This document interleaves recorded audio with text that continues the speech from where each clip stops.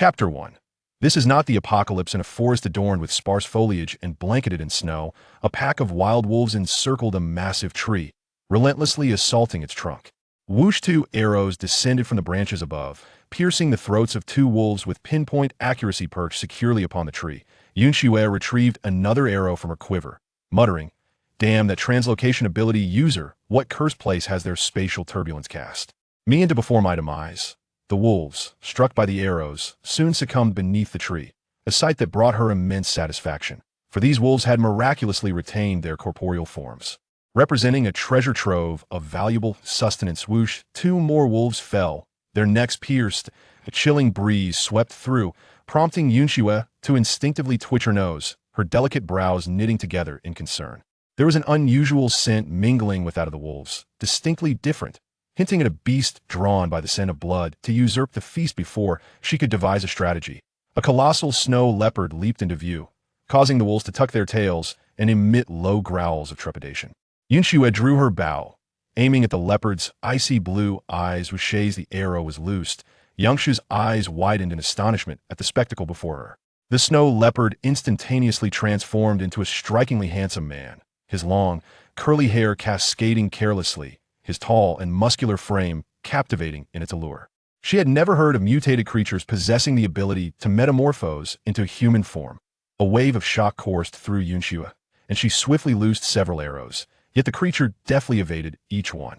As the beast leapt onto the branch where she stood, she instinctively dodged, but was a moment too late, finding herself grasped by the collar and lifted off the ground. "Wandering beast, how dare you to hunt within the territory of my cold forest tribe?" The chilling voice, laced with fury, resonated in her ears, mingling with the low growls of the wild. "Hunting?" Yun Xue chuckled lightly, drawing the short blade secured at her side, aiming it at the collar that ensnared her. "I am not hunting, I am reclaiming my prey." The clarity of her melodic voice momentarily stunned Yun, and his instincts compelled him to loosen his grip, evading her strike naturally. Yun Xue tumbled to the ground below. She quickly adjusted her stance and landed safely, seizing a wolf carcass nearby, hoisting it onto her shoulder and fleeing roar. A commanding roar echoed, but Yun Xue pretended not to hear it, only glancing back curiously after she had run a considerable distance. She beheld the majestic snow leopard, its front paw raised, effortlessly crushing the heads of the surrounding wolves with a nonchalant grace. Yun Xue averted her gaze and continued her flight. However, as she slowed, wincing from the strain on her wounds, an immense force suddenly tackled her to the ground. "Wandering beast, you dare to flee!" Turning her head, she found herself locked in a gaze with the colossal snow leopard. Its soft pink nose brushed against her own, the warmth of its breath washing over her face, sending a wave of heat coursing down her cheeks and into her neck. Yun Xue's lips twitched in response, her composure faltering at the same time. She was filled with confusion, captivated by the snow leopard's striking blue eyes. The murky white eyes of the creature unmistakably hint at its zombified nature. Is it truly a mutated animal? Before Yun Xue could ponder further, the snow leopard transformed back into human form, his ice blue eyes filled with confusion as he carefully twitched his nose. Upon discerning the scent, he exclaimed in surprise, "You're not a stray beast, but rather a female, and a hunting female at that." Yun scrutinized the female beneath him. The blood-stained pelt failed to conceal her fair and delicate skin. Her face was petite, her features exquisite, and her upturned fox-like eyes were filled with a chilling vigilance. Though her hostile gaze bore down on him, Yun could not suppress the rapid beating of his heart and the heat that rose to his cheeks. She was breathtaking. It was the first time he had encountered a female capable of hunting alone. How formidable she was.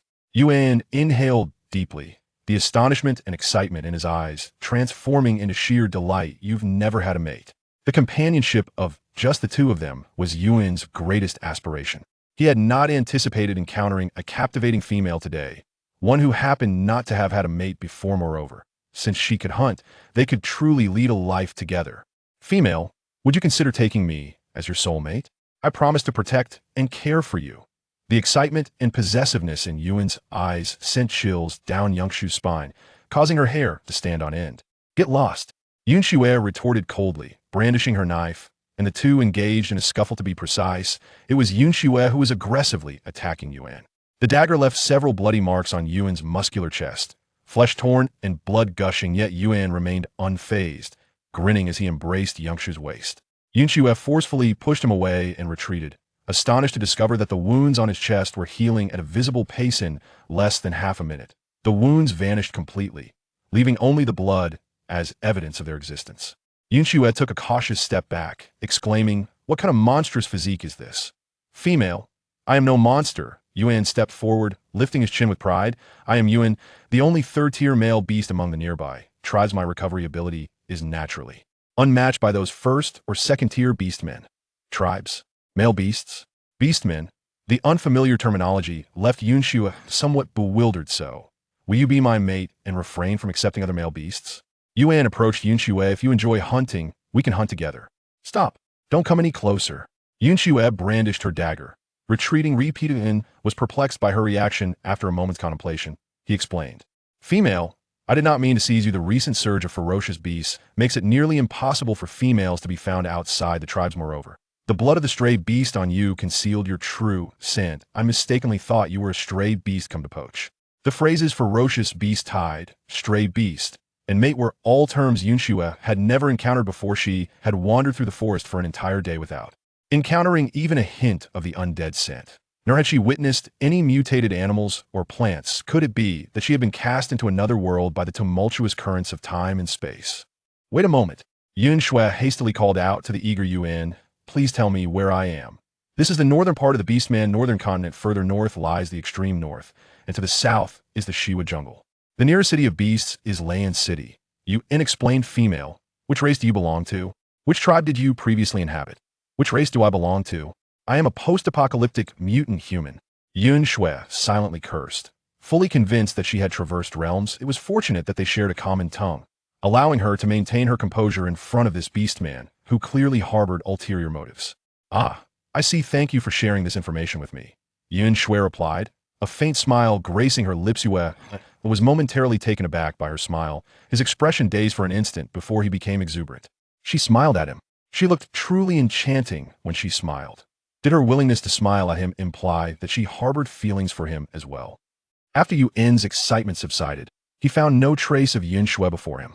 Yun Xue sprinted through the woods, carrying the corpse of a wild wolf as she ran. She swiftly cut the wolf's throat, allowing its blood to drench her, masking her scent. She continued to run until exhaustion forced her to slow down. Just as she sought a place to process the wolf and regain her strength, she was taken aback by the scene before her. Wasn't this the very spot beneath the tree where she had just hunted the wolf? Hadn't she run in the opposite direction? How had she returned here? As Yun Xue prepared to leave, she was suddenly tackled to the ground. "Female, you seem quite concerned about these. Pray don't worry. I will catch plenty for you in the future." Yun chuckled softly, leaning closer, his light gray curls brushing against Yun Xue's face, his warm breath becoming increasingly palpable. "Shall we bond as mates before returning to the tribe?" Chapter 2. She has no partner. Yun Xue felt as if Yun's words, coupled with the strange sensation of him pressing against her and his searing warmth, had ignited a tumult of emotions within her. Her scalp tingled, and her limbs turned cold as she struggled fiercely. "Let go." As she fought, Yun only perceived that Yun Xue's hands felt soft and delicate. The lingering sensation of her gentle touch on his skin stirred a yearning for more contact. However, the weapon in her hand posed a concern. While it was a minor issue that recovering from injuries required physical strength, the prospect of his face being scratched and, upon healing, frightening her away was a far more significant problem just then. As Yun Xue swung her blade toward his neck, Yun instinctively allowed the skin on the back of his hand to transform, raising it to block her strike. Swish! Yun Xue's dagger barely grazed the fur on Yun's hand instead. It sent a jolt through her arm, causing her to lose grip and send the weapon flying far away. Unaware of the true nature of the incident, Yun mistakenly believed that Yun Xue had sensed his intentions and had willingly sheathed her weapon. "Thank you. You are so gentle." Yun's face was tinged with a slight blush. "Are you out of your mind?" Yun Xue exclaimed. Her terror heightened by the loss of her weapon, she attempted to harness her spatial powers, seeking refuge within her own realm. However, her spatial abilities had been excessively drained and had yet to recover. Even retrieving objects was beyond her reach, let alone escaping. All she could feel was a piercing pain, to the extent that she coughed up blood. Cough, cough. Yun Xue expelled a considerable amount of blood, startling Yun. "You're injured?" Yun quickly released Yun Xue, her expression filled with concern. "It's all my fault. You are not a fierce beast. Of course, you would get hurt while hunting," Yun said, lifting Yun Xue in her arms. "I will take you back to the tribe to see the shaman." Yun Xue furrowed her brows. She initially intended to struggle, but the recently subsiding pain surged back. Rendering her immobile, she shifted her gaze slightly and beheld Yun's robust chest muscles. When this fellow was serious, he was impervious to blades, and when he was not, his wounds would heal. Nonetheless, recalling her numerous failed attempts to escape, she realized that even if she tried to flee again, the outcome would likely remain the same. Yun Xue looked up and studied Yun's face intently. He bore leopard ears atop his head, with long, wavy gray-white hair cascading down, his complexion fair, and his features rugged, with deep-set eyes.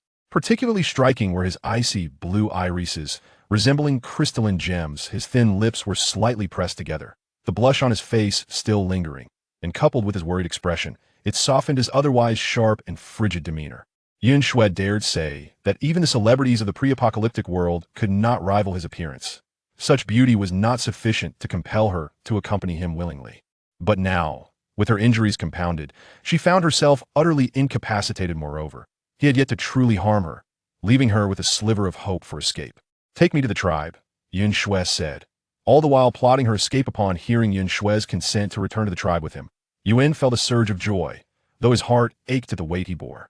He tightened his embrace around Yun Xue and, with a few powerful leaps, ascended the nearly vertical cliffside. The warmth emanating from Yun and was nearly scorching. Enveloped in his heat, Yun Xue felt the pain gradually subside. Yun, agile and nimble, bounded across the cliff wall and soon reached the pinnacle. Yun Xue gazed out, spotting a recessed platform at the summit, faint flickers of fire illuminating the area. It seemed this was indeed the tribe that Yun had mentioned, and gracefully leapt down, landing elegantly on the ground despite holding Yun Xue in his arms. As Yun Xue observed, a group of beastmen adorned with various animal ears and tails approached, all bare-chested and robust. These males were undeniably fit and handsome, yet their allure paled in comparison to Yun.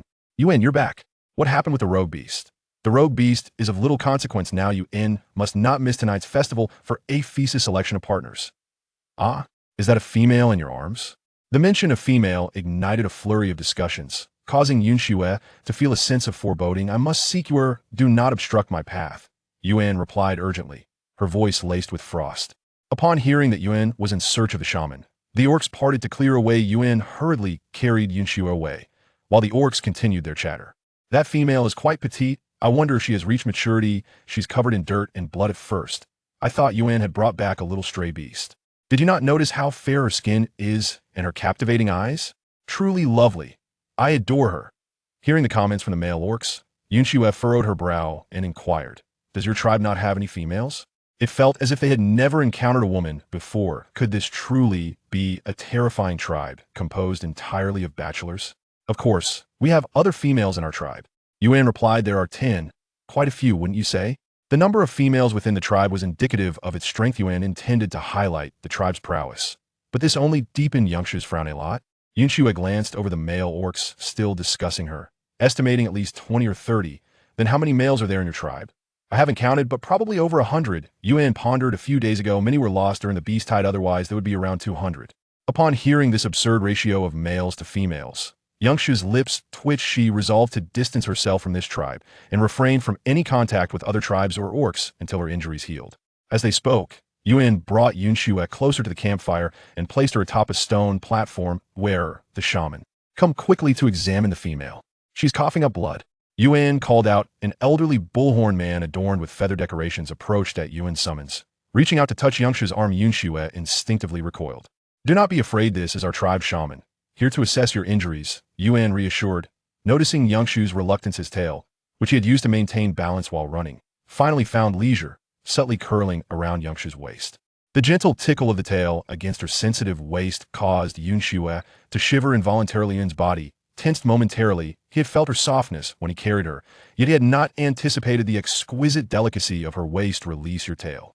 Let go of your tail," Yun Xue exclaimed, reaching for Yun's tail before she could grasp it. The tail swiftly evaded her touch, as if aware of its transgression, whipping to the other side. Seeing Yun Xue's strong resistance, the shaman Yue refrained from touching her further, instead approaching cautiously and sniffing the air around her. The blood on her is that of stray beasts and wild animals. She appears to have no external injuries and is not with child. As for the coughing of blood, it cannot be treated like that of the males. She should consume more meat and monitor her condition." Upon hearing Yue's words, the expression of Yun instantly darkened. Is it truly that grave? Such a beautiful female has sustained such severe injuries indeed. What a pity. Yun Xue was not surprised by Yue's diagnosis, as her vomiting of blood was a consequence of excessive expenditure of her abilities. The medical standards here are likely limited to treating only simple external wounds, with internal injuries left to fate wait. Have you all forgotten that aphesis awaken ability is healing? She will recover. The once disinterested male beasts, who had lost interest in Yun Xue due to her injuries, were roused once more by her words, turning their attention towards her healing ability. Yun Xue also seized upon the key phrase that piqued her interest, but her murmured thoughts were swiftly overshadowed. Female, what is your name? Female, where do you hail from? Your eyes are exquisite, and I am quite fond of you. May I become your mate? Indeed. I admire your fair skin. Wait a moment, there is no scent of a mate upon you. Upon hearing this, the fervent gazes of the orcs toward Yun Xue ignited into a fervor. Chapter 3. You will bond with me, will you not? The raw desire encapsulated in those stares made Yun Xue exceedingly uncomfortable and further solidified her resolve to depart the tribe swiftly.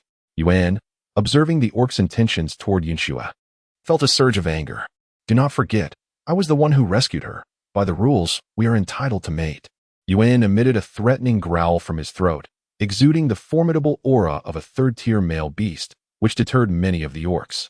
Seizing this opportunity, Yun scooped up Yun Xue and dashed toward his cave. Wait, where are you taking me? Yun Xue protested, extending her hand to create distance between herself and Yun. We are returning to our den. Do not entertain those feeble orcs. Yun replied. As they conversed, an increasing number of eager gazes fell upon Yun Xue, making her feel extremely uneasy.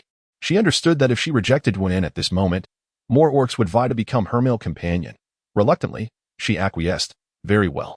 Upon hearing her words, Yun was filled with joy. He cradled Yun Xue and gracefully leaped into a stone cave carved from the cliffside.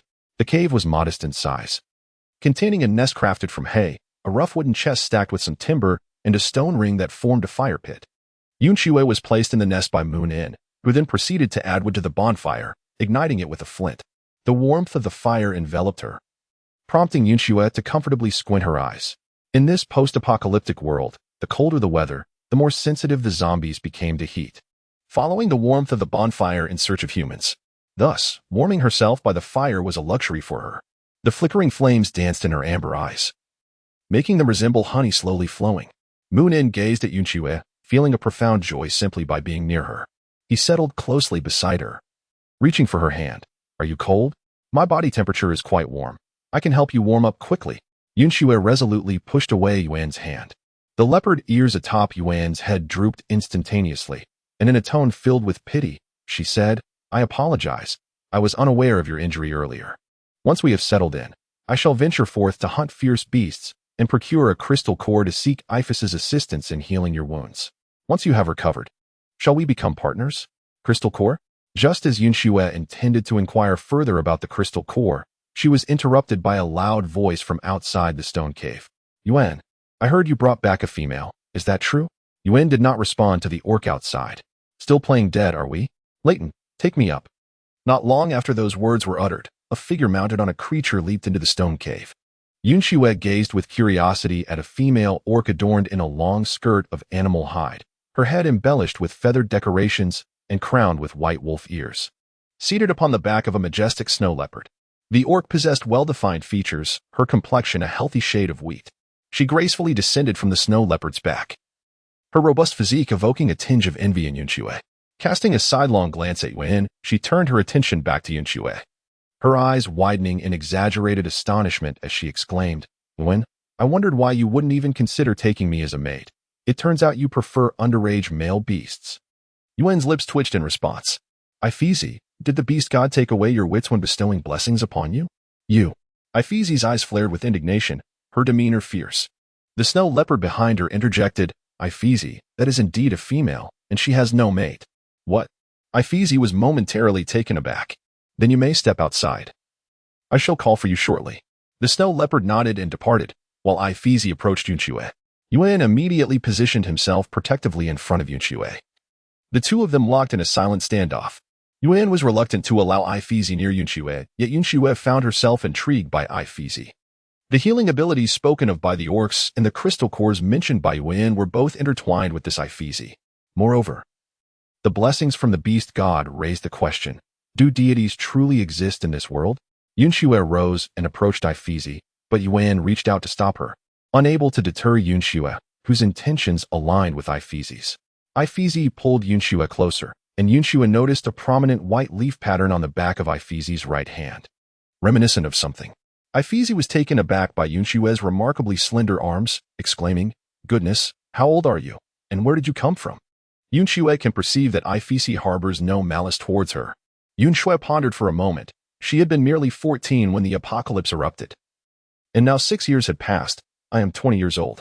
She refrained from answering the second question, and Ifeezi did not press further. The scent of stray beast blood clung heavily to Yun Xue, leading Ifeezi to assume that she had been rescued from the clutches of the stray beasts by Yun. Females who had been abducted by stray beasts were often reluctant to recount their harrowing experiences, and Ifeezi interpreted Yun Xue's silence as a desire to withhold her tale. Observing that Yun Xue had reached adulthood, Ifeezi spoke. Although it was Yun who saved you, he is also a solitary beast, and according to our customs, it is expected that you would pair with him. However, as I am a priestess and he is my chosen male partner, you must seek another male beast for your pairing. As compensation, I shall allocate you additional provisions during the dry season.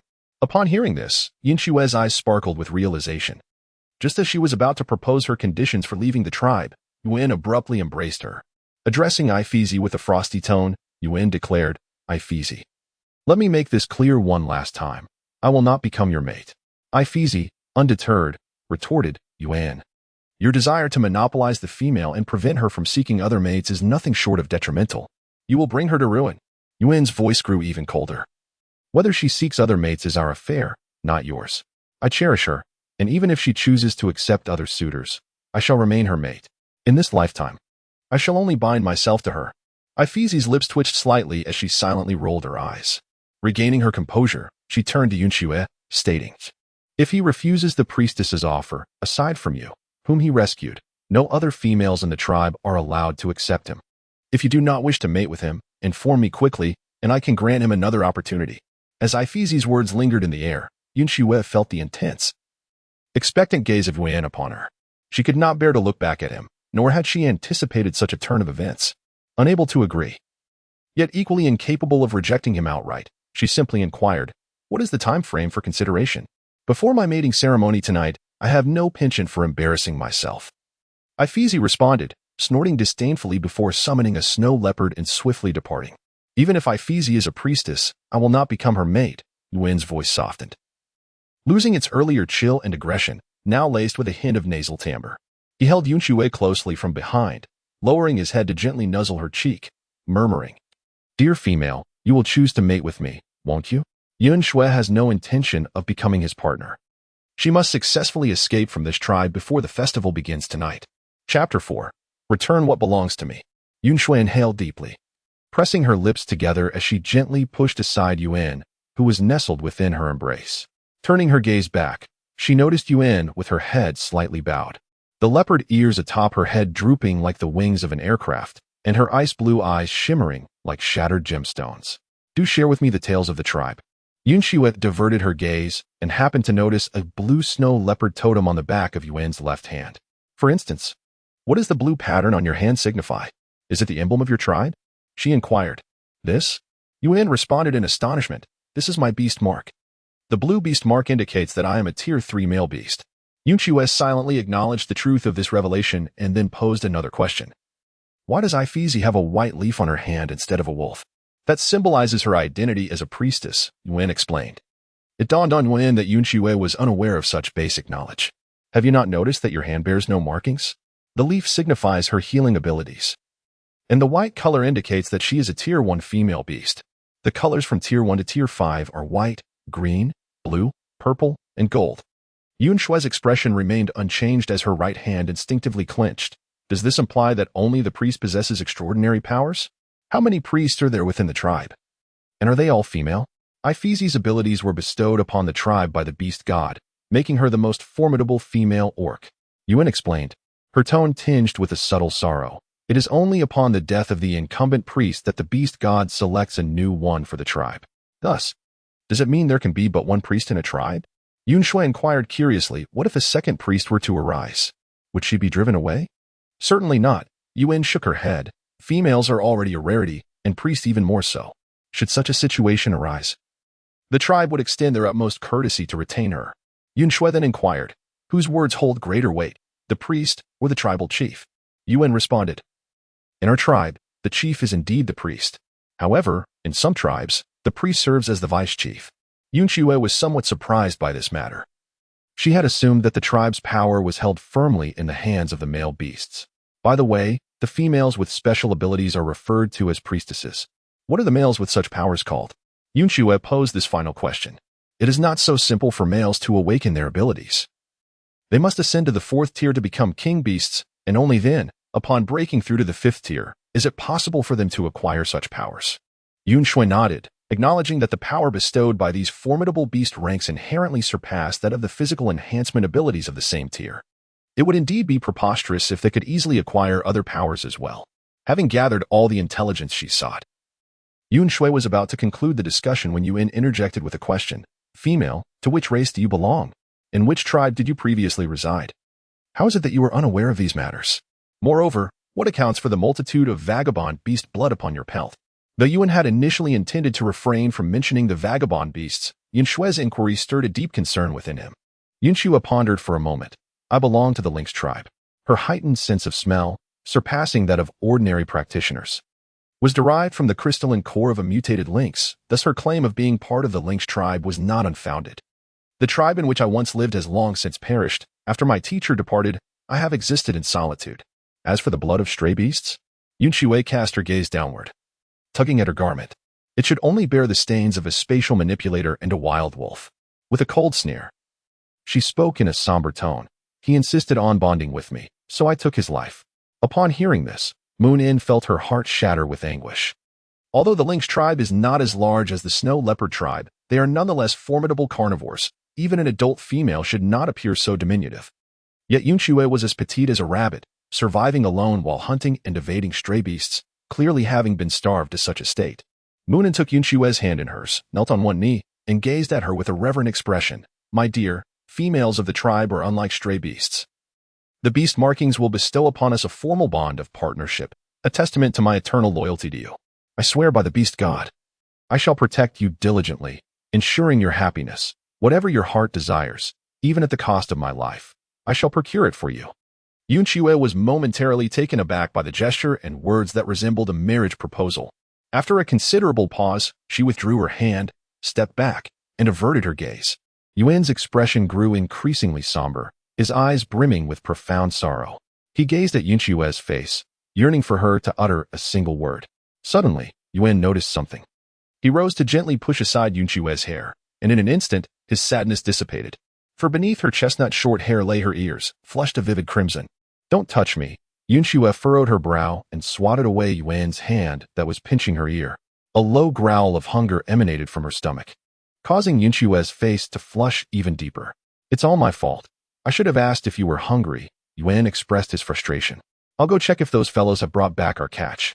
With that, Yun hurriedly departed the stone cave. Yun Xue was soon to embark on her journey. After all, she had no intention of responding to Ifeezy.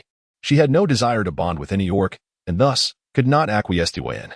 Refusing Yun within the tribe would only render her a target of scorn. Her only course of action was to signify her disapproval by departing. However, Yun did not wander far, and the sounds of their quarrel distinctly reached Yun Xue's ears. They were embroiled in a dispute regarding the ownership of the wild wolves. Yun Xue lay at the mouth of the cave, peering down from a height equivalent to 3 stories. Thanks to the long-sightedness bestowed by the mutated lynx crystal core, she could discern every detail below. 3 orcs were hoisting coarse ropes woven from vines, which were tethered to the carcasses of wild wolves. The wolves exhibited 2 distinct forms of demise. One had succumbed to an arrow through its neck, while the other had met its end with a crushed skull. It was evident that these were the very wolves that she and Yun had slain. Yun insisted that all the wolves were their kills and demanded that they be surrendered to him. However, the 3 orcs doubted Yun Xue's prowess in hunting and were only willing to hand over the wolves with shattered skulls to Yun, insisting that the rest be dealt with by Ifeezy. Nearby, a corpulent female orc interjected, saying, Yun, Do not presume that just because you are a third-tier beast, everyone must heed your words. Do you not find your fabrications utterly ludicrous? That ugly female you brought back. Her survival from being mauled by the wolves is a mere stroke of the beast god's grace. To claim those wolves were slain by her, simply to hoard the spoils, is truly laughable. Upon hearing the sound, Yun Xue turned her gaze, her brows furrowing in response. The reason was quite simple. The gleaming reflective object hanging from the waist of that female beastman was her short dagger. She possessed numerous such cold weapons within her spatial realm, and in her moment of terror at the hands of Yun, she had utterly forgotten to retrieve the dagger that had been flung away. Moreover, her spatial realm was currently inaccessible, and iron items were considered precious commodities in this world of cave excavation and beast hide crafting. Therefore, she had to reclaim her weapon for self-defense. Yun Xue surveyed the terrain before leaping onto the protruding cliffside, using it as a foothold to spring up to a grand tree. She descended from the branches with grace and agility, landing before the female orc with poise. Return what belongs to me. Chapter 5. Do you still consider yourself a hunter? The female orc's eyes widened in disbelief, utterly perplexed by Yun Xue's sudden appearance. Instinctively, she took 2 steps back, guarding her waist where a short dagger was sheathed, casting a hostile gaze over Yun Xue from head to toe. Upon noticing Yun Xue's fair complexion, petite figure, and beauty that even the soiled beast hide could not conceal, her jealousy surged, intensifying her disdain for Yun Xue. You are truly shameless. This is undeniably my possession. How dare you claim it as yours? Even before joining the tribe, you were already scheming to steal. How malicious you are. The female orc spat venomously at Yun Xue. Yun Xue's attitude towards the female beastman came as no surprise. She even felt a flicker of familiarity reminiscent of the apocalyptic world. A smirk graced her lips as she lifted her delicate chin and proclaimed, "Are you a beast? Do you not comprehend language? Return my belongings. You are the beast." The female beastman shrieked, baring her teeth as she lunged at Yun Xue. Observing this, Moonin attempted to step forward to protect Yun Xue, but the male beastman, who had previously argued with him, restrained him, saying, "Moonin, males must not intervene in female disputes." Before the words had fully escaped his lips, the female beastman let out a wail, finding herself beneath Yun Xue's foot. "I shall say this one last time. Return my belongings," Yun Xue stated coldly. "To hell with you. What I found is mine." The female beastman thrashed about, screaming, "Help! Someone is attacking a female. Help! Someone is attacking a female." The male beastman who had previously blocked Moon and approached with a tense expression, only to be halted by Moonin's grip on his shoulder. "Hey, don't you know that males cannot intervene in female fights?" The female beastman's voice was thunderous, quickly drawing a crowd of onlookers. Many attempted to intervene, but were met with Moonin's fierce retorts. "The priestess Ifeezy is coming." It was not until Ifeezy, flanked by 2 male beastmen, approached that the female beastman beneath Yun Xue began to struggle violently, crying out as she lunged toward Ifeezy. "Ifeezy, this wretched woman, who is yet to join our tribe, dares to steal and seize my belongings. You must expel her from the tribe." "Silence," Ifeezy commanded softly. Yet the female beastman continued her cries. Ifeezy furrowed her brow, and the snow leopard beastman behind her emitted a fearsome roar, finally silencing the female beastman. Through her sobs, she pointed at Yun Xue, exclaiming, "Ifeezy, she struck me. She stole my belongings." "What belongings?" Ifeezy inquired, scrutinizing her. "In any case, she is trying to take my things."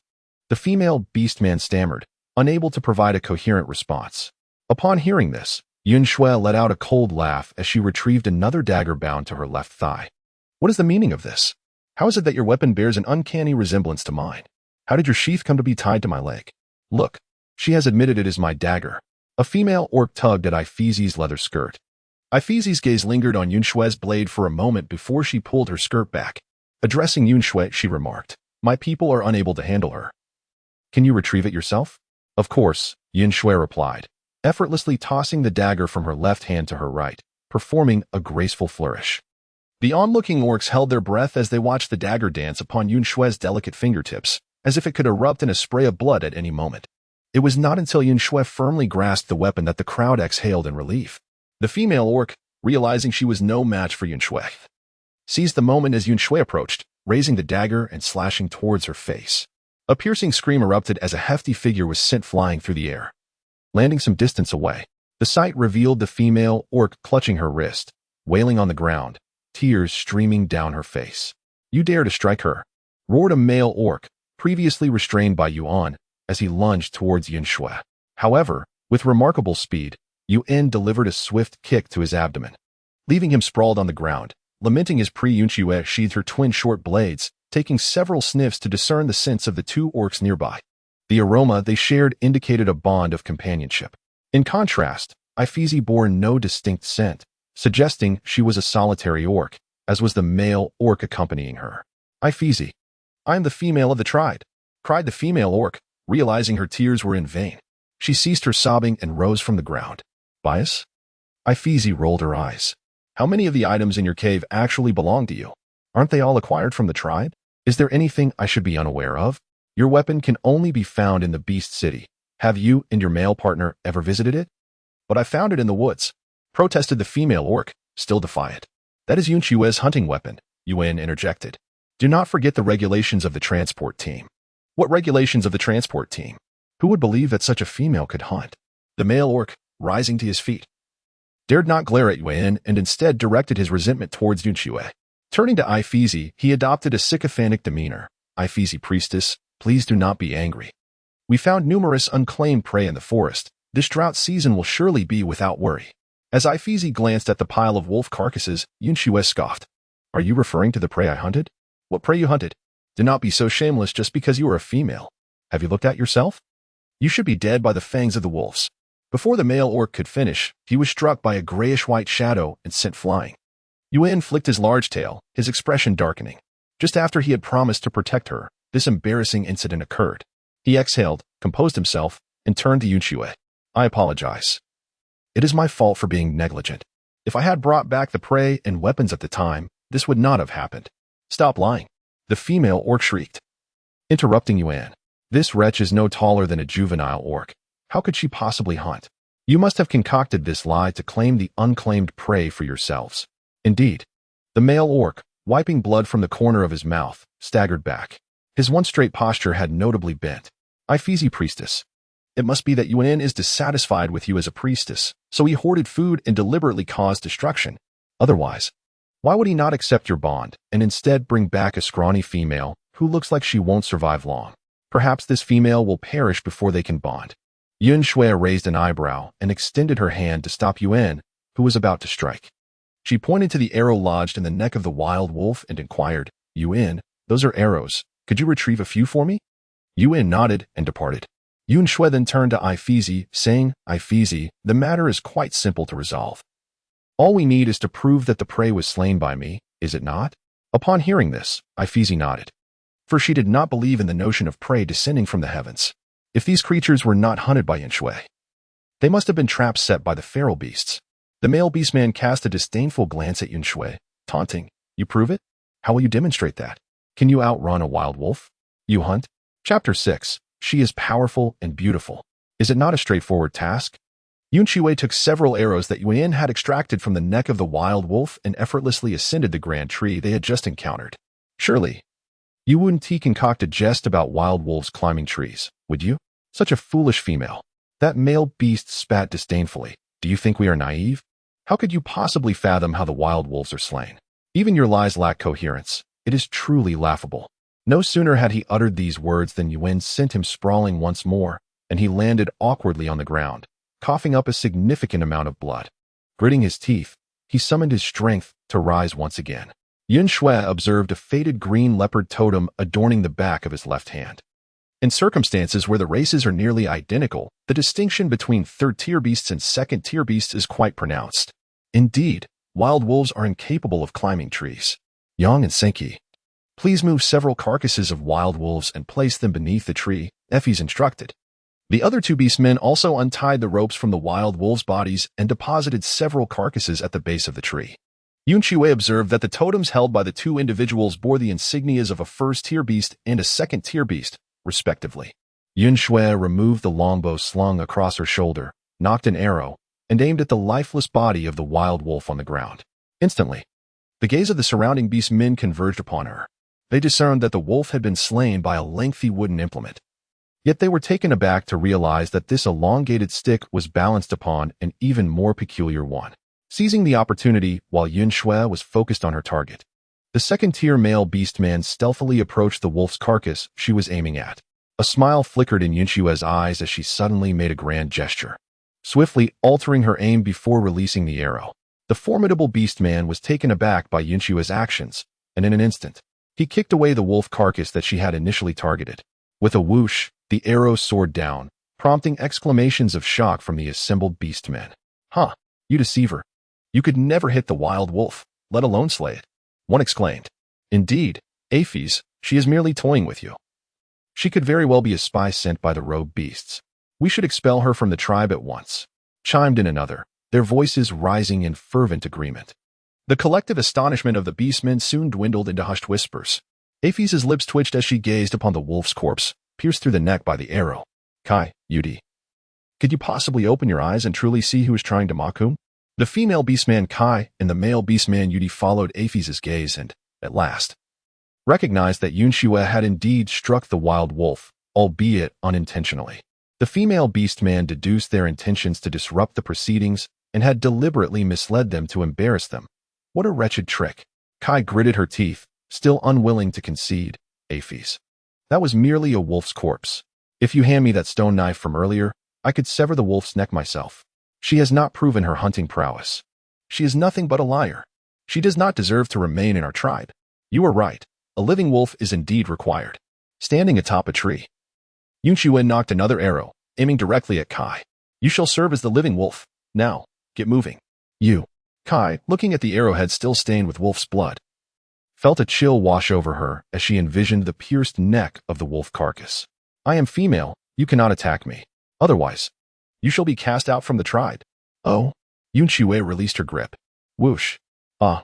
Kai screamed as her legs turned to jelly, causing her to collapse onto the ground. The arrow embedded itself in her disheveled hair, which was carelessly arranged into a messy bun. "You wretched harlot. Do not harm her," Yudi bellowed, spreading his arms protectively in front of Kai.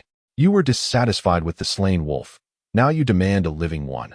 What must I do to reclaim my prey?" Yun Xue let out a light sigh with a hint of amusement, once again drawing her bowstring taut. Her tone suddenly turned frigid. "Do you intend to play the role of a feral wolf for her? Indeed, if you seek vengeance, direct it at me. But do not lay a finger on her." Yudi glared fiercely at Yun Xue and charged towards her with a menacing stride. Yun Xue, unwavering in her resolve, took aim and released the arrow, which was swiftly followed by a cry of anguish. Yudi's eyes widened in disbelief as the arrow pierced through his left shoulder, crimson blood streaming down from the wound.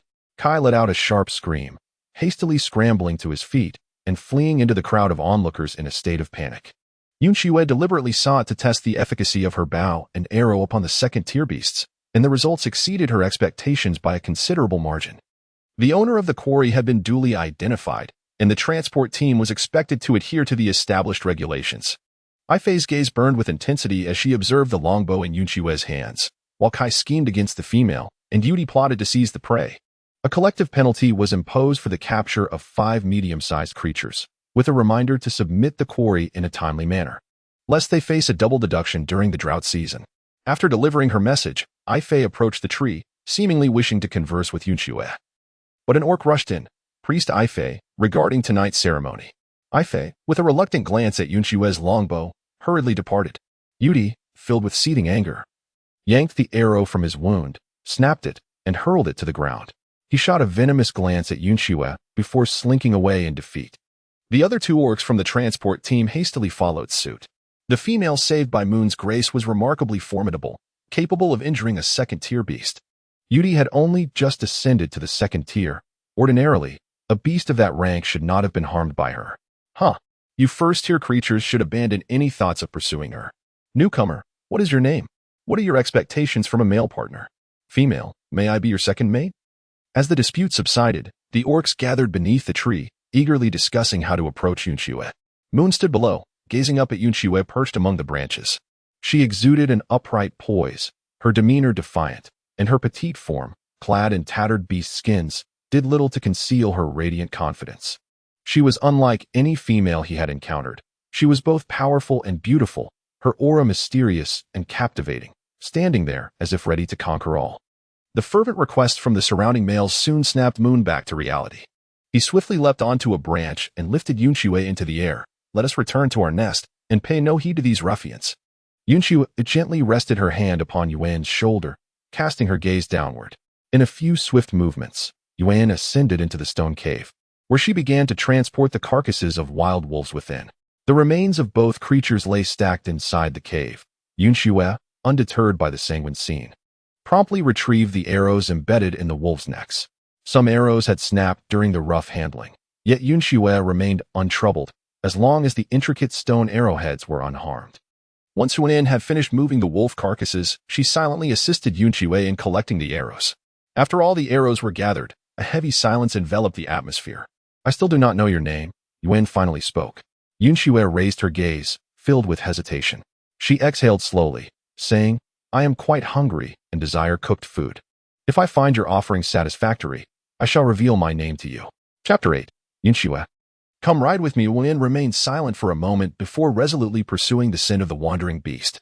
"Yuan, I must protect Ifeezy, and thus cannot join you in confronting the ferocious creature," Leighton stated. "I understand," Yuan replied. Ifeezy, who was not sensitive to scents, realized that Yuan had chosen Yun Xue's safety over all else. After running for a while, Yuan suddenly accelerated. "What's wrong?" Ifeezy asked, hastily gripping Leighton's fur, prompting Leighton to quicken his pace to catch up with Yuan. "The beast seems to have ceased its movement. It may be engaged in a struggle or feeding," Leighton explained. Upon hearing this, Ifeezy's heart swelled with deep concern and trepidation. With the two snow leopards racing at full speed, they swiftly arrived at the source of the beast's scent. Yuan dashed forward with urgency, while Leighton proceeded cautiously for the sake of Ifeezy on his back. Dark crimson blood from the fearsome beast flowed down the trunk of a great tree, and upon witnessing the creature's ascent to battle atop the branches, Yuan felt a jolt of alarm in her heart. Yun Xue truly encountered a ferocious beast, and even climbing a tree proved futile, as this creature could ascend as well. In Moonin's heart, only regret lingered. He reproached himself for not knowing her name or history, and for proposing a bond at their first meeting, which had frightened her into fleeing the tribe and into the jaws of danger. "You are truly remarkable. I have never seen a female capable of slaying such a beast," he remarked, momentarily jolted from his sorrow by Ifeezy's words. When he looked up closely, he finally discerned Yun Xue, tightly wrapped in the hide of the beast. Moonin, filled with excitement, transformed back into his human form and leaped onto the branch. "Are you injured?" he asked, his eyes brimming with concern as he approached her. Yun Xue felt quite helpless. She had merely sought a crystal core, and now this fellow had caught up with her. Fortunately, after absorbing the core, her abilities had partially returned, and a small section of her space was accessible for retrieving items, with the necessity of masking her scent no longer relevant. Yun Xue tore away the bloodied hide and carelessly discarded it to the ground below. "What is the name of this dark beast?" "I have never seen it before," she inquired. "This is a ferocious beast," Moonin explained.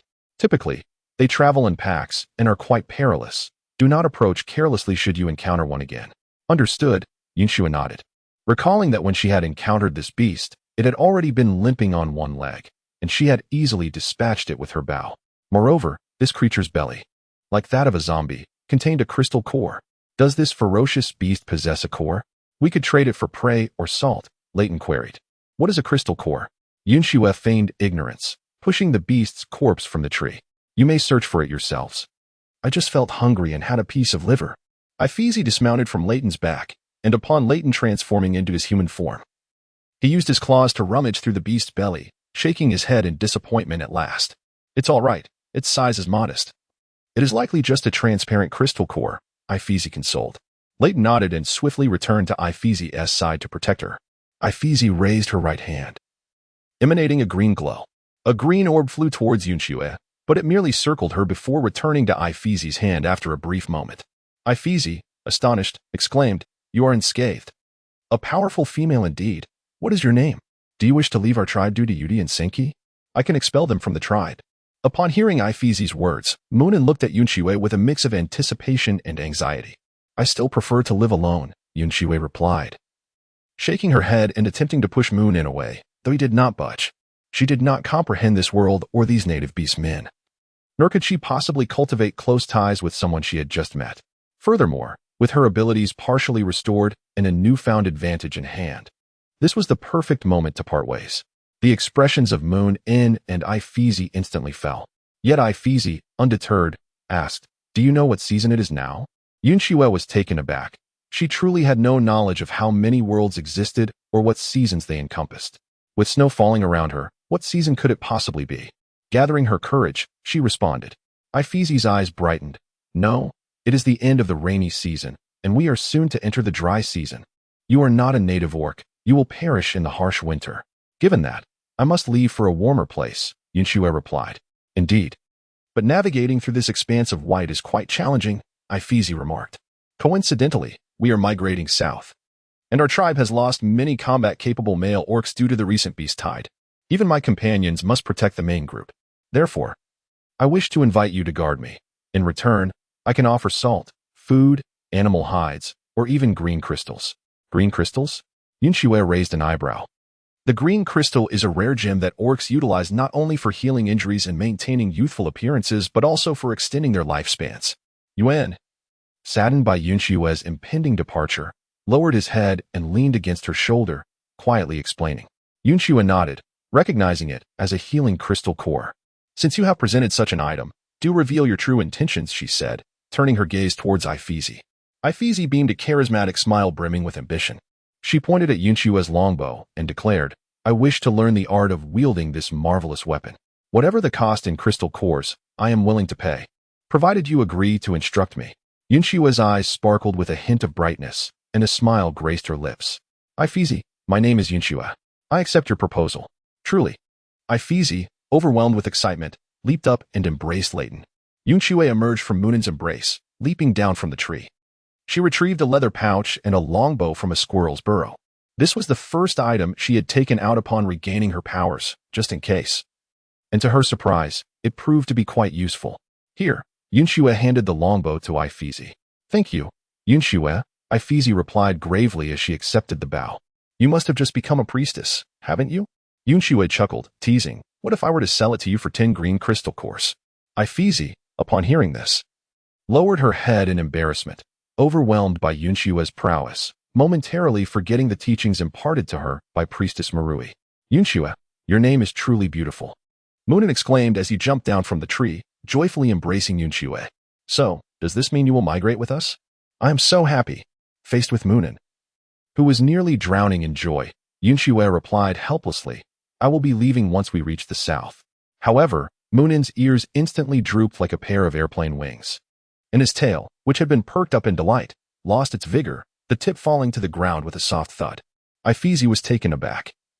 The usually proud Moonin, who held himself aloof from everyone, exhibited such a vulnerable side. "Yun Xue, let us return to the tribe. The ceremony will be held tonight, and we depart tomorrow," Ifeezi suggested. "With the magical weapon you taught me to wield, I no longer need Moonin as my mate. Leighton will eventually advance to Tier 3. Upon finishing her words, Leighton transformed into his beast form, crouching down for her to mount. Moonin also reverted to his beast form, lying down before Yun Xue. "Yun Xue, come ride me." Chapter 10. Just stay with him for one night. As the world view was refreshed by Yun Xue, the bathwater for Ifeezi was also prepared. The beastman hurriedly moved the wooden tub into the room, and then swiftly departed. Ifeezi rose and said, "Let me escort you out. After my bath, I must prepare for the festival. I have no time to study the wondrous weapon today. That weapon is known as the bow and arrow." Yun Xue replied, "Ifeezi, could you arrange for me a private lodging?" Ifeezi shook her head, stating, "No, that would be too perilous. My position in the tribe is unstable if you reside alone. You may become a target due to my circumstances. Yet, Yuan is at least the offspring of the Marui priest. He would not force you against your will." However, Yun Xue was not afraid of this. She merely felt that since she intended to depart, it was better not to give Yuan any false hopes. Ifeezi's eyes curved playfully as she teased, "If you do not mind my coupling with Leighton next door, you are welcome to stay with me." Yun Xue widened her eyes and took a significant step back. "Indeed, we shall embark on our migration tomorrow, enduring the elements. You might as well spend the night with him." Ifeezi led Yun Xue away from her stone cave, and at the entrance, Yuan swiftly approached. Yun Xue. Upon seeing Yun Xue, who had just bathed, Yuan was momentarily taken aback. The bloodstains washed away revealed even fairer skin. Her elegantly arched brows and cunning, lively fox-like eyes, combined with her aloof demeanor, exuded a dangerous yet enchanting allure. Yuan, with dreamy eyes, moved closer to Yun Xue. "Maintain your distance," Yun Xue said, gently placing a finger on Yun's chest to halt his advance. All right, I shall go bathe now. We shall meet again at the festival. Ifeezi waved her hand and returned to the cave, followed by her prospective companions. Yun Xue, let us return to our nest, Yun said, opening his arms wide. Observing Yun's excited tail swaying and the twinkle in his eyes, Yun Xue took a deep breath, transformed into a snow leopard. I wish to ride upon it. Very well. Yun nodded, shifting into his beast form and obediently lying down before Yun Xue. The bloodstains on Yun's fur had vanished, and as Yun Xue mounted him, she embraced his neck. In his beast form, Yun's leaping prowess was greatly enhanced, and he bounded back to his stone cave in mere moments. The disemboweled wolves lay piled at the cave's entrance, and Yun Xue was determined not to waste them. She intended to dry the wolf meat to preserve it as jerky. She shared her plan with Yun, who nodded eagerly, immediately preparing to assist her. Yun Xue set aside the longbow, quiver, and leather pouch, and began to skillfully dissect the carcass of the wild wolf with a short knife, while Yun kindled a bonfire. Yun Xue glanced at the bonfire and inquired, "Are there any stones left? We need to build it up to a certain height. How high should the stones be? I can dig them out now," Yun replied, approaching the wall of the stone cave and gesturing with her sharp claws. Upon witnessing this, Yun Xue approached in astonishment. Can a stone truly be excavated by bare hands? She likely gauged the height, and after a few swipes, Yun extracted a perfectly cubical stone. Yun Xue has gained a new understanding of the physical constitution of the mighty beastmen. Yun Xue directed Yun to excavate a fine chunk of stone, which was placed beside the campfire to serve as a makeshift stove. Certainly, there were no iron wire grilling racks available in this place. However, the stones were capable of conducting heat. Thus, Yun Xue instructed Yun to fashion some long and slender stone sticks, which were then arranged in a crisscross pattern to create a grid. Yun Xue placed the cut pieces of wolf meat upon a stone grill. Before long, the rich aroma of roasting meat filled the cave. Yun Xue, would you like it seasoned with salt? I can fetch some, Yun inquired. No need to waste it, Yun Xue replied, continuing to prepare the wolf meat. Could you perhaps build another bonfire? Yun proceeded to construct another bonfire, instinctively setting up another stone grill in the same manner as before, without Yun Xue's prompting. After Yun Xue placed the meticulously cut wolf meat onto the grill, she proceeded to turn the meat on another grill. The two were thoroughly engrossed in their task of flipping the meat, as though it transformed into charcoal and the meat neared completion. Yun Xue intended to smoke it until not a trace of moisture remained. At that moment, Leighton leaped into the stone cave and announced, Yun Xue, the ceremony is about to commence. Yun turned to Yun Xue and asked, should we set aside the grilled meat for now? Yun Xue replied, let it smoke for a while longer. Surely no one will dare to take it. No one would, for whoever attempts to do so shall face my wrath, Yun huffed. Shifting into her beast form and resting before Yun Xue mounted her steed, Yun, who gracefully guided her to the open bonfire where they had initially sought the shaman's counsel. A wooden platform had been erected in this place, adorned with vines and feathers, while several orcs distributed generous portions of meat to the gathered crowd.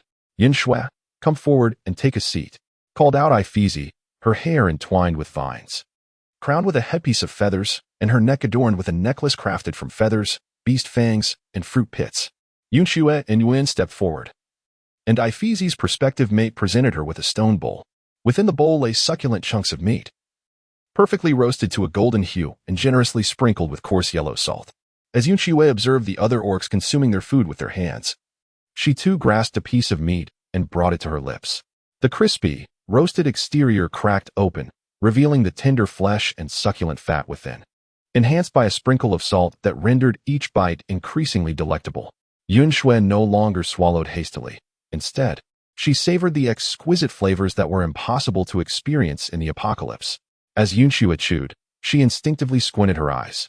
The raw meat that was handed to Yun was met with her joyful expression, prompting him to silently set the meat aside. Once the food distribution was complete and the orcs had finished their meal, the ceremony commenced in earnest. The ritual was quite straightforward, involving the veneration of the beast god and honoring the warriors and priestesses of Marai who had sacrificed their lives to protect the tribe. Following this, the coupling ceremony for Aphes took place. Aphes stood at the center, flanked on either side by 4 noble orcs who knelt on one knee before her. The shaman, Yue, ascended the platform holding a stone bowl. Aphes made an incision on her hand, allowing her blood to spill into the bowl. Subsequently, the 4 noble orcs followed suit, offering their own blood. Yue then produced a clean bone and stirred the contents of the bowl before presenting it to Aphes. She lifted the bowl to her lips and took a sip, after which each of the 4 noble orcs took turns drinking from it. In the end, Aphes raised her right hand, adorned with engravings of supernatural patterns, and 4 animal totems appeared sequentially on her wrist. The designs depicted a leopard, a wolf, and a bear, all in shades of light green. The surrounding orcs erupted in cheers. Amidst the jubilant clamor, Yun Xue gently tapped Yun on the shoulder, and once he leaned down, she inquired, "What do the patterns on Aphes' wrist signify?" "Those are the beast markings that manifest on a female after a coupling," Yun explained. "However, this only signifies a temporary bond. If a formal coupling is not established within a month, the beast markings will fade away." Yun Xue nodded. After the cheers of the orcs subsided, Ifeezi formally announced the news of tomorrow's migration. As the orcs were already aware of this, they merely offered a few supportive remarks. With that, the ceremony officially concluded, and the orcs began to disperse. Yun Xue returned the emptied stone bowl and, together with Yun, made their way back to his stone cave. The charcoal in the campfire had long extinguished, and the chunks of wolf meat that had been roasting above it had cooled down, becoming tough and dry. With one side charred and blackened, Yun Xue picked up a small piece and took a bite. "This is perfect. Such jerky can be preserved for an extended period." Yun Xue instructed Moon to fetch a piece of pristine animal hide, in which they wrapped the jerky. They rekindled the fire and roasted another batch of meat, methodically processing all the wild wolves. Moonin also added the raw meat obtained during the ceremony, cutting it into pieces and placing it on the grill. As for the wolf skulls and bones, Moonin buried them beneath the grand tree at the entrance of the stone cave. Yun Xue also burned her soiled garments beneath the tree. After completing these tasks, the logs in the campfire had transformed into charcoal, allowing the meat to cook without the need for turning, merely awaiting the fire to extinguish before cooling naturally. Yuan's tail wagged with increasing fervor as he reclined in the cozy nest made of hay, extending his hand towards Yun Xue. "Yun Xue, come and rest." Chapter 11. The journey begins. Yun Xue inhaled sharply at the scene before her and closed her eyes. "I apologize, but I cannot sleep while lying down." She averted her gaze, positioning herself in the corner where 2 walls converged, drawing her legs close and resting against the wall. "Yun Xue, I understand that you do not wish to form a partnership, and I assure you, I shall not impose upon you." Yun proposed, "Why don't you take the nest while I rest on the floor? I genuinely cannot find slumber in a reclined position." Yun Xue sighed in resignation. "If you were alone in the wilderness, would you dare to sleep in human form?" Hearing her words, Yun could only feel a pang of sympathy. He transformed into his beast form, nestling at her feet. "At the very least, allow me to keep watch over you." Observing the drooping ears and the pitiful expression of the snow leopard, Yun Xue ultimately refrained from uttering a refusal, tacitly accepting Yun's presence. She closed her eyes and, following a series of familiar mental preparations, successfully drifted into a light slumber. Yun Xue continued the habits she had formed during the apocalypse, waking every few hours. Each time she roused, she beheld the magnificent snow leopard, its fur dusted with silvery moonlight, lying at her feet. The snow leopard's abdomen rose and fell steadily, completely unguarded against her presence. Yun Xue closed her eyes once more, drifting back into a light slumber, only to be roused by the resonant roar of a beast. Upon awakening this time, the dawn had already begun to break. Yun yawned in her beast form, stretching languidly before transforming into her human shape. "Yun Xue, let us prepare to depart," Yun declared. "I shall fetch some water for you." As Yun departed, Yun Xue carefully wrapped the cooled jerky in pristine animal hides. She crushed a piece of burnt charcoal and used her fingers to dab the ashes, cleansing her teeth. At that moment, Yun returned, cradling a large leaf. Presenting it to Yun Xue, the leaf contained crystal clear water. Yun Xue cupped her hands to rinse her mouth and used a clean piece of animal hide to wipe her face, deeming her ablutions complete. Yun observed Yun Xue finish the water and casually tossed the leaf containing the water outside the stone cave. "The dried meat we roasted yesterday has been divided into packets, one for each of us." Yun Xue offered a packet of dried meat to Yun. "I don't need it," Yun replied, shaking her head. "I am not accustomed to carrying things." Upon witnessing this, Yun Xue did not insist further and placed the jerky bundle into her leather pouch. She then grasped her longbow and quiver, for these were all her possessions. Yun transformed into his beast form, carrying Yun Xue to the entrance of the tribe. Yun Xue observed that the orcs had nearly all transformed into their beast forms, each burdened with leather bags. It appeared that she and Yun comprised the most lightly equipped group. Leighton, having also assumed his beast form, carried Ifeezy to the entrance of the tribe. Once all the members had gathered, Ifeezy announced their official departure. In the midst, the male beasts carried the females, flanked by the males bearing their burdens and the shamans on the slightly outer perimeter, while the outermost layer consisted of agile males tasked with vigilance and protection. Yun Xue was encountering all the female members of the tribe for the very first time. It must be said that the disparity in appearance between the females and their handsome male counterparts was rather pronounced. Ifeezy possessed a dignified and forthright demeanor, exuding the vibe of a reliable, strong-willed leader. Yet, when juxtaposed with these rather crooked and stout females, Ifeezy instantly transformed into a paragon of delicate beauty. However, considering the absurd gender ratio in this world, it is conceivable that an unappealing appearance serves as an inherent form of self-protection for the females. Among them, Kai continued to glare at Yun Xue with a hostile expression. Yet, due to Yun Xue's formidable combat prowess and the presence of Yun, who carried her, Kai dared not provoke her directly. Instead, she could only exchange sidelong glances with the other female orcs, conveying her disdain through their shared gaze. Yun Xue, disinterested in Kai's remarks, gently patted Yun and expressed her desire to seek out Ifeezy. Yun hurriedly caught up with Leighton, and upon seeing Yun Xue, Ifeezy's face brightened with joy. Yun Xue, she exclaimed, lifting her longbow. I brought it along just for you.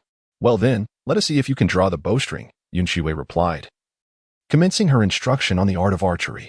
Ifeezy, tall and robust, possessed a natural strength, and Yun Xue first assisted her in correcting her stance with the bow. When the group paused for lunch, Yun Xue encouraged Ifeezy to notch an arrow and shoot at the distant trees. Initially, the arrows barely traveled a short distance, leaving Ifeezy somewhat disheartened. However, she quickly rallied her spirits and continued practicing until the group resumed their journey. Upon their return, Kay approached and remarked, Ifeezy, so you were learning that peculiar weapon from the ugly female? With 4 second-tier male partners, such skills are unnecessary for you. Ifeezy replied coolly, my affairs are not your concern. Did that ugly female say something to you? Kay shot a glare at Yun Xue. I mean this for your own good. You possess healing abilities. Unlike the Murray priestess, you need not hide with the shaman waiting for injuries to mend. That ugly female teaching you to hunt is surely plotting to harm you. I suggest you cast her out of the tribe. Indeed, she is so frail. She cannot possibly survive long, another added. Clearly, she cannot bear offspring. Is it not a waste of resources to keep her in the tribe? No one would partner with her, likely fearing her demise. Only stray beasts would take an interest in her. Silence. Ifeezy shouted fiercely. Yun Xue is a powerful orc whom I respect. Your hostility towards her is hostility towards me. If you cannot accept my position as priestess, you are free to join any other tribe along the way. As Ifeezy's voice rang out, the other females recoiled, falling silent. After all, they had united to bully Yun Xue. But once they entered a new tribe, they would find themselves at the mercy of other female orcs. When the group next halted for rest, Yun seized the opportunity while Yun Xue was instructing Ifeezy in archery to confront the male partners of these female orcs, resulting in a chorus of anguished cries throughout the ranks.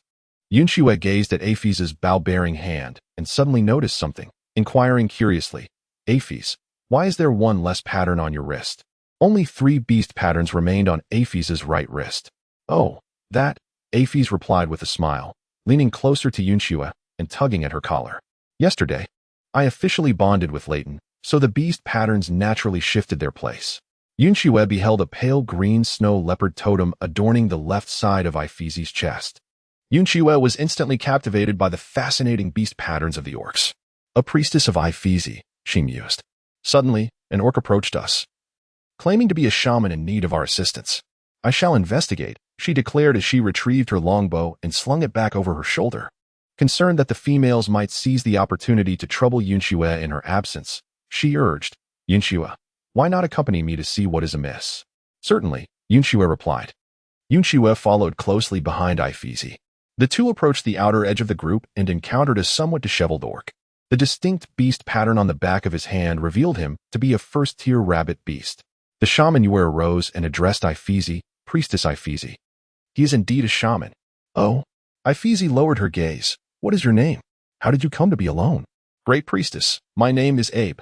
My previous tribe, the Ursa tribe, was scattered by a wave of ferocious beasts. The warrior tasked with my protection led the beasts away and never returned. I have been journeying southward ever since, and then I stumbled upon your group. Abe spoke tremulously, resembling a timid shaman who had narrowly escaped disaster. However, Yun Xue, who was keenly observing Abe, noticed that he consistently gauged Ifeezi's expression while speaking, as if assessing her belief in his words. Moreover, his gaze frequently darted towards the area where the females congregated. This demeanor was all too familiar to Yun Xue in the post-apocalyptic world. Discerning whether fellow survivors concealed malice was an essential skill. Ifeezi, he is not to be trusted, Yun Xue interjected. She had no desire to engage in this tribal charade. If Ifeezi intended to accept this shaman, she would take her leave. Chapter 12. The Attack of the Wandering Beasts. Upon hearing Yun Xue's words, Ifeezi scrutinized Abe, falling into contemplation. At that moment, other orcs chimed in. You claim distrust without merit. How many orcs have you encountered? Do you comprehend the importance of a shaman to a tribe? Indeed. While Ifeezi possesses healing abilities, utilizing such powers requires the consumption of crystal cores. Have you been following the rabbit tribe's wandering beasts? Which would explain your unwarranted disdain for rabbit orcs, sneered Senki, revealing 2 gruesome scars across his body. As Senki's words reached her ears, Ifeezi was about to rebuke him when she caught a fleeting glimpse of panic in Abe's eyes. Ifeezi frowned. After Yun Xue's remark, she indeed found Abe peculiar. Moreover, the status of a shaman within the tribe was significant. She had been raised by Shaman Yue and Priestess Mireille, with Yue firmly supporting her. Yet, what of the newcomer shaman? Leave now, do not approach our group again, Ifeezi commanded. There are many tribes nearby. They would surely welcome a shaman into their fold. Ifeezi. Priestess Ifeezi. The other orcs expressed their dissent, as an additional shaman would mean heightened security for them. Layton, Ifeezi furrowed her brow, seizing Senki. Layton immediately lunged at Senki. And after a brief scuffle, Senki found himself pinned to the ground. Senki, I have warned you before. If you ever force yourself upon a female, you shall be expelled from the tribe, Ifeezi declared, then turned her gaze towards Yun Xue. Noticing the terror in Senki's eyes and the animosity directed at her, Yun Xue chuckled softly. Let us keep him for now. She was resolute in her desire to depart from the tribe, thus she sought to prepare adequately. Senki was indeed a suitable candidate for her purpose. With that decision made, she pressed onward. After Ifeezi expressed her intention to expel Senki from the tribe, the others hesitated to mention the idea of allowing Abe to join. It was uncertain what Ifeezi, the priestess, truly thought, especially considering the mysterious origins of Yun Xue. Yun Xue? Yun was a formidable third-tier beast. If Yun wished to retain her, even Ifeezi would have little influence over the matter. Once the group dispersed, some orcs who had given up on pursuing Yun Xue whispered among themselves. As the journey resumed, Ifeezi's eager mate took it upon himself to keep an eye on Abe. He observed that even after passing a tribe, Abe maintained a steady distance behind their group. He hurried to inform Ifeezi of this development. Upon hearing this, Ifeezi felt fortunate for Yun Xue's earlier warning. As night fell, the party halted to rest, and Ifeezi deliberately increased the number of night patrols, informing everyone of the potential for an ambush. Unfortunately, some orcs dismissed her concerns, claiming that Ifeezi was overly anxious and that nothing would occur. Ignoring their skepticism, Ifeezi ordered the females of the tribe to sleep together and insisted that her mates remain close by. Yun, too, steadfastly guarded Yun Xue's side. As darkness deepened, the orcs of the tribe gathered to kindle fires, while the male beasts could subsist on a single meal of raw meat each day. The females craved cooked food whenever hunger struck. Yun Xue initially intended to casually satisfy her dinner with some wild wolf jerky, but Ifeezi enthusiastically insisted on presenting her with a bowl of salt-seasoned roasted meat. Yun Xue savored the delectable roasted meat, her gaze resting on the beast like Yun nestled beside her, and an unexpected pang of guilt stirred within her. After all, it was Yun who had carried her throughout the day. Sensing Yun Xue's attention, Yun opened his eyes, his icy blue irises brimming with warmth and mirth. Yun Xue gazed at the magnificent snow leopard, lifting a piece of roasted meat and inquiring, Yun, would you care for a morsel of this roasted delicacy? Although Yun had already hunted and feasted earlier that day and felt no hunger, he found himself captivated by Yun Xue's delicate fingers, which grasped the meat. I shall partake, he declared, transforming into his human form and seizing Yun Xue's wrist. Before she could respond, he consumed the piece of roasted meat, his tongue brushing against her fingertips in an unintentional yet intimate manner. Yun Xue hastily withdrew her hand, her expression instantly turning indifferent. Upon witnessing this, Yun drooped his ears, feeling aggrieved as he remarked, Didn't you ask me if I wanted something to eat? Yun Xue found herself at a loss for words. She was still unable to reconcile the fluffy, bright-eyed snow leopard with the half-naked handsome man, despite the fact that they were indeed the same person. Yun Xue. I still desire barbecued meat, Yun continued, having grown accustomed to Yun Xue's aloof demeanor. He could sense that she was not genuinely angry. Yun Xue turned her head, offering the entire bowl to Yun, saying, "Here, you can have it all." "No, I wish to eat what you feed me," Yun replied. "That is impossible." Yun Xue countered. "Then may I feed you instead?" she proposed. "That too is not feasible." In the end, Yun Xue finished the roasted meat, and Yun prepared some water for her to drink. The other orcs in the tribe were also satiated, feeling drowsy. "Yun Xue, would you like to lean against me to sleep? My body temperature is quite warm," Yun invited, transforming into a great snow leopard, curling up beside Yun Xue. "Moreover, the fur on my belly is very soft. You may feel it if you wish." Yun Xue's gaze lingered on the white fur adorning Wen's abdomen. After a moment of struggle, she finally composed her expression and said, "Sit properly. Allow me to lean on you for a while." Upon hearing this, Yun immediately complied and settled into a proper position. Yun Xue took a seat beside him, resting her weight against him. In his beastly form, Yun's plush, bushy tail enveloped Yun Xue, ultimately draping over his seemingly thick, furry paw. Yun Xue closed her eyes and began to drift into a light slumber. Monen, feeling Yun Xue lean against her, dared not to move, fearing that she might disturb her tranquility. After a few hours of slumber, Yun Xue awoke as usual, yet she refrained from immediately returning to sleep. Instead, she carefully observed her surroundings. She wrinkled her nose and called out to Yun. "Yun, do you smell that? There are numerous unfamiliar scents approaching."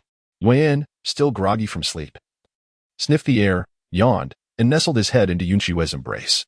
"Yun," Yun Xue urged, gently pushing his head away, when suddenly she felt a chill against her back. In an instant, she drew the short blade at her side and swung it backward, feeling the satisfying resistance of steel meeting flesh. "Who goes there?" Yun Xue shouted, drawing a second dagger and continuing her onslaught.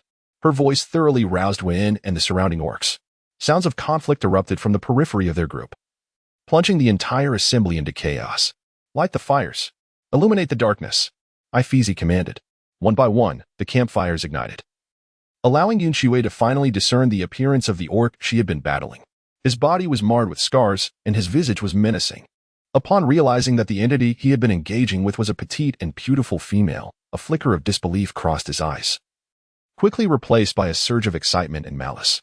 In that moment, he disregarded the severity of the wounds Yun Xue had inflicted upon him and raised his hand to seize her around the waist. Yun Xue retreated with keen awareness, while the beastly Yun let out a thunderous roar and pounced forward, a single claw striking down and splattering blood. Though the head of the stray beast was not completely shattered, it was nonetheless flattened, a fatal blow. "A stray beast is attacking. Quickly protect the females." "Help," they cried. "They are seizing our supplies." Chapter 13, The sacrifice of one alone. Panic engulfed the group, yet thanks to Ifeezy's foresight in increasing the number of night watchmen, they only lost some supplies, with no females taken. There were a few injured orcs, but none severely, as Weir distributed herbs for them to chew and apply to their wounds. After exchanging glances, some orcs approached Ifeezy and said, "Priestess Ifeezy, we must continue our migration tomorrow. Please assist us in healing." Ifeezy scoffed. "Weren't you the ones who boldly proclaimed that nothing would happen? Was it I who exaggerated? It's merely a few minor injuries. In a few days, you shall heal on your own. But Priestess Ifeezy, we are your kin within the tribe. Will you just stand idly by as we suffer?" One of the orcs pleaded. "Protecting the tribe is the duty of the males. Wounds are the medals of honor for them. You are so delicate.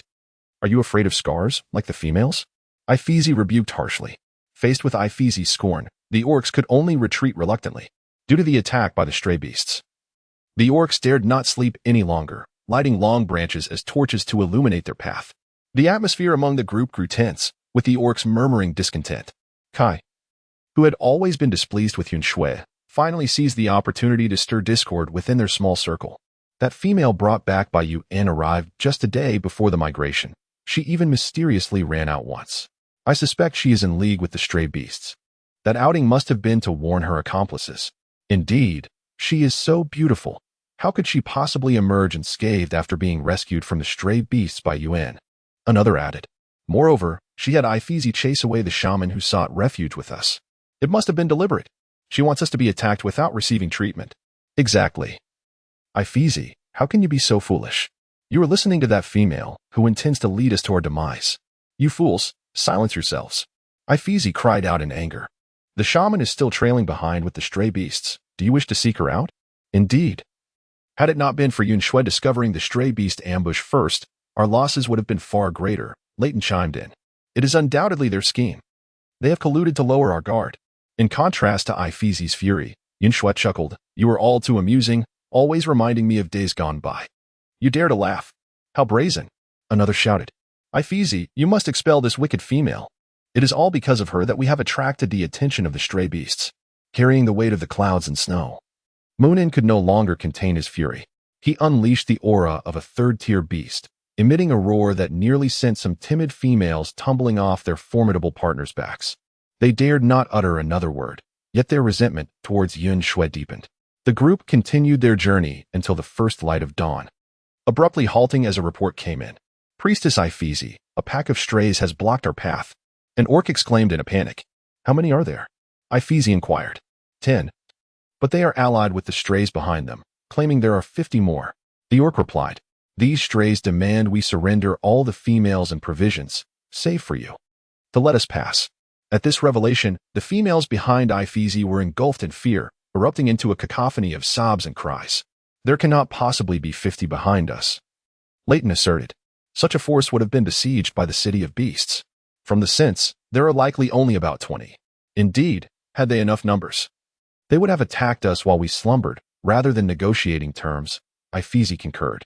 Yet she was acutely aware that, with the capabilities of the orcs in their tribe, they could not protect all the females in a real confrontation. Furthermore, without food, many orcs would perish during the drought season. The strays desire females. Yun Xue is exceptionally beautiful. Let us propose that we surrender only her, Kai exclaimed, a glint of mischief in his eyes. Instantly, the other females echoed in agreement. Yes. Let us offer only Yun Xue. After all, she is not one of us. Ifeezi, I implore you, do not hand me over. From now on, our family shall heed your every command. Not only the females voiced their pleas, some males chimed in. Though we are numerous, the strays are reckless second-tier beasts. There is no need for a direct confrontation. Perhaps Yun Xue escaped from their clutches, and that is why they are pursuing her. Silence. Ifeezi bellowed once more, her voice cracking as she struggled to impose order among the agitated orcs. Just as the atmosphere settled, chaos erupted once more around the periphery of the group. Priestess Ifeezi. They have slain 2 of our first-tier males. An orc reported in disarray. They threaten to commence their assault at dawn if we do not surrender the females and provisions. At the news of fallen comrades, the orcs, who had only just calmed, became restless again. Some impulsive orcs even began to approach Yun Xue directly. Yun Xue, hold on to me tightly, Moonin instructed. Yun Xue ensnared the neck of Yuan with a shimmering cloud. With a nimble leap, Yuan unleashed a powerful tail swipe, sending the approaching orcs flying. Roar! Whoever dares to touch her shall face my wrath. Yuan bellowed in fury. The orcs, witnessing Yuan's fierce resolve, became even more determined to demand the surrender of Yun Xue. After all, Yuan had long been the mightiest beast within their tribe. If she was wholly devoted to protecting Yun Xue, what would they do? As tensions escalated once more, Leighton, at the behest of Ifeezi, let out a threatening roar. The orcs fell into a reluctant silence. Ifeezi exhaled. As if having made a significant decision, I will speak with Yun Xue privately. Well done, Ifeezi. Indeed, you have acted wisely. The orcs believed Ifeezi had acquiesced to their demand for Yun Xue's surrender. Let us converse aside. Ifeezi's tone was unsettling. Upon uttering this, Leighton took the lead, bounding with her into a nearby thicket. Yuan, unwilling to budge, was urged by Yun Xue, go listen to what Ifeezi has to say. Reluctantly, Yuan followed Leighton and Ifeezi. Upon entering the woods, the dim light filtered through the trees, casting eerie shadows on Ifeezi's furious countenance.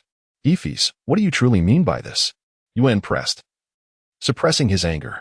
Are you genuinely willing to hand over Yun Xue? Do you believe the strays will simply let our tribe be? Chapter 14. The City of All Beasts. Lei City. Ifeezi's expression darkened further at Yuan's words.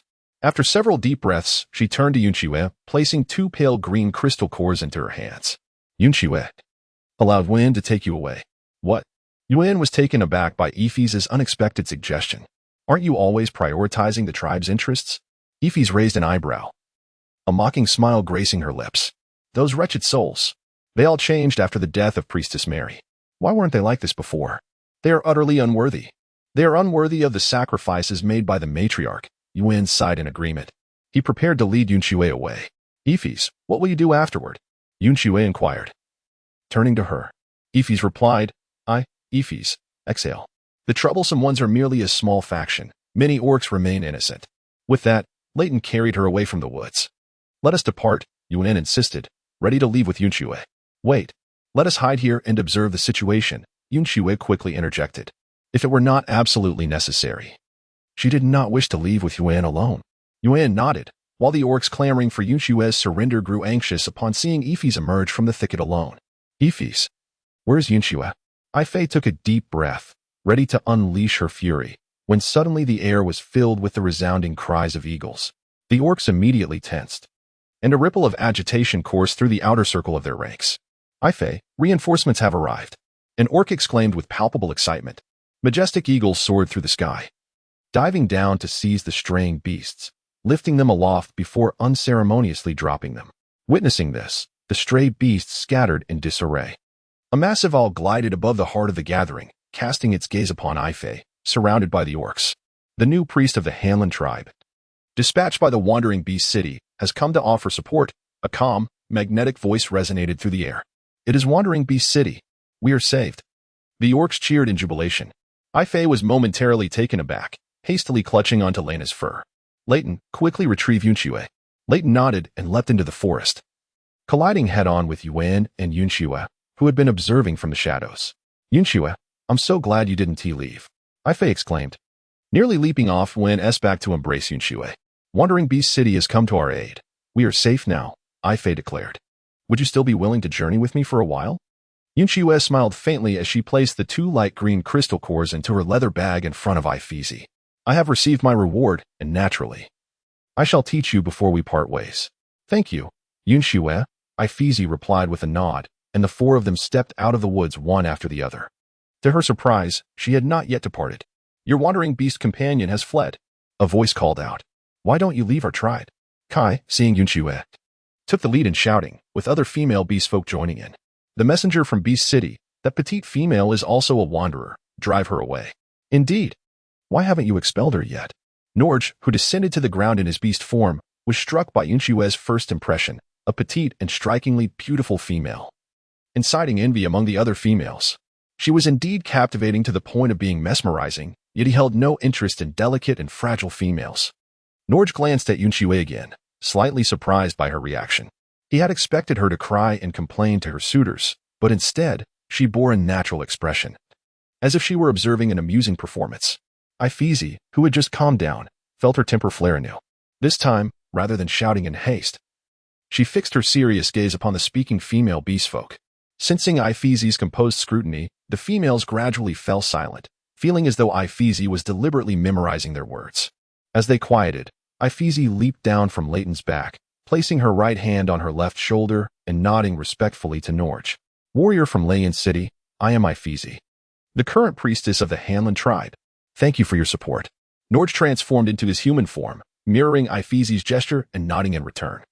I am Norge of the Leighton City Patrol Team. The High Priest has prophesied the migration of the Hanlon tribe. We have come to inquire whether Priestess Ifei would be interested in joining Leighton City. His words stirred a commotion among the migrating group. Ifei furrowed her brow slightly. Please allow me time to consider. That is acceptable, Norge replied.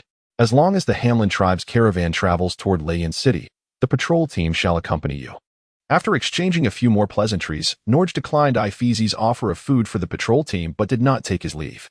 Meanwhile, the females who had previously targeted Yun Xue began to whisper among themselves again, this time discussing Norge's appearance. Yun Xue cast a curious glance at Norge. He sported a head of cool brown hair, neatly cropped, with lighter streaks at the tips that made his hair resemble feathers. His features were strikingly cold and handsome, with prominent cheekbones and a high, noble nose that accentuated the piercing depth of his golden eagle-like eyes. Although he was a half-naked orc adorned only with a feathered skirt around his crucial areas, Yun Xue inexplicably perceived an air of elegance and competence akin to that of a business elite. Alas, it was a pity that such a face was not complemented by gold-rimmed spectacles. After this thought, Yun Xue redirected her attention to matters of greater significance. She remained blissfully unaware that Norge stood a bit straighter and appeared somewhat uneasy under her scrutiny. What is a high priestess, Yun? Is she a female orc more powerful than a regular priest? I am not certain, Yun replied, shaking her head. All I know is that within the city of beasts, there are many priests, and the high priestess is the leader among them. The high priestess lacks supernatural abilities, but can communicate with the beast gods. Ifeezi elucidated for Yun Xue. The beast gods inform the high priestess about the deaths and blessings of new priests within a certain region. If the cause of a priest's death is unusual, the high priestess will intervene to investigate. Yun Xue nodded, indicating that the high priest was indeed aware of all the extraordinary abilities possessed by the priests. Ifeezi concurred. It was precisely for this reason that the high priest of Lane City was informed of the impending migration of the Hanlin tribe. Without the ability of fire manipulation, the tribe could not continue to thrive in a location where it still snowed amidst the impending drought. How many priests are there within Lane City? Yun Xue inquired further. Ifeezi shook her head, revealing her uncertainty about whether to join Lane City. She could hardly manage the orcs within her own tribe, let alone contend with the well-established priests there. Currently, there are 2 priests in Lane City, Noah interjected, one wielding spatial powers and the other possessing earth-based abilities. Oh? May I ask which priest sent you here? Yun Xue directed her gaze toward Norg. Neither, it was the shaman's cave, Norg replied, equally observing Yun Xue. He noted that the striking female was nothing like he had envisioned. Her decisiveness surpassed that of the priestess named Ifeezi. She was skillfully guiding Ifeezi to gather more intelligence, thereby contemplating her decision. Chapter 15. Such a unique female, the shaman's cave ignited Ifeezi's interest, leading her into deep contemplation. In contrast to the varied thoughts of the 3 individuals, the other females surrounding them held straightforward opinions. They had been keenly observing the exceptionally handsome Norg, and with his every movement, they noticed the beastly markings on the back of his hand. A third-tier solitary beast. The gazes of several females toward Norg instantly ignited with fervor. Yet, before they could concoct a reason to engage Norg in conversation, he proactively addressed Yun Xue's inquiry. This action rekindled the dissatisfaction of the female beasts toward Yun Xue, prompting them to chatter amongst themselves. Since individuals from the beast city have arrived, shouldn't we investigate her background? Indeed, does her misdeeds vanish simply because the stray beasts were driven away? They regarded Yun Xue as a spy for the stray beasts. Yun Xue intended to harm them, thus deliberately driving away the shaman. Various conjectures, fueled by speculation, incessantly suggested that it was Yun Xue who had attracted the stray beasts, all in an effort to incite Nog's disdain for her. Silence. Ifeezi bellowed, yet the females continued their relentless chatter. Yun emitted a menacing roar, but they remained unfazed. For this new Tier 3 male beast was simply too alluring. Moreover, as a male, Yun would not dare to assault them. Yun Xue, dismount from my back. Yun ground his teeth. No need, Yun Xue replied, affectionately ruffling the fur atop his head. She was utterly indifferent to the opinions of these females and Nog, the beastman. In fact, the more outrageous their behavior, the less burden she felt upon her departure. After all, it was merely idle talk. Of course, should situations arise where Kai attempted to claim her with his dagger, or Yudi sought to seize her prey, she would not hesitate to deal with them mercilessly. Enough. Nog hissed, his arms transforming into enormous wings, unleashing a fierce gust of wind. The incessantly chattering females found their mouths filled with the howling wind, some even tumbling off their male partners. Cries of dismay echoed around them. What a cacophony. The central square, filled with younglings, is quieter than you lot. Nog furrowed his brow. Isn't it merely a Tier 1 rabbit shaman? Which tribe in the vicinity is unaware of the stray beasts? Had you welcomed him into the tribe? You females would already be within the lair of the strays. Our patrol's mission is solely to invite Priest Ifeezi to Land City. There is no obligation to rescue you. With that, Nog's expression twisted in disdain as he transformed into a colossal owl and took flight. If you encounter any tribes you fancy along the way, feel free to join them, Ifeezi said, gazing down at the females. Yun Xue, we still need to prepare the team before departing. Continue to teach me archery. Of course. Yun Xue replied. Ifeezi and Yun Xue then left for a spacious area to practice archery. The females, having just regained their footing, belatedly grasped the gravity of the situation. What did Ifeezi mean by instructing them to join other tribes? Rather than seek out his companions, Nog soared into the woods, alighting upon a familiar large tree to rest. He detested those incessantly chattering females with malicious minds. Their noise irked him greatly. Yet, thanks to their foolishness, persuading Ifeezi to join the shaman cave in Land City should prove to be a trivial task. Closing his eyes, Nog attempted to relish the tranquility of solitude, only to be interrupted once more by the voices of the females. Very well, Ifeezy, your movements are becoming quite standard. Channel your strength, aim, and release decisively. With a sigh of relief, she finally hit the target. Norg, feeling a twinge of irritation, turned his gaze towards the sound and beheld Aphes alongside a striking female, seemingly engaged in the peculiar act of hurling strange weapons at the trunk of a tree. From their actions and discourse, it appeared that the enchanting female was instructing Aphes. Contemplating that the tranquility of the moment had already been disrupted by their presence, Norg decided to observe their endeavors further.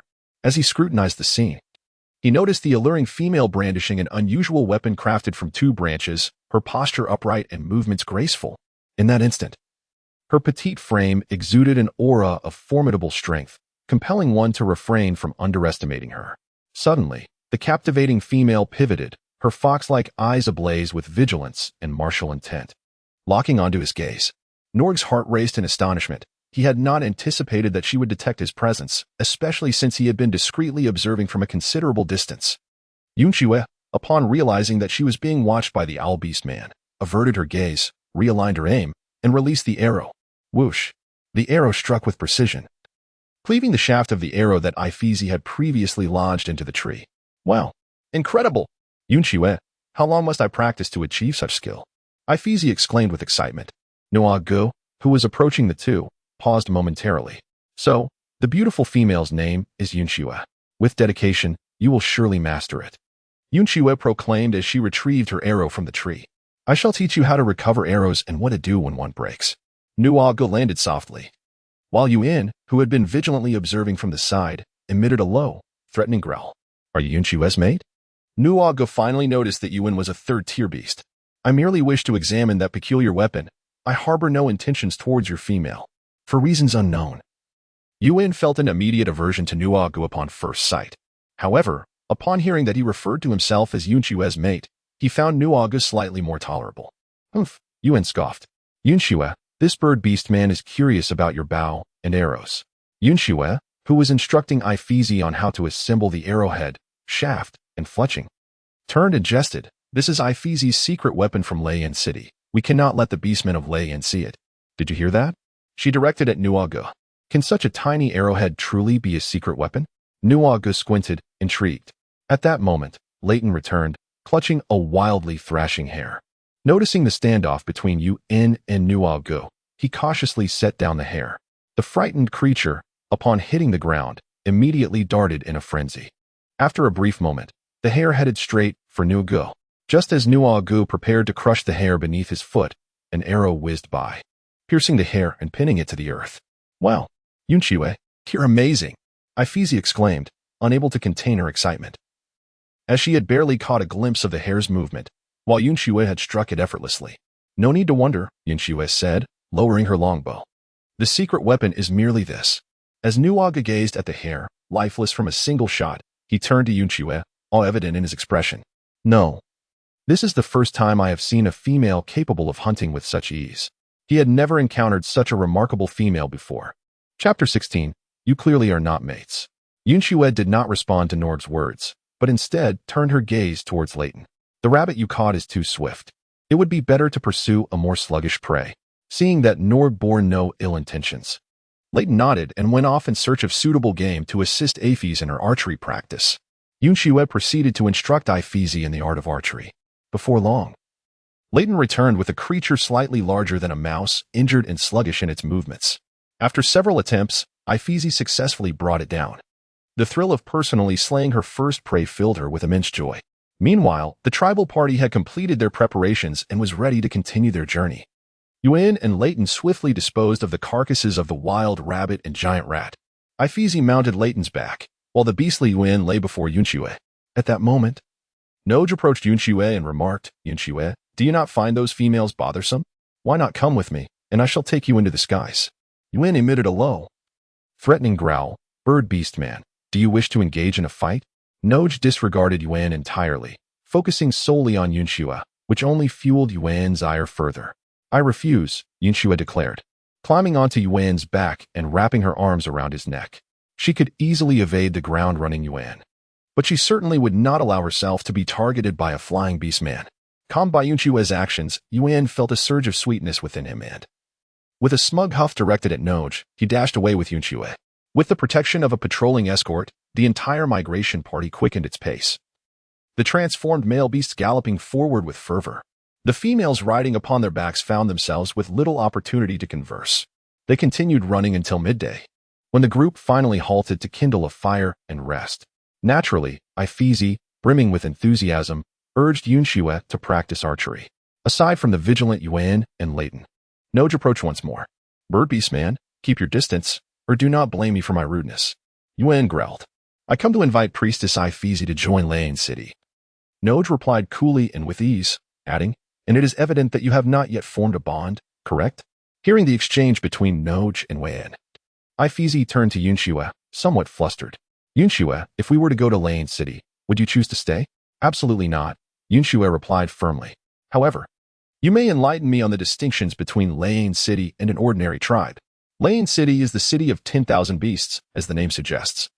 It is an immense tribe housing at least 10,000 beastmen, Ifeezi explained. Due to its large population, the city is divided into 3 sections: the inner city, the middle city, and the outer city. Priests may reside in the inner city free of charge, receiving monthly food allowances during both the dry and cold seasons. Noj, having surpassed Yuan, joined the conversation. Moreover, priests possess 10 vouchers for free accommodation in the middle city and 5 at half price in the inner city. As Noj leaned closer to Yun Xue and Ifeezi, Yuan, seizing the rare opportunity, transformed back into his human form and enveloped Yun Xue in a warm embrace. Yun Xue gently nudged Yuan, and though she made no further effort, she felt no inclination to struggle. Norg silently observed their reactions, continuing, "Of course. While the priest enjoys the privileges of free housing and sustenance, one cannot behave as one pleases within one's own tribe. Obedience to the high priest's commands is paramount. However, rest assured, although the exertion of extraordinary abilities is required, the crystals necessary for such endeavors are provided at no cost by Leia City." The terms offered by Leia City were indeed tempting, yet Ifeezi found herself in a quandary. If she were to join Leia City, would that not lead to the dissolution of the Hamlin tribe, which Priest Mary fiercely protected? "Ifeezi, with all due respect," Nord continued, "given the current circumstances of your tribe, it seems you cannot act at your discretion, can you? Although you must heed the commands of the High Priest and the Lord of the City, as well as other priests of equal standing, you would also find yourself under the protection of more orcs, who would respect and obey you unconditionally." Ifeezi was not frowning for Norg's sake. Her mind was in turmoil, utterly unsure of how to proceed. She instinctively cast a pleading glance towards Yun Xue for assistance. Yun Xue could discern Ifeezi's thoughts, and this naive and endearing notion, which typically arises only in the early days of an apocalypse, filled her with a profound sense of nostalgia. "Ifeezi, the tribe is composed of beastmen," Yun Xue remarked, "and regardless of who one may be, one must undergo trials and tribulations to truly mature.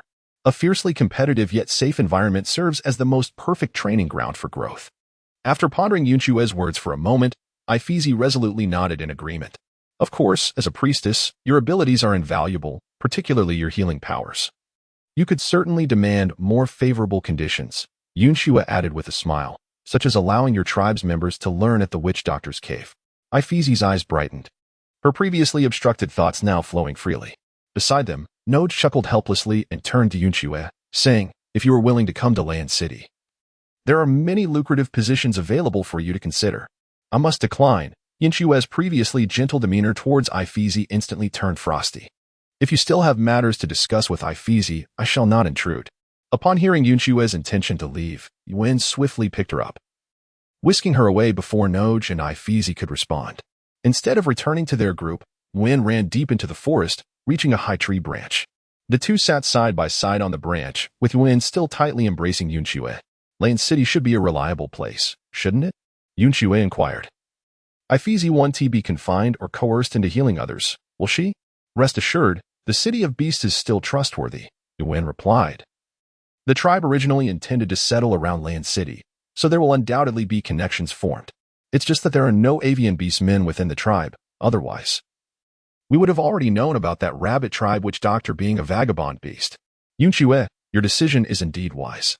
Given the current capabilities of the tribe, Ifeezi leading them would only allow them to scrape by, making them vulnerable to the rogue beasts and other tribes.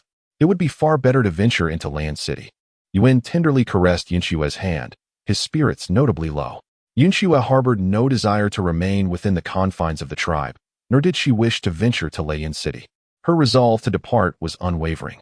To him, Yun Xue resembled a mythical elf, shrouded in an aura of mystery and allure, utterly captivating his heart. Yet, her presence seemed to flicker like a shadow from a dream, as if she might vanish at any moment, slipping away from him. Yun Xue. Upon hearing the words, Yun Xue lifted her gaze towards Yun. The midday sun filtered through the gaps in the treetops, casting its golden rays upon Yun's nearly flawless visage. His long, cascading curls draped elegantly over his shoulders, with a few strands nonchalantly falling across his forehead. The sunlight illuminated the contours of his cheeks, as if they radiated a gentle glow, while his ice-blue eyes were filled with a profound sorrow. Yun Xue was momentarily taken aback by the sorrowful and fragmented expression on Yun's face. It was not until Yun gently cradled her face, closed her eyes, and bestowed a reverent yet restrained kiss upon the corner of her mouth that she found her bearings. Chapter 17. A successful departure. Yun's lips were cool, and after a fleeting touch, they retreated swiftly, leaving Yun Xue at a loss for how to respond.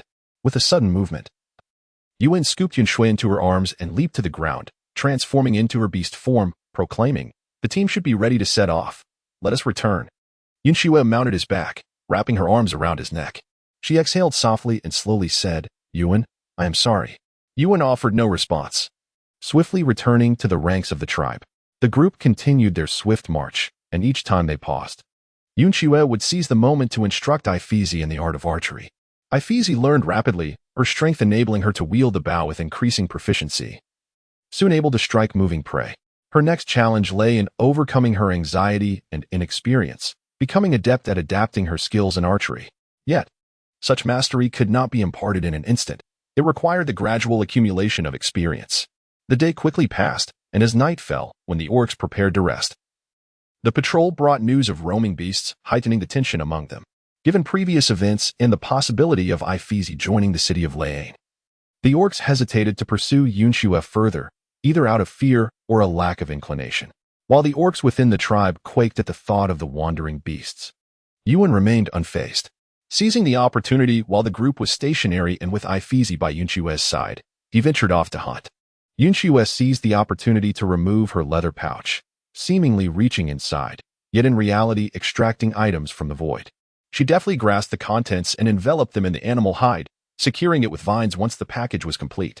"Ifeezi, could you do me a favor?" Yun Xue asked, handing the carefully wrapped parcel to Ifeezi. "After I depart, please deliver this to Yun. It is a gift for him, and please inform him not to seek me out." Ifeezi accepted the leather package with a wry smile, remarking, "I hardly believe he will heed your words." Ifeezi had one significant reason for deciding to join the city of Lei, and that was Yun. Yun Xue is set to depart, and Yun will undoubtedly follow her. Without the presence of a third-tier beast to safeguard them, the tribe's situation becomes exceedingly perilous. Yun Xue shook her head, remaining silent, prompting Ifeezi to reluctantly stow away the beast skin bundle. After a short while, Yun returned with the spoils of the hunt, with the patrols from Lena City present. The wandering beasts did not dare to attack the migrating group. The Orcish folk trembled through the night, and as dawn broke, they hastily resumed their journey. The beast-shaped orcs moved swiftly. By the end of their first day, the shadows of the snowy forest and snowy mountains had vanished, and they now beheld the lush expanse of the Shiwa jungle. Occasionally, Noj would engage Yun Xue in conversation, assuring her that traversing the Shiwa jungle would lead them to Lana City. Yun Xue completely disregarded Noj, turning her face to bury it in the fur at the nape of Munin's neck. Noj, unfazed, flapped his wings and took flight. The expedition paused for a midday respite, and by afternoon, Yun Xue noticed the group advancing along a river. They maintained a prudent distance from the water's edge. The orcs, relieved by the availability of fresh water, exhaled in contentment, while Yun Xue's thoughts began to flourish. That evening, the patrol offered no warnings, allowing the orcs a rare and peaceful slumber. However, the following morning, the patrol once again issued alerts regarding the potential presence of wandering beasts, rekindling a sense of tension within the group. Meanwhile, Yun Xue and Ifeezi continued their archery practice at a slight distance. Suddenly, a piercing eagle's cry echoed, prompting them to hastily return to the fold. "Munin, please assist," Yun Xue urged as Munin and Leighton had just escorted her and Ifeezi back to the inner circle of the group. Yet, Munin shook his head, You are a third-tier beast. You must represent the tribe and contribute in some way, Yun Xue insisted. Determined not to allow the city of Lan to perceive the Frostwood tribe as a feeble group reliant solely on the patrol for their successful migration. Upon Yun Xue's utterance, the other orcs within the tribe began to resonate in agreement, urging Yun to assist the patrol team. Yet, Yun remained steadfastly unmoved. Yun, rest assured, I shall safeguard Yun Xue, affirmed Ifeezy. Indeed, you need not worry, added Leighton. Only then did Yun reluctantly depart. Yun Xue did not take immediate action, and no new information emerged from the periphery of the group. The female beasts began to chatter, expressing their doubts about the accuracy of the patrol team's observations. Suddenly, trees in the distance were felled due to the ensuing battle, plunging the scene into chaos. The previously chattering females let out a scream and hurriedly sought refuge behind their male companions for protection. It must be noted that the patrol team exhibited remarkable prowess. The wandering beasts stood no chance. As the situation stabilized, Yun Xue finally made her move. Ephesus grasped Yun Xue's hand, pressing a few items into her palm, and softly urged her to ensure her safety. She pressed her lips together and added, "Furthermore, if anyone else pursues you, could you do me a favor?" Yun Xue nodded, accepting the item, and seized the opportunity to slip away from the inner circle of the group amidst the chaos. Meanwhile, Kai, who harbored resentment and kept a vigilant watch on Yun Xue's movements, observed everything unfold. She informed a male companion, instructing him to seek out Yudi on the outskirts of the group. Amidst the turmoil, Yun Xue successfully slipped away from the group and darted into the dense forest near the riverbank. Before long, two figures pursued her in the direction she had taken. Ifeezy fixed her gaze on the receding silhouettes and instructed, Leighton, ensure that no one else follows. Leighton nodded in acknowledgement. Meanwhile, Yun Xue made her way to the riverbank. Following the course of the water, she opened her palm to reveal 3 transparent crystal cores that Ifeezy had entrusted to her. Yun Xue clenched her fist tightly, instantly absorbing the 3 crystalline cores. A rustling sound of fallen leaves being crushed reached her ears from behind. She turned her head to see Senki, who bore 2 jagged scars across his body. Yun Xue, I have finally awaited this opportunity, Senki said, a malevolent and cruel smile spreading across his face. Yun Xue was utterly unfazed by Senki's arrival. With an air of nonchalance, she beckoned to him. You must be Senki, come here. Witnessing Yun Xue's demeanor only intensified the fury brewing within Senki, and he strode towards her with haste. Damn it, you can't possibly think that just by waving your hand. The fierce beast. Before Senki could finish his words, a stone crossbow bolt pierced through his heart, the tremendous force propelling him backward and sending him sprawling far away. Yun Xue swiftly retracted the large winch crossbow into her spatial realm and hastened back along the path she had come. Meanwhile, Yudi, concealed within the dense thicket, had yet to process the death of Senki. He could scarcely believe that a mere female could indeed slay a second-tier beast like Senki. Yet his instincts urged him to flee. Upon seeing Yun Xue pursuing him, he finally retreated a few steps, transforming back into his beast form and darting towards the direction of the migrating tribe. Observing Yudi's transformation, Yun Xue relinquished her chase, ascending a sizable tree with a clear vantage point. From her spatial realm, she summoned the winch crossbow, methodically winding it. As the string tightened with each rotation, the crossbow amassed formidable power. Chapter 18. The gift she bestows upon you in his beast form. Yudi swiftly emerged from the thicket. Upon spotting the tribal procession, he felt a glimmer of hope for survival. He exhaled in relief, slowing his pace to shout, "Help!" Senki, a resonating whirring pierced the air as a stone crossbow bolt shot forth from the forest, striking Yudi's neck with precision. Flesh tore, bones shattered, and Yudi fell lifeless, his neck crushed. Witnessing the demise of a second-tier beast before their eyes, the outer fringes of the procession erupted into chaos. What a pity! Yun Xue glanced at the stone crossbow bolt before retracting the crossbow into her spatial realm and swiftly departing. The leather pouch, longbow, quiver, and Senki's bolt lodged in his heart were all cast into her spatial realm. Taking a deep breath, she leapt into the river, swimming against the current in the opposite direction of the cold forest tribe's migration. The water would wash away her scent. She bid farewell to Yun, to Ifeezy, and to the cold forest tribe. On the other side, the wandering beasts attempting to assault the migrating party were repelled by Yun and the patrol team. Yun returned to the inner circle of the procession at once. Upon failing to catch a glimpse of Yun Xue, an overwhelming sense of dread enveloped him. Ifeezy, where's Yun Xue? He turned to Ifeezy, who was immediately shielded by her 4 male companions. This is the gift Yun Xue entrusted to me, Ifeezy said. hesitant to approach Yun as she tossed the leather pouch Yun Xue had given her. Yun received the thrown pouch, but did not open it immediately. He continued to gaze intently at Ifeezy.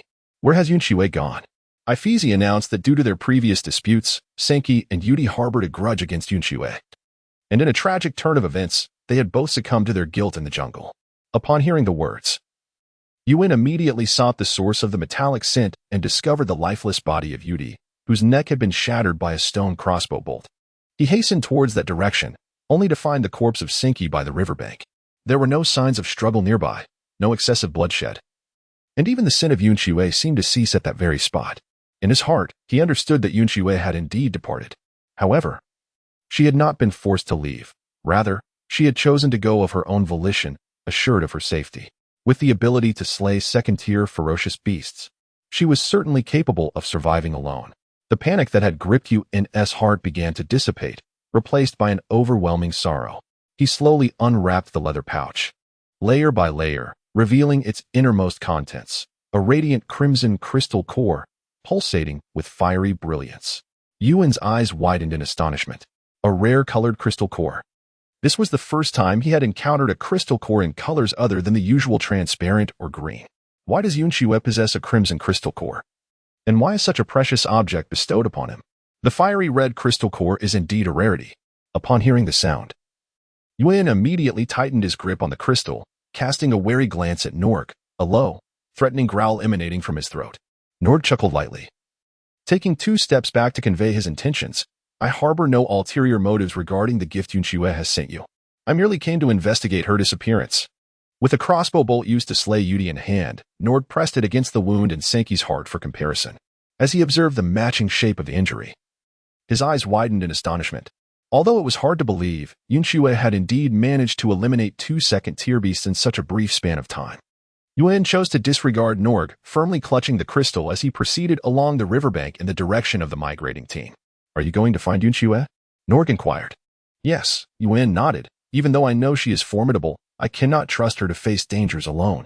Norg suggested.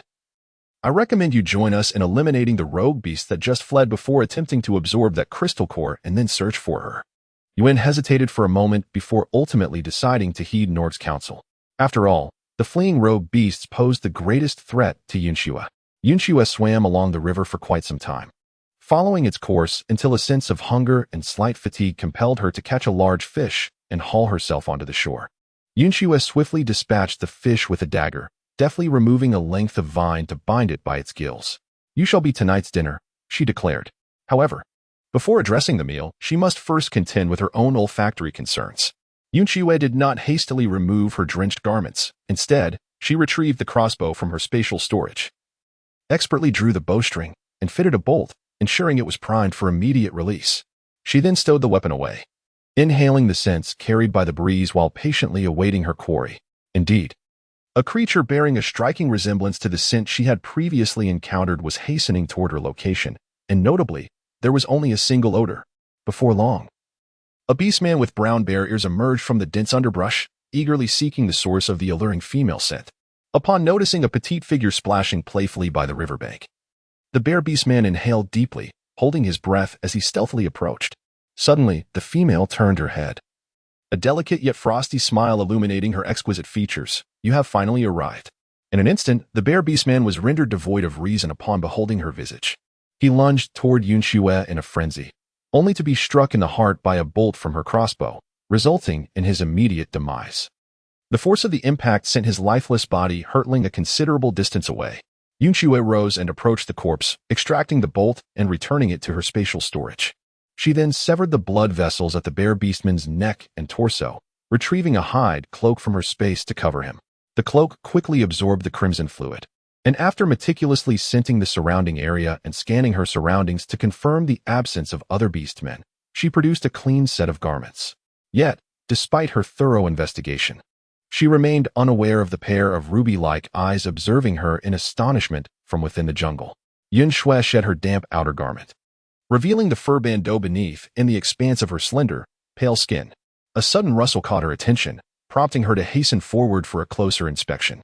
She discovered that leaves were cascading down, while branches swayed gently in the breeze. Taking a cautious sniff, she discerned no discernible scent. Could it be that birds or wild beasts had taken flight? With a hint of suspicion, Yun Xue departed swiftly, changing into a clean set of attire. At that moment, her fur cloak was thoroughly soaked in blood. Indifferent to the sticky sensation of the crimson liquid, she donned the cloak, effectively masking her natural scent. Yun Xue observed the lifeless form of the bear orc, noting the fractured green beastly patterns adorning the back of his left hand. She glanced at the bloodied corpse, then cast her eyes toward the crystalline waters of the river, ultimately deciding against casting the body into the depths. Surely, there would be wild creatures to consume the remains. She murmured to herself as she retrieved a vessel to collect some river water into her spatial storage. Subsequently, she drew forth her dagger and took a moment to process the fish nearby. With agility and swiftness, she departed the jungle, fish in hand. Not long after, a strikingly beautiful orc with flowing black hair and dark red eyes arrived at the scene. His exquisite visage bore a hint of alluring charm, and the intact purple beastly pattern on the back of his left hand was conspicuously prominent. He inhaled deeply, savoring the scents in the air, and delicately dipped the tip of his tail into the blood of the bear orc, bringing it to his face for a distant whiff. He then slipped into the foliage, heading in the same direction from which Yun Xue had previously departed. Chapter 19. It turns out her name is Yun Xue. Yun Xue navigated through the dense forest, venturing far until the pangs of hunger compelled her to pause. She discovered a somewhat open area and, using the resources at hand, kindled a fire to roast fish. Under the hasty flames, the fish was regrettably charred to a crisp. Yun Xue remained indifferent as she scraped away the charred portions with a small knife before indulging in the fish. Were it not for her fear of parasites, she would forego cooking altogether and opt for the raw delicacy. After all, the smoke and the inviting aroma of grilled food would be far too conspicuous in the jungle. The grilled fish, devoid of any seasoning, carried a hint of earthy flavor. Yet, Yun Xue found immense satisfaction in its tender, white flesh. This was, after all, pure, untainted fish meat, free from pollution and mutation. Damn those teleportation ability users, she mused with genuine sentiment. Yun Xue finished her fish and collected the river water, which had reached a boil over the fire, into her spatial pocket. She then extinguished the flames, burying both the smoldering remnants in the fish bones and the earth before hastily departing from the scene. Shortly after her departure, the enchanting man with raven hair and crimson eyes reappeared. He gazed at the mound of earth and pondered. Did she take pleasure in consuming fish and roasted delicacies? Yun Xue continued to weave through the thickets of the jungle. This incessant movement, driven by the desire for safety, was evidently more arduous than simply sitting in the tribe's stone cave, indulging in food and drink. Yet, Yun Xue relished this sense of freedom and unrestrained exhilaration. Moreover, the challenges of survival here were substantially less daunting than those in the apocalypse. There were no relentless zombies in pursuit, nor cunning survivors employing deceit. Here, one could encounter wild beasts suitable for sustenance and stray animals easily misled by her appearance and subsequently dispatched. As Yun Xue advanced, she inhaled the scents wafting through the air, contemplating the enhancement of her animal abilities with a crystal core after her powers were restored. The aroma of the stray beast drifted towards her on the breeze, prompting Yun Xue to deftly ascend a sturdy tree. From her spatial pocket, she retrieved a crossbow, preparing it with a taut string and a bolt. This time, the pursued stray beast took on an animal form, and Yun Xue aimed for its neck, delivering a lethal strike. As Yun Xue was about to set off to retrieve the crossbow arrows, a shadow of a bird swept across the ground from above, its rhythmic song resonating throughout the forest. Yun Xue looked up to see a magnificent owl soaring above the canopy of the jungle. In an instant, Yun Xue became alert, swiftly retreating into a hollow of the tree. The squirrel, busy storing its provisions, bared its sharp teeth momentarily, but retreated into a corner of the hollow, shivering, overwhelmed by the intense scent of blood emanating from Yun Xue. Above the lush canopy of the Shiwa jungle, Nord soared, calling out repeatedly, his gaze fixed on the treetops, his calls growing increasingly impatient. It was not until a figure appeared in the distance atop the branches that he dashed forward, transforming into human form as he descended. Morid, assist me in locating a female within the jungle. It is imperative that the feral beasts do not come near her. Nord removed the leather pouch hanging from his neck and handed it to Morid, a striking fourth-tier beast with flowing black hair and enchanting red eyes. Morid raised an eyebrow, accepting the pouch and opening it to reveal a collection of translucent crystal cores. Is this what you seek? Have you encountered a female that captures your fancy? He inquired with a teasing tone. Nord's expression flickered with surprise before he quickly composed himself, declaring, It is not quite affection. She is simply quite unique. And I wish to spare her from suffering. Very well, Morad replied, accepting the crystal course. What is her name, species, and distinguishing traits? Her name is Yun Xue, a member of the lynx tribe, albeit particularly petite and remarkably beautiful. She possesses hunting skills that make her easily recognizable, Norg explained. Morad's narrow eyes narrowed further. His dark red irises gleaming like jewels imbued with magic. You truly do not harbor feelings for her? Nord cast a sidelong glance at him before transforming back into his beast form and taking flight. Morad gazed at the pouch of crystal cores in his hands. A sly smile gracing his lips, revealing a hint of mischief. So, her name is Yun Xue. Yun Xue, a priestess, undoubtedly required these crystal cores. Meanwhile, concealed within a hollow of the tree, she observed the enormous owl take flight, yet she did not rush to depart, savoring the acorns within her refuge. She lingered for a while longer. Only upon confirming the owl's absence did she release her grasp on the squirrel and its fluffy tail, emerging from her hiding place. Thank you for your hospitality, little one, she whispered. Approaching the base of the tree, she beheld the carcass of a beastly stray, taking her time before moving on. From the prior confrontation with the wandering beasts that had assailed the Hamlin tribe's migration convoy, she discerned that the orcs' defensive capabilities and strength in their beastly form surpassed those in their humanoid state. While she felt confident in her ability to contend with second-tier beasts in human form, she remained uncertain when faced with their beastly counterparts. Yun Xue retrieved her longbow, hand crossbow, and repeating crossbow for testing, and the results aligned with her expectations. The second-tier beasts in their animal form could only be slain by striking vital areas such as the neck or heart with the powerful winch crossbow. After obtaining the results, Yun Xue swiftly departed from the location. Subsequently, she encountered no other orcs. Instead, she occasionally stumbled upon some wild beasts, which she promptly dispatched and stored within her spatial realm. As dusk approached, Yun Xue chose not to kindle a fire. Instead, she dined on the previously roasted wolf jerky for her evening meal. She discovered a tree hollow unoccupied by any beasts and intended to spend the night within its confines.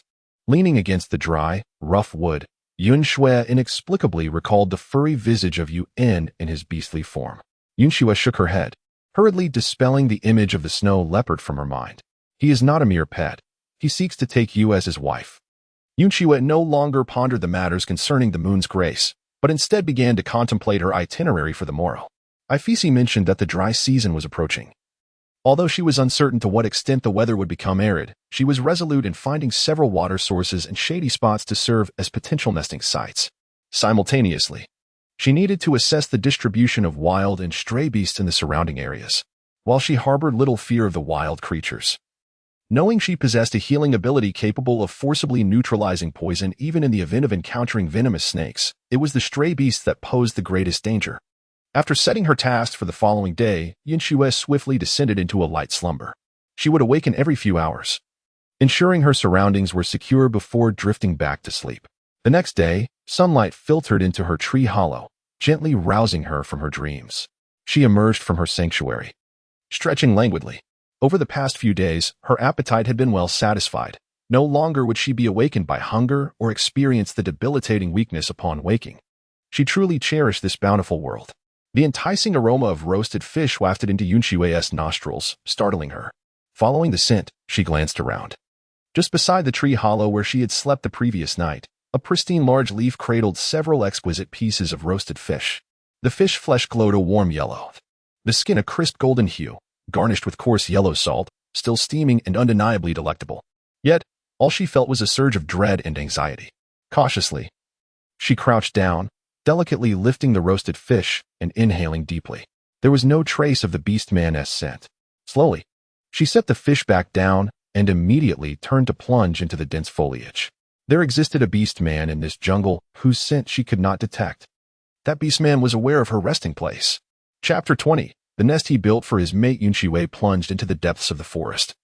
Opting not to flee at the first opportunity, she sought traces of a nearby fire. Indeed, not far from her overnight resting place, there lay a freshly dug mound of earth. Yun Xue utilized a branch to pry open the earth mound, revealing not only charred wood but also numerous blackened fish. She inhaled deeply, yet detected no trace of the presence of any orc. This unfortunate ability truly deserved an elevation. With a muttered curse, Yun Xue swiftly departed from the site. As she journeyed, savoring jerky made from wild wolf meat, she encountered a second-tier stray beast. Unlike other stray beasts, which bore numerous scars and wore savage expressions, this one was strikingly handsome, concealing his left hand with animal hide and feigning an injury. His demeanor was gentle and courteous, coaxing Yun Xue to draw nearer. Naturally, she was pleased to oblige, seizing the opportunity to ambush him with a crossbow bolt while he was momentarily entranced by her visage, bringing about his demise.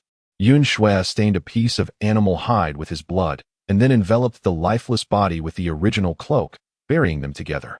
Yun Xue, adorned in her new cloak, continued her journey until she noticed the trees of the forest becoming increasingly sparse, with the stumps of felled trees multiplying.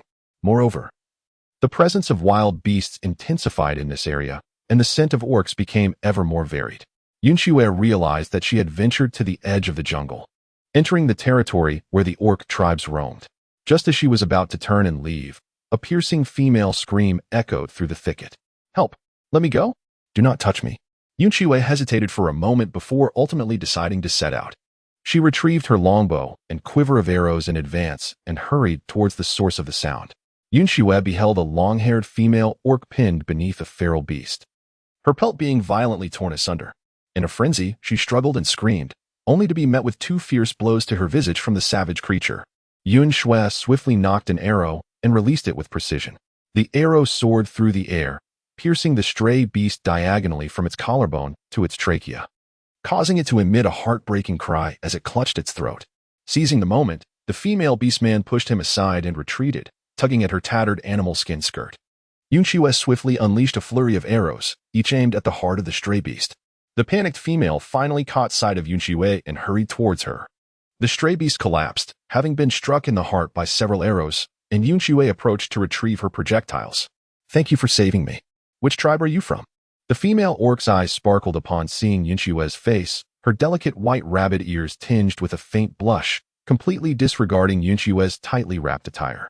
I have yet to find a mate. Would you consider being my first partner?" Yun Xue removed the arrows embedded in the body of the stray beast, feeling utterly perplexed by the female orc's words. "How far are we from Land City?" Yun Xue inquired. The female orc, taken aback by Yun Xue's voice, blinked in surprise and suddenly pointed at the sky behind Yun Xue, letting out a scream as she crouched down. Yun Xue turned her gaze, as the immense wings of the birds unfurled, completely obscuring the light behind her. Yun Xue hastily bent down and sprinted forward. Yet she was still ensnared by the sharp talons of a bird, lifted into the air. Turning back, she beheld a hawk beast descending to the ground, transforming into a human form as it draped a fur pelt over the female of the rabbit clan. Was she truly perceived as a stray beast with nefarious intentions towards the female? The sound of the pelt being torn asunder jolted Yun Xue from her reverie, and she gazed at the ever-increasing distance from the ground, her brows knitting in concern. Surely, this avian creature did not intend to cast her to her demise. Yun Xue swiftly scanned the landscape below, seeking a densely vegetated area to descend. Suddenly, her eyes sparkled with delight, for ahead stood an exceptionally tall tree, its branches cradling an abandoned bird's nest. Yun Xue hastily unfastened her garment, seizing the fleeting opportunity as birds and beasts soared overhead to shed her top and cloak. Leaping towards the abandoned nest, Norg, sensing the alleviation of weight upon his claws, recognized that the stray beast had plummeted. He was indifferent. After a graceful spin in the air, he prepared to return. Initially, he had undertaken this perilous task of rescuing females from the clutches of the stray beast solely in search of Yun Xue. Yet, not only had he failed to uncover any trace of her, but the rescued females were also insistent on pairing with him, which was exceedingly vexing. As Norg flapped his wings, he caught sight of a shadow descending from the sky. Surely, it was the very stray beast from moments ago. Just as he averted his gaze, a sudden realization struck him. Did that stray beast land in the nest he had prepared for a mate? Infuriated, Norg swiftly darted towards his nest. Meanwhile, Yun Xue, who had successfully reached the nest, was not without her discomfort, clad only in a leather breastplate. She lacked the protection of clothing, and the branches within the nest pricked her painfully. Fortunately, the nest was lined with some long-haired pelts. Otherwise, she feared she might be pierced by the branches. As Yun Xue was about to employ her healing abilities for her own ailments, she was startled by an enraged cry of a bird. She lifted her gaze to see a colossal owl soaring towards her. Should she employ her crossbow? Did she possess the certainty to vanquish it? Would slaying a creature of the tribe incite a vengeful pursuit from its kin? As Yun Xue was about to retrieve the winch crossbow from the space, she suddenly noticed the owl coming to an abrupt halt. Yun Xue? Nog, upon seeing the beautiful female in his nest, was momentarily struck dumb. He swiftly transformed and landed in human form within the nest. Upon realizing that the owl was indeed Nog, Yun Xue was equally taken aback. As Nog approached her in his human form, she hastily shouted, "Don't come any closer." Nog paused mid-stride, his gaze falling upon the scars on Yun Xue's fair skin, a wave of guilt and sorrow washing over him. What had gone wrong in his mind? How could he have mistaken Yun Xue for a stray beast?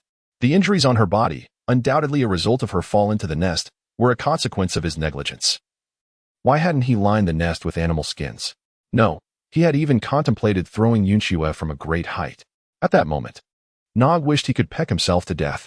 Yun Xue, I am truly sorry. I did not recognize you. Gradually, he crouched down to meet Yun Xue's gaze at eye level, hoping to diminish her sense of danger. His nose was not as keen as that of other beastmen. All he could discern was the scent of stray beast blood clinging to her, alongside the presence of the rabbit beast that had been abducted by the strays. Right beside her, he removed the animal skin pouch hanging around his neck and tossed it to Yun Xue. Yun Xue, the pouch contains green crystal cores. Please, restore your strength. Seeing Nog's cautious demeanor and palpable remorse, Yun Xue felt reluctant to voice any further objections. It had been her choice to mask her scent with the blood of stray beasts, so it was understandable that he had misidentified her. I haven't even bled. I don't require the green crystal cores, she replied, glancing at the height of the tree. Could you help me retrieve my clothing skins? Only then did Nog realize that Yun Xue was left with nothing but a single animal skin covering her chest. While many females ventured out wearing only a skin top, such attire was not considered immodest, yet the exposed skin of Yun Xue was strikingly pale. Furthermore, the marks from her fall on the branches marred her pristine complexion. Those injuries, glaringly red, only accentuated the whiteness of her skin. Nog immediately averted his gaze, unable to look at her any longer. You should first tend to your wounds, and then I will help you find your skins. Chapter 21. We are all very worried about you. Yun Xue, upon hearing Nog's words, lifted her gaze to meet his. Although her initial impression of him was that of a business elite, it did not imply that he possessed a slender physique. On the contrary, he was even more robust than many of the other formidable beasts. His frame was muscular and perfectly sculpted. Perhaps it was a necessity for flight. But his pectorals appeared particularly formidable. At that moment, he knelt before her, his long legs, concealed beneath a feathered skirt, emanating strength and grace. His expression remained one of cold indifference, brow slightly furrowed, with a faint blush adorning his cheeks, as if he were exerting considerable restraint. A gentle breeze tousled his dark brown hair, and against the backdrop of the undulating canopy in the azure sky, his profile, marked by a furrowed brow and lowered gaze, resembled a flawless work of art. It was truly a pity that he was not wearing glasses. Yun Xue silently sighed, rising to gaze beneath the tree. Yun Xue, Nog, anxious that she might inadvertently fall, immediately drew closer to her. Yet, Yun Xue warily stepped back. The green crystal cores are exceedingly precious. There is no need to squander them on such trivial wounds. With a cold tone, Yun Xue remarked, I no longer require clothing. But you were injured, Nog replied, picking up the beast hide pouch containing the green crystal cores.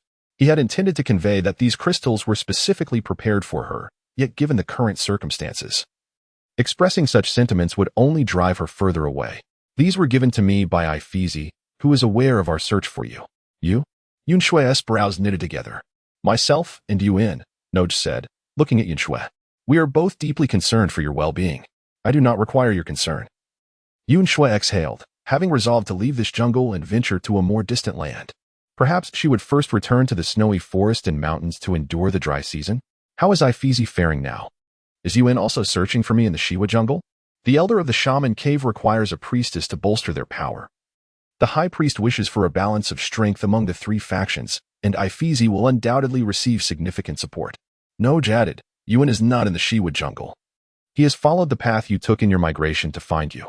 Yun Xue nodded, clearly realizing that returning to the snow forest was no longer an option. It seemed that over the next few days, she would need to seek out a timid and fearful stray beast to extract some information regarding the map. Yun Xue, though I do not comprehend your reluctance to join a nearby tribe or the city of Leanna, it is evident that the Shiva jungle is fraught with peril. Nog's gaze towards Yun Xue was filled with concern. Although first and second-tier beasts constitute the majority of the strays in this area, they are not devoid of third-tier strays. Furthermore, there exists a fourth-tier stray, who, while not of ill repute, as you well know, the male beasts often exhibit certain tendencies when it comes to courtship. Upon hearing this, Yun Xue was instantly reminded of the orc who had once set up a grill for fish near her sleeping quarters, and whose whereabouts she could not trace. The fourth-tier wandering beast, Norg. Observing Yun Xue's reaction, Norg mistakenly believed he had swayed her, and continued, "Moreover, the dry season is soon upon us. Even within the city of Land, the dry season will witness the demise of male beasts, not to mention your solitary existence here, devoid of a tribe to provide water for females. What will you do? By then, wishing to join a tribe may render you incapable of even escaping the Shiva jungle. Without water, one drinks blood," Yun Xue stated matter-of-factly. "Aren't there plenty of wild beasts in the jungle? And in this apocalyptic world, it's not that the dry season lacks water. It's that there is perpetually no water. Filtered rainwater suitable for drinking is worth a fortune, and the mutations and pollutants cannot be entirely eradicated. Thus, most survivors opt to consume the blood of mutated animals, falling ill and then seeking treatment from healers." Nord was taken aback by her nonchalant mention of drinking blood. "You drank blood during the dry season before," he exclaimed. "But consuming blood continuously will make you sick." "I received 2 green healing crystals from IFC," Yun Xue replied. Although there were plenty of healing crystals in her storage, she could not access them at the moment. However, Nord could hardly fathom the life Yun Xue had previously endured. What would be considered torment for a male beast seemed trivial to her. Reflecting on his first impression of her, Nord found himself wishing that Yun Xue were a bit more delicate. "Why do you refuse to live in a tribe? Is it because of those chattering, bothersome females?" Nord persisted. "I can assure you that no beast within Land will trouble you." "It's not because of the females," Yun Xue replied, her gaze steady upon Norg. "It is because I do not wish to bond with a mate. Perhaps in the future, I may develop an intimate relationship with a certain beast due to circumstances or chance, but I will not enter a bond simply for the sake of it." Norg's eyes widened slightly. He hadn't anticipated Yun Xue's perspective. Such a rebellious notion only served to make her more enchanting in his eyes. She possessed the prowess to hunt and survive, thus she would not compromise her choices for the sake of survival. The male she chose would be those she genuinely recognized and cherished. "Yun Xue, I comprehend your thoughts now," Norg sighed. "I spoke too boldly. I cannot ensure you a peaceful existence in Land without a mate. After all, there are few females even within the city. Coupled with your stunning beauty and the sin of being embonded, any one of those aspects would be enough to drive the males wild. I will contemplate my future whereabouts." Yun Xue mused. "How many days until we officially enter the dry season?" "About 10 days, I presume." Nord spoke, intending to express that he could accompany her through the arid season in the Shiwa jungle without the necessity of becoming her mate. However, upon reflecting on Yun Xue's character and thoughts, he quickly retracted his words. He feared that should he utter such sentiments, Yun Xue would once again disregard him, much like she did during their time in the migration party. After much contemplation, with one arm transformed into a wing, he plucked his most exquisite feather and presented it to Yun Xue, saying, "Yun Xue, would you graciously accept my feather and allow me the privilege of visiting you from time to time?" Yun Xue stepped back, saying, "I apologize, but please allow me to decline." Although Norg's expression remained unchanged, his heart was heavy with disappointment. The wariness that Yun Xue exhibited towards him indicated that she had spent much of her time in solitude, and her migration with the Hamlin tribe likely stemmed from an accident rather than a desire for companionship.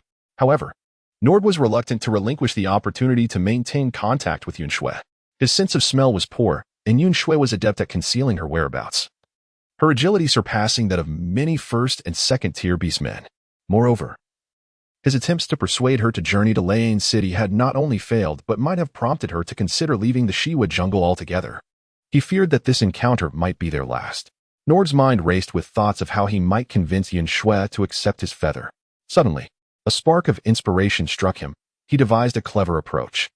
Chapter 22. It turned out to be her misunderstanding. Norg adjusted his words and turned his gaze back to Yun Xue. "Yun Xue, the truth is, I have been seeking you out to discuss archery." He continued, "As you know, there is a significant disparity between first and second-tier beastmen when faced with third-tier warriors. Archery not only allows for ranged attacks, but also enables the creation of different arrow fletchings to convey messages. I wish for some first and second-tier beastmen within Lane City to learn how to use bows." Upon hearing Norg's explanation, Yun Xue realized the validity of his statement. He had indeed approached her after witnessing her instructing Aphies in archery. Observing her reaction, Norg felt reassured that his reasoning was sound, and he continued. The elder of the shaman cave wishes to consult you regarding the origins of archery before considering teaching it to other beastmen. Of course, we believe you possess other hunting techniques. Should you encounter unexpected circumstances requiring rare resources such as crystal cores, you may seek us out for trade at any time. As he spoke, Norg offered his feather to Yun Xue once more, adding, Personally, I find you to be incredibly formidable, and I sincerely wish to befriend you. Thus, I apologize for my earlier demeanor. Yun Xue accepted Norg's feather, her cheeks flushing involuntarily. She chastised herself for having initially perceived the beastmen of the Moon Inn and Hamlin tribes as having a similar attitude towards her, leading her to mistakenly believe that Norg sought her out for ulterior motives. To her surprise, Norg, like Aphies, had recognized the potential of archery, prompting his interest. How embarrassing. It turned out she had misjudged the situation. Seeing Yun Xue accept the feather, Norg breathed a sigh of relief. The prospect of seeing her again brought a rare, gentle smile to his usually serious face. Let Aphies instruct you in archery, Yun Xue stated. My only request is that you do not hinder any females who wish to learn. From the very beginning, Yun Xue had resolved that when teaching Ifisi the art of archery, she required a means of hunting from a distance, as there would invariably be orcs observing her pursuits. The bow and arrow, so effortlessly crafted, were far better left in the open than concealed, which would only invite unwarranted scrutiny and potential troubles. Norg nodded in agreement. He had no intention of allowing other orcs to learn archery. What he had just articulated was merely a notion he had not shared with anyone aside from Yun Xue. Furthermore, augmenting the combat prowess of a second-tier male beast would inadvertently jeopardize Yun Xue's safety, a concern he was keen to avoid as he did not wish for her to be harmed by arrows. Noan picked up the leather pouch containing the green crystals and handed it to Yun Xue, saying, Thus, consider these green crystals as a reward for our archery lessons. That works. Yun Xue replied, nodding as she accepted the leather pouch, placing Norg's feather inside as well. However, the wounds inflicted by the tree branches began to throb painfully. Unable to use her abilities in Norg's presence, she retrieved a green crystal, intending to alleviate her injuries. I just realized that the wounds on you have swollen. Norg, who had been focused solely on Yun Xue's face and the surrounding scenery, noticed her injuries only upon her movement. Do you wish to use the crystal for healing? Allow me to help you melt it. Otherwise, the pain will linger. As he spoke, he took the green crystal from Yun Xue's hand. The crystal gradually melted in his palm, transforming into luminescent green particles that floated towards Yun Xue, enveloping her. This time, the glowing particles did not circle around her as they had during Ifisi's healing, but rather penetrated her wounds, swiftly alleviating her pain. Yun Xue was perplexed by Noge's actions. After all, she could absorb the crystal cores herself. Suddenly, a thought struck her, and she inhaled deeply, a sense of dread washing over her. It dawned on her that in the apocalyptic world, those without abilities could not swiftly absorb the energy from the cores. Their usual method was to hold the core in their mouths and wait for it to dissolve gradually. Had she attempted to absorb the crystal core directly earlier, it would have revealed her abilities to everyone. Noge, thank you for helping me heal, Yun Xue exhaled, offering a gentle smile. Upon seeing Yun Xue's smile, Noge pressed his lips together and nodded. A lightness and sweetness filled his heart. I will assist you in sewing another piece from your beast's skin, Noge offered, picking up the hide from the makeshift nest. Though this nest may be worthless, one should not carelessly touch the belongings of others, Yun Xue remarked. Looking down at the abandoned bird's nest, she was uncertain whether the nest belonged to a beast man or a wild creature. But she certainly did not want to find herself one day pursued by a large bird due to her attire. This nest was constructed just last night, and the beast's skin was brought from the city of Lion, Noge explained, his lips tightening, as the hastily made nest was far from perfect. I apologize, Yun Xue quickly responded, feeling embarrassed for her earlier remarks. She had found herself in a series of awkward situations with Noge, first mistaken for a stray beast, then misinterpreting his intentions for friendship, and now calling his nest worthless. It is my fault for mistaking you and ruining your beast's skin. Allow me to help you sew a new one, Noge insisted, fearing that Yun Xue might refuse his offer, as he produced a fishbone needle and some unknown thread from within the tangled branches. Yun Xue had no choice but to sit in a corner. Fortunately, the outfit she had worn earlier consisted of a separate top and gloves, concealing the mark of her abilities on the back of her right hand. Noge sifted through the materials and selected a piece of pale golden long-haired beast skin. Scrutinizing Yun Xue's figure, upon closer inspection, He realized just how painfully thin she was. She must have suffered greatly, enduring life-threatening hardships that shaped her into her current self. He wished he had encountered her from the very beginning. Silently, Noj adjusted the clothing to be a bit larger, hoping that Yun Xue would no longer have to endure hunger or hardship and would gain some weight. Before long, Noj had finished sewing the garment and handed it to Yun Xue. "Give it a try." Yun Xue nodded and donned her attire. The fur was remarkably soft, and the clothing fit her snugly. She contentedly patted the fabric and remarked, "The fur is splendid, thank you." Nord gazed at Yun Xue, who was clad in a light golden, long-haired garment. The oversized outfit accentuated her petite frame, rendering her altogether fluffy. Considering that Yun Xue belonged to the lynx tribe of beast men, Norg felt his heart swell with affection. Fearing that an odd expression might frighten her, he quickly transformed into his beast form and lowered himself before her, saying, "Very well, allow me to escort you down." Upon donning her attire, Yun Xue noticed that Norg urged her to depart promptly, confirming her earlier misjudgment. She nodded and climbed onto Norg's back. As he ascended gracefully into the sky, he eventually descended gently, bringing her into the heart of the jungle. Just before landing, Norg's keen eyes spotted a feral beast in the midst of a hunt. He instructed Yun Xue to hold on tightly before swiftly diving down, using his sharp claws to deliver a decisive blow that felled the wild creature. Upon witnessing this, Yun Xue could not help but marvel at the formidable power of the third-tier ferocious beasts. Simultaneously, she began to feel apprehensive about the fourth-tier wandering beasts mentioned by Norg. It would be prudent for her to depart from the Shiva jungle post-haste. Chapter 23. Shall we strike a deal?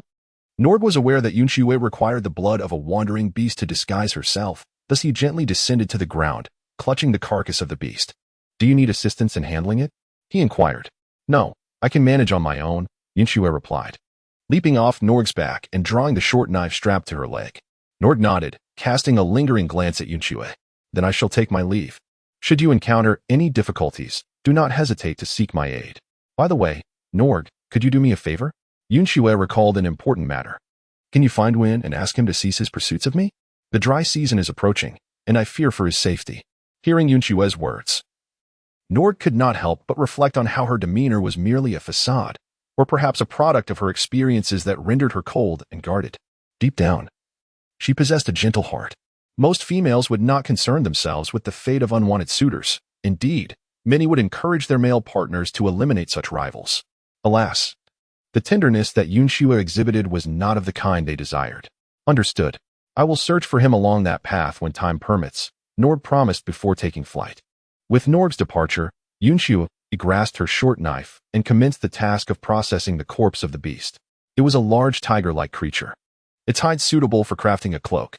Yun Xue realized that she was still somewhat unaccustomed to this world.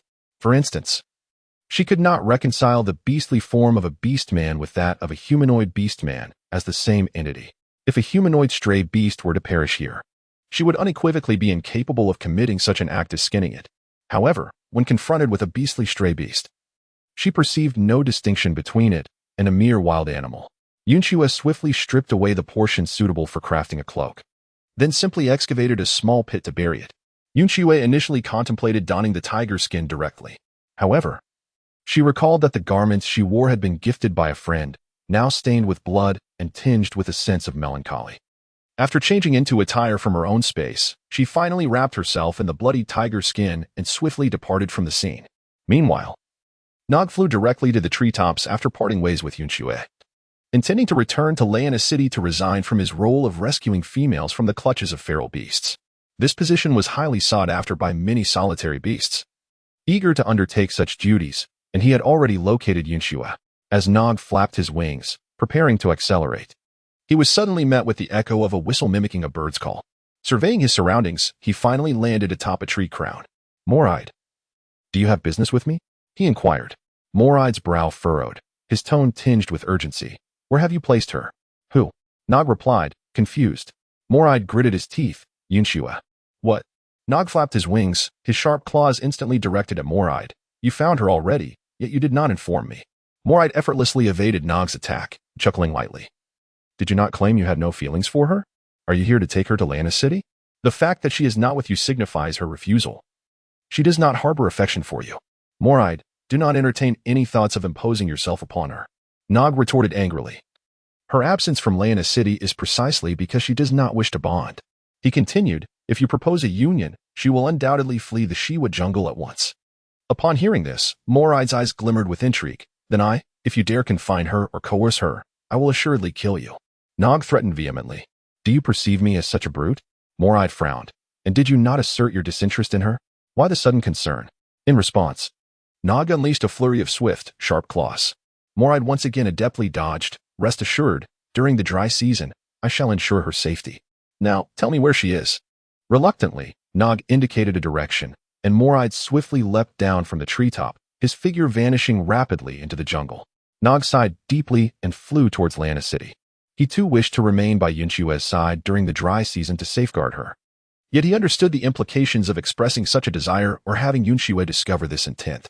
Yun Xue would undoubtedly depart from him with the same resolute determination she exhibited when leaving the Hanlin tribe. Meanwhile, she had no intention of returning to the Shiwa jungle. Her decision was to first vacate this wilderness, teeming with fourth-tier wandering beasts. Just as she reached the periphery of the forest, where the trees began to thin, she beheld an orc with long black hair, seemingly stationed there, as if awaiting her arrival on her path forward. Yun Xue feigned ignorance of his presence and promptly changed her course. However, the very scenario she wished to avoid unfolded before her eyes, as the orc approached her directly. Yun Xue took a step back in an instant. The bow and quiver she had been using fell into the jungle as Nord lifted them into the air. She could only retrieve a new longbow and arrows from her spatial inventory, knocking 3 arrows and aiming them directly at the orc. The arrows flew swiftly. Yet the dark-haired orc evaded them with an ethereal grace, avoiding each projectile with ease. Yun Xue furrowed her brow, continuing to draw her bow and shoot arrows, retreating repeatedly. The orc moved with remarkable speed, making it difficult for her to ensure that the crossbow would strike a vital point accurately.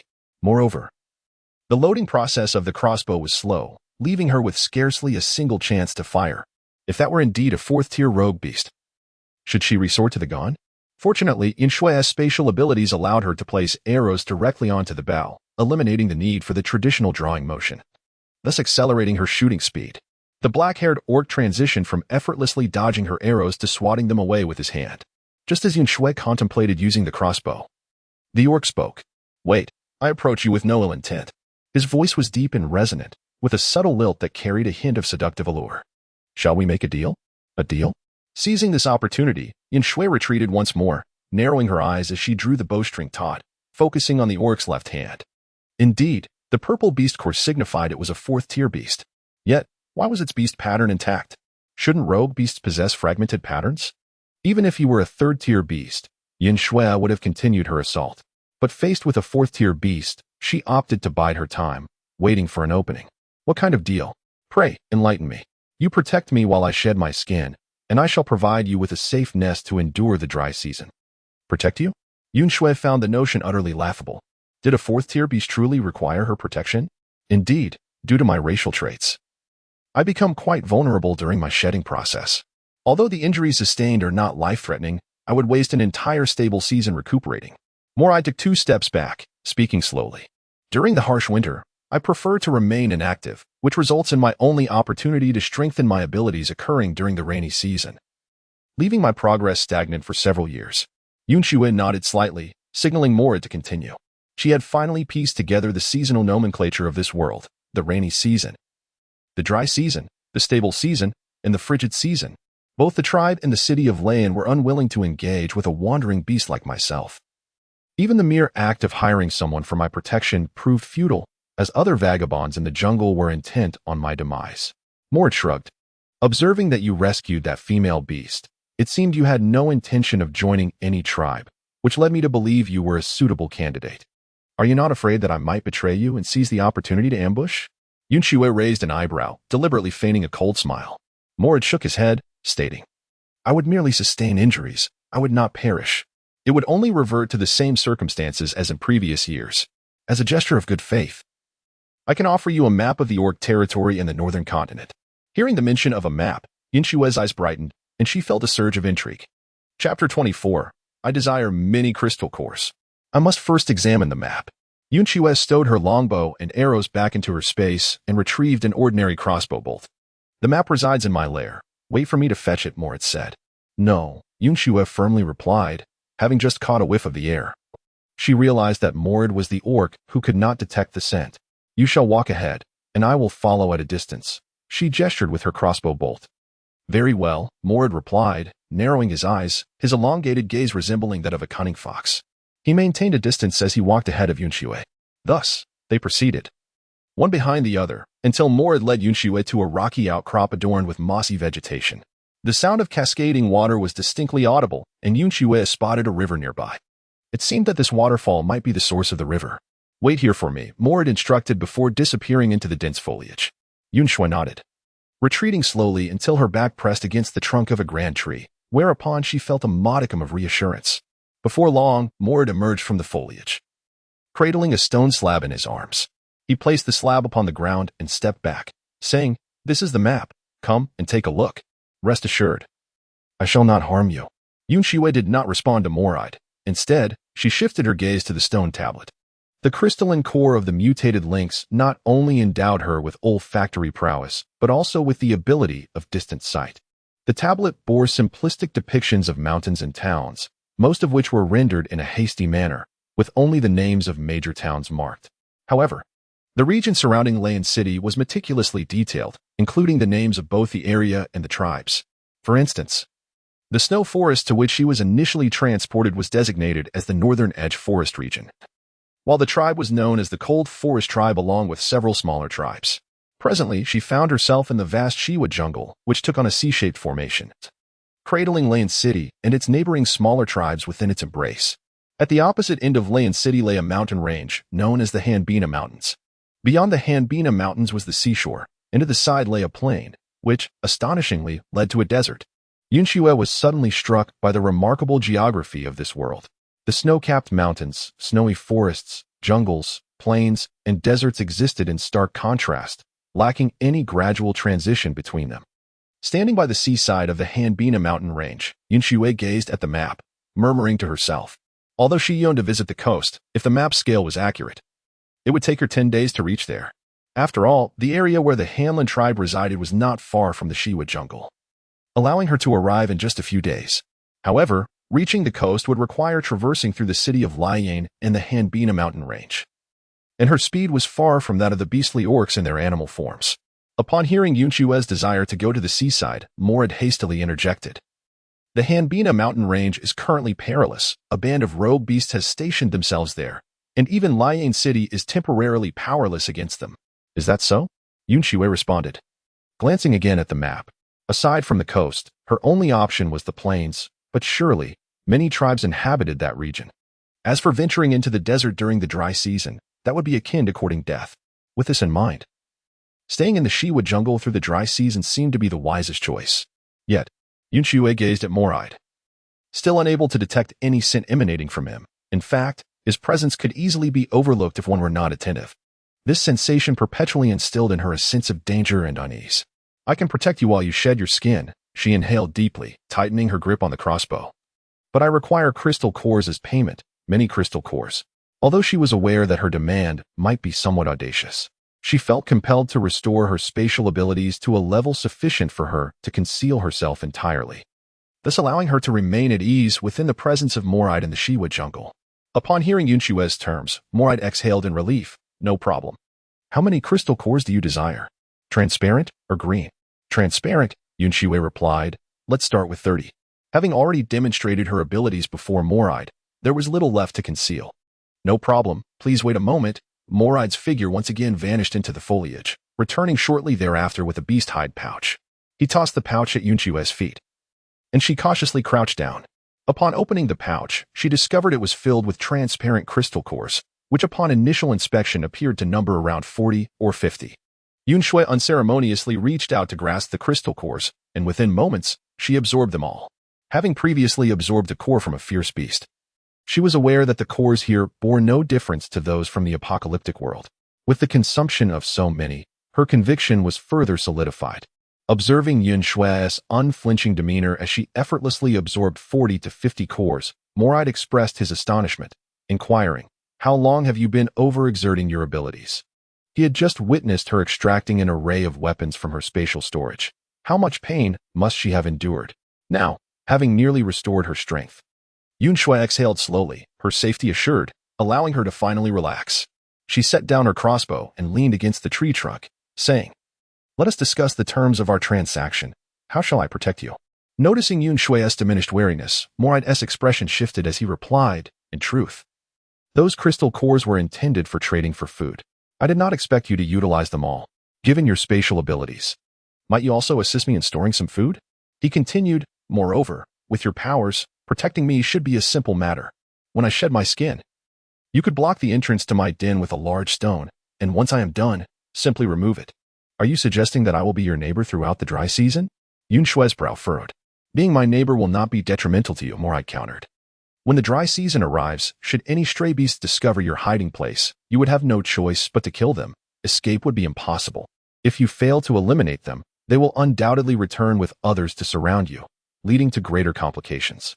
As he spoke, Moraid revealed the complete beast pattern on the back of his left hand to Yun Xue, adding, "And as for your concern about me wanting to bond with you, there is no need for alarm. I did not become a stray beast due to a female beast severing my beast pattern. I left to live independently by choice. I am a fourth-tier beast, not one of those weak first- or second-tier creatures, and forming a bond would be quite simple for me." Hearing Moraid's words, Yun Xue scrutinized his visage closely. Chapter 25, perhaps a moment of relaxation. Moraid's raven hair resembled ink, his crimson eyes akin to blood, and his slightly elongated eyebrows blended seamlessly into his temples. His slender, slightly curved eyes sparkled with a hint of mirth, reminiscent of autumn's gentle waves. Coupled with his angular, oval face, he possessed an ethereal beauty that blurred the lines of masculinity and femininity, emanating an air of allure. His physique was tall and lean, with muscle contours that were both aesthetically pleasing and harbored formidable strength. If Yun appeared as a spirited sprite amidst the chill of frost and snow, and Norg exuded the aura of a cold, ascetic elite, then Moraid was akin to a sorcerer emerging from the night, accompanied by the glow of the moon. Yun Xue had witnessed the frenzy of those female members of the Hamlin tribe, desperately seeking to engage Norg in conversation. Furthermore, with Moraid being a fourth-tier beast and possessing such an appearance, his claim of not desiring a mate seemed far from disingenuous. Additionally, her retreat into the spatial realm necessitated sustenance. Thus, it would be beneficial for her to store more prey within that space. "I understand now. I concur with your proposal," Yun Xue affirmed with a nod. "Let us gather ample game before the onset of the dry season." "Very well," Moraid replied with a nod. "Would you like to rest for a moment? I could show you her lair." "No need," Yun Xue responded, rising to her feet. Her fatigue stemmed from a constant vigilance regarding Moraid's movements, resulting in a mental exhaustion. "I shall go hunting now. Let us reconvene here in 9 days." Upon concluding her words, Yun Xue turned and plunged into the dense forest. Observing this, Moraid also pivoted and departed in another direction to hunt. Due to the prior agreement with Moraid regarding the restoration of spatial abilities, Yun Xue felt a wave of relaxation wash over her. She ventured through the jungle in search of prey, occasionally pausing to kindle a fire and roast meat when her spirits were high. Although she sometimes encountered stray beasts, they were merely first- or second-tier beastmen, posing little threat to her. When she was certain of her ability to vanquish them, she seized the opportunity to hone her close combat skills. Yun Xue leisurely meandered through the jungle, her spirits rising with each passing day. It was the afternoon of the 5th day following her agreement with Moraid. Yun Xue had just awakened from her afternoon slumber within the squirrel's hollow when a resounding bird call startled the little creature from her embrace. Yun Xue emerged from the tree hollow, gazing upward to see the immense shadow of an owl gliding through the sky. "Is it Nord?" She climbed higher along the branches. Just as she did, Nord returned from his flight, his eyes scanning the forest for her, and their gazes met. "Yun Xue," Nord alighted gracefully, transforming into human form as he settled on the branch beside her. "I have been searching for you. Norg, is there something you need?" Yun Xue, in high spirits these past few days, spoke with a slight curve of her brow and a lively tone, imbued with a hint of mirth. "There are 2 matters at hand." Observing Yun Xue's cheerful demeanor, Norg felt a flicker of joy himself, though it did not manifest on his stern visage. "I have found Yuan. He is safe, and I advised him to cease his search for you. The second matter concerns the female rabbitkin you rescued. She has been seeking you, convinced you are male and insisting on finding you as a mate. I refrained from disclosing your true gender, fearing that news might spread, prompting some unattached beasts to venture into the Shiwa jungle in pursuit of you. However, this female is adamant about having you, refusing to accept any other males as her primary mate. which has led the tribe to seek resolution in Lane City regarding this situation. Yun Xue had not anticipated that rescuing someone would lead to such complications. Is there a way for me to disguise myself as male to refuse her? Nord shook his head. She has just been rescued from the clutches of feral beasts and is not permitted to leave the tribe. It would be easy for you to be recognized. The issue is that she insists on you and will not accept any other male, causing considerable distress for the tribe. This is why I cannot ensure that you can live peacefully in Lane City without being pursued for a mate. Although females have the right to reject suitors, the tribe cannot tolerate a female of age remaining unpaired. Unattached males may become restless, and given the circumstances, a female without a protective mate is at risk, as many males might resort to coercion, betting that she will relent, fearing they may turn feral and seek vengeance against her. To mitigate these unstable factors, the tribe is eager to see females paired quickly. I have yet to devise a better solution, Norg sighed. I merely felt it prudent to inform you, so as to prevent any unforeseen incidents. You need not concern yourself with this matter. I will handle it. Norg, I feel terribly burdensome, Yun Xue replied. Are you in need of food? I have been hunting in preparation for the dry season. Norg shook his head. The compensation provided by Lane City is sufficient for me to weather the dry season comfortably. Yun Xue, you appear quite joyful. Have you encountered something delightful?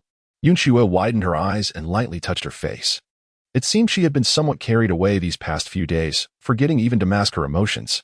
If someone were to notice joy in a post-apocalyptic world, they would undoubtedly be pursued mercilessly as a plump target, hunted for 10 days or even half a month.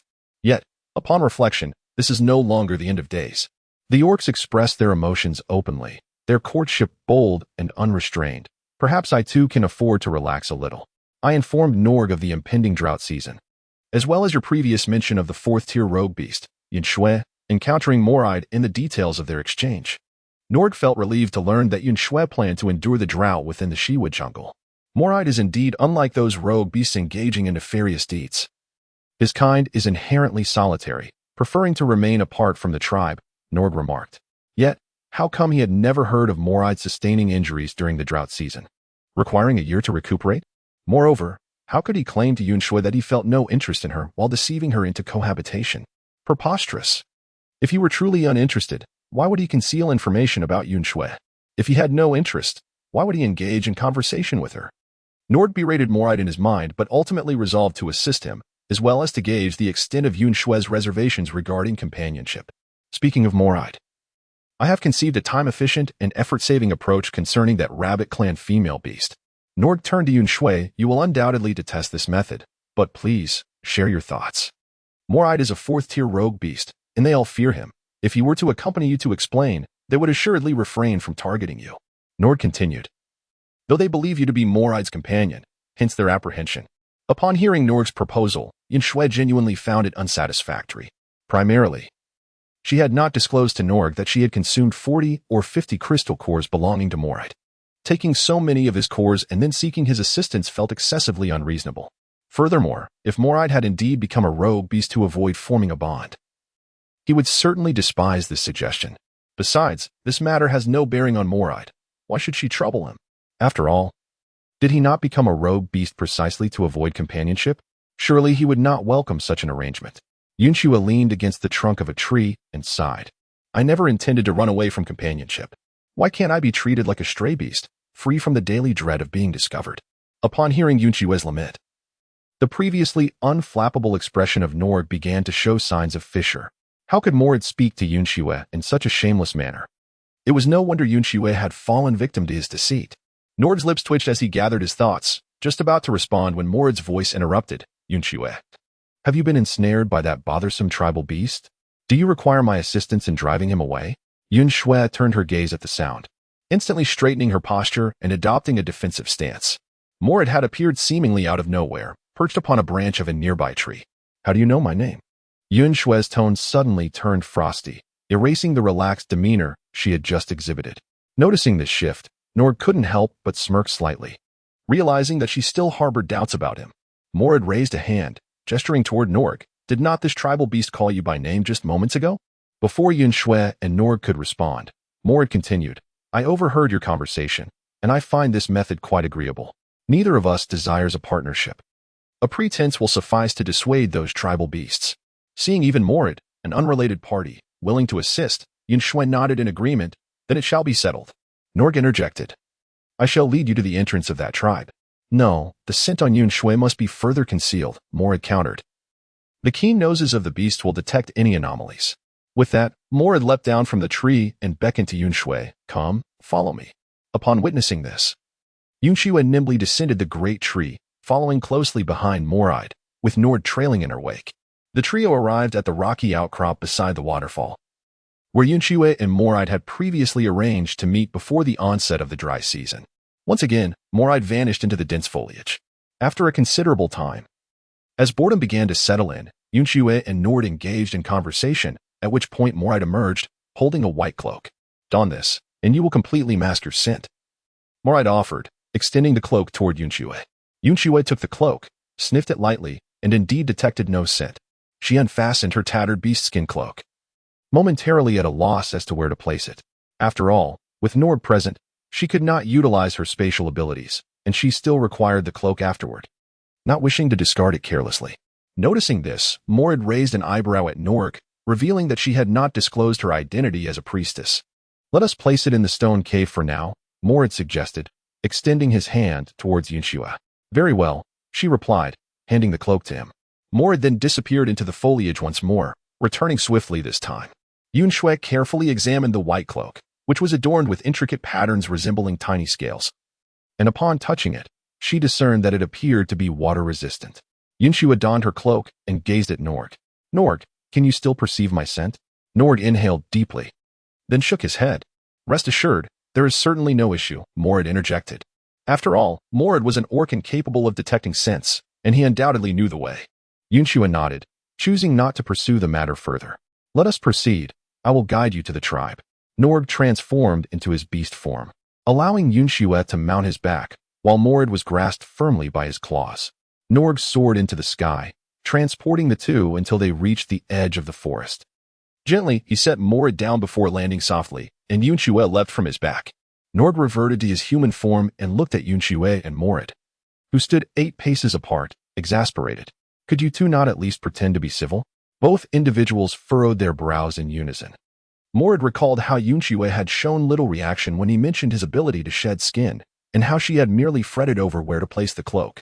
Gathering his courage, he revealed his tale. How about you sit on my tail, and we can proceed together? Upon hearing the words, Yun Xue turned her gaze and beheld Morid casting forth a lengthy, cylindrical, obsidian-hued tail. The dark appendage was adorned with granular scales, interspersed with several evenly distributed white ring-like patterns. Upon seeing the iconic tail, Yun Xue's eyes widened in astonishment, and she could not help but draw in a deep breath. Morita, observing Yun Xue's reaction, felt a wave of unease wash over him, as an unmistakable sense of disappointment surged within his heart. Yun Xue indeed harbors a disdain for his kind. You, with that tail, she exclaimed, taking several steps towards Morid. Could you possibly show me your beast form? Witnessing the excitement gleaming in Yun Xue's eyes, Morid began to question his previous assumptions. Very well. He transformed into his beast form, and Yun Xue gasped silently, covering her mouth in awe. Before her stood a colossal gecko, its single eye glimmering like a ruby, its body cloaked in a deep ebony hue adorned with circular stripes.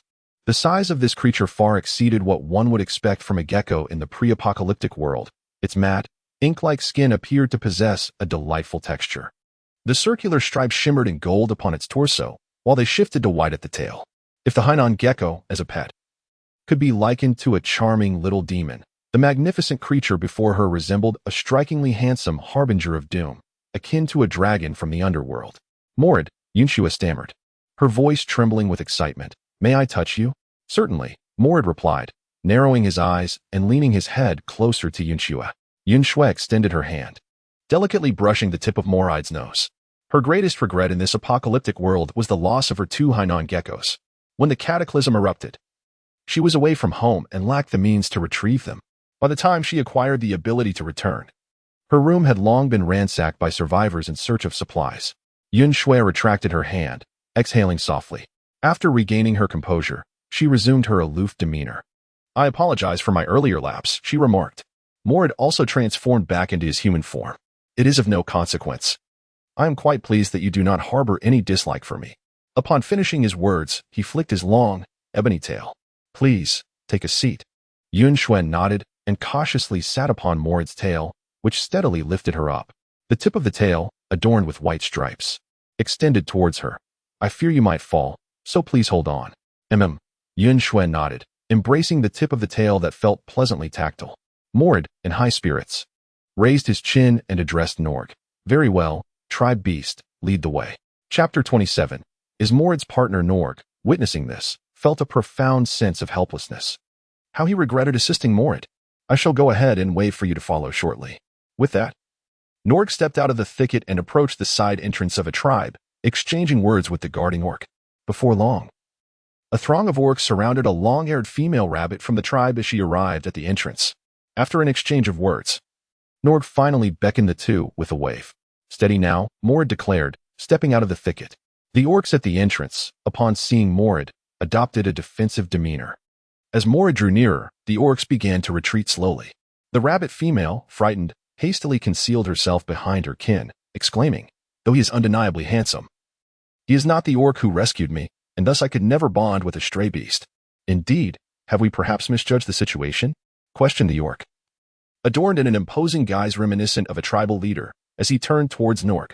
There is no mistake. The orc your tribe's female has been seeking is she. Norg replied, directing his gaze towards Yun Xue. Yun Xue gracefully removed the hood of her cloak. Upon seeing her visage, many orcs gasped in admiration. Indeed, it is she. An elated female orc from the rabbit tribe exclaimed. No longer in a state of panic as before, she quickly noticed the incongruity in Yun Xue's attire. You are the one I saved, but I cannot become your mate. Yun Xue's melodious yet icy voice resonated. Upon hearing her words, the surrounding male orcs erupted into fervent discussions. Although they could not detect her scent, it was evident that she was indeed female. How astonishing it was for a female to possess such beauty. Her voice was enchanting. Her skin fair as snow. I am utterly captivated by her. I wish to be her mate.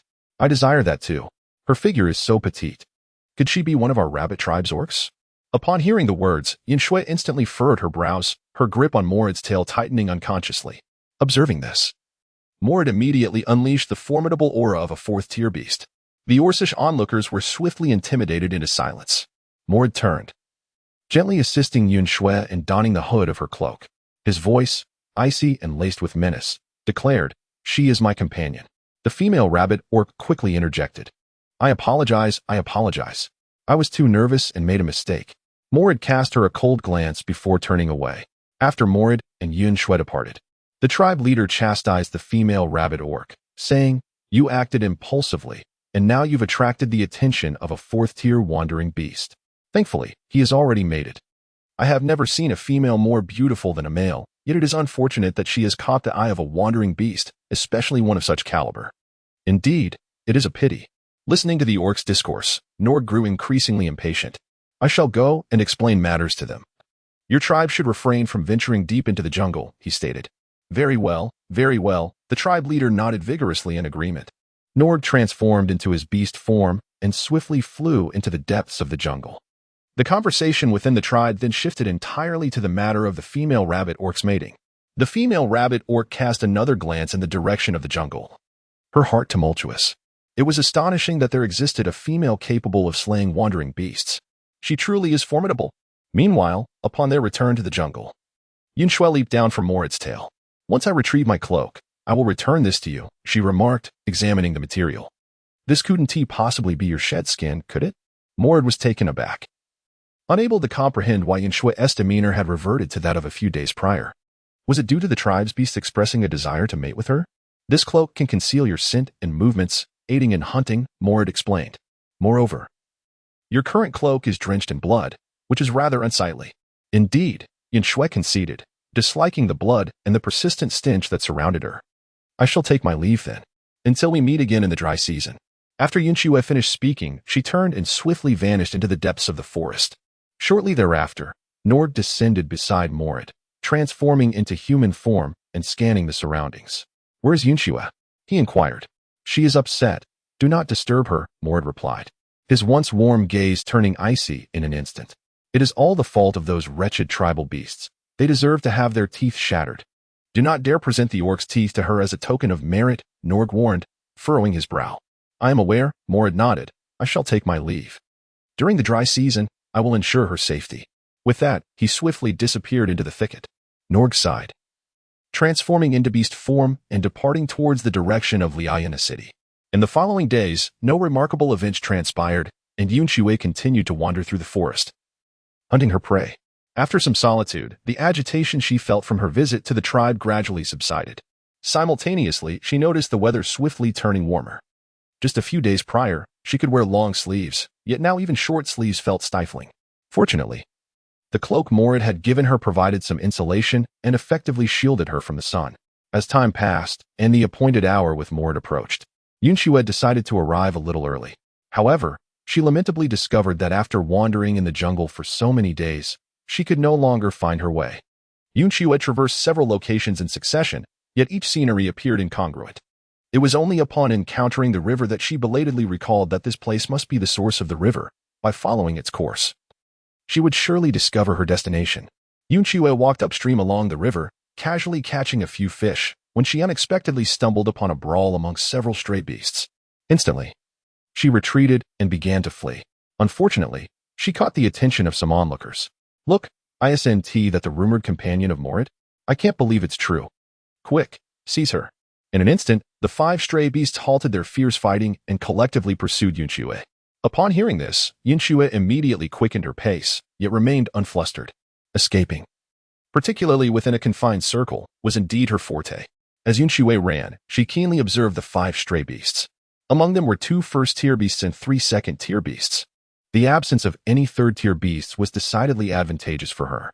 Yun Xue swiftly ascended the towering tree, perching herself upon a sturdy branch as she drew forth her longbow. Although the wandering beasts were oblivious to the nature of the object in her grasp, they instinctively sensed the need to evade her unwavering gaze. Alas, the act of aiming was merely a ruse. In an instant, Yun Xue altered her aim and released her grip, causing a first-tier beast behind her to be pierced through the throat, collapsing to the ground while clutching its neck. Meanwhile, the trio of swift second-tier beasts had already arrived beneath the tree where Yun Xue stood. It is no wonder that Morid sought to capture you. It turns out you are a priestess of spatial abilities. One of the second-tier beasts gazed up at Yun Xue's fair arm, saying, "Do not be afraid. For the sake of your extraordinary powers, we shall treat you well." Chapter 28. Completely captivated by her, Yun Xue's response was as swift as a falling arrow. The second-tier beast that spoke was struck in the arm, while the other 2 second-tier beasts deftly ascended the tree. The higher-climbing vagabond beast, upon catching sight of Yun Xue's face concealed beneath her cloak, revealed an excitement in its eyes. Yun Xue, in turn, gently curled her lips into a smile and remarked, "Fool." She raised her hand and deftly launched a grappling hook tethered by a rope, which coiled around the distant tree trunk. Yun Xue gracefully leaped, gliding towards another tree. Simultaneously, she retracted her longbow into the spatial realm and drew forth a handheld repeating crossbow, unleashing a volley of arrows at the straying beasts perched upon the branches. One of the creatures was struck by several arrows, emitting a cry of pain. Alas, the crossbow, due to its size and rapid-fire mechanism, lacked the power to deliver a fatal blow. Yun Xue relied on her grappling rope to swing to a distant tree branch, and the moment she retrieved her winch crossbow, she unleashed a bolt with precision. The second-tier beast, which had not ascended the tree and was scurrying on the ground, was struck in the chest and fell dead on the spot. This sudden turn of events left the 2 second-tier beasts, who had just leaped down from the tree, in a state of panic. Yun Xue seized the opportunity to deftly rotate the winch, applying tension to the string. Yun Xue, fearing that the 2 second-tier beasts might flee, deliberately spoke up, "Aren't you afraid? Why aren't you running?" The 2 second-tier beasts exchanged glances, then flashed an ominous grin at Yun Xue. "Damn, you're quite the spirited one. We shall make sure to enjoy you thoroughly." They did not believe that a female could repeatedly unleash the power to slay male beasts. The only reason she managed to defeat the second-tier beast was likely due to the capabilities of a 4th-tier beast pattern from Morid. Such beast pattern abilities are inherently explosive and cannot be utilized continuously. Thus, this was the perfect moment to capture her. Her words were merely an attempt to intimidate them. As for the peculiar objects in her possession, merely a collection of oddly shaped wood, undoubtedly intended to frighten. In this brief interval, Yun Xue readied her crossbow once more, successfully dispatching another second-tier beast. Upon witnessing this, the remaining second-tier beast finally lost its nerve and turned to flee. Yun Xue, unhurried and composed, continued to operate the winch, By the time this crossbow bolt was fully prepared, the second-tier beast would have long since vanished from sight. Yun Xue adeptly navigated through the jungle using her grappling rope, pursuing the scent of the stray beasts with remarkable speed. Ultimately, she dispatched the third-tier stray beast with her winch crossbow. As for the remaining first-tier stray beast, it served as a practice target for her, which she swiftly eliminated with her dagger. Yun Xue heard the sound and withdrew her dagger from the chest of the wandering beast, rising to gaze upwards. More-eyed, I apologize for the inconvenience. I encountered a few difficulties along the way. A smile graced her lips, a splash of crimson blood stark against her porcelain complexion. I was worried you might run into trouble, More-eyed admitted, feeling an unprecedented sense of defeat, as if he had arrived too late. No, you haven't arrived late at all. Yun Xue replied with a smile. If someone were to disturb me, I might become quite irate. At her words, More-eyed turned his gaze towards her. The petite and enchanting female was adorned with vivid red blood, radiating vitality, her lips curling into a confident smile, exuding an aura of strength and self-assurance.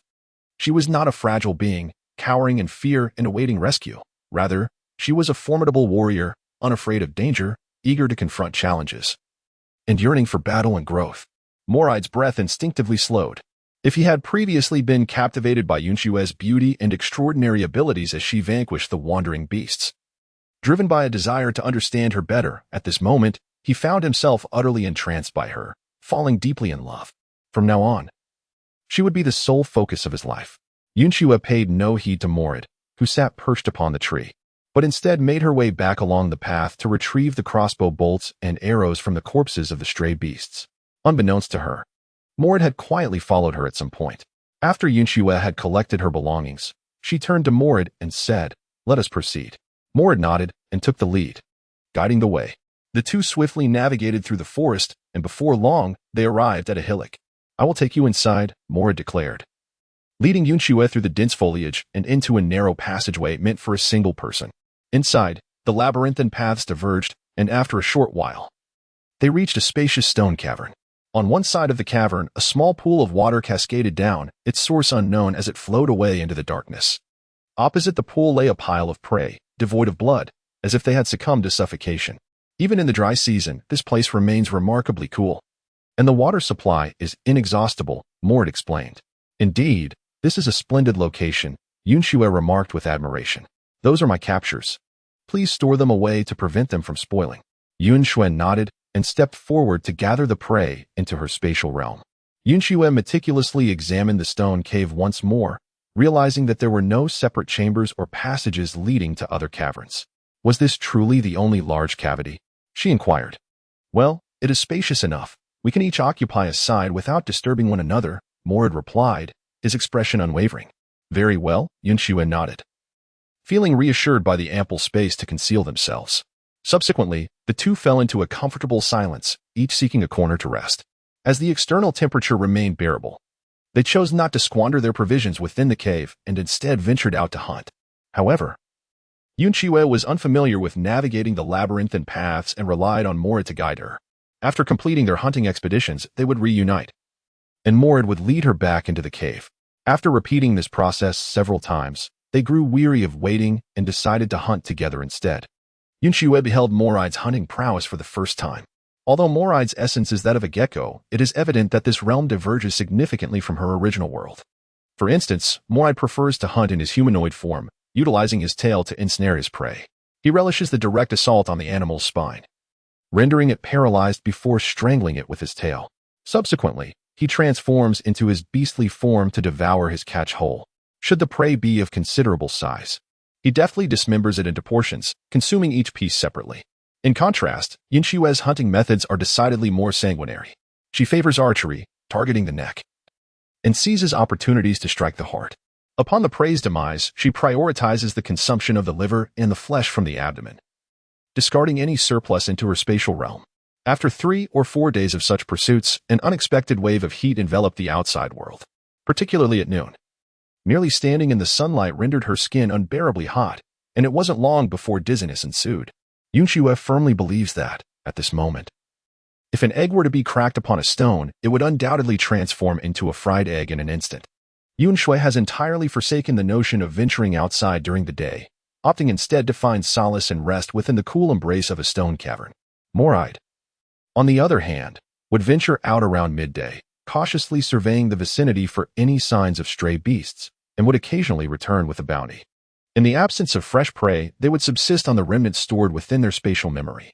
After several days of harmonious coexistence, Yun Xue found herself considerably reassured by Moride's presence, no longer perpetually on guard regarding his movements. One day, Moride unexpectedly returned with a rather large catch. I stumbled upon a third-tier tribal beast outside. Once it regains consciousness, we can inquire about its tribe and potentially exchange it for a crystal core, Moride declared, nonchalantly tossing a magnificent snow leopard into the small pool within the cave. Chapter 29, Yun Xue. Please do not abandon me upon seeing the familiar markings of the snow leopard in the pool, Yun Xue hastily inquired. You claim it is a third-tier beast? Indeed, Moride replied. Third-tier beasts are quite rare. Its tribe would undoubtedly be willing to pay a crystal core for its return. Upon hearing the words, Yun Xue hastened to the edge of the pool, lifting the submerged head of the snow leopard. As she beheld the intricate patterns adorning its head, her conviction regarding its identity deepened. Yun Xue gently pried open the eyes of Yun, taking a moment to observe him before pulling him back from the edge of the water to prevent any unwanted splashes from entering his nostrils. Moride, witnessing Yun Xue's recognition of this third-tier beast, felt an unsettling premonition. Yun Xue, third-tier beasts are quite robust. He won't perish from this little ordeal. There's no need for concern, Moride remarked.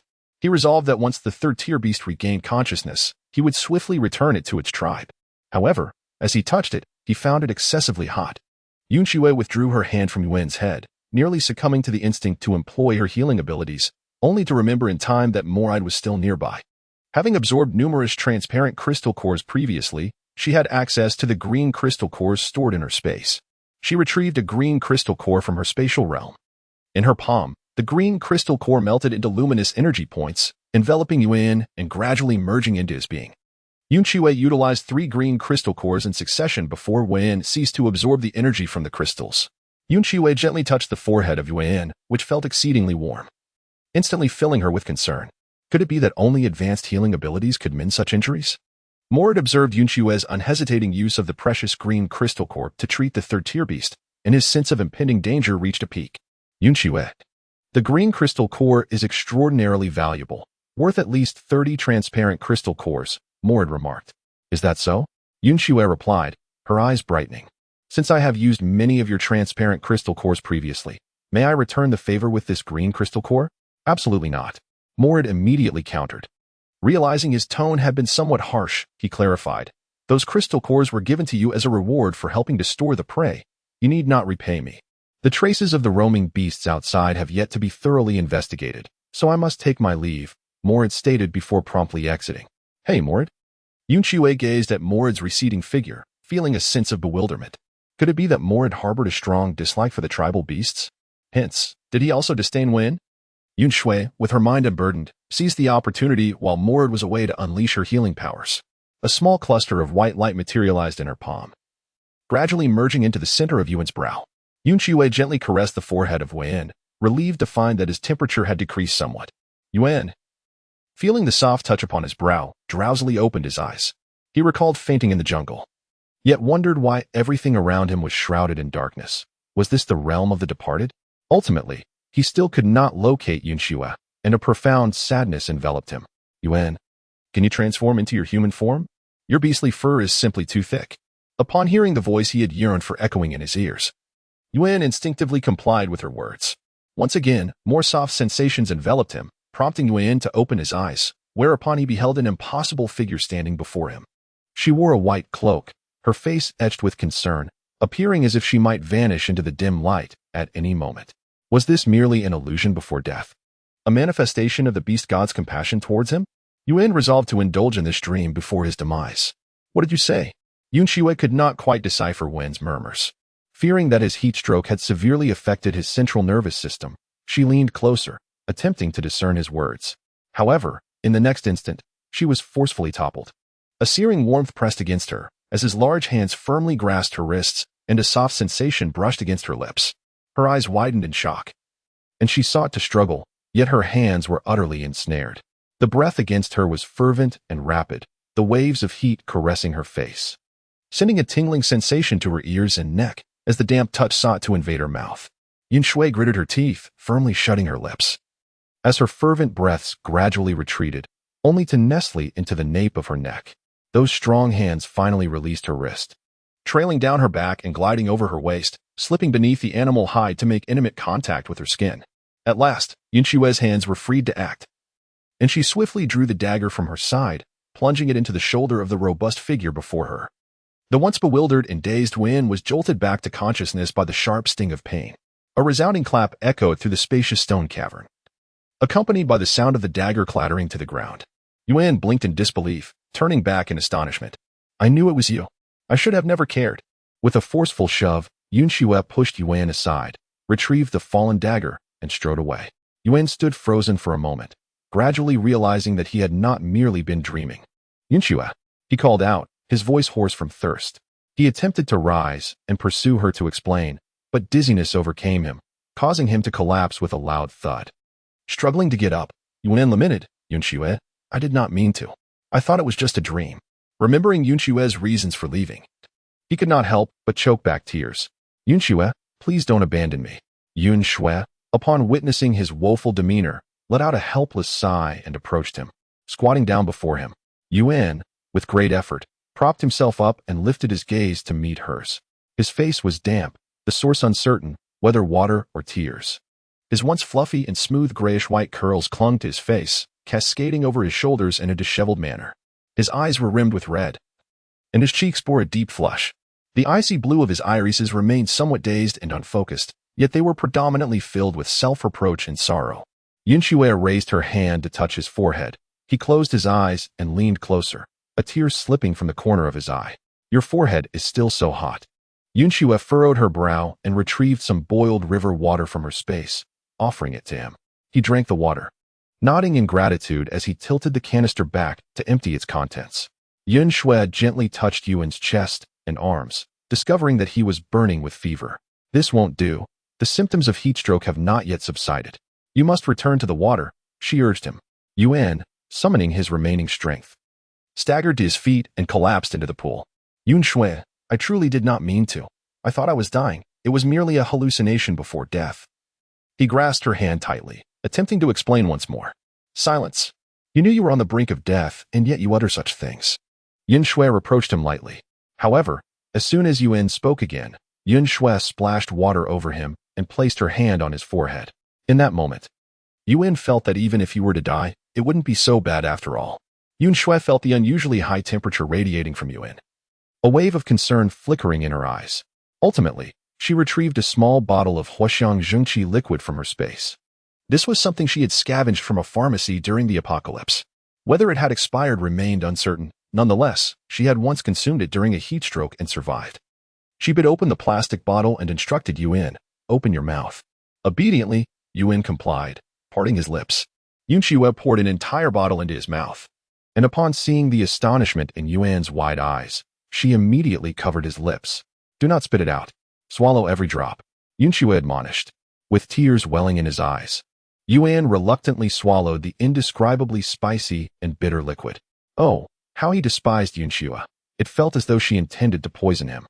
Chapter 30. It is your relentless persistence. Yun fought against the urge to vomit from the overwhelming spiciness and bitterness, raising his gaze to Yun Xue. "Yun Xue," he began. Though he had only just met her and felt he might perish, he would willingly embrace death at her hands. "Get up and drink some water." Yun Xue pulled Yun to his feet, instantly realizing the weight of his muscles was quite burdensome. He was utterly immovable. After drinking some water, the dreadful taste in his mouth dissipated somewhat, yet he felt a burning sensation in his chest from the poison. His hair, soaked in water, clung messily around him. Even brushing against Yun Xue's arm, Yun Xue gently brushed her itchy hair away from her arm and helped Yun gather her hair into a high ponytail, secured with vines. "Yun, what on earth happened? How did you end up fainting in the Shiwa jungle?"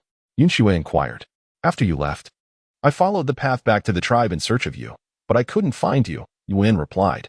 "Later, Nuagu found me and informed me that you were safe, urging me not to look for you any longer. Then I realized that my original agreement with Nuagu was for me to find the way back, while he would search the Shiwa jungle. Since he found you, It surely indicated you were within the jungle, so I came to look for you here. Yun cradled Yun Xue's hand against her face and said, Yun Xue, don't you think I'm quite clever? Yun Xue, gritting her teeth, pinched his face and remarked, you are indeed clever, almost to the point of folly. Regardless, I am fond of you, and even without your need for me, I wish to remain by your side. Yun declared. Not being able to see you is akin to death itself. Upon hearing Yun's words, Yun Xue realized that he was not destined to perish, and she stood up to leave. Yun Xue, Yun hurriedly grasped her hand. I am on the brink of death. Please stay with me a little longer. Why do you claim to be dying again? Yun Xue scrutinized him closely. Have you been bitten by a venomous snake? However, her healing ability should have been capable of counteracting the poison.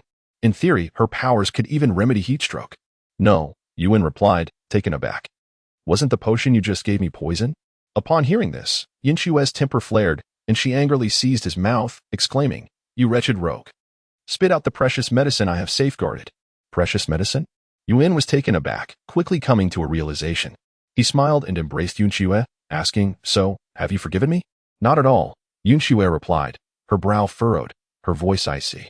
If you do not release me this instant, I shall never forgive you for eternity. At her words, Yun hastily let go of her. You should stay submerged in the water, he suggested. Yun Xue huffed lightly, distancing herself from the pool, returning to her usual area. Yun, feeling quite uncomfortable, noticed Yun Xue's unwillingness to engage and quietly settled by the water, gazing at her from afar. Before long, Moride returned. Upon seeing Yun Xue and Yun separated and occupying different spaces, he felt a slight sense of relief. Yun Xue, I have discovered some traces that suggest they have been scouting the area, Moride informed her. What do you intend to do? Yun Xue inquired. Due to the high temperatures of the dry season, their range of activity was limited, making confrontations rather vexatious. In previous years, I would wait for them to initiate a conflict, Moride explained. What are your thoughts? Me? A glint of determination and fierceness flickered in Yun Xue's eyes. Since they are able to come here to scout, it indicates that their hiding place from the midday heat is not far. I intend to ascertain their daytime refuge and strike first. Moride, upon hearing this, realized that his previous strategy had been rather short-sighted. In past years, he had been the sole guardian of this area, and his tough exterior allowed him to endure a few blows without consequence. However, with Yun Xue present, the multitude of feral beasts posed a significant threat. Any unforeseen mishap could lead to dire consequences. Although Moride initially intended to address the issue of the feral beasts himself, he observed Yun, who lay by the pool watching Yun Xue, and altered his words. Yun Xue, we shall proceed as you suggest. What should be our next course of action? Upon hearing the words, Yun Xue's face brightened with joy. Having spent endless days confined within the stone cave, she felt as though she might transform into a mere mushroom. At last, there was something to occupy her mind. I must first venture outside to assess the situation. Observing Yun Xue's cheerful demeanor, Moride's elongated eyes crinkled with amusement. A glimmer of mirth dancing within. Let us wait until the sun sets before we explore. Very well, Yun Xue nodded. Are you hungry? Indeed, Moride replied. And Yun Xue retrieved some prey from her spatial storage. She consumed the liver and some flesh from the abdomen of the creature, while Moride feasted on the remaining portions. Moon In, witnessing Yun Xue's ability to conjure items from thin air, widened his eyes in astonishment. Could it be that Yun Xue is a priestess? The sight of Moon In's surprised expression only served to elevate Moride's spirits further. It seemed he had come to realize that he was privy to Yun Xue's identity as a priestess long before these others. What tribe do you belong to, third-tier beast? Moride inquired coldly, directing his gaze at Moon In. Considering Yun Xue is acquainted with you, I shall refrain from demanding your tribe's crystal core. When night falls, you must leave swiftly. I belong to no tribe, Moon In retorted, shedding the pitiful demeanor he had displayed before Yun Xue. He spoke with a guarded and aloof tone. I am merely an orc following Yun Xue. Oh, following Yun Xue? Moride scoffed. When I encountered Yun Xue, I saw no sign of you. It seems you are the one clinging to her stubbornly. Moon In glared at Moride. Turning his attention to Yun Xue, he expressed his concern. Yun Xue, I do not know what he has said to you, but do not trust the wandering beasts. Do not trust me? Moride sneered, unwilling to engage further in conversation. His figure suddenly lunging towards Moon In like a specter. Wait. Alarmed by Moon In's injuries, Yun Xue hurriedly attempted to intervene. Yet, Moride was already before Moon In, raising his hand to seize the latter by the neck. Moon In, unwilling to yield, swiftly transformed into his beast form. unleashing a furious roar as he lunged at Moride. The echo of the beast's roar reverberated within the stone cave, causing stones to tumble and strike Yun Xue upon the head. Yun Xue picked up a stone from the ground and called out to the two who showed no sign of halting their brawl, "Cease at once. The cave may collapse." When her words fell on deaf ears, she swiftly drew her bow, knocking 5 arrows and releasing them towards the combatants. The arrows struck their targets, compelling the two to finally cease their struggle. Yun transformed back into human form and retrieved the arrows from the ground, while Moride also extracted the arrows from his own body, with his bleeding wounds beginning to heal at an astonishing rate. The two approached Yun Xue, holding the arrows in hand. "Take this outside. Do not bring down the cave," Yun Xue instructed, accepting the arrows from them and storing them away. She then regarded Yun with a hint of suspicion, placing her hand near his arm, only to be surprised by a wave of warmth emanating from him. Upon closer inspection, she noted that his long, previously water-soaked hair had inexplicably dried. "What is the nature of your body temperature?" Yun Xue grasped the arm of Yun, unexpectedly noticing that the beast pattern on the back of his hand had changed color. What could this mean? Chapter 31. But that was a gift from you. Due to the dim light within the stone cave, Yun Xue carefully examined the back of Yun's left hand. Originally, the beast pattern was blue, but now the base of the pattern had mingled with red. The two colors merged subtly, creating a purple hue in the center, while the top remained blue. Yun turned his hand to hold Yun Xue's, explaining, "This happened after I absorbed the red crystal core you gave me. Ever since, my body temperature has T-stabilized, and I've been feeling lightheaded. I've never experienced this during the usual dry season, yet this year, just a bit of sun exposure made me dizzy." "You swallowed the crystal core?" Yun Xue exclaimed in astonishment. She had given it to him because she had heard that Yun's mother possessed a fire ability. Her intention was for him to keep it, perhaps to save his life in a critical moment or to trade for something valuable. She never anticipated that Yun would ingest the core directly. "I didn't think it through," Yun Xue lamented. "How could you eat something so recklessly?" "I didn't eat it carelessly," Yun replied, looking at her. "It was a gift from you. Even if it were poison, I would willingly consume it." At this, Moride could no longer contain himself. He grimaced visibly and seized Yun's wrist, glancing at the beast pattern on his hand. "You absorbed an ability crystal core?" After uttering this, he disdainfully released Yun's hand and turned to Yun Xue. "Don't worry, he'll be fine." "Moride, do you know what is going on?" Seeing Moride's nonchalant demeanor, Yun Xue humbly sought his insight. Upon noticing the sparkling curiosity in Yun Xue's eyes, Moride felt a surge of pleasure. Yet, striving to maintain his image as a fourth-tier beast, he deliberately suppressed his expression and spoke in a cool tone. "It is commonly believed that male beasts can only acquire abilities after breaking through to the 5th tier, but this notion is actually erroneous. To be precise, every beastman possesses an inherent potential for acquiring a certain ability. It merely lacks the necessary conditions for activation. For instance, when a female beast is chosen by the beast god as a priestess, or when a male beast becomes a 5th-tier beast, these are certain triggers for activation. So, there are many rare activation conditions that can appear by chance, and because they lack a discernible pattern, they are regarded as anomalies." Yun Xue interjected. "Precisely," Moride replied, the corners of his eyes curving slightly as an alluring smile emerged. "Yun Xue, you are quite astute." Yun Xue was momentarily taken aback by Moride's beguiling visage and enchanting smile, and she discreetly averted her gaze. "So, Yun has awakened his abilities ahead of time?" "Indeed," Moride replied, turning his attention to Yun, his expression suddenly darkening. The core of the ability contained the very essence of that power. Once enough energy was absorbed, it could indeed be triggered prematurely. He possesses fire abilities, quite fortunate indeed. Had he been given a core of earth or water attributes, such a phenomenon would not have occurred, as he would be incapable of absorbing incompatible energies. However, he is merely at the 3rd tier, and his physique may struggle to withstand the energy for now. With time, he shall adapt. Yun Xue nodded, realizing that it was indeed the case, and felt relieved. It appears that in this apocalyptic world, children are likely to inherit their parents' extraordinary abilities, just as it is elsewhere. It is a pity, however, about the bottle of Huixiangzhengqi water she had, reflecting on the fact that Yun had already awakened his powers. Thanks to the crystal core Yun Xue had provided him, Moride reluctantly remarked, "Yun Xue, he is your suitor. If you do not wish to accept him, I shall send him away." Upon hearing this, Yun Xue was momentarily taken aback. Did Moride imply that if she accepted Yun, he would not be driven away? In response, Yun's leopard ears instantly transformed into drooping airplane ears, and he hurriedly exclaimed, "Yun Xue, please do not expel me. I shall not leave. If you do not permit me to stay here, I will remain outside to guard you. Morid, upon hearing Yuan's words, was slightly astonished. How could this snow leopard be so brazen? Was he truly resorting to such desperate measures? Yun Xue, with a furrowed brow and a sense of helplessness, surveyed the stone cavern before finally gesturing towards a distant corner and saying, "You may wait over there. Once the dry season concludes, whether for hunting or seeking crystal cores, ensure that the rewards for those residing here are delivered to Moride." The tail of how Yuan wagged joyfully, reaching out once more to grasp Yun Xue's hand. Yun Xue also deftly evaded. Yuan, reflecting on her recent actions, dared not overstep her bounds any further and obediently retreated to the corner designated by Yun Xue. Moride observed Yuan's smooth maneuvering, his astonishment deepening in his heart. Yun Xue seemed to be rather shameless in her demeanor. Sighing deeply, she reflected on the time they had spent together. She had come to realize that Yuan harbored no malice towards her, but rather a pure and profound affection. His feelings were as sincere and fervent as his body warmth.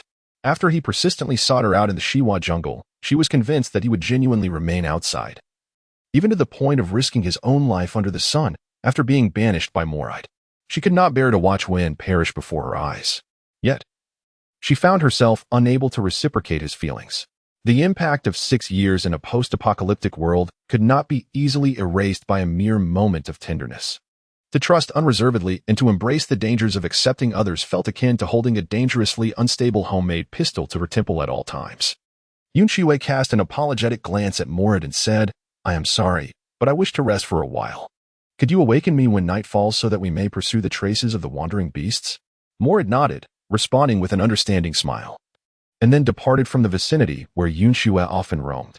Wrapped in a cloak of clouds and snow, she leaned against the corner of the wall, gently closing her eyes, and soon slipped into a light slumber. Yun Xue found herself in an unusually deep slumber, only to be jolted awake by a faint presence surrounding her. Instinctively, she drew her dagger and lunged in that direction. Upon recognizing the figure before her, she quickly halted her movement and retracted the blade. "I apologize, Moride." "Not at all. Vigilance is commendable," Moride replied with a gentle smile. He took great pride in his ability to mask his presence and conceal his form, confident that even the initially wary Yun Xue had failed to notice him. However, he had not anticipated that as he approached the slumbering Yun Xue, she would awaken instinctively and react defensively. The environment that could cultivate such instincts was likely far more harsh and brutal than the one he had endured while growing up as a stray. What has Yun Xue truly experienced? Has darkness descended? Let us venture outside and see. Yun Xue waved her hand before the contemplative Moride. "Very well." Moride replied with a smile and a nod. In the corner, the vigilant Yuan had been observing Moride's movements, anxious that he might suddenly attack Yun Xue. Now that he saw the two preparing to go out, he was determined to prevent Moride from having the opportunity to be alone with Yun Xue. "Yun Xue, I wish to join as well." Chapter 32, The Third Tier Abnormal Beast. Yuan quickly approached Yun Xue. Yun Xue raised her hand to gently touch the forehead of Yuan, noting that his body temperature remained astonishingly high. "Is the body temperature of the priestess Mireille similar?" Yun Xue inquired. Yuan was taken aback that Yun Xue was aware of his maternal beast. Was it Ifeezy who had divulged this information to her? Could it be that Yun Xue had bestowed upon him that crimson crystal core due to her knowledge of his maternal beast's extraordinary abilities?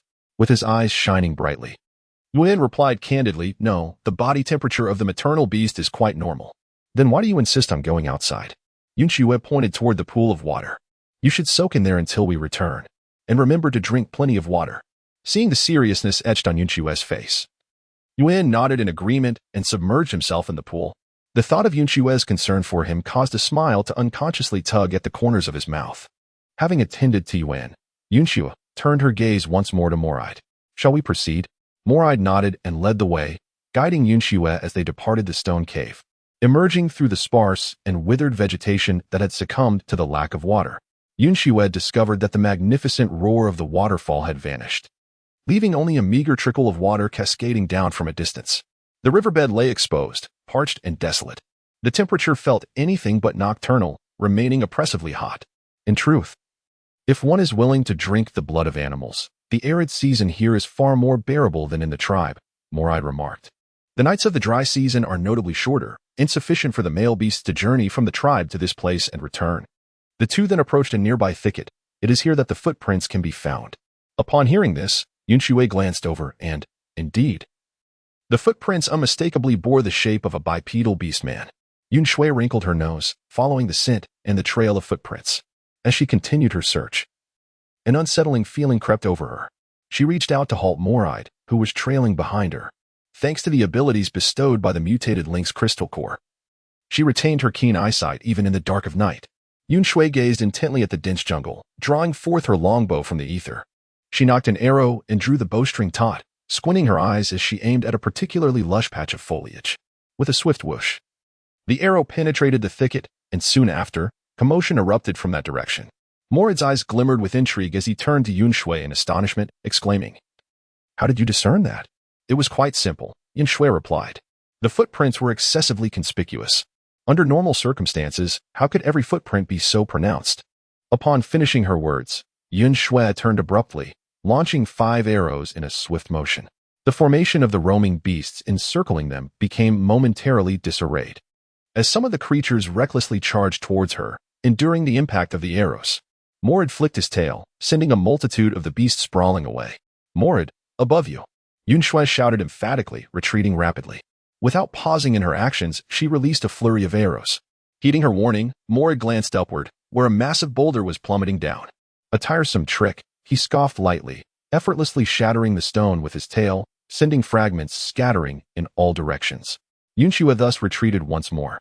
Suddenly, a chill enveloped her from behind, compelling her to decisively abandon her retreat and plunge into the area where stones were cascading down. In that instant, she turned and drew her crossbow, launching a bolt. Indeed, several stray beasts awaited her in that very spot. The bolt struck the nearest creature in the face, momentarily slowing its movements due to the pain. Moride, noticing the shift in the situation, exclaimed, "Yun Xue," as he leaped to shield her in his embrace. Under the protection of his strong and agile tail, the stray beasts could not approach. Meanwhile, sheltered in Moride's arms, Yun Xue did not remain idle. She targeted the ankles of the beastmen with a crossbow. Before long, the assailing creatures were brought down, clutching their feet in agony. "Yun Xue, are you unharmed?" Moride regretted his earlier actions profoundly.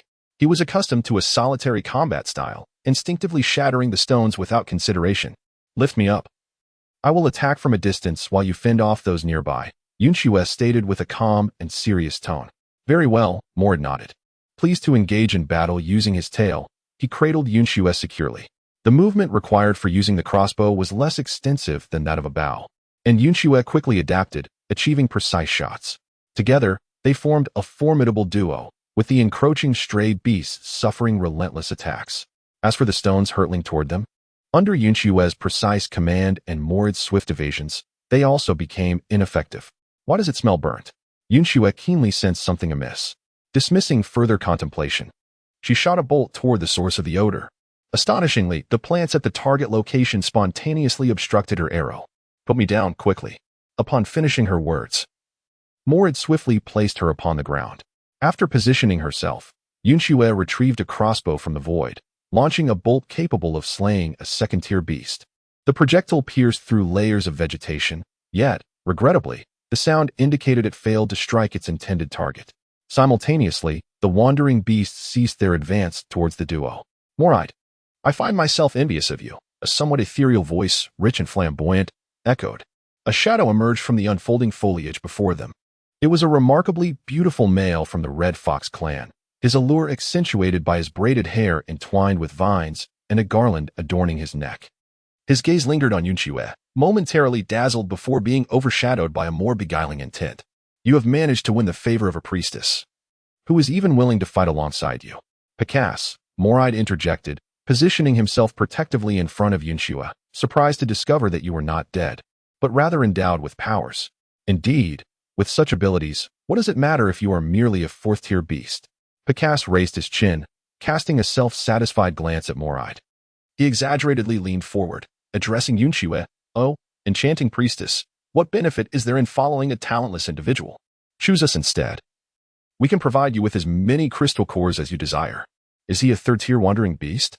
Yun Xue inquired, clearly directing her question at Moride. "Yes." Moride confirmed with a nod. "Oh." Yun Xue narrowed her eyes, stepping out from behind Moride. Pacasse's attention instantly fixated on her. It was the first time he had encountered such a stunning female, not only petite and beautiful but also possessing combat prowess and the rare spatial abilities. He was determined to possess her. Observing Picasse's gaze, Yun Xue smirked coldly. "You are merely a third tier with abilities. What is there for you to boast about? Were you not just defeated and driven here by another third-tier beast?" "You." Picasse's exquisite features contorted with fury as he regarded Yun Xue with a lascivious glint, suddenly grinning. "Your tongue is quite venomous, but I shall teach you to speak more sweetly in due time." "Huh, allow me to show you something captivating right now." Yun Xue chuckled lightly, tossing two objects from the void towards Picasse. Chapter 34. Their target is Yun Xue. Moride's expression grew serious. He had initially presumed the wandering beasts were targeting him, only to realize they had diverted their focus upon seeing Yun Xue. However, it was unprecedented for Picasse to lay an ambush within the stone cave beforehand. The cave's environment favored him in battle, obstructing their escape. He suspected that Yun Xue had been their target all along. "Since we have a third-tier beast at hand, let us proceed to create a firebreak," Moride suggested. Yun was quite displeased. Why should this fourth-tier beast command him? "Indeed, let us hasten to establish the firebreak. Dawn approaches, and we must not delay another day." Yun Xue nodded. Upon hearing her words, Yun immediately leaped out of the water pool, exclaiming, "Great! Let us hasten." Moride turned to lead the way, with Yun Xue following closely behind, while Yun quickly approached her side. "Yun Xue, did I achieve something this time?" Yun inquired, to which Yun Xue also nodded in affirmation. "Then, may I stay by your side from now on?" Yun asked, holding Yun Xue's hand and gazing at her with hopeful eyes. Yun Xue was unable to meet the gaze of Yun. Instead, she focused on the silhouette of Moride ahead and said, "Let us discuss this after the dry season." Receiving no resolute refusal, Yun's eyes brightened with joy. He nodded and, seizing the moment before Yun Xue's brow furrowed further, quickly released her hand. In a few exchanged words, Moride guided them to another exit. This exit was directly connected to the surface, easily accessible for anyone to trespass into the cave, which explained why Moride had previously blocked it. "Yun Xue, I will show him how to create a firebreak. You mark the area with the blood of the prey," Moride instructed. "Be cautious, and if you encounter any danger, call for us." "Understood," Yun Xue replied, nodding as she departed. She walked to the location where she intended to excavate the firebreak, retrieving a prey from her spatial storage. Then, she used a short knife to slice its neck, allowing the blood to flow onto the ground as a marker. After Yun Xue's departure, the previously harmonious atmosphere instantly turned frigid, even becoming tense and confrontational. The third-tier beast meticulously informed me about the invasion of the wandering beasts into the stone cave. If it were not for Yun Xue, Moride would have had no desire to engage with this individual. "Are those wandering beasts here because of you?" Yun's expression was equally grim. From Yun Xue's actions, it was evident that they had encountered the wandering beasts outside as well. Knowing that these beasts were aware of Yun Xue's female status, they would undoubtedly not relinquish their pursuit easily. For the sake of Yun Xue's safety, he had no choice but to relay everything he had heard and seen to Moride. Upon learning that the wandering beasts were already discussing how to deal with Yun Xue before even entering the stone cave, Moride's expression darkened significantly, an aura of lethal intent enveloping him. The true objective of these wandering beasts had been Yun Xue all along. When did they become aware of the news regarding Yun Xue? Every time Yun Xue encounters feral beasts in the jungle, she has never let any of them escape alive, has she? Suddenly, Moride had a thought, gritting his teeth and muttering, "Those accursed tribal beasts, once the dry season concludes, I shall shatter their fangs."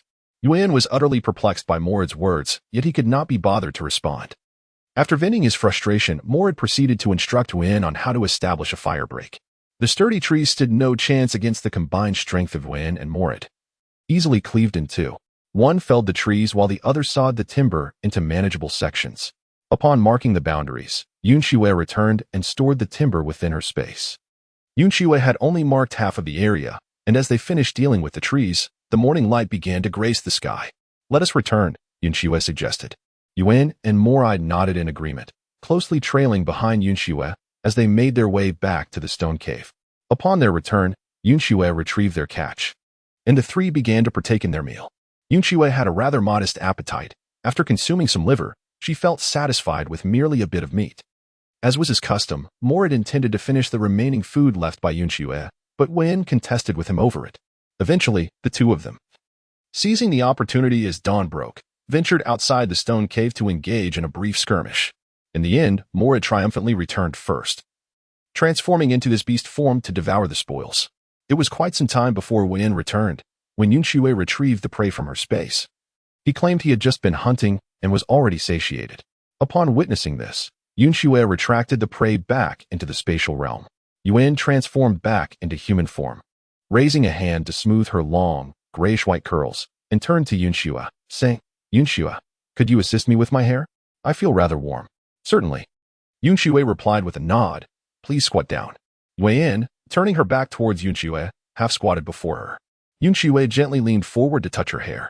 Yun's long, grayish-white locks were fine and voluminous, reminiscent of the soft fur that clung to her skin in her beast form.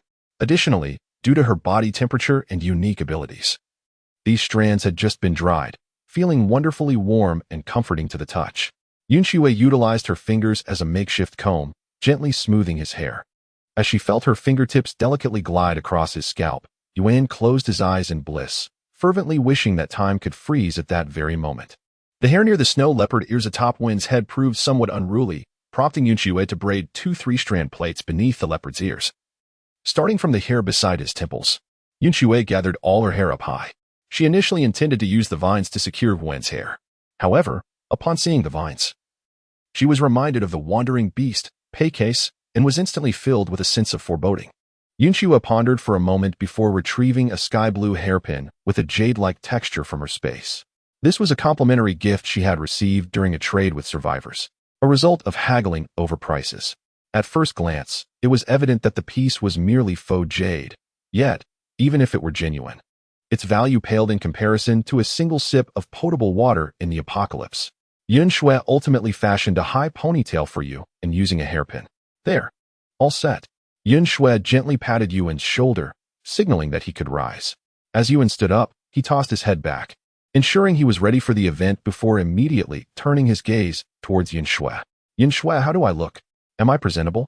Yun Xue lifted his gaze, colliding with the fervent gaze of the moon's benevolence. His already fair complexion appeared even more luminous under the illumination of the stone cave, and with his hair tied back, his exquisite facial contours were unabashedly on display. His sharp brows and slightly curved eyes, coupled with a teasing smile upon his delicate lips, exuded an alluring charm. The pronounced structure of his features lent him a distinctly Western allure, while the high ponytail adorned with a hairpin introduced a touch of Eastern elegance. The harmonious blend of these elements rendered him reminiscent of an exotic prince from the entertainment works of a bygone era, before the cataclysm. Yun Xue blinked, momentarily taken aback. Although she was accustomed to the striking beauty of these majestic beasts, the appearance of Moonin still left her astonished. Moreover, he was so close. His heart and gaze wholly focused on her. Yun Xue instinctively took 2 steps back, turning to flee from the unsettling and peculiar sensation that had surged within her for the first time. In her dazed state, she failed to pay attention to her surroundings and, after only a few steps, collided with the chest of Morid, who was anxiously observing nearby. Morid gently supported Yun Xue. His own heart filled with unease. He clearly noted the faint blush on her cheeks, and a sense of urgency swiftly enveloped him. Chapter 35. "Allow me to protect you just this once, I apologize," Yun Xue said as she withdrew from Morid's embrace. She glanced around before making her way to the familiar corner where she often rested. "I am utterly exhausted. I need to take a moment to rest." Yun Xue leaned against the corner of the wall, hugging her legs and closing her eyes, appearing to be in slumber. Yun and Morid exchanged glances, rolling their eyes at one another before returning to their respective areas. Having endured battles throughout the night and finding little to occupy their time during the day, the trio succumbed to sleep in the tranquil ambience of the stone cave. The lengthy daylight hours slipped away in slumber, and as twilight began to descend, they emerged from the cave, braving the sweltering heat to continue setting up fire breaks. In a bid to save time, Yun Xue refrained from instructing them to chop wood. Instead, she stored entire broken trees within her space. To further minimize the burning duration, they commenced felling trees within the designated firebreak. By the time they completed these tasks, dawn was just beginning to break. Yun Xue stood atop a small hill by the stone cave, gazing at the vast expanse surrounding her. An inexplicable sense of accomplishment welled up within her. Soon, by tomorrow evening, she would be able to completely resolve the matters of this area. The 3 of them returned to the interior of the cave. Yun Xue had grown somewhat weary of raw food. After sharing 2 pieces of game with Morid and Yun, she took out the previously roasted wolf jerky and began to gnaw on it. Both Morid and Yun observed the jerky in Yun Xue's hand, each lost in contemplation. Once the three had finished their meal, they reverted to their usual routine of sleeping during the day. In recent days, Yun Xue has found her instances of waking during shallow slumber diminishing significantly. This time, she awoke from her slumber only to discover that night had fallen. Yun Xue arose, stifling a yawn, as Yun promptly approached her. Yun Xue discovered that Morid was not within the stone cave. "Where's Morid?" she inquired. "I have no idea where he has run off to," Yun replied, a hint of disdain in her tone. She always felt that when Morid was present, Yun Xue had no desire to engage with him. It was perplexing how, in the past, he could embrace her, yet now he could only endure her slaps. Yun Xue blinked at Yun, who was preparing to express his thoughts, when suddenly Morid leaped into the cave from its entrance. Yun Xue turned her head to see Morid holding a large banana leaf in one hand, while the other grasped a long bow accompanied by several arrows. The sight of the bow and arrows sparked a glimmer of recognition in Yun Xue's eyes. They were the very weapons she had lost when Norg had cast her into the jungle as a stray beast. "I retrieved these from the depths of the forest," Morid said with a smile as he extended the bow and arrows towards Yun Xue. "Thank you," she replied, stowing the items into her space. At that moment, the banana leaf was presented before her, revealing succulent pieces of fish, roasted to a golden perfection and generously sprinkled with salt. Yun Xue gazed up at Morid with a hint of confusion in her eyes. Morid's gaze softened, a subtle smile gracing his lips, exuding an unconscious charm. "I initially intended to offer you grilled fish as a gesture of goodwill, but it seems I inadvertently frightened you. I have felt quite remorseful about it, and this is my apology." Reflecting on the incident when she was terrified by the grilled fish, Yun Xue couldn't help but feel a twinge of nostalgia. Who could have imagined that the mysterious adversary that once instilled such fear in her would ultimately become her reliable ally? Nevertheless, she declined, saying, "There's no need. You may enjoy it yourself. I am indifferent to what I consume." Morid, however, wore a troubled expression as he replied, "If you do not partake, it would go to waste." Upon hearing this, Yun Xue once again cast her gaze upon the roasted fish nestled among the leaves. Morid did not inquire about the fish from the space, considering the desiccated state of the outside world. It was uncertain how much effort he had expended to procure such a catch. Moreover, she had also roasted fish before and understood that achieving such a perfect hue required both patience and skill. The addition of precious salt made it indeed a waste to forego consumption. Yet, Yun Xue had no desire to partake. "If you do not wish to eat, then allow me to indulge," remarked Yun beside her. "That insufferable third-tier beast. I have already reached my limit of tolerance by not expelling you from the stone cave. Do you still wish to consume my roasted fish?" Morid's brow furrowed instantly, and he turned to leave. "I would rather discard it than allow you to have any." "No. We cannot waste food or salt." Yun Xue grasped Morid's wrist. He hastily turned back. "Then, Yun Xue, I shall eat it." Yun Xue accepted the roasted fish from Morid's hand.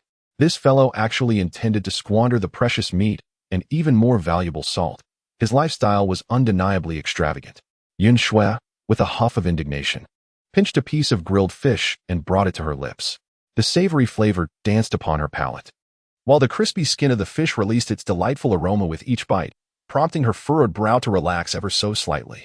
Morid observed her intently, noting the fluctuating expressions on her face, transitioning from a frown to sheer enjoyment. Ultimately, her brow unfurled, and she squinted her eyes in pleasure. A faint smile finally graced Morid's face as well. Yun Xue savored the last morsel of the grilled fish, and the trio departed from the stone cave. Emerging into the open air, the designated area for kindling had been meticulously prepared, and Yun harnessed his extraordinary abilities to ignite the spot. The three of them distanced themselves from the blazing region, intending to return once the flames had subsided. "I have a secluded hideout that I frequently use. We can check to see if it has been compromised," Morid remarked. Yun Xue nodded, trailing behind Yun as they navigated through the dense jungle. Yet, before the trio could advance further, they encountered a multitude of feral beasts.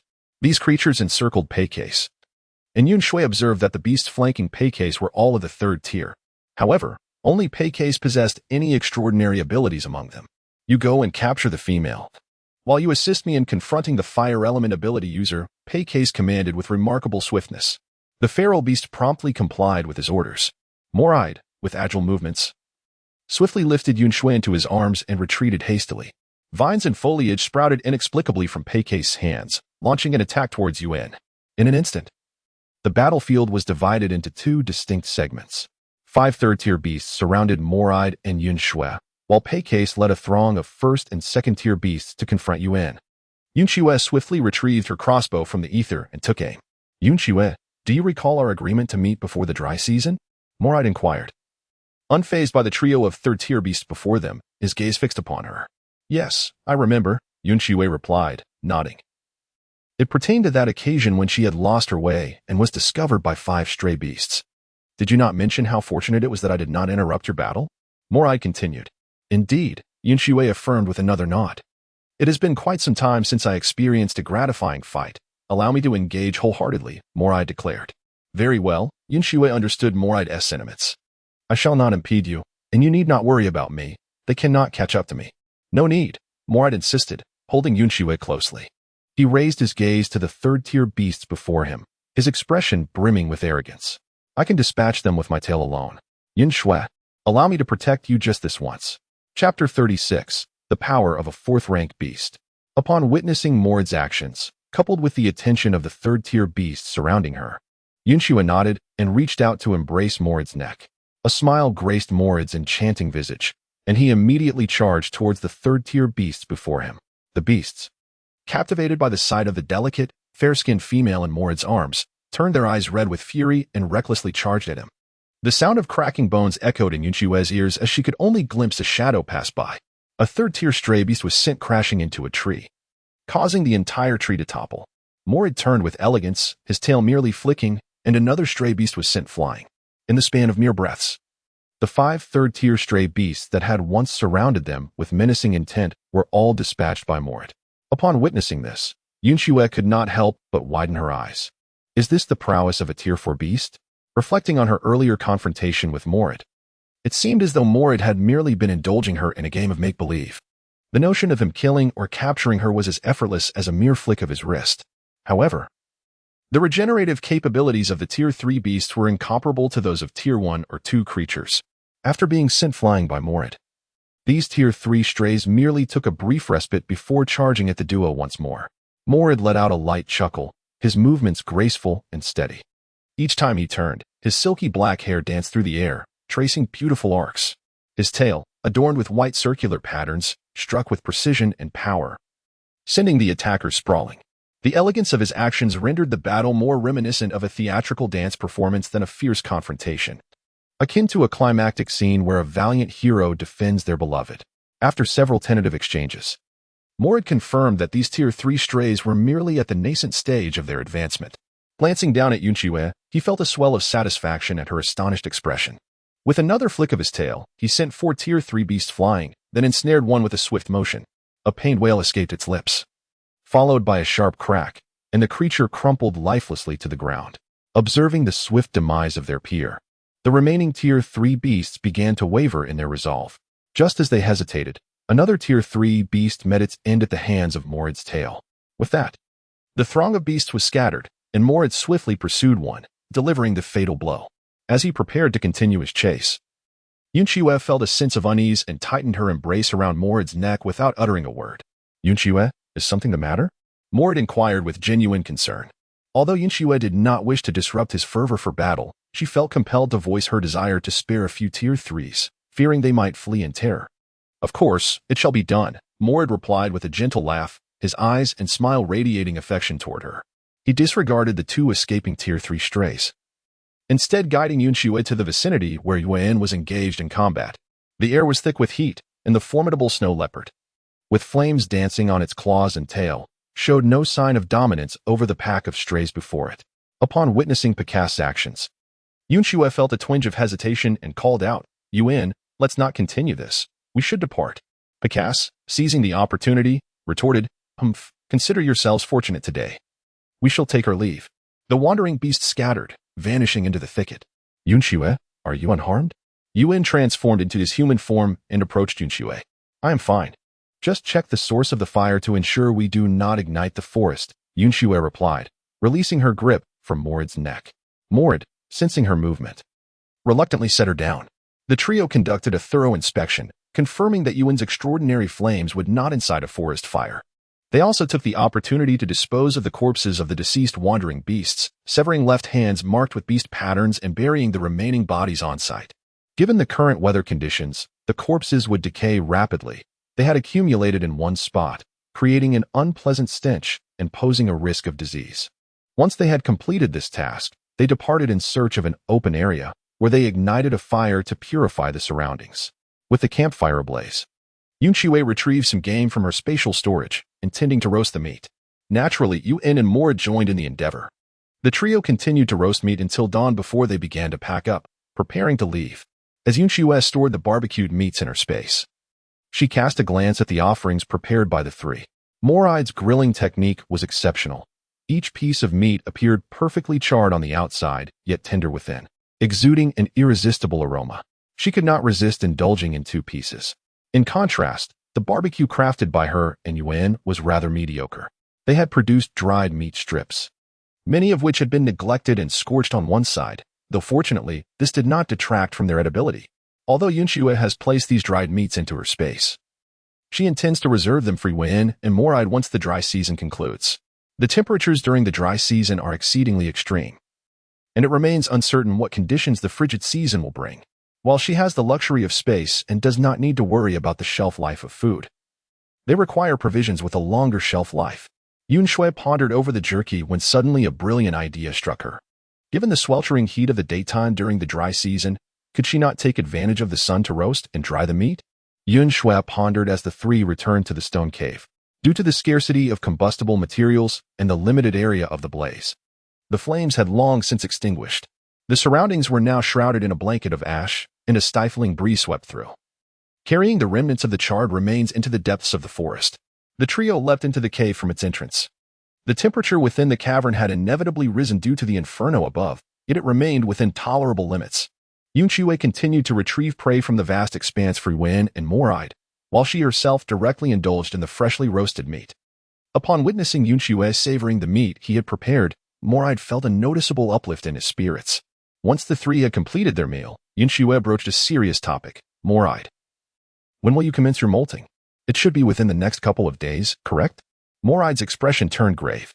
Typically, it is manageable. However, during my molting, the third-tier beasts must vacate the vicinity. That is not an issue, Yun Xue replied with a nod. It was prudent to eliminate all potential dangers while he was at his most vulnerable. Nonetheless, she still needed to assist Yun in finding a refuge to endure the searing days of the drought season. Seeing Yun Xue's unwavering agreement, a faint smile graced Morai's lips. He added, my molting process is swift. It requires merely one night. Then let Yun remain outside the stone cave. Should any stray beasts cause a disturbance, he can alert us in a timely manner, Yun Xue suggested. Indeed, that works, Morai concurred with a nod. In truth, since reaching adulthood, molting had become considerably less perilous for him. His instinctive request for Yun to leave stemmed from a desire for solitude with Yun Xue. Initially, he had believed he would have the entire drought season to himself with her, which led him to refrain from excessive conversation for fear of startling her. However, he had not anticipated that the third-tier tribal beast he had hoped to earn some crystal cores from would turn out to be Yun Xue's admirer, and quite unexpectedly, she permitted him to remain here. With the presence of that third-tier tribal beast named Yun, he could no longer afford to be passive. Chapter 37. Can you assist me in molting?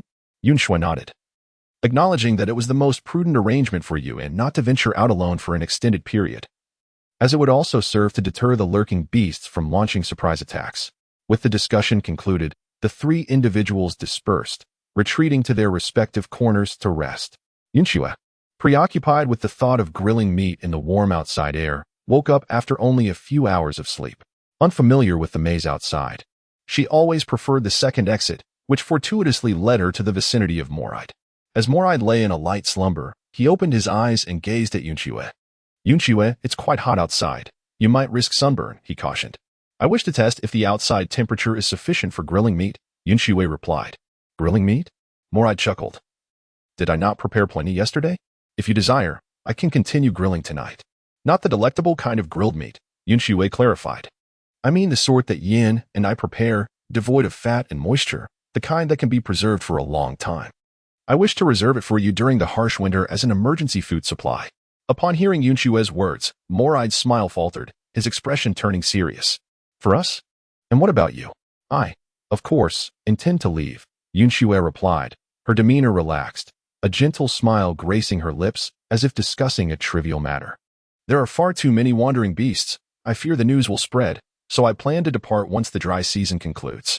Yun Xue, once I shed my skin, I will hunt them all down, Moride remarked, his brow furrowed and his eyes alight with anticipation. Yun Xue smiled and shook her head as she moved the large stone blocking the cave entrance into her spatial realm, emerging from the stone cavern. Although it was merely morning, the outside world was already bathed in relentless sunlight. She touched a nearby rock, only to retract her hand immediately as it burned her skin. Hastily, she jumped back into the cave and retrieved her prey from her spatial realm to begin the processing. Seeing Yun Xue at work, Moride approached to assist her. In a short while, they had dissected a creature resembling a deer into manageable pieces. Yun Xue stored the chunks of meat within her spatial realm, allowing her to later release them all at once, rather than arranging them individually. As Yun Xue prepared to step outside again, Moride offered, I will go out to shield you from the sun. No need, Yun Xue declined. It's merely the heat. It's nothing to worry about. Moreover, both the green crystal core and my abilities can alleviate heat stroke. The elevated body temperature Moonin experienced was entirely due to the influence of the ability crystal core. My race is quite resilient to heat, and this level of sunlight poses no challenge for me. Upon finishing his words, Moride leaped out of the cave ahead of Yun Xue, extending his hand toward her. Upon witnessing this, Yun Xue no longer insisted on such trivial matters and reached out to grasp Moride's hand. She exited the stone cave, and Moride transformed back into his beastly form, standing upright to shield her from the sun. Yet, despite this, the air outside remained exceedingly hot and dry, causing her to sweat profusely in an instant. Yun Xue did not dare to linger, quickly searching for a flat stone nearby. After washing it with water, she placed the chunks of meat upon it. All right, let's hurry back, she urged, hastily descending from the cave and looking up. Noticing the white patches appearing on Moride's dark skin, Yun Xue exclaimed, Moride, you're getting sunburned. Come down quickly. Moride transformed into his human form and leaped from the cave. Approaching Yun Xue, what is it? He inquired. Yun Xue delicately rose on her toes, gently brushing aside the stray locks of hair from his forehead, revealing skin as smooth and luminous as jade, entirely unmarked by the sun's harsh rays. I distinctly noticed that your beast form appeared to be sunburned, its fur taking on a bleached hue. Bleached? Moride stepped aside to revert to his beast form, examining his claws and tail, and remarked, It seems that I am due for a molt, which, if all goes as anticipated, will occur this evening. Upon seeing that Moride was unharmed, Yun Xue breathed a sigh of relief and returned the stone that had blocked the door to its original place. Due to the impending shedding of his skin, Moride did not revert to his human form. Yun Xue gazed intently at Moride's beastly form and was astonished to discover that Moride's tail appeared remarkably elongated. In her understanding, a gecko's tail typically matches the length of its body, and some breeds with plump tails are even shorter. However, Moride's tail was nearly 1.5 times the length of his torso. Do you think my tail is long? Moride flicked his dark, lustrous tail adorned with white ring patterns. Yun Xue stared fixedly at his tail. Moride, taking the initiative, placed the tip of his tail in Yun Xue's hand, explaining, Because I am a hybrid beast man. Hybrid beast man? What does that mean? Yun Xue tilted her head, somewhat perplexed. The beastmen companions she had encountered seemed to be of different races together. Moride was somewhat surprised by Yun Xue's lack of knowledge regarding this matter and proceeded to elucidate. Typically, the offspring of beastmen inherit the father's race for males and the mother's for females. However, there are rare cases where the young exhibit characteristics from both parents. These offspring generally do not survive long, so in order to avoid wasting food and the emotional investment of the females, beastmen often discard such young ones immediately after birth. Upon hearing Moride's account, Yun Xue's expression turned despondent. She could scarcely fathom how Moride had managed to survive alone in the wilderness as a child. Noticing her forlorn demeanor, Moride speculated that Yun Xue might have misunderstood something and quickly reassured her. Yun Xue, I wasn't abandoned solely because I am a hybrid beast man. 4 cold-blooded beastmen like us. We are often left outside shortly after hatching, having been fed meat for just a few days. We begin hunting within days of our birth and typically never encounter our father or mother again. It was only due to my molting condition and the discrepancies in my inherited memories that I realized I was a hybrid. Upon hearing Moride's explanation, Yun Xue managed to suppress her melancholy, so that's how it is. Their conversation came to an end, and Yun Xue retreated to her corner, while Moride chose not to revert to his humanoid form, instead succumbing to slumber in his beastly guise. Yun Xue had also dozed off in a haze, and when she awoke once more, The sky had already turned pitch black. Yun Xue immediately turned her gaze towards Moride, discovering that his entire gecko was enveloped in a layer of white skin. Yun Xue approached cautiously as Moride's voice resonated with a muffled tone. Remove that third-tier beast from the cave. Without Yun Xue needing to utter a word. Yun rose from his corner and departed from the cave's entrance, distancing himself from Moride. Yun, wait a moment, Yun Xue called after him.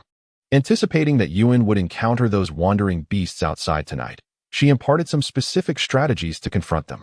Do not worry, Yun Xue, Yun assured, nodding before swiftly exiting the cave. Yun Xue once again examined the sturdiness of the stones blocking the two entrances of the cave. After Moride uttered those words, he fell silent, as if he had succumbed once more to a deep slumber. Yun Xue quietly sat at a distance neither too far nor too close, vigilantly watching over him. As Yun Xue gauged the passage of time, several hours had elapsed when a soft rustling sound echoed within the stone cave. Yun Xue's dark head emerged from the tattered white hide. Resembling a figure donned in a hoodie, complemented by his beastly form and his round, luminous eyes akin to sparkling rubies, the entire gecko exuded an endearing charm. Appearing utterly delightful. Yun Xue, could you assist me in shedding my skin? Chapter 38. The words I once uttered. Before the apocalypse, Yun Xue had cared for a gecko, and naturally, she had heard tales of the terrifying consequences when a gecko's shedding goes awry, leading to the necrosis of its limbs. Upon hearing Moride's words, she hurried back, filled with concern. Moride, how are you faring? Yun Xue inquired anxiously. Observing her distressed demeanor, a smile graced Moride's crimson eyes. I am well. Simply use your knife to carefully incise the old skin at a suitable location, Moride instructed. Alternatively, you may make a cut on either side and peel it off from top to bottom. Is that sufficient? Yun Xue still appeared somewhat apprehensive. Indeed, Moride affirmed with a nod. The old skin has fully detached, it merely requires some effort to remove. Being a hybrid beast, my old skin is significantly thicker. Upon hearing this, Yun Xue felt a sense of relief as she drew forth a short dagger to assist Moride in slicing through the layer of aged white hide. As she caressed the texture of the old skin, she became utterly convinced that the white cloak she currently wore was fashioned from the very hide that Moride had shed. Yun Xue was apprehensive about Moride's current fragile condition, fearing that any injury would be exceedingly difficult to recover from. Thus, she proceeded with utmost caution. Once she managed to slice open one side of the old skin, an unusual fatigue washed over her, prompting her to sit down and exhale deeply. Observing this, Moride felt it unnecessary for Yun Xue to continue assisting him. After all, his struggle with shedding was not truly arduous, but rather a consequence of his selfish concern for her. Furthermore, given that his own shedding involved rather ungraceful biting and tugging, he feared he might leave a poor impression on Yun Xue. However, he realized he may have overstepped. Her careful movements were undoubtedly exhausting. With one side of the old skin already severed, Moride deftly completed the shedding process on his own. Just as Yun Xue regained her composure and lifted her gaze, she found herself locking eyes with Moride, who was now in his human form, gazing at her closely. With a playful smile illuminating his narrow eyes, he expressed, Yun Xue, thank you for helping me shed my skin. Moride's visage was already strikingly beautiful, and his skin, newly revealed after shedding, appeared even more delicate and fair than usual. The soft luminescence within the stone cave, coupled with his radiant smile, rendered Yun Xue momentarily dizzy, as if she were ensnared in an illusion crafted by a hallucinogenic plant for the purpose of hunting. Noticing Yun Xue's slightly dazed demeanor, Moride found her utterly endearing. He leaned in closer, his silky black hair cascading down his shoulders and brushing against her hands. Yun Xue regained her focus and absent-mindedly grasped Moride's hair. As she admired the silky, lustrous strands in her hand, memories of her own chestnut locks flooded her mind. What nutrients were lacking that caused her hair to become dull? Perhaps it was a deficiency of various vitamins? For the sake of her hair, Yun Xue felt compelled to incorporate more fruits and vegetables into her diet. She pondered whether the fruits and vegetables in this world resembled those she was familiar with. Noticing Yun Xue's unwavering gaze upon his hair, Moride chuckled softly and inquired, Do you find my hair appealing? Indeed, it is truly beautiful, Yun Xue replied, nodding. It was long, silky, and remarkably radiant, absolutely exquisite. Hearing Yun Xue's compliment, a deep crimson hue swiftly enveloped Moride's cheeks. He struggled to meet her gaze, raising a hand to shield his face as he turned away. If you like it, you may even braid my hair, he offered shyly. Yun Xue's eyes sparkled with delight. Moride, still blushing, hurriedly nodded in agreement. Yun Xue, brimming with enthusiasm, circled behind Morid and gathered his silky black hair together, deftly securing it with a slender red hair tie to fashion a low ponytail. Unlike the voluminous curls of Moon In, Morid's hair lay flat and smooth, cascading effortlessly into a single strand after being tied back. Yun Xue believed that if Morid were to don tailored trousers and a crisp white shirt, he would undoubtedly resemble an aristocratic young gentleman, exuding an air of exquisite elegance and noble charm. Feeling Yun Xue's scrutinizing gaze upon him, Morid's face flushed a deeper shade of crimson. Does Yun Xue hold feelings for him? Can he kiss her? But what if Yun Xue does not reciprocate those feelings and becomes upset, deciding to leave? No, the dry season is still long. He has time. While Morid was in a frenzy of inner turmoil, Yun Xue also became aware of his peculiar demeanor. Observing Morid's expression, she realized that she might have grown overly intimate with him. She immediately stood up and took a step back, saying, I apologize, Morid. I simply find black hair appealing. And I mean nothing more. I have no intention of forming a bond with any beast man, so you need not worry. Upon hearing Yun Xue's words, Morid was taken aback. Recalling his initial sentiments, and the fervent emotions within him instantly cooled. Indeed, it was for this reason that Yun Xue had agreed to spend the dry season with him. It is of no consequence. The flush on Morid's face faded with his sense of disappointment as he replied softly, Once we get through tonight, my strength will be restored, and you can plan to deal with those stray beasts. Yun Xue nodded and retrieved the prey from the void, inquiring, Do you require sustenance?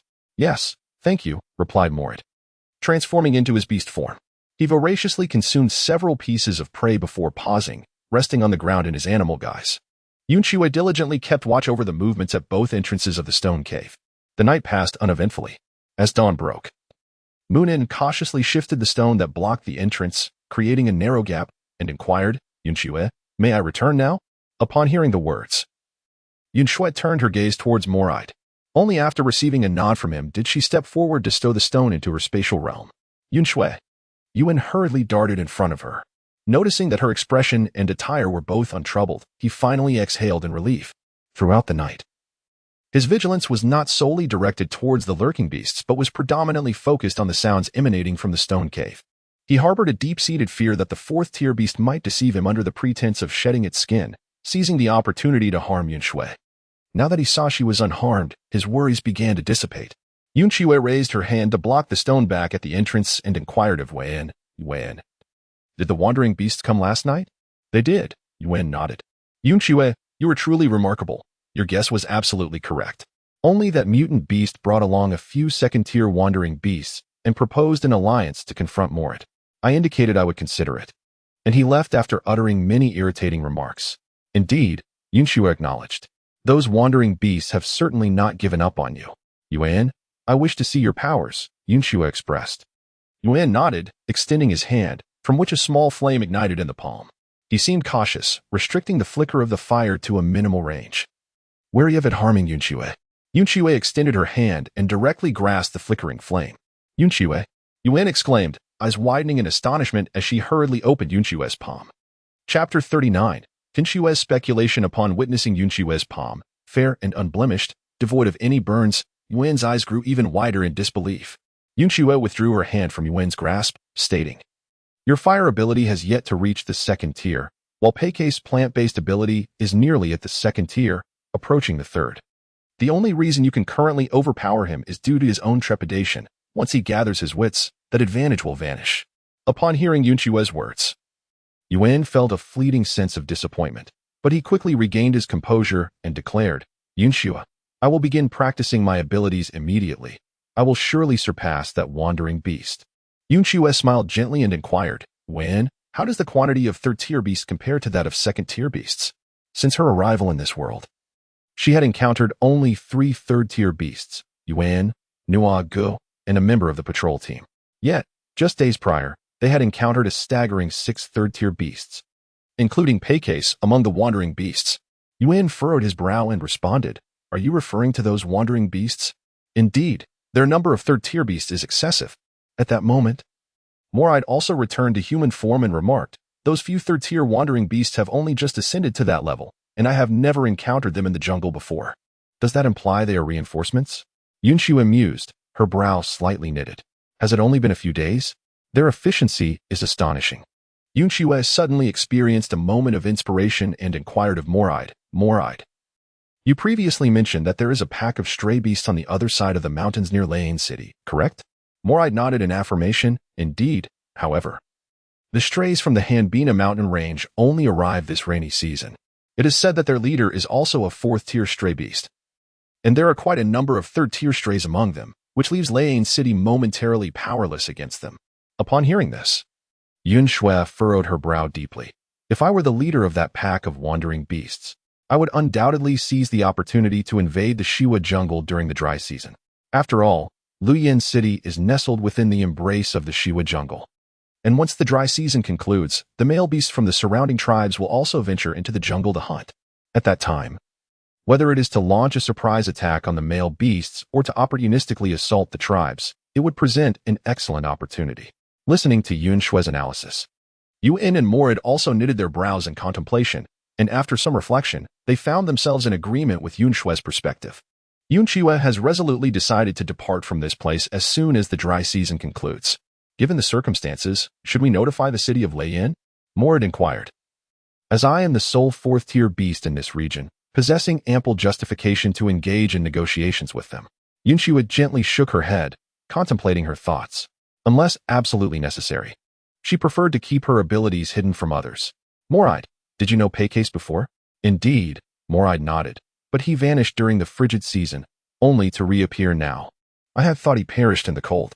It is highly likely that Peicase has joined the ranks of the wandering beasts in the Hanbina mountain range, and has returned with a mission, Yun Xue mused. If he intends to leverage my abilities for his own gain, it is probable that he has yet to disseminate news of me. Therefore, I plan to capture them and interrogate them. A cold and resolute emotion flickered in Yun Xue's eyes. However, regardless of the circumstances, the evidence for Lian City could only be a death certificate. Rest assured, Yun Xue, I will follow your lead, Wen said, grasping Yun Xue's hand. Yun Xue's features softened, the chill gradually dissipating. Yes, I will assist you, so there is no need for concern, Moride assured her. Thank you, Moride. Yun Xue replied with a gentle smile.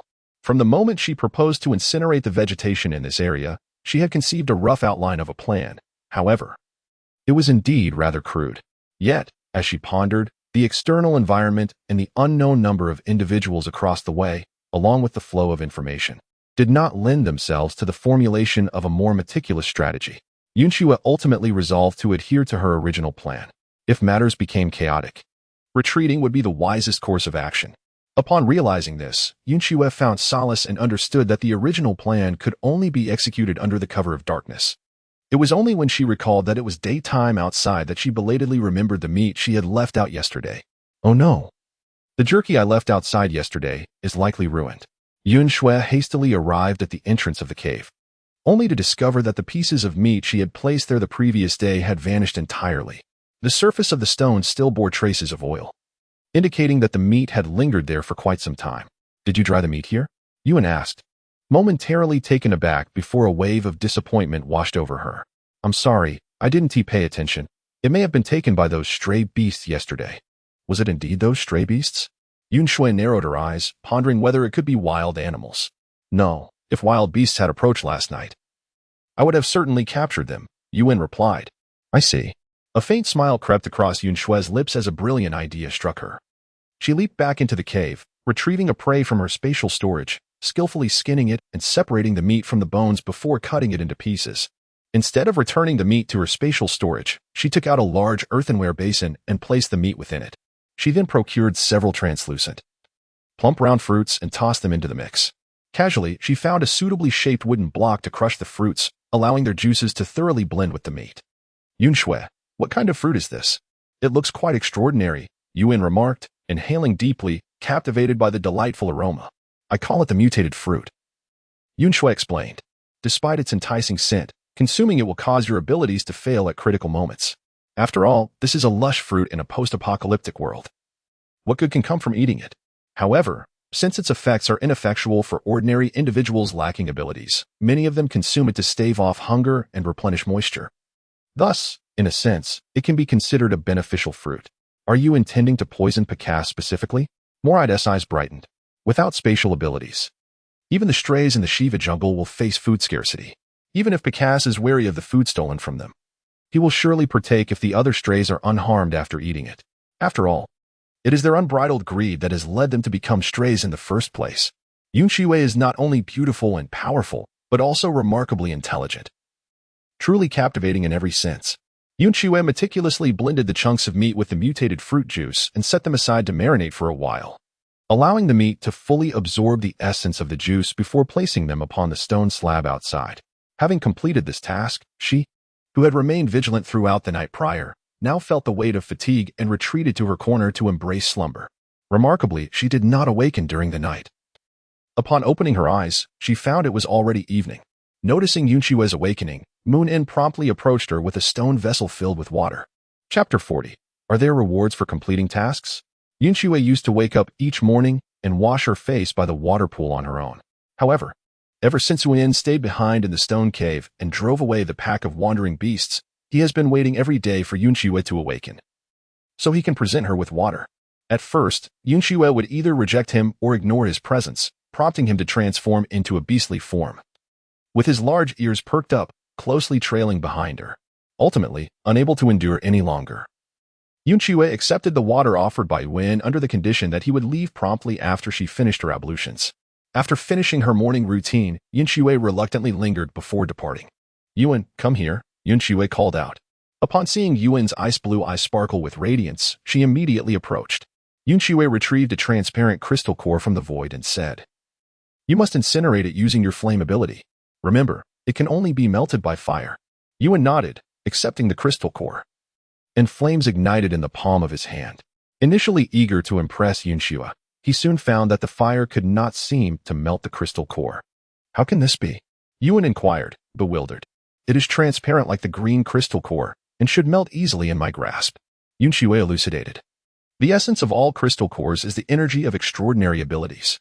Only flames of a greater potency than the energy within the core can successfully dissolve it."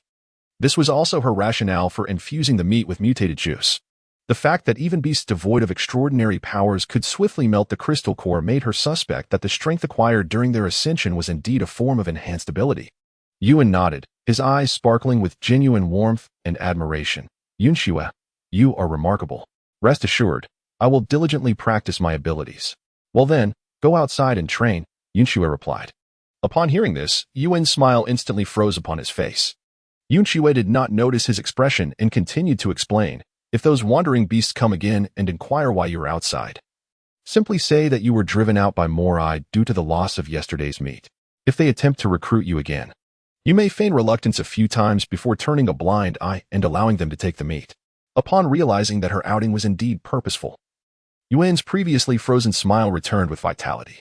"Rest assured, Yun Xue, I will follow your instructions without fail," Yun assured. "All right, be on your way." Yun Xue replied with a gentle smile and a wave of her hand. However, Yun did not leave immediately. Instead, she gazed intently at Yun Xue. Yun Xue blinked in slight bewilderment. At that moment, Yun gently took her hand and asked with a smile, "Yun Xue, is there a reward for successfully completing the task?" Yun Xue's smile faltered slightly. She attempted to withdraw her hand, yet was swiftly grasped by Yun. The almost searing warmth radiated from their closely pressed skin. Yun Xue pondered for a moment and tentatively suggested, "Once we vanquish those wandering beasts, I shall grant you a crimson crystal core." "I have no desire for the crystal core," Yun replied, his brows knitting together momentarily before relaxing into a smile. "What I seek is a kiss from you." "Me?" Before Yun Xue could articulate her surprise, Yun released her, cradled her face, and pressed a swift kiss upon her delicate, pale cheek. "A kiss from you is equally delightful," he remarked. After bestowing the kiss, he transformed into his beast form and bolted away. "I knew it, you rascal," Yun Xue exclaimed, covering her face, her exasperation evident. "Stay out there. Do not return until dawn." Upon finishing her words, Yun Xue felt an unusual warmth enveloping her cheeks. In a hurry, she donned the hood of her white cloak, wishing to conceal her entire face within its folds. After taking several deep breaths, she removed the hood, her expression having reverted to its usual calm and indifferent demeanor. At the entrance of the stone cave, a large rock had been pushed aside, creating a small gap due to Yun's departure. She approached and utilized her spatial abilities to reposition it properly. Having completed this task, Yun Xue returned to her usual resting corner. intending to recuperate her powers. Previously, her spatial abilities had been severely hindered due to injury, rendering most of her stored items, including a substantial collection of crystal cores, inaccessible. It was only after absorbing around 40 to 50 transparent crystal cores from Moride before the dry season that she could regain access to her belongings. However, the depletion of her powers had not yet been fully restored, given that she had not had the opportunity to be alone in a safe place during this time. Coupled with the fact that her abilities did not interfere with her daily activities, she had not rushed to recuperate. Now, with the looming threat of wandering beasts, she had little concern for the possibility that Moride might notice something amiss. Yun Xue extracted the crystal cores from the void, and as they rested in her palm, they seamlessly melted away, absorbed into her essence. After an indeterminate number of cores, she finally sensed that her spatial abilities had been fully restored. Remarkably, after having been thoroughly depleted to the point of being unusable, her revitalized spatial powers expanded significantly. This was a phenomenon she had not encountered since her ascension to the 5th tier of spatial abilities. With her spatial powers now restored, she proceeded to mend her healing abilities, ultimately utilizing the crystal cores to elevate her animal-based powers to the 2nd tier. Yun Xue quietly removed her gloves and cast a glance at the back of her right hand, where the golden crescent moon's pointed cat ears had transformed into a rich green. Moreover, the dimly lit stone cave around her suddenly brightened significantly. She realized that her extraordinary abilities had further enhanced her vision. Yun Xue wrinkled her nose. Her sensitivity to scents heightened compared to before. Regrettably, she still could not detect Moride's scent. Now that she had returned to her prime state, her spirits soared. However, the thought of Yun and Moride's formidable combat abilities inevitably dampened her mood slightly. After all, her own fighting prowess, even with the aid of weapons, nearly reached the level of a 2nd-tier beast. Yun Xue swiftly composed herself, recognizing that surviving was more advantageous than engaging in conflict. Both her spatial and healing abilities were invaluable for prolonging life. Observing that Yun Xue had seemingly returned to her usual demeanor, Moride approached her to initiate a conversation. Yun Xue, are you still troubled by the matter of the wandering beast? Yun Xue was startled by the sudden sound of Moride's voice. Moride was at the edge of the pool, drinking water. Well, it wasn't entirely unexpected. Yun Xue also approached the pool, primarily feeling that staying in the cave was rather tedious. The surroundings were too confined, and they couldn't even roast jerky. Why not go outside and grill some meat? Moride suggested. Yun Xue shook her head, expressing concern that the stray beasts might approach and converse with Yun, thus revealing their presence. Moride, too, found himself in a state of distress. During the dry season, he typically spent his days in slumber and ventured out at night to hunt, occasionally engaging in battles with other strays when boredom struck. He had seldom experienced such aimless idleness. As he gazed at Yun Xue's delicate and lovely visage, he was momentarily reminded of the time she had smiled at him, her face stained with blood. He recalled that she was practicing combat with a short blade against a 1st-tier stray beast. Yun Xue, since we are at leisure, how about we engage in a sparring match? Moride suggested, turning his gaze towards her. Upon hearing his proposition, Yun Xue's eyes sparkled with excitement. She bit her lip and inquired, is that permissible? After all, Moride's prowess far surpassed hers. This would merely be a playful practice session. Why not? We have nothing but time on our hands. Moride replied with a light chuckle as he rose to his feet. Once he had tucked away his large tail, he turned his attention back to Yun Xue. Just use your short blade. You need not worry about injuring me. Then I shall trouble you, Moride, Yun Xue responded, standing up as well. Drawing forth the short blade secured to her leg and assuming an offensive stance. Yun Xue's gaze suddenly turned sharp as she swiftly launched an attack towards Moride. Moride, equally quick to react, began to evade or block her strikes while also counterattacking. However, the speed of his assaults was considerably diminished. Yun Xue, having witnessed Moride in battle before, recognized that he was deliberately holding back. Furthermore, with Moride's physical prowess as a 4th-tier beast, he could afford to remain stationary, allowing her to strike without consequence. In essence, Moride was unilaterally aiding himself in practice. Yun Xue pursed her lips, her expression growing more serious as her movements quickened. And the two began to exchange techniques. Moride, too, was meticulously observing Yun Xue's actions. He noted that her offensive maneuvers were not unpracticed. She possessed a keen awareness of her own weaknesses and strength, favoring strikes to vulnerable joints and other sensitive areas. What captured his attention most was Yun Xue's remarkable evasion skills. Yun Xue possesses an instinctual ability to evade attacks, often responding without conscious thought. However, Each time she dodges, her toes and movements veer outward, indicating a subconscious inclination not merely to evade and counterattack, but rather to escape. Consequently, her assaults are momentarily delayed, rendering her actions somewhat ungraceful. This leads Moride to ponder the nature of the environment in which Yun Xue once lived and the adversary she faced, which may have fostered such habits. After observing the issues in Yun Xue's movements, Moride resolved to pause the combat, intending first to communicate these observations to her. With a swift motion, he seized her wrist. At this moment, Yun Xue remained in a state of combat, her mind intensely focused and alert. She was engulfed in panic due to an overwhelming force that appeared almost instantaneously, instinctively resisting and struggling to retaliate. A peculiar sensation coursed through her fingertips, followed by the sharp sting of flesh being torn. Moride's hand was cast aside by Yun Xue, and both of them gazed at their hands in astonishment. To Yun Xue's astonishment, sharp nails had sprouted from her fingertips, stained with traces of blood.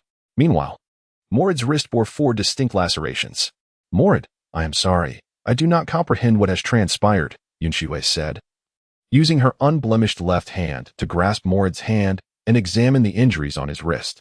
Having just retrieved a green crystal core from her spatial realm, Moride reached out to hold her hand, saying, "There is no need for waste. The wound shall soon heal." Indeed, scarcely had Moride's words escaped his lips when the wound on his wrist began to mend at a pace visible to the naked eye. "Let me see your right hand," he urged, not releasing Yun Xue's left hand but extending his other hand towards her. At this moment, Yun Xue's attention was entirely focused on her own hands.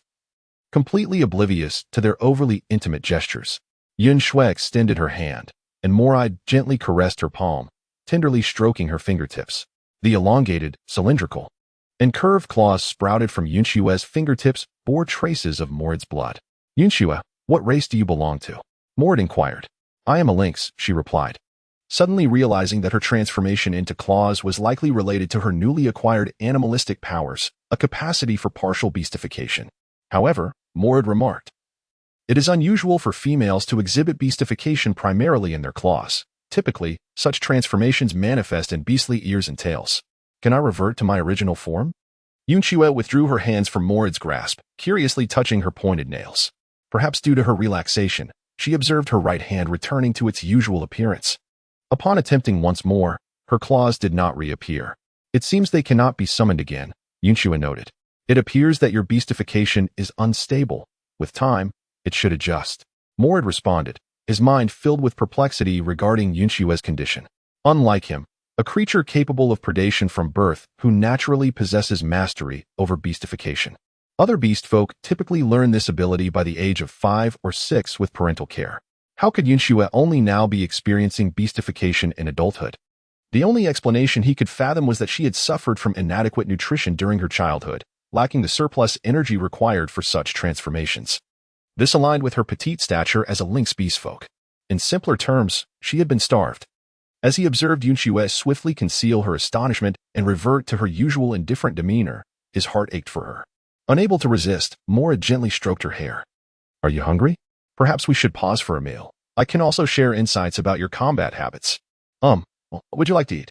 Yun Xue, mistakenly believing that Moride was the hungry one, asked. "I suppose I shall have fish," Moride contemplated, considering that fish would be convenient for maintaining his human form. Yun Xue nodded and retrieved a plump fish from the void, while she chose to savor the roasted meat prepared by Moride earlier. Moride, in turn, manifested sharp claws, slicing the fish into neat portions, which he elegantly placed into his mouth after processing in the pool of water. Once he finished the fish, Moride gradually shared with Yun Xue the issues he had discovered during their recent battle. Upon hearing this, Yun Xue nodded, intending to rectify her combat habits. Moride seized the opportunity to instruct her on her fighting techniques. As the night swiftly passed, Wen, having accomplished his task flawlessly, returned to the stone cave with a smile gracing his lips. Upon witnessing Yun Xue and Moride engaged in combat, he let out a furious roar, transforming into his beast form, with flames igniting from his limbs and tail as he lunged toward Moride. In an instant, Moride scooped up Yun Xue and leaped away, his large black tail swiping across the space behind them. Yun nimbly dodged the sweeping tail, causing a dent in the cave floor as fragments of stone scattered about. "Yun, we are not fighting. Moride is teaching me combat skills," Yun Xue explained, realizing Yun had misunderstood the situation. Hearing this, Yun extinguished his fiery abilities and reverted to his human form. Moride gently set Yun Xue down. Yun quickly stepped forward, wrapping an arm around Yun Xue, pulling her close. You are not mistaken. Those stray beasts sought me out again last night. Oh? What did they say? Yun Xue inquired. What could they possibly say? They wanted me to ambush Moride, Yun replied. They claimed Moride's tolerance of me is merely due to the dry season, insisting that once it passes, he will eliminate me. I said I would consider it, and they demanded that I provide them with the meat you released during the day as a gesture of goodwill. After refusing several times, I reluctantly allowed them to take some. Several stray beasts immediately devoured the meat once they obtained it, though that pay case did not partake. Yun Xue nodded in satisfaction, finding the situation aligned with her expectations. Then, Yun Xue, Wen said, his eyes sparkling with anticipation, what about the reward you promised me? Chapter 42. She felt insane at the mention of the reward. Yun Xue's previously indifferent expression transformed into one of vivid emotion.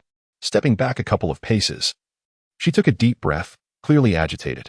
Seizing the moment, Moride interjected, shielding Yun Xue behind him. Yun Xue, perhaps we should consider driving her away. Yun Xue's eyes glimmered as she narrowed them like a cunning fox. It's not impossible, she mused. Meanwhile, Yun, full of regret, pleaded, Yun Xue, I was wrong. Please, don't cast me away. With a smile gracing the corners of her lips, Yun Xue let out a soft hum, disregarding Yun. Instead, she retrieved her catch from the space and prepared it for the two of them. Rather than hastily consuming it, she meticulously cut the game into pieces and marinated them with crushed mutated fruits. Once the meat absorbed the essence of the fruit, Yun Xue handed the entire basin of meat to Yun, instructing, go outside and arrange the meat on the stones. I will allow you to re-enter once you have done so. Yun, nodding with her distinctive ears, departed, cradling the chunks of meat. Yun Xue then retrieved food from her surroundings and began to partake in her meal. Once she had finished, rather than hastily seeking rest, she focused on monitoring the time and temperature outside. Noticing the rapid rise in the external temperature, she called for Yun to return. Upon Yun's arrival, Yun Xue felt as though a walking furnace had entered the room. Yun staggered as he approached, and within a few steps, he enveloped her in his embrace. Yun Xue, I feel quite dizzy, he confessed. Yun Xue, with a cold expression, pushed him away and retrieved a green crystal core from her space. However, Yun grasped her hand and said, there is no need to squander the crystal core. I simply cannot bear to see you in distress. What a slippery-tongued rogue. Yun Xue stepped back repeatedly, insisting, keep your distance from me. After Yun Xue finished speaking, she scampered back to her corner to rest. Yun smiled at her but chose not to return to her own resting area. Instead, she reclined in the pool. The arid season's days were once again spent in slumber. As night fell, Yun Xue arranged for Yun to lure the stray beasts. She continued her skirmishes with Moride. When daylight returned, Yun brought along Paycase, who sought to sow discord and had stealthily made off with news of the stolen meat. Meanwhile, the transparent crystal core that Yun Xue had entrusted to Yun was successfully melted down by Yun using her fire abilities. The performance orchestrated beneath the cloud and snow is approaching its pivotal moment. Moride, I must trouble you shortly. Yun Xue cast a glance towards Moride. Speak freely. I shall fulfill your request, Moride replied, his smile revealing deep crimson eyes that shimmered like rippling pools. You should venture outside, feign great anger. Perhaps lash out at a tree in frustration, Yun Xue instructed. If you encounter any wandering beasts sent to scout our movements, feel free to pursue and slay a few. The aim is to convincingly portray my fury, is it not? Moride inquired. Indeed, Yun Xue affirmed with a nod. After Moride assured her that it would be handled, he departed the stone cave. Observing that it was finally just the two of them, Yun moved closer, intending to take Yun Xue's hand. Yun Xue deftly evaded the situation. Although she received her reward for completing the task yesterday, what about today? Yun hurriedly approached Yun Xue, her voice laced with a playful charm. I'm still upset about that matter. Yun Xue took several steps back from him. However, it is truly painful for me to remain alone outside. Yun continued. Whenever I think of you and that fourth-tier wandering beast alone in the stone cave, I am constantly worried about your safety. If anything were to happen to you, I would undoubtedly bear the guilt and regret for the rest of my life. Upon hearing this, Yun Xue turned away in resignation, intending to utter a flippant remark. However, as the words lingered on her lips, they were swallowed back due to the worried gaze of Yun. Yun Xue sighed softly and beckoned him, saying, bend down. Yun's eyes suddenly sparkled with an extraordinary brightness.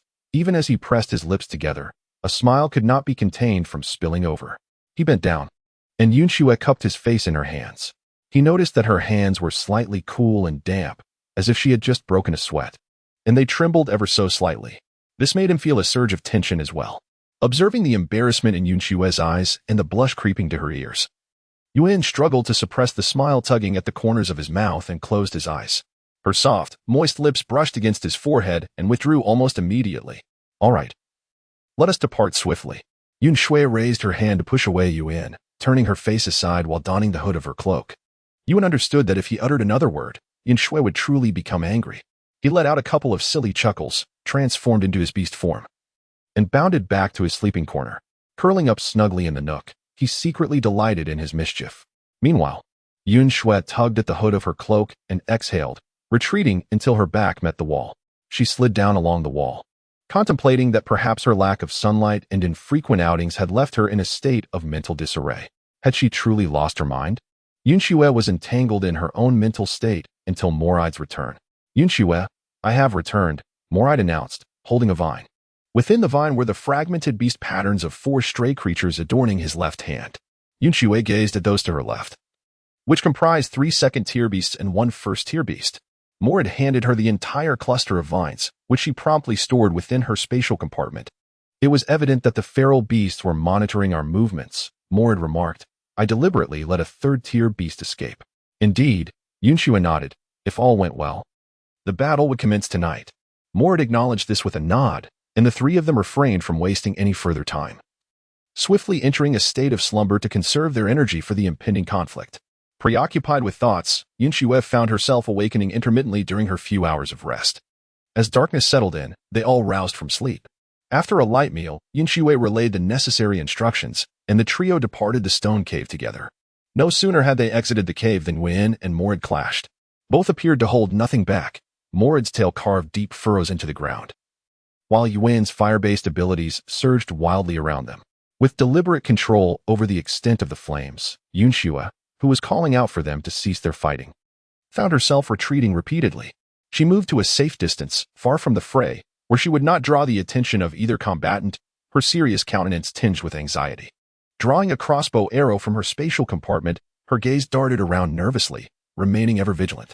Ultimately, her unease prevailed, and she opted to return to the stone cave alone. Yun Xue retracted her crossbow and employed her extraordinary abilities to remove the stones that obstructed the entrance. As she prepared to leap into the stone cave, tendrils, seemingly emerging from nowhere, ensnared her waist and abruptly hoisted her into the air. Yun Xue let out a piercing scream. The battling Yun and Moride immediately halted, rushing towards Yun Xue in unison. Meanwhile, a greater number of stray beasts surged forth from the jungle, obstructing their path. Yun had already transformed into his beast form during the skirmish. With a single leap, he soared over the stray beasts, heading straight for Yun Xue. At that moment, a swift stray beast launched an attack towards Yun. Chapter 43. I anticipated your actions. Yun Xue swiftly extracted a crossbow bolt from the void and aimed it at the stray beast. The bolt struck true, yet the creature paid no heed, continuing its advance towards Yun. In mere moments, Yun Xue found herself ensnared by vines, pulled from the charred remnants of the incinerated flora into the verdant embrace of the jungle. Sensing the proximity of the stray beast, Yun Xue deftly swung her blade, but it merely grazed the peculiar plant's leaves, leaving only a pale mark. Ah, we meet again. Beautiful priestess, Pakash remarked with a smirk, his gaze appraising Yun Xue in a manner that stirred her innate revulsion. A beast of extraordinary powers, Yun Xue replied with a faint smile, pressing her dagger against her throat. Have you encountered other spatial-type beasts? Pakash raised an eyebrow as the vines lunged towards the dagger in her grasp. Yet, Yun Xue swiftly stowed both blades into the void, and simultaneously, a stone materialized overhead. The vines altered their trajectory, striking the stone and sending it flying away. You can summon objects without physical contact, Pakash observed, astonished. It appears you have indeed encountered other spatial-type beasts. Yun Xue chuckled, surely. You understand that the contents of our space accompany us in death? Are you threatening me? Pakash's lips twitched.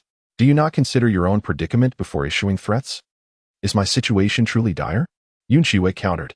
You are all strays. A 3rd-tier beast is far easier to manage than a 4th-tier one. Remember that the entirety of Moride's sustenance during the dry season rests in my possession. Do you recall the massive stone I first summoned? What would you do if I placed it above my head? Pakash realized, to his dismay, that he was indeed at a loss against Yun Xue. As she had stated, Upon the death of a spatial-type beast, the items within their domain would not manifest but rather serve as their burial offerings, whether for sustenance or otherwise. Yun Xue's threats had effectively cornered him. "My demands are quite simple," Yun Xue declared with visible disdain. "I despise being touched by male beasts. You may bind me with your abilities, but that is all." Pakash's eyes darted as he contemplated his options. During their two encounters, he had discerned Yun Xue's extraordinary nature. Unlike ordinary female beasts, she did not cower in fear. Rather, she exhibited remarkable composure, as if accustomed to being in the presence of strays. Indeed, as a priestess of spatial abilities, her lack of protection from a large tribe suggested she had spent considerable time among the strays. Since he could not subdue her, he resolved to bring her directly to the Hanbina mountain range to garner favor. Once she had been subdued by the leader, he could reclaim his dignity from today as humiliation. With a decisive nod, Pakash agreed, binding Yun Xue with his powers and leading her towards the outskirts of the Shiva jungle. Upon hearing this, Yun Xue casually inquired, "I have heard that your leader is a fourth-tier beast. Who is more formidable, he or Moride?" Pakasai displayed a look of astonishment. Although he did not respond to Yun Xue, his expression had already provided her with the answer. Yun Xue, with a playful smile, inquired, "How many females are there beside your leader? Are there any other priests? Is there anyone more beautiful than I?" Hearing her question, Pakasai couldn't help but scoff inwardly. It appeared that this female was not as remarkable as she believed. She merely flaunted her unique abilities before their third-tier beasts, yet displayed the same sycophancy before the fourth-tier beasts, akin to a lustful wild creature wagging its tail in submission. "Rest assured, there is no one more beautiful than you. Nor is there any ability as useful as yours," Pakasai retorted with disdain. "Well, I suppose you want to divulge anything else," Yun Xue nodded, raising her hand to grasp the tendrils of her powers, effortlessly severing them with her touch. She gracefully descended to the ground, dismissively tossing aside the vines that had coiled around her waist. "You." Pakasai was taken aback as more extraordinary plants surged toward Yun Xue. Yun Xue advanced instead of retreating, swiftly approaching Pakase, a flash of crimson light emanating from her hand. Instinctively, Pakase was overwhelmed by an indescribable fear of the red glow in Yun Xue's grasp. He was so consumed by this terror that he did not even consider the possibility of harming her, launching his powers in unison. Boom! A fervent blaze erupted from the palm of Yun Xue. Pei's heart raced in astonishment as he widened his eyes in terror, exclaiming, "How could you possibly possess such power?" In silence, Yun Xue manipulated the flame core that floated in her palm, advancing towards Pei's. Pei's immediate instinct was to flee, yet the advantages Yun Xue presented were undeniably substantial. How could a mere female possess dual abilities? Was it the beast pattern of that extraordinary creature that endowed her with such power? Following Moride's earlier remarks regarding her tendency to evade, Yun Xue was keenly observant of Pei's posture and the direction of his feet as he attempted to escape. She discerned that his initial thought was indeed to run. "You are as timid as I am, always eager to retreat," Yun Xue chuckled. "Every time you tried to sow discord with Yuan, did you not notice him tirelessly honing his abilities? Is the thought of facing him too daunting for you? In that barren, plantless ash region, does the mere notion of battling there give you a headache? I anticipated you would attempt to lead me away alone." In truth, Yun Xue's understanding of Pei's did not extend to this layer of insight.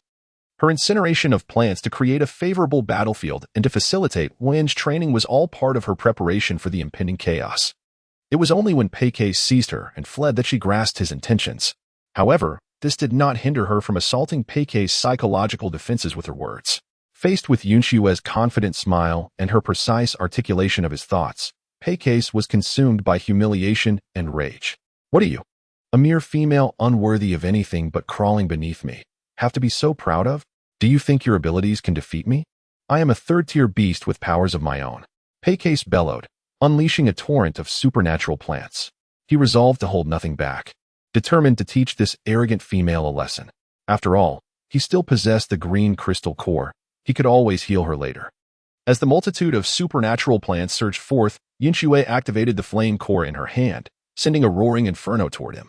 Alarmed by the ferocity of the flames, Pei felt compelled to further exert his powers. Eventually, the critical moment arrived. The once thriving supernatural plants withered simultaneously, and Pei collapsed onto the ground. "It seems you have indeed taken the bait I laid out for you. Was it to your liking?" Yun Xue withdrew the flame crystal core. She swiftly drew a regular crossbow bolt and shot it unhesitatingly at Pakasai's neck. The bolt pierced through his throat, causing him to clutch at his neck, gasping for breath.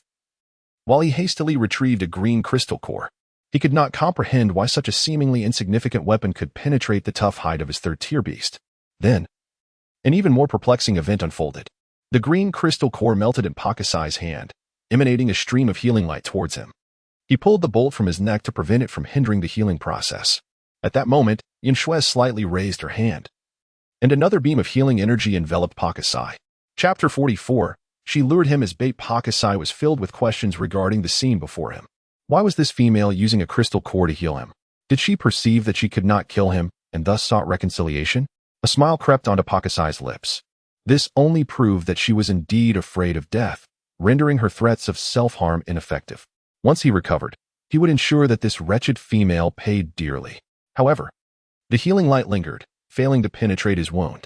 The energy from the green crystal core he used merged with the energy Yun Xue had cast, returning to her hand. Do you possess any more green crystal cores? It seems I can only use one, Yun Xue remarked with a light laugh. In Pakasai's eyes, her exquisitely beautiful fox-like gaze resembled that of the Grim Reaper. Trembling, he expended all the green crystal cores he had on him. Meanwhile, the green light in Yun Xue's hand formed a barrier, once again enveloping him and siphoning away all the energy. You possess the ability to wield supernatural powers yet fail to truly understand them, Yun Xue said with a smile. The first law of supernatural energy states that weaker energy will be drawn to stronger energy, especially energies of the same type. The green crystal core merely emitted low-tier healing energy, while she was a fifth-tier healer, naturally capable of controlling it. The flame she had manipulated through the flame crystal core operated under the same principle. Once released, the flames attached themselves to her supernatural energy, creating the illusion that she possessed fire abilities. Yun Xue raised her crossbow, and with a swift motion, she released an arrow that pierced directly into the heart of the terrified Peicase.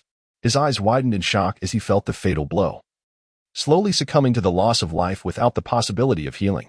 Seeing Peicase seemingly lifeless, Yun Xue remained vigilant and channeled her healing powers once more, enveloping him in a wave of energy. Yet, upon realizing that her efforts were in vain and that he could not be revived, she accepted the grim truth of his complete demise. The fact that Peicase, a third-tier beast, succumbed to an ordinary crossbow bolt underscores the reality that the abilities gained through the evolution of formidable beasts are indeed a form of extraordinary power. Yun Xue stepped forward, storing the white cloak given to her by Moride into her spatial realm. After staining it with the blood of Peicase, she similarly concealed his lifeless form within. Subsequently, she made a small incision on her arm, allowing her blood to flow freely before healing the wound.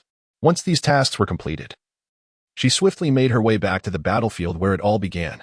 From a distance, she observed the commotion caused by Yun and Moride as they battled the wandering beasts. Rather than approaching, she chose a random direction to flee. Meanwhile, the wandering beasts, still engaged in combat with the duo, anxiously awaited the signal for retreat from Peicase. Unbeknownst to them, Peicase had no intention of signaling them at all. His original plan was to escape the Shiwa jungle under the cover of night with Yun Xue, relying on the green crystal core to sustain them through the day until they reached the Hanbina mountain range. Once he delivered Yun Xue, he believed he could comfortably weather the dry season in the mountains. Yet now, Peicase's body lay within Yun Xue's spatial realm, rendering him incapable of sending any signal. At that moment, Moride eliminated another third-tier beast that attempted to obstruct him. Coupled with the powers of Yun, some of the wandering beasts could no longer withstand the pressure and began to scatter into the jungle in search of Peicase's scent, only to inadvertently catch a whiff of the female's blood. Alongside it, the unmistakable scent of Peicase's blood lingered. The wandering beasts immediately deduced that the female had attacked Peicase and managed to flee. If they could capture her first, instantly, all the beasts on the battlefield surged toward the source of the scent. Yun and Moride also detected these aromas, their brows furrowing in concern as they pursued the scent. Moride had not anticipated that Yun Xue's instruction to delay the slaughter of the wandering beasts was for this very purpose. She was using herself as bait to lure all the wandering beasts together for a decisive strike. Moride struggled to suppress the urge to rush ahead and protect Yun Xue. Instead, he moved to intercept Yun, who was racing toward the beasts, delivering a kick that sent him crashing into a tree. Yun, having collided with the trunk, ignored Moride and attempted to flee again. Moride continued his assault, forcing Yun to retaliate. A fourth-tier wandering beast, you truly harbor ill intentions. Yun roared in anger. You foolish and arrogant tribal beast, have you forgotten her instructions? Moride retorted sharply. Yun hesitated, his resolve wavering as he anxiously exclaimed, but those wandering beasts. I too worry for her safety. Yet I trust in her abilities as a warrior, Moride declared, striking out at Yun once more. I will not allow you to disrupt her. Yun deftly evaded Moride's assault, unleashing a furious roar as she retaliated with flames. The feral beasts, witnessing the clash between Yun and Moride, were unsurprised. After all, Pa Kasai's earlier intention had been to sow discord between them, and they had seized the opportunity to strike while the two engaged in battle. Although these two might temporarily unite for the sake of a female, such an alliance would be fleeting. Meanwhile, the beasts caught the scent of the female and halted their advance, their excitement mounting as they surged toward that direction. They congregated near a grand tree, where they began to jostle one another. Their skirmishes were petty compared to the fierce conflict between Yun and Moride. Suddenly, a bolt from a stone crossbow soared down from the tree, piercing the heart of one feral beast and claiming its life in an instant. The remaining beasts fell into a state of panic, but it took a considerable time before a second bolt struck another beast. This peculiar assault required extensive preparation. One of the beasts shouted, urging the others to rush forward and seize her. The feral beasts, invigorated by this command, charged toward the towering tree, their roars echoing in unison. Yun and Moride's gazes sharpened, tension palpable in the air. Boom! Two explosions erupted in succession, engulfing the majority of the feral beasts in their wake. Some were immediately slain, while others sustained severe injuries. Only a handful of the slower beasts managed to escape unscathed. Arrows rained down from the tree, delivering the final blow. At the same time, Yun Xue's voice rang out. Yun, Moride, assist me in dealing with the remaining feral beasts. Upon hearing this, Yun and Moride swiftly sprang into action, pursuing the uninjured beasts. Yun Xue remained perched upon the tree, utilizing her bow to deliver the finishing blows to the stray beasts injured by the explosions. Moride swiftly dealt with all the strays he had targeted and returned to find Yun Xue. He leaped onto a branch and immediately glanced at her wounds. Noticing that she bore only blood without any actual injuries, he felt a wave of relief wash over him. Where's the cloak I gave you? Quickly, put it on. The clouds draped in a white cloak. Are you unscathed? Of course, I am a fourth-tier beast, Moride replied with a smile. Yun Xue nodded and glanced around in search of a figure. Where is Yun? She inquired. He has gone to pursue an injured third-tier beast. There is no need for concern, Moride replied. Upon hearing this, Yun Xue felt a sense of relief. She leapt from the towering tree, gathering the remains of the stray beasts into her spatial realm. As the night had already reached its halfway mark, the corpses were at risk of rapid decay or even fermentation due to the daytime heat. She resolved to bury these remains the following evening. After Yun Xue had stored the corpses in her spatial realm, the two returned to the entrance of the stone cave. Yet, they still did not catch a glimpse of Monin. A wave of humid, warm air swept by, mingling the chaotic stench of blood with a faint scent that Yun Xue recognized all too well. A sense of inexplicable unease arose within Yun Xue as she gazed at Moride. I wish to seek out Yun, she expressed. Chapter 45. Let us go together. Moride looked at her, pressed his lips together, and replied, I shall accompany you. Yun Xue nodded, attentively inhaling the scents in the air, hoping to trace the whereabouts of Yun.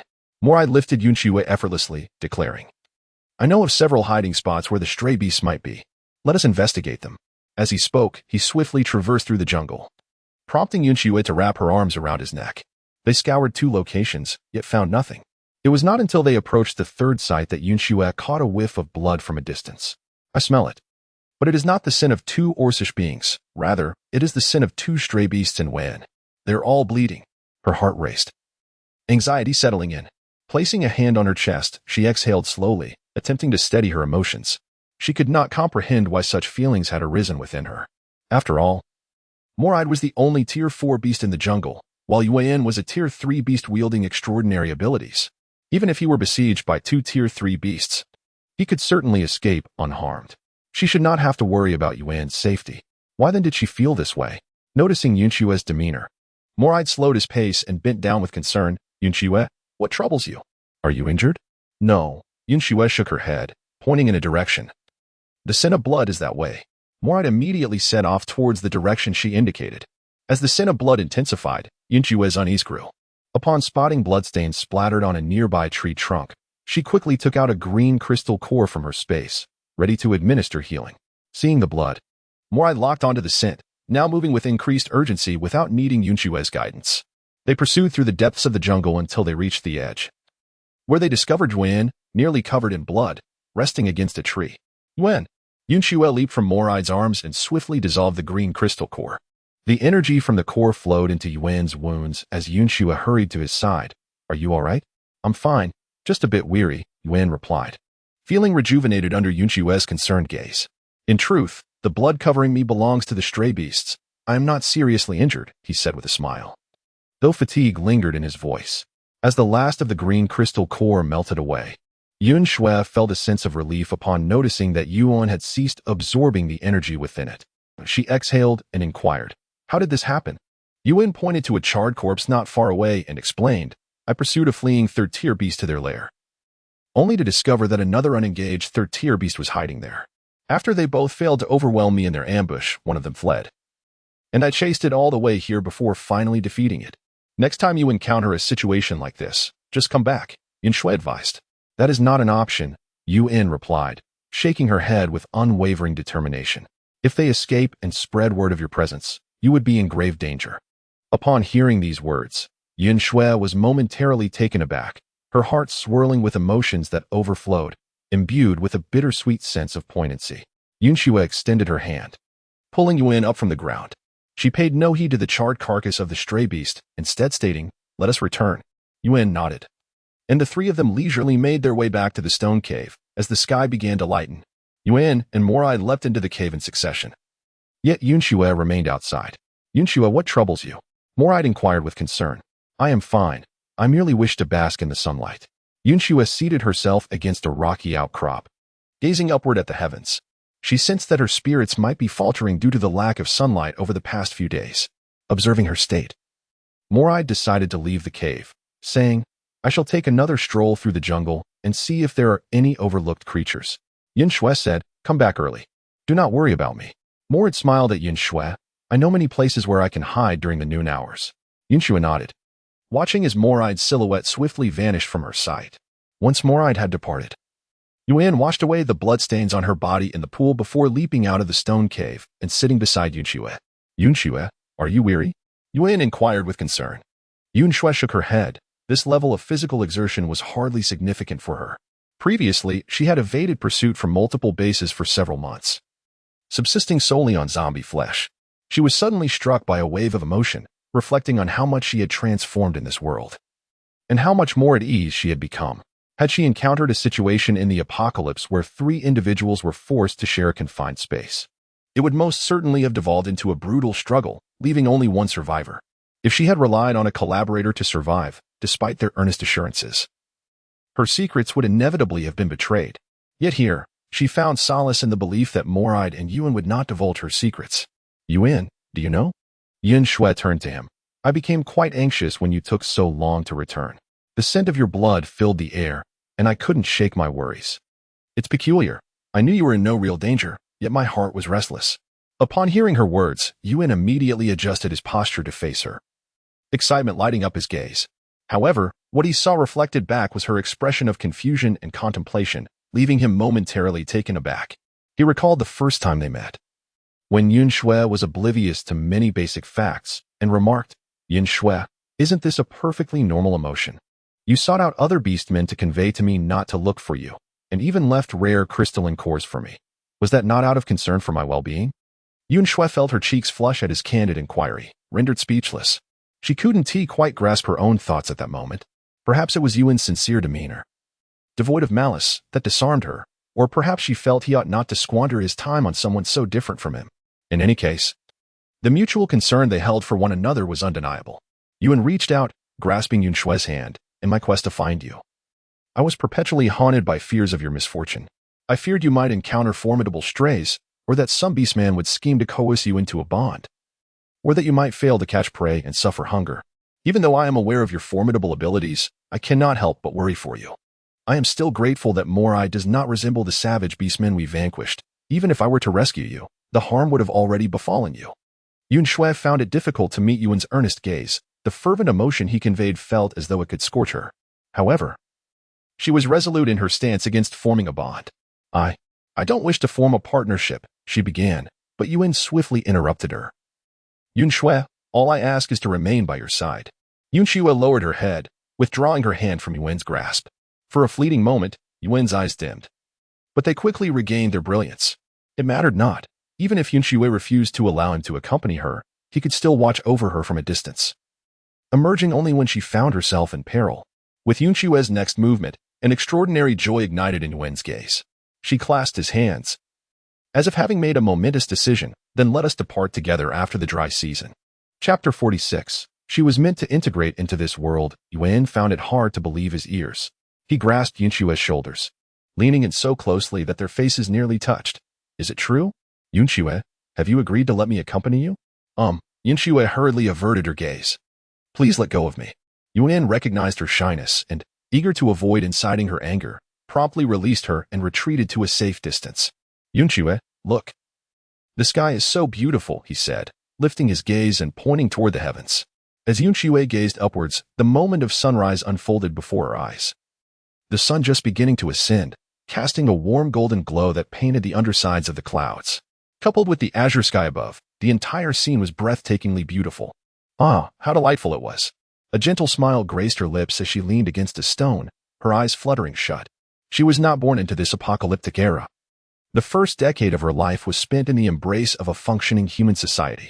She understood emotions, yet in this desolate world, virtues such as morality, kindness, gratitude, selflessness, and reciprocity had transformed into mere harbingers of doom. To survive, she had to suppress and distort her innermost feelings. For the moment any semblance of emotion arose within her, an instinctive sense of peril would envelop her. A serendipitous crossing allowed her to escape the grim existence of mere survival. Now, she ought to embrace and integrate into this world with the same serenity she felt while basking in the morning light's beauty. Yun Xue leaned against the stone, admiring the sunrise. Until the sun had fully risen, casting its searing rays, the temperature rose abruptly, prompting the two heat-sensitive individuals to scurry back into the stone cave. Yun Xue placed the large stone that had been blocking the entrance back at the mouth of the cave, instinctively retrieving prey from her spatial realm. She had forgotten to allow Moride to finish his meal before departing. Upon seeing the prey, Yun Xue suddenly remembered that Moride had yet to eat. There were still opportunities to catch prey in the jungle, so there was no need to worry about him, Yuan remarked. Yun Xue nodded, and the two retreated to their respective corners. Yuan, having expended considerable energy in last night's battle, did not revert to his human form after eating. Instead, he lay down on the ground and succumbed to slumber. Yun Xue, as usual, leaned against the wall and drifted into a light slumber. Yet this time her sleep was frequently interrupted. Upon one such awakening, she discovered that it was already noon, and still, there was no sign of Moride. She approached the exit, using her powers to remove the obstructing stones, and peered outside. The air beyond was distorted by the oppressive heat, and the surge of warm air flowing into the cave caused her to break into a sweat instantly.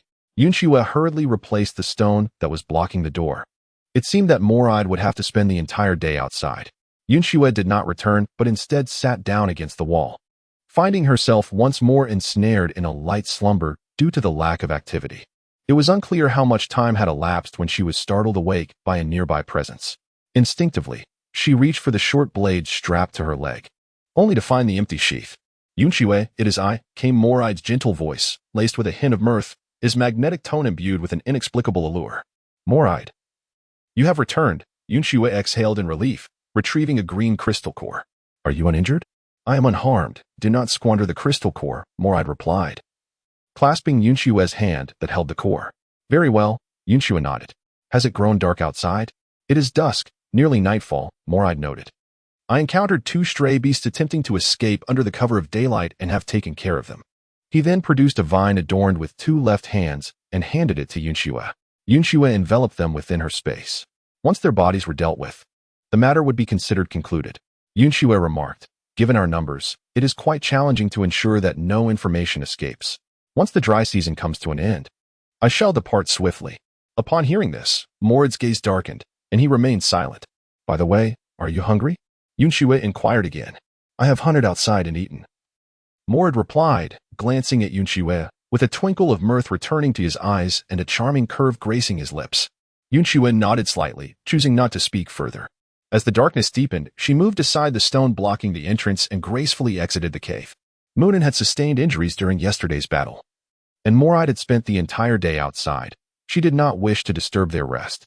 Fortunately, this area had been scorched bare, making it quite suitable for digging a grave.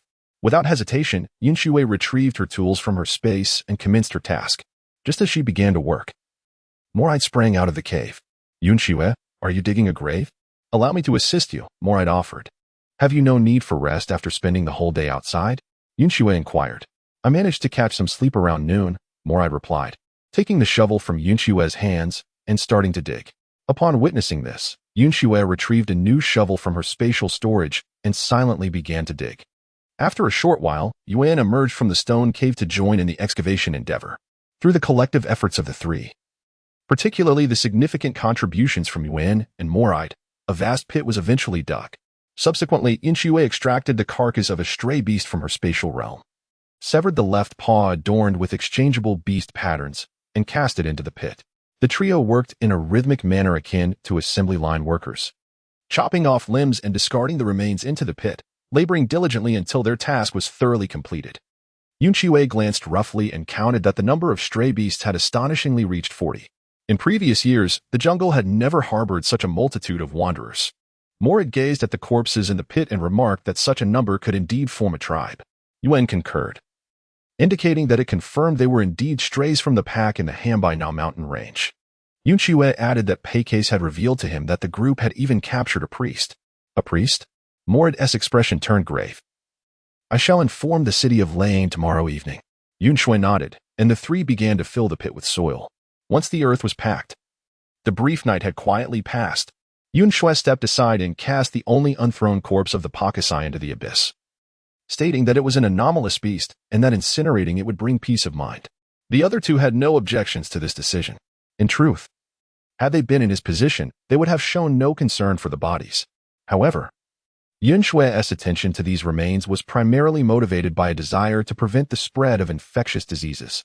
Yun Xue severed the left hand of Peicase, and, as he prepared to rise and discard some firewood, he noticed an intriguing pattern on Peicase's chest, previously obscured by a garland. What could this be? Yun Xue retrieved a stick and gently pushed aside the garland. A peculiar totem emerged before his eyes. Its crude strokes and simplistic lines indicated it had been deliberately carved. The totem was a deep green, with blood seeping beneath the skin, suggesting it had been forcibly marked after a wound was inflicted, possibly with some dye. The totem depicted a strange creature, a lion's head, yet its limbs were hoofed, and its long tail was adorned with scales. Yun and Moride, drawn by Yun Xue's words, approached to gaze at the pattern on Peicase's chest. What kind of beast is this? How odd, Yun remarked. Moride added, perhaps it is a composite of the beast forms of several leaders from that wandering group. A lion's head, a goat's body, and a serpent's tail. It's as if various beast forms have been amalgamated. Upon hearing Moride's observation, Yun Xue was reminded of a mythical creature. This resembled a chimera. Chimera? Yun tilted his head, clearly unfamiliar with the term. It must be a myth, Yun Xue replied, a creature I heard about in stories during my childhood. I have also heard tales of the chimera, Moride said. Legend has it that the chimera preys on beastmen, and the flames it breathes can incinerate entire beastman tribes, making it a source of calamity more terrifying than any ferocious beast. Yun Xue was taken aback to discover that the realm of orcs also harbored tales of chimeras. She retrieved a short dagger from her spatial pocket and deftly severed the piece of hide adorned with the chimera emblem from Pakasi, storing it away within her space. Subsequently, she discarded the timber and kindling, igniting his remains. The flames roared to life, illuminating the dawn as the sun gradually ascended, causing the temperature to rise. Let us return to the stone cave, Yun Xue suggested. Moonin and Moride nodded in agreement, and the trio made their way back inside the cave. After a night spent either digging or encountering corpses, Yun Xue insisted that each of them cleanse themselves in the pool. Only then did she produce their quarry, and the three began to partake in their meal. The atmosphere in the cave returned to its usual state, and Yun Xue slipped back into a deep slumber. Moride awakened her at dusk, requesting some left hands from third-tier beasts, as he intended to inform the city of Land about the wandering beasts. Yun Xue nodded and handed over the left hands of all the Tier 3 beasts to Moride. Yun Xue followed Moride to the entrance of the stone cave, watching his figure vanish before she made her way to the site where Peicase's body had been incinerated the previous day. She retrieved a wooden stick and began to sift through the charred remains and bones, ultimately uncovering a half of a deep green crystal core. Indeed, her brow furrowed as she hastily stored the crystal core in her spatial compartment. In this world, it appeared that third-tier ability users, upon their demise, would drop crystal cores akin to zombies. Fortunately, the ordinary ascension of beastmen does not yield crystal cores. Typically, Those who awaken abilities are male and of the 5th tier, while the priests, being few in number, are relatively well protected. It is imperative that the beastmen remain unaware of this matter. It is precisely this knowledge that has led the survivors of the apocalyptic world to engage in mutual hunting and self-destruction. To prevent their crystal cores from falling into the hands of others, ability users often choose to self-detonate before death. It is for this very reason that she had arrived in this world. Yun Xue adjusted her mood and hurried back into the stone cave. She leaped down, nearly landing on Yuan, who was peering curiously at the entrance. Yuan stepped forward and gently embraced her, inquiring, "Yun Xue, where have you been? Have you freshened up? Allow me to fetch some water for you. Morit is heading to Layan City, and I shall see him off." Yun Xue gently pushed Yuan away and made her way to the water basin to wash up. "So, does this mean it will be just the two of us tonight?" Yuan asked. "And without those bothersome stray beasts, what shall we do for fun? Perhaps a barbecue?" Yun Xue contemplated, struggling to think of any other form of entertainment. Yuan nodded in agreement, readily acquiescing. The two then ventured outside the stone cave, away from the direction of the stray beasts, to set up a bonfire and commence their grilling. Yun Xue still intends to prepare jerky that is easy to preserve, as it can serve not only as a personal delicacy but also as a barter item. The two of them work together with practiced efficiency, roasting the meat. Occasionally, when Yun Xue spots a particularly appealing piece, she cannot resist sneaking a few bites. Upon noticing this, Yuan begins to deliberately seek out the most delectable-looking roasted meat to offer to Yun Xue, fixing his gaze on a piece nestled at the heart of the flames. Perfectly balanced in fat and lean, glistening with a golden sheen, he reaches out to grasp it, only to yelp in pain from the scorching heat. Enduring the discomfort, Yuan blows gently on the meat and allows it to cool for a moment before presenting it to Yun Xue, saying, "Yun Xue, ah." Yun Xue gazed at him intently for a considerable duration, and after a moment, she blinked and cautiously opened her mouth. Yuan, filled with excitement, delicately placed the roasted meat into Yun Xue's mouth with the utmost care. Yun Xue consumed the food he offered her. Yun Xue, chewing on the roasted meat, remarked, "Let me check my hands to see if they are burned." Of course, there were no injuries. Yuan replied, "Even if there were wounds, they have healed." Yun Xue redirected her gaze to the roasted meat, pondering how delightful it would be to have a pair of chopsticks. In this post-apocalyptic world, where food was scarce, one had to consume whatever sustenance they could procure without delay, rendering utensils a relic of the past. Moreover, the orcs also feasted with their hands, which was what had prompted her to recall the notion of cutlery. Yun Xue rose and stepped aside, summoning numerous branches from the void. After a meticulous selection, she ultimately chose 2 slender, straight twigs. She gathered the remaining branches and, with a short knife, deftly whittled the 2 twigs into makeshift chopsticks. Armed with her newly crafted utensils, she confidently returned to the fire pit. "Yun Xue, are you planning to skewer the meat with those sticks?" Yuan inquired. "No. I intend to pick up the meat," Yun Xue declared, struggling to grasp a piece of roasted meat with her chopsticks, her hands trembling slightly. The morsel quivered precariously before slipping through the gaps of the stone grill, the oils igniting the flames below with renewed vigor. Yuan blinked in surprise. It was the first time he had seen Yun Xue so confident, yet inadvertently falter. This side of her was utterly endearing. He gazed at Yun Xue, who stared wide-eyed in disbelief, as though witnessing the impossible. Tears streamed down her cheeks as she blinked. "Yun Xue, what's wrong?" Noticing her tears, Yuan immediately grew alarmed. He rushed to embrace her, taking her hands to inspect for burns. "Did hot oil splatter on you?" Yun Xue touched her face and realized she was indeed crying.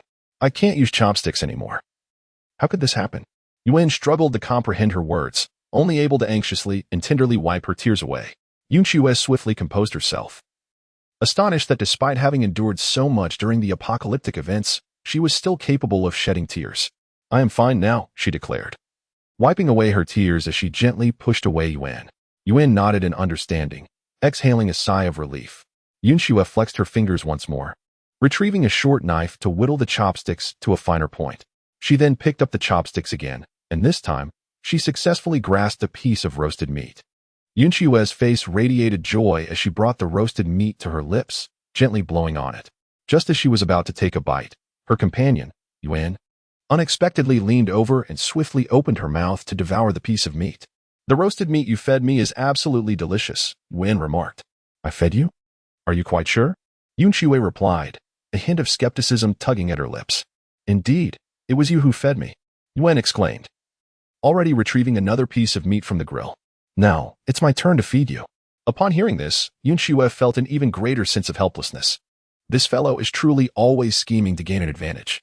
She picked up a piece of grilled meat from the edge of the grill and placed it into her mouth, letting out a soft hum. I wouldn't want to eat with my hands. Upon hearing this, Yun immediately replied, then I shall also require a skewer. I will feed you the meat. In the flickering firelight, a glimmer of cunning flashed in the fox-like eyes of Yun Xue as she handed him the chopsticks, saying, very well. Chapter 48. I like you too. Yun promptly accepted the chopsticks from Yun Xue's hand, grasping them with curiosity. His expression shifted from delight to confusion as he manipulated the chopsticks, unable to comprehend how Yun Xue had effortlessly wielded them just moments ago, let alone how one could adeptly use these two wooden sticks with a single hand.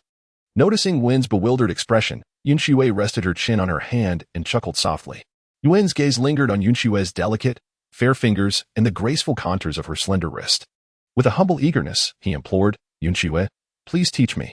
Of course, Yun Xue nodded, extending her hand to guide Yun's to her own, demonstrating how to use the chopsticks. As their hands touched, Yun could not help but feel a smile tugging at the corners of his mouth. As Yun Xue was teaching, she suddenly looked up to find Yun gazing at her with a smile. Are you truly paying attention?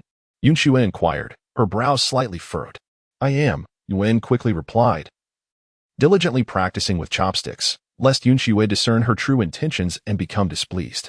After Yun Xue's instruction, Yun underwent numerous attempts before finally tremblingly grasping a piece of roasted meat and presenting the wildly shaking delicacy before Yun Xue. Yun Xue opened her mouth and savored the piece of roasted meat. Yun immediately realized the true value of chopsticks. As the two of them indulged in their playful banter, they consumed every morsel of meat, leaving not a single piece of jerky behind. Noticing that time was insufficient for another round of roasting, they tidied up their belongings, extinguished the fire, and returned to the stone cave. Yun Xue found the taste of roasted meat in her mouth to be rather overpowering, so she took out some water to rinse her mouth. Yun followed her lead and did the same. Yun Xue settled by the edge of the pool, still lingering in the delightful memories of the recent barbecue. It seemed to be the first time in years that she engaged in an activity simply to pass the time. After all, most of her days were spent in solitary endeavors, compounded by the scarcity of food. She was either on the run or desperately seizing moments of sleep to conserve her energy and recover her strength. Observing Yun Xue's cheerful demeanor, Yun felt a surge of joy as well, and he joined her by the poolside. Yun Xue, I've just realized how enjoyable barbecuing can be, Yun exclaimed, extending his arm to gently embrace Yun Xue, affectionately nuzzling her forehead. Yun Xue sensed the proximity of Moon's grace, and her initial reaction was no longer one of resistance. Previously, she had found such sentiments futile and was reluctant to expend her energy on them. However, at some point, she had grown accustomed to this feeling. Now, as she felt the warmth of Moon's presence enveloping her, an unexpected sense of tranquility washed over her. She even wished that time could halt in this moment. Yun Xue found herself overwhelmed by a myriad of emotions, a peculiar blend of sweetness and discomfort that she struggled to articulate. This sentiment left her feeling uneasy, yet its fleeting nature evoked a strange sense of nostalgia. Yun, do you harbor feelings for me? Yun Xue was averse to the emergence of such odd emotions within her. In a world ravaged by apocalypse, every act of compassion would lead her to harsh lessons, thrusting her into perilous escapes. Of course, I cherish you above all others, Yun replied, tightening his embrace around Yun Xue. Why is that? Yun Xue inquired, puzzled. Is it merely because of my appearance? Initially, perhaps, but now it is so much more, Yun said, gently lifting her chin to meet her gaze. I admire your fierce spirit, your tender moments, and even your anger. You are captivating in every aspect. Your prowess in hunting is alluring, yet your tranquility is equally enchanting. Whatever you do, you possess an irresistible charm. I yearn to see you happy, to witness your smile. And I am committed to protecting you, regardless of how you change. My feelings for you will remain steadfast. Is that truly so? Yun Xue gazed into Yun's eyes, seeking clarity. Could you elaborate on what exactly you find appealing about me? I find it difficult to articulate, Yun admitted, momentarily flustered. This sensation is extraordinary. I cannot explain why, but I simply know that I am fond of you. Is this what it means to like someone? Yun Xue murmured, reflecting on her own experiences. Having faced the apocalypse at the tender age of 14, she had missed out on the rebellious phase of early romance, instead dedicating herself to the struggle for survival. In the context of a devastated world, Affection felt like a chain of constraints, while love was a mere farce. An illusion overshadowed by the stark realities of desire and exchange.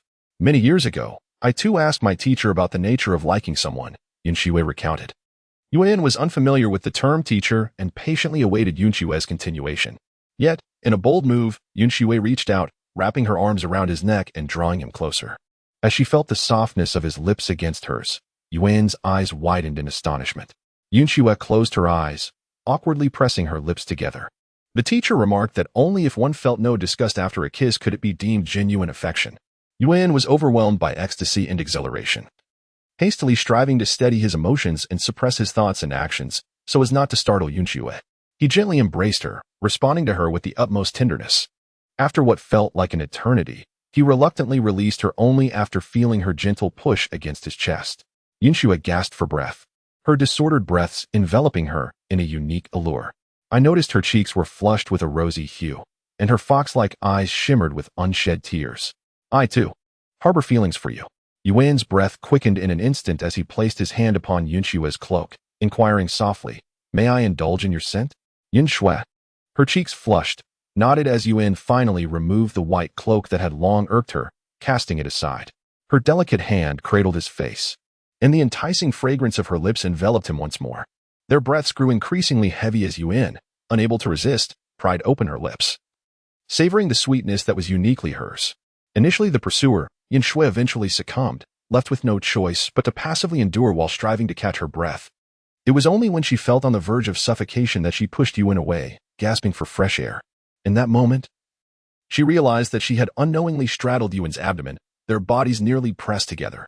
Coupled with Yun's habitual half-naked attire and the sweltering heat, she too donned a short-sleeved shirt and shorts. A phantom roar echoed in Yun Xue's ears, prompting her to emit a short, startled cry. With a forceful shove, she propelled herself away from Yun, landing abruptly on the ground. Her cheeks, previously tinged with a rosy hue, were now utterly crimson. In a flurry, she scrambled to her feet, snatching up her cloak and fleeing. Yun, still enveloped in the tender warmth of their prior intimacy, found himself bewildered by the sudden emptiness of his embrace. His gaze swept the cave, eventually landing on Yun Xue, who had burrowed herself beneath the cloak, a small, white bundle huddled in the corner. A fleeting sense of guilt washed over him, as if he had committed some grievous error. Struggling to steady his tumultuous emotions, which oscillated between excitement and disappointment, Yun approached Yun Xue. At that moment, she clutched the hood of her cloak, concealing her entire face, leaving only her delicate, pale hands and slightly reddened joints visible. "Yun Xue, have I done something wrong?" Yun inquired, perplexed. From within the cloak, Yun Xue's voice emerged, muffled and unlike her usual cool demeanor. It was now tinged with a hoarse, teasing lilt, akin to a feather brushing against one's heart, evoking a tantalizing sensation of longing. Yun Xue revealed a single eye from beneath her cloak, its surface glistening with a layer of moisture, brimming with helplessness and shyness. "You haven't done anything wrong. I am unsure of what transpired. Just let me be for a moment." Upon hearing Yun Xue's words, Yun realized that her earlier reaction stemmed from bashfulness, and the weight of disappointment within him dissipated, his lips involuntarily curling into a smile once more. As he gazed at Yun Xue in this state, an overwhelming urge surged within him to embrace her once again and kiss her tenderly. However, he understood that Yun Xue required solitude to process her emotions. He suppressed his burgeoning desire with great effort and reassured her, "Then I shall take my leave to a nearby corner." Yun retreated to his usual nook, fearing that an unintended smile might startle Yun Xue, prompting him to transform into his beastly form and lie low on the ground. Meanwhile, Yun Xue, having gained her private space, exhaled a sigh. Her face felt as though it were aflame, and her mind was a muddled mess, utterly perplexed by the situation. She had merely wished to test whether kissing Yun would repulse her, yet in the blink of an eye, it had escalated into such an unexpected state. She sensed that it would be quite some time before she could gaze upon Yun with the same composure again. In a state of inner turmoil, Yun Xue struggled to regulate her breathing, striving to regain her usual composure. Once she felt somewhat better, she approached the water's edge and cupped her hands to splash her face, seeking to cool down. At that moment, the sound of a large stone being moved at the entrance, accompanied by a metallic scent of blood, sent a chill through her. Her demeanor shifted to one of calm vigilance as she swiftly retrieved a crossbow from her space, aiming it toward the doorway. Chapter 49. It is your doing. Morai displaced the stone and descended into the cavern, instantly alert to the hostility he sensed, directing his gaze toward that source. Their eyes met Yun Xue, with a face full of caution, and more-eyed, equally on guard. Yun Xue recognized it was Morid and let out a sigh of relief. Retracting the winch crossbow into her space, she stood up and approached, inquiring, "You have returned. How did it go?" Morid noticed the change in Yun Xue's expression, and a smile danced in his eyes, his brows arching playfully. As Yun Xue approached more-eyed, she noticed the bloodstains on his body, her brow furrowing in concern. "You are bleeding? Did they attack you?" "There is no need to worry. After all, I am a wandering beast," more-eyed replied, seeing Yun Xue take out a green crystal core, hastily stopping her. "The wound has long since healed. There is nothing to be treated." Yun Xue nodded, carefully stowing away the crystal core. She scrutinized the bloodstains on Morid's body and pondered. "Were you struck by an arrow? Could it be that a female beast from the White Wolf clan assaulted you?" Morid shook his head. "I did not examine it closely." He then extended the left hand of the stray beast he had taken, and Yun Xue accepted it, placing it into her spatial storage. As Yun Xue noticed that the sky outside had brightened, she inquired, "Morid, are you hungry?" Morid replied, "I had hunted on my way back." Yun Xue nodded, momentarily setting aside the matter of the roaming beasts. After all, the weather during the dry season was such that it was unlikely the roaming beasts from the nearby Bina Mountains would be sent over again. Even if they did appear, their numbers would surely not surpass those encountered this time, and they could manage that. Of course, her primary reliance lay in her ability to retreat into her own space. As for notifying the city of Lane, she had no intention of seeking their protection, as they had already rebuffed Morid's warnings with aggression. Yun Xue's circadian rhythm had swiftly acclimatized to a schedule of slumbering during the day and awakening at night. She stifled a yawn, preparing to retreat to her corner for rest. As she lowered her hands, she inadvertently brushed against the leather pouch at her waist. This was the bag Noj had previously bestowed upon her for storing crystal cores, containing emergency green crystal cores for situations where her abilities could not be employed. Yun Xue was momentarily taken aback as she retrieved a beautiful feather from within. It was the feather that Norg had previously given her. Morid, upon witnessing the feather, briefly displayed a look of surprise in his eyes, which was swiftly replaced by an expression of understanding, as if to say, "Indeed, it is as I thought." Yun Xue gazed at the entangled feathers, sighed softly, and said, "Let Moonin make another trip to Lane City this evening. If the tribesmen refuse to heed our warnings, we shall bear no responsibility for their ignorance." Upon finishing her words, the ever-watchful Moon In responded, "Yun Xue, rest assured, I shall go tonight and fulfill the task at hand." Yet, instead of feeling reassured, Yun Xue's expression grew increasingly anxious, her thoughts clearly in turmoil. She intended to return Norg's feather to the leather pouch, but her hand trembled, causing the feather to fall to the ground. Morid was swift to pick up the feather, returning it to Yun Xue. As Yun Xue grasped the feather, she felt her hand tremble. "Yun Xue, what is the matter?" Morid's grip tightened around her hand, his expression turning anxious. "Did that third-tier beast do something to you last night?" Upon closer inspection, Morid noticed that Yun Xue's lips appeared slightly swollen and more lustrous than usual. Moreover, traces of a faint pink hue lingered at the corners of her eyes and the tips of her ears. His concern deepened. Could that wretched third-tier beast have brazenly coerced Yun Xue? "It's nothing. I'm just a bit frightened." Yun Xue retracted her hand and exhaled softly. With a self-deprecating smile, she remarked, "Every time I meddle like this, I must prepare to flee." Witnessing Yun Xue's distress, Morid felt a surge of compassion and reassured her, "It won't happen. We won't mention your situation. They will remain oblivious." Yun Xue nodded, managing a faint smile. She understood, which was precisely why she had asked Yun to inform the city of Lion once more. These unsettling emotions were a response generated by her mind to shield her, stemming from her experiences in the apocalypse. "I am weary. I shall retire for the night," Yun Xue stated, placing Norg's feather back into the leather pouch. "Morid, I wish you sweet dreams." Morid responded with a nod, watching Yun Xue retreat to her corner, still curled up against the wall. He gazed at her for a long while before managing to dispel her visage from his thoughts. Returning to his own space, he succumbed to slumber. Perhaps it was the conclusion of the ordeal with the wandering beast, but Yun Xue fell into an especially deep sleep. So much so that even when she sensed someone drawing near, she was reluctant to awaken. In her drowsy state, she leaned against a warm chest, the familiar scent evoking memories of the previous night.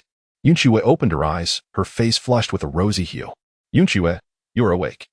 Yun gently tucked away the stray strands of hair at her temples and leaned in, closing her eyes. Yun Xue hastily extended her hand, pushing him away. At that moment, she found it impossible to meet Yuan's gaze and could only turn her head aside. Who allowed you to come closer while I was asleep? Yun Xue, I intended to inform you that I am heading to Lane City, Wen said, his voice tinged with grievance. However, you appeared to be sleeping so soundly that I dared not disturb you. The term actively forcibly conjured more images in Yun Xue's mind. She hurriedly donned the hood of her cloak and declared, I understand. You may go now. Wen found the bashful Yun Xue to be utterly adorable.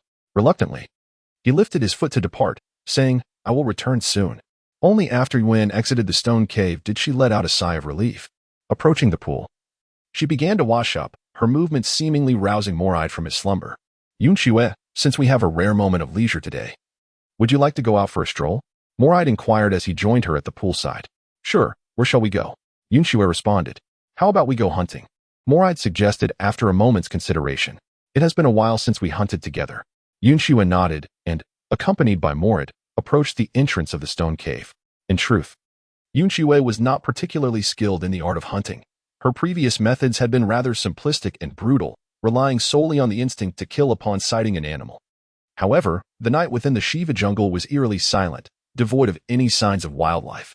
While nocturnal creatures indeed inhabited the jungle, they were far more vigilant and swift, making it exceedingly difficult for an untrained beastman to succeed in capturing them. Moride began to introduce Yun Xue to the techniques for locating nocturnal animals, and together they ventured deeper into the jungle. Following the tracks and scents of animals, they journeyed further until Yun Xue caught the distinct smell of blood from a stray beast. Yun Xue's expression instantly shifted to one of caution. She quietly informed Moride, and together they stealthily advanced in that direction. As they progressed, they eventually stumbled upon two stray beasts engaged in a fierce struggle over a dying leopard. Indifferent to the origins of these creatures, Moride approached without hesitation and swiftly dispatched one with a decisive blow from his tail.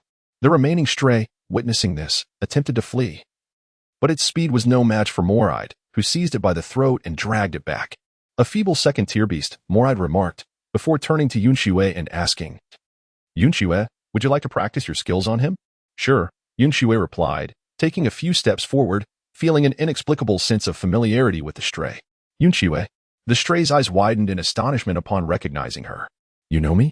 Yun Xue raised an eyebrow, already retrieving a short knife from her space. Of course. I am the one you turned into a stray. The beast roared, its gaze filled with animosity. Turned you into a stray? Yun Xue pondered for a moment. Oh, you used to be an orc from the Hanlon tribe, right? Exactly. The stray replied. It's all your fault, you wretched creature. What did you say to Ifeezy? She abandoned us because of you. It's because you taught her that ridiculous weapon that she foolishly joined the Lei Yin city, forcing us to seek refuge in other tribes. You made us outcasts within our own tribe. You are driving us to the brink of despair. You malicious female, you have always aimed to harm us. Seeing the stray dare to insult Yun Xue, Moride's brow furrowed, and with a single punch, a multitude of teeth, mixed with blood, flew out. Yun Xue, with a perplexed expression, inquired, can orcs truly starve into becoming stray beasts? How is that even conceivable? Moride scoffed derisively. Except for the most heinous offenders who may petition the beast god to shatter their beastly markings, those of strays are typically forcibly removed by females after being coerced. Oh, Yun Xue remarked, casting a cold, mocking glance at the stray beast. Indeed, Ifei should have discarded such a useless wretch as you. The stray beast, incensed, dared not utter a word due to Moride's preceding blow, merely glaring fiercely at Yun Xue. Moride, release this worthless creature, Yun Xue chuckled. I doubt he would even dare to attack me. Upon hearing this, Moride casually tossed the stray beast to the ground. The stray glanced back and caught sight of Moride's purple markings, his heart seething with anger as he cursed inwardly. Realizing that Yun Xue had managed to associate with a fourth-tier stray beast, it was no wonder she had held herself aloof from everyone in the tribe. You see, I told you he wouldn't dare, Yun Xue said, shrugging with a playful smile. Consumed by rage at Yun Xue's words, the stray beast yearned to tear her apart. But the presence of the fourth-tier beast loomed large. Suddenly, a clever idea struck him. If he could seize Yun Xue, he might leverage her to coerce the fourth-tier beast into granting him his freedom. His face twisted with hatred as he lunged toward the seemingly defenseless Yun Xue. However, awaiting him was the sharp dagger that Yun Xue had long prepared. After receiving guidance from Moride regarding her combat techniques and habits, Yun Xue's proficiency in close-quarters combat surged significantly. Coupled with her frequently employed tactic of provoking before launching a surprise attack, the stray beast was severely wounded in just a few exchanges. With a resounding howl, the stray beast transformed into its wolf-like form. Morad's heart raced as he contemplated stepping forward, only to witness Yun Xue already charging ahead. Yun Xue nimbly leaped onto the back of the wolf, thrusting her dagger at a precarious angle towards its neck. The beast, a feral creature, struggled violently in resistance, blood splattering across the ground. Eventually, the beast succumbed to its wounds and collapsed from excessive blood loss. Drenched in crimson, Yun Xue gracefully dismounted and approached it, producing a green crystal core. Upon sighting the core, the feral beast surged forward, but Yun Xue, with a smile, retreated a few steps and remarked leisurely, "We have both spent time in the same tribe. I do not wish to bring about your demise. Answer a few of my questions, and I shall grant you this crystal core." The beast, now returned to its human form, glimmered with a fierce hatred in its eyes.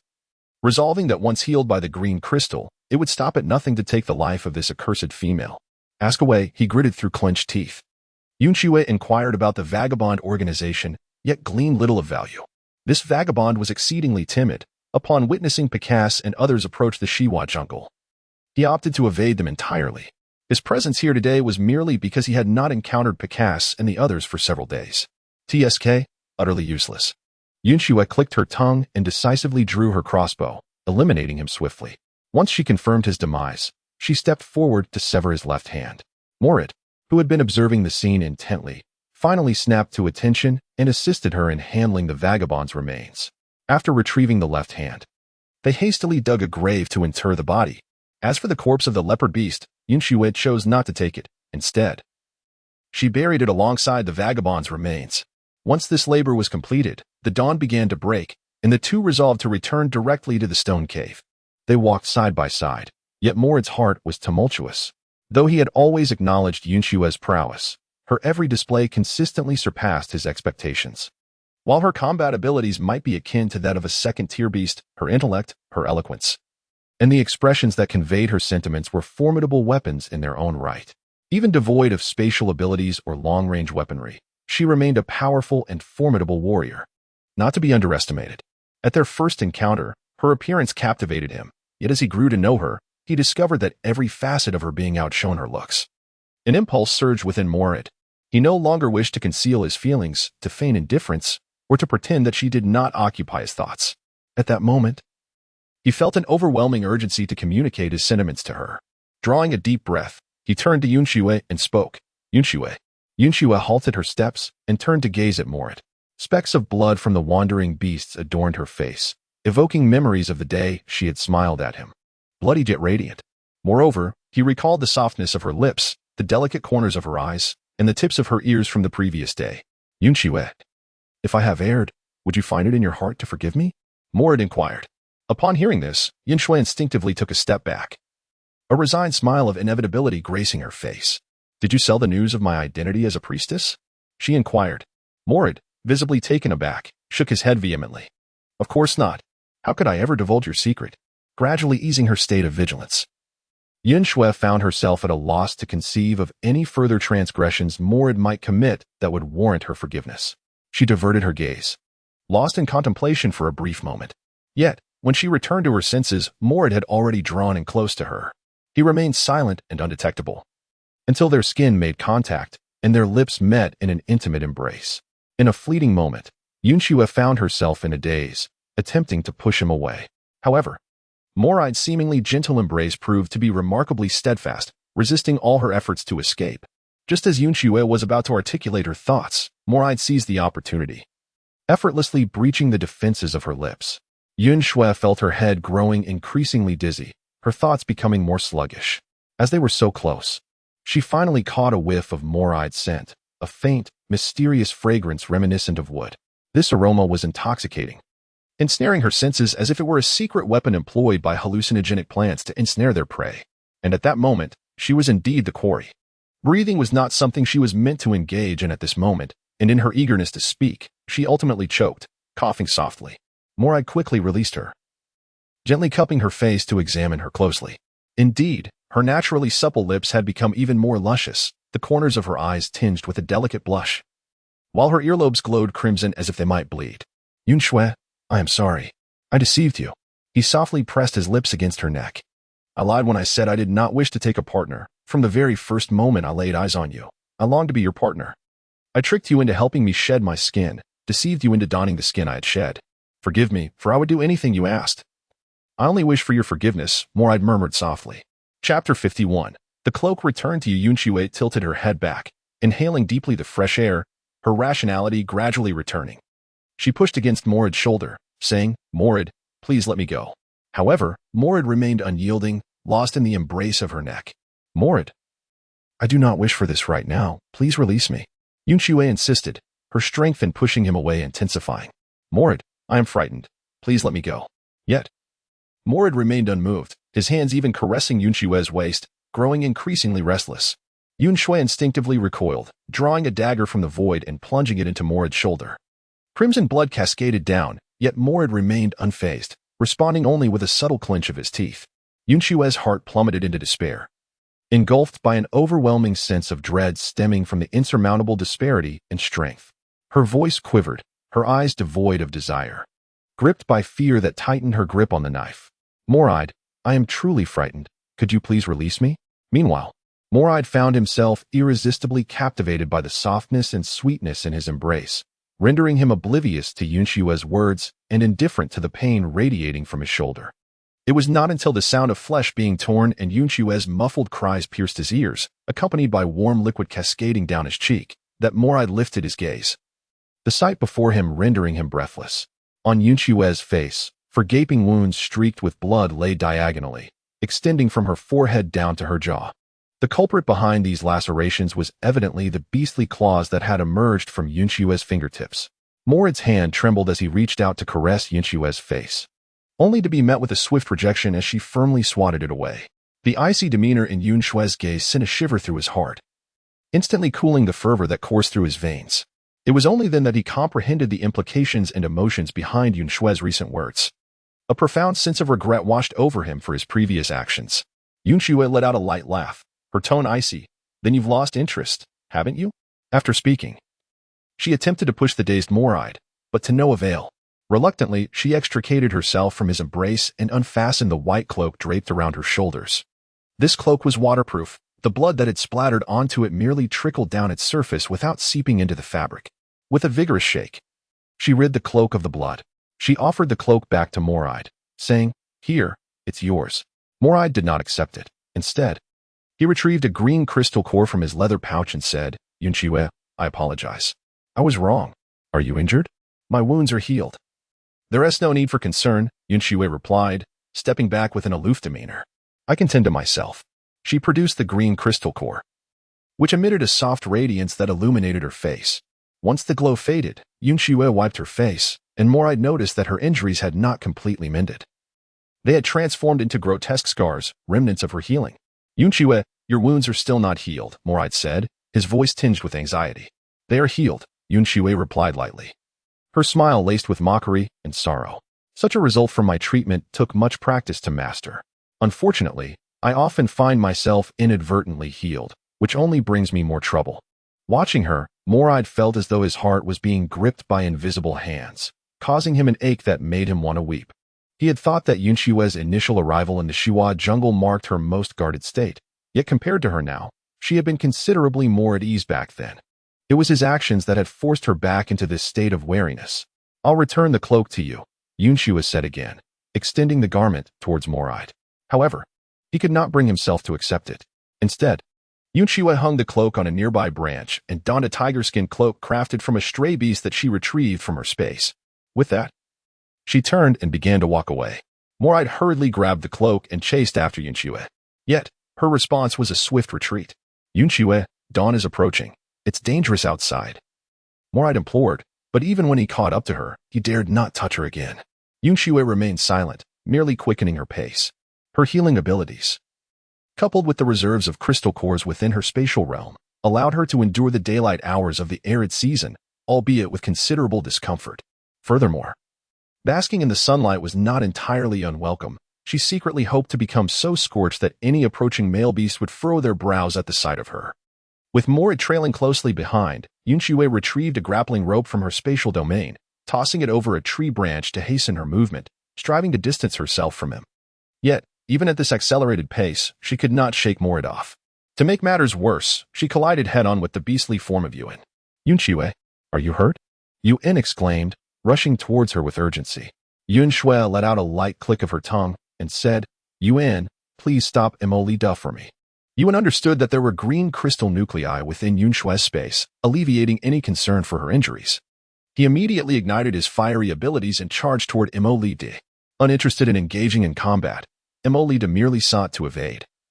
Yet he could not withstand Yun's advantage in speed coupled with his unwavering determination to obstruct him. Left with no choice, Emily Da had to contend with Yun in a tumultuous clash. Yun Xue ultimately seized the opportunity to escape successfully. Following the riverbank, she eventually stumbled upon a small pond that had not yet dried up. Numerous animal footprints adorned the area, indicating it was a watering spot for wildlife. She decided to trace one of the tracks, intending to claim the animal's well-chosen retreat for herself. Her pursuit led her to a bear's den. To her astonishment, the bear, typically driven by a fierce predatory instinct during the arid season when food was scarce, did not charge at her. Instead, the creature stood guard, roaring as if to intimidate her away. Yun Xue stepped forward, attempting to compel the bear to initiate an attack, yet it merely retreated in a series of hasty steps. Suddenly, a small cub tumbled out from a concealed spot nearby. The innocent cub, oblivious to the tension of the moment, frolicked and explored with unbounded curiosity towards the unfamiliar Yun Xue.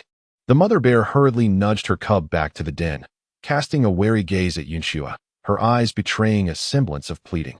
Yun Xue and the bear faced each other for an extended period, and finally, she let out a sigh, conceding that perhaps her mind was truly troubled. She retrieved a wild rabbit from her spatial realm and tossed it to the bear before departing from the scene. She returned to the original spot by the pool, intending to follow a different animal's tracks. However, Yun and Morid were both waiting for her there. Yun Xue gazed at Yun, who promptly elucidated, Yun Xue, the dawn has arrived, and the temperature is about to rise. Have you two formed a united front? Yun Xue inquired with a smile. The smile of Yun Xue caused both individuals to feel a sudden flutter in their hearts. No. Yun hurriedly dashed in front of Yun Xue, declaring, I will heed your every word. Whatever you say shall be my command. Yun Xue crouched by the pond, cleansing the blood from her face with the pristine water, revealing the grotesque scars that marred her visage. Do you still heed my words in this state? She questioned. Upon noticing the wounds upon Yun Xue's face, Yun, filled with concern, exclaimed, Was it a feral beast that inflicted this upon you? It must have been excruciating. He unleashed his extraordinary abilities and swiftly turned to confront Morid. Yet, after only a few exchanges, Yun found himself subdued and sprawled upon the ground by Morid. Yun Xue could discern that Morid had not acted with sincerity. Otherwise, Yun would have sustained at least severe injuries. Yun Xue retrieved the unused green crystal nucleus and, after aiding Yun in his recovery, remarked, Yun, my face will remain like this from now on. Do not follow me any longer. Chapter 52. A madness that pierced his heart upon hearing Yun Xue's words. Yun's heart twisted in anguish, and a wave of panic enveloped him instantly. He rushed to stand before Yun Xue, exclaiming, Yun Xue, did we not agree? You cannot deceive me. I care not what you become. You must not abandon me. Yun Xue lowered her gaze and replied, Do as you wish. Yun understood this to mean she tacitly permitted him to accompany her, and he breathed a sigh of relief. However, Morid, standing nearby, felt an even deeper sense of dread. He recalled Yun Xue's character and the words spoken by Norg, and he was filled with regret for his impulsive actions that day. Yun Xue, please do not leave. I will depart instead. Would that be acceptable? Morid stepped forward, insisting. There is truly no better hiding place in the whole of the Xihua jungle than that stone cave, he added. I do not require it, Yun Xue replied without hesitation, her tone resolute and brimming with confidence. She would not compromise for the sake of fleeting comfort. She possessed the strength to endure the drought alone. Yun Xue followed the tracks of another large creature, ultimately arriving at the lair of a leopard. Yun took the initiative to approach and slay the leopard. Yun Xue carefully concealed the leopard's lifeless body and proceeded to inspect its lair. This den was situated at a considerable height, modest in size and lacking in coolness. However, the leopard's survival until now indicated that it could endure the midday heat within. Moreover, the creature exhibited a commendable sense of cleanliness, as no traces of animal waste marred the interior. I shall sanitize the space with fire tonight. For now, I must make do. Yun Xue remarked as she ventured into the leopard's den. Yun followed closely behind her. The space, initially spacious enough for one, felt rather cramped with Yuan's presence. Observing this, Yun began to claw at the stone wall behind, swiftly unearthing a sizable chunk. She transported the stones out of the den, entirely disregarding Moride, who stood silently outside. Moride gazed at Yun Xue, his eyes reflecting a profound sense of solitude and guilt. Yun Xue also cast her gaze towards him, sensing her attention. He lifted his head, revealing an unease and caution in his eyes that she had never witnessed before. Yun Xue found herself momentarily at a loss for how to respond. Just then, Yun was busy expanding its nest, providing Yun Xue the opportunity to step away and approach Moride. Moride, wary of overstepping, lowered his gaze and murmured, "I apologize. I return to you all the prey I have taken. I do not want them. Keep them for yourself," Moride promptly declined. "But those were originally your captures," Yun Xue replied, raising her hand to retrieve the prey Moride had caught from her spatial pocket. The suffocated creatures lay piled to one side. And it dawned on Moride that the prey Yun Xue had always provided for their meals seemed to have been caught by her. "Yun Xue, you do not intend to return all this prey to me after the dry season, do you?" Moride's voice trembled slightly with uncertainty. Yun Xue remained silent, merely continuing to produce various items, including dried jerky and approximately 50 transparent crystal cores along with some green ones. "You may take all of these," she said before moving to the other side, finding a tree to lean against as she sat down. Gradually, she disentangled herself from the clutches of fear, raising her hand to touch the grotesque scar on her face. Her thoughts and emotions were in utter disarray. Why did she feel such profound sadness? Wasn't the current situation far better than she had anticipated? Given Moride's strength, the worst outcome for her and Yun could only be one death and one escape. Of course, she understood that Moride would not allow such a fate, which was precisely why she chose to remain within the Xue jungle. Meanwhile, Moride, observing Yun Xue as she retrieved items for him, felt an overwhelming sorrow in his heart. The Yun Xue largely maintained her silence. Her frosty demeanor belied the tenderness within. The gentleness she once exuded and the softness she displayed now were akin to dull blades, incessantly scraping at his heart. Undoubtedly, all of this was his fault. He was deserving of such anguish.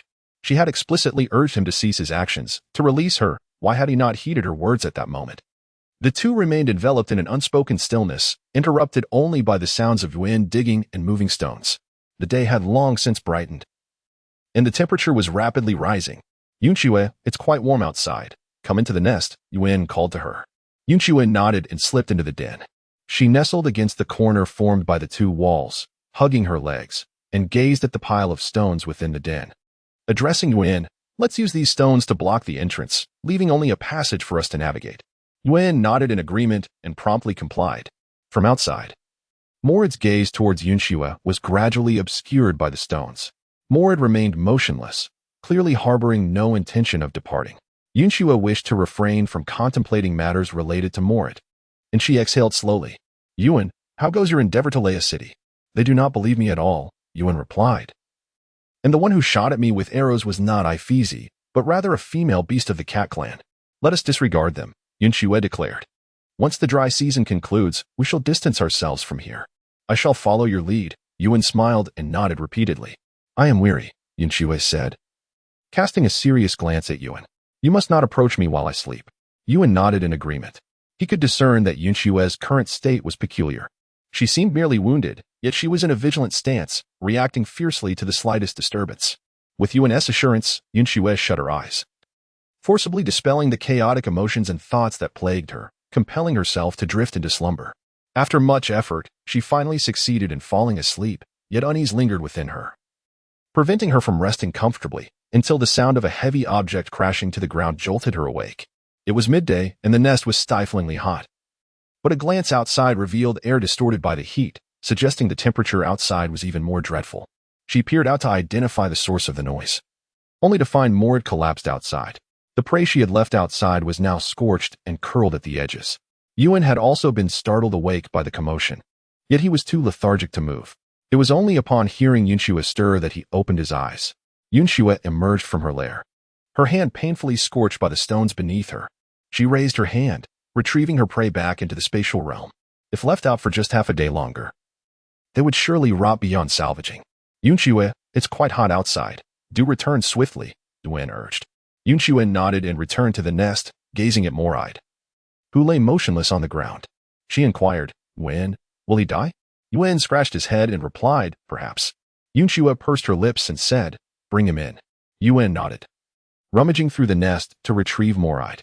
As Moride's black hair fell upon Yun, it caused her to emit a cry of agony, gritting her teeth against the pain.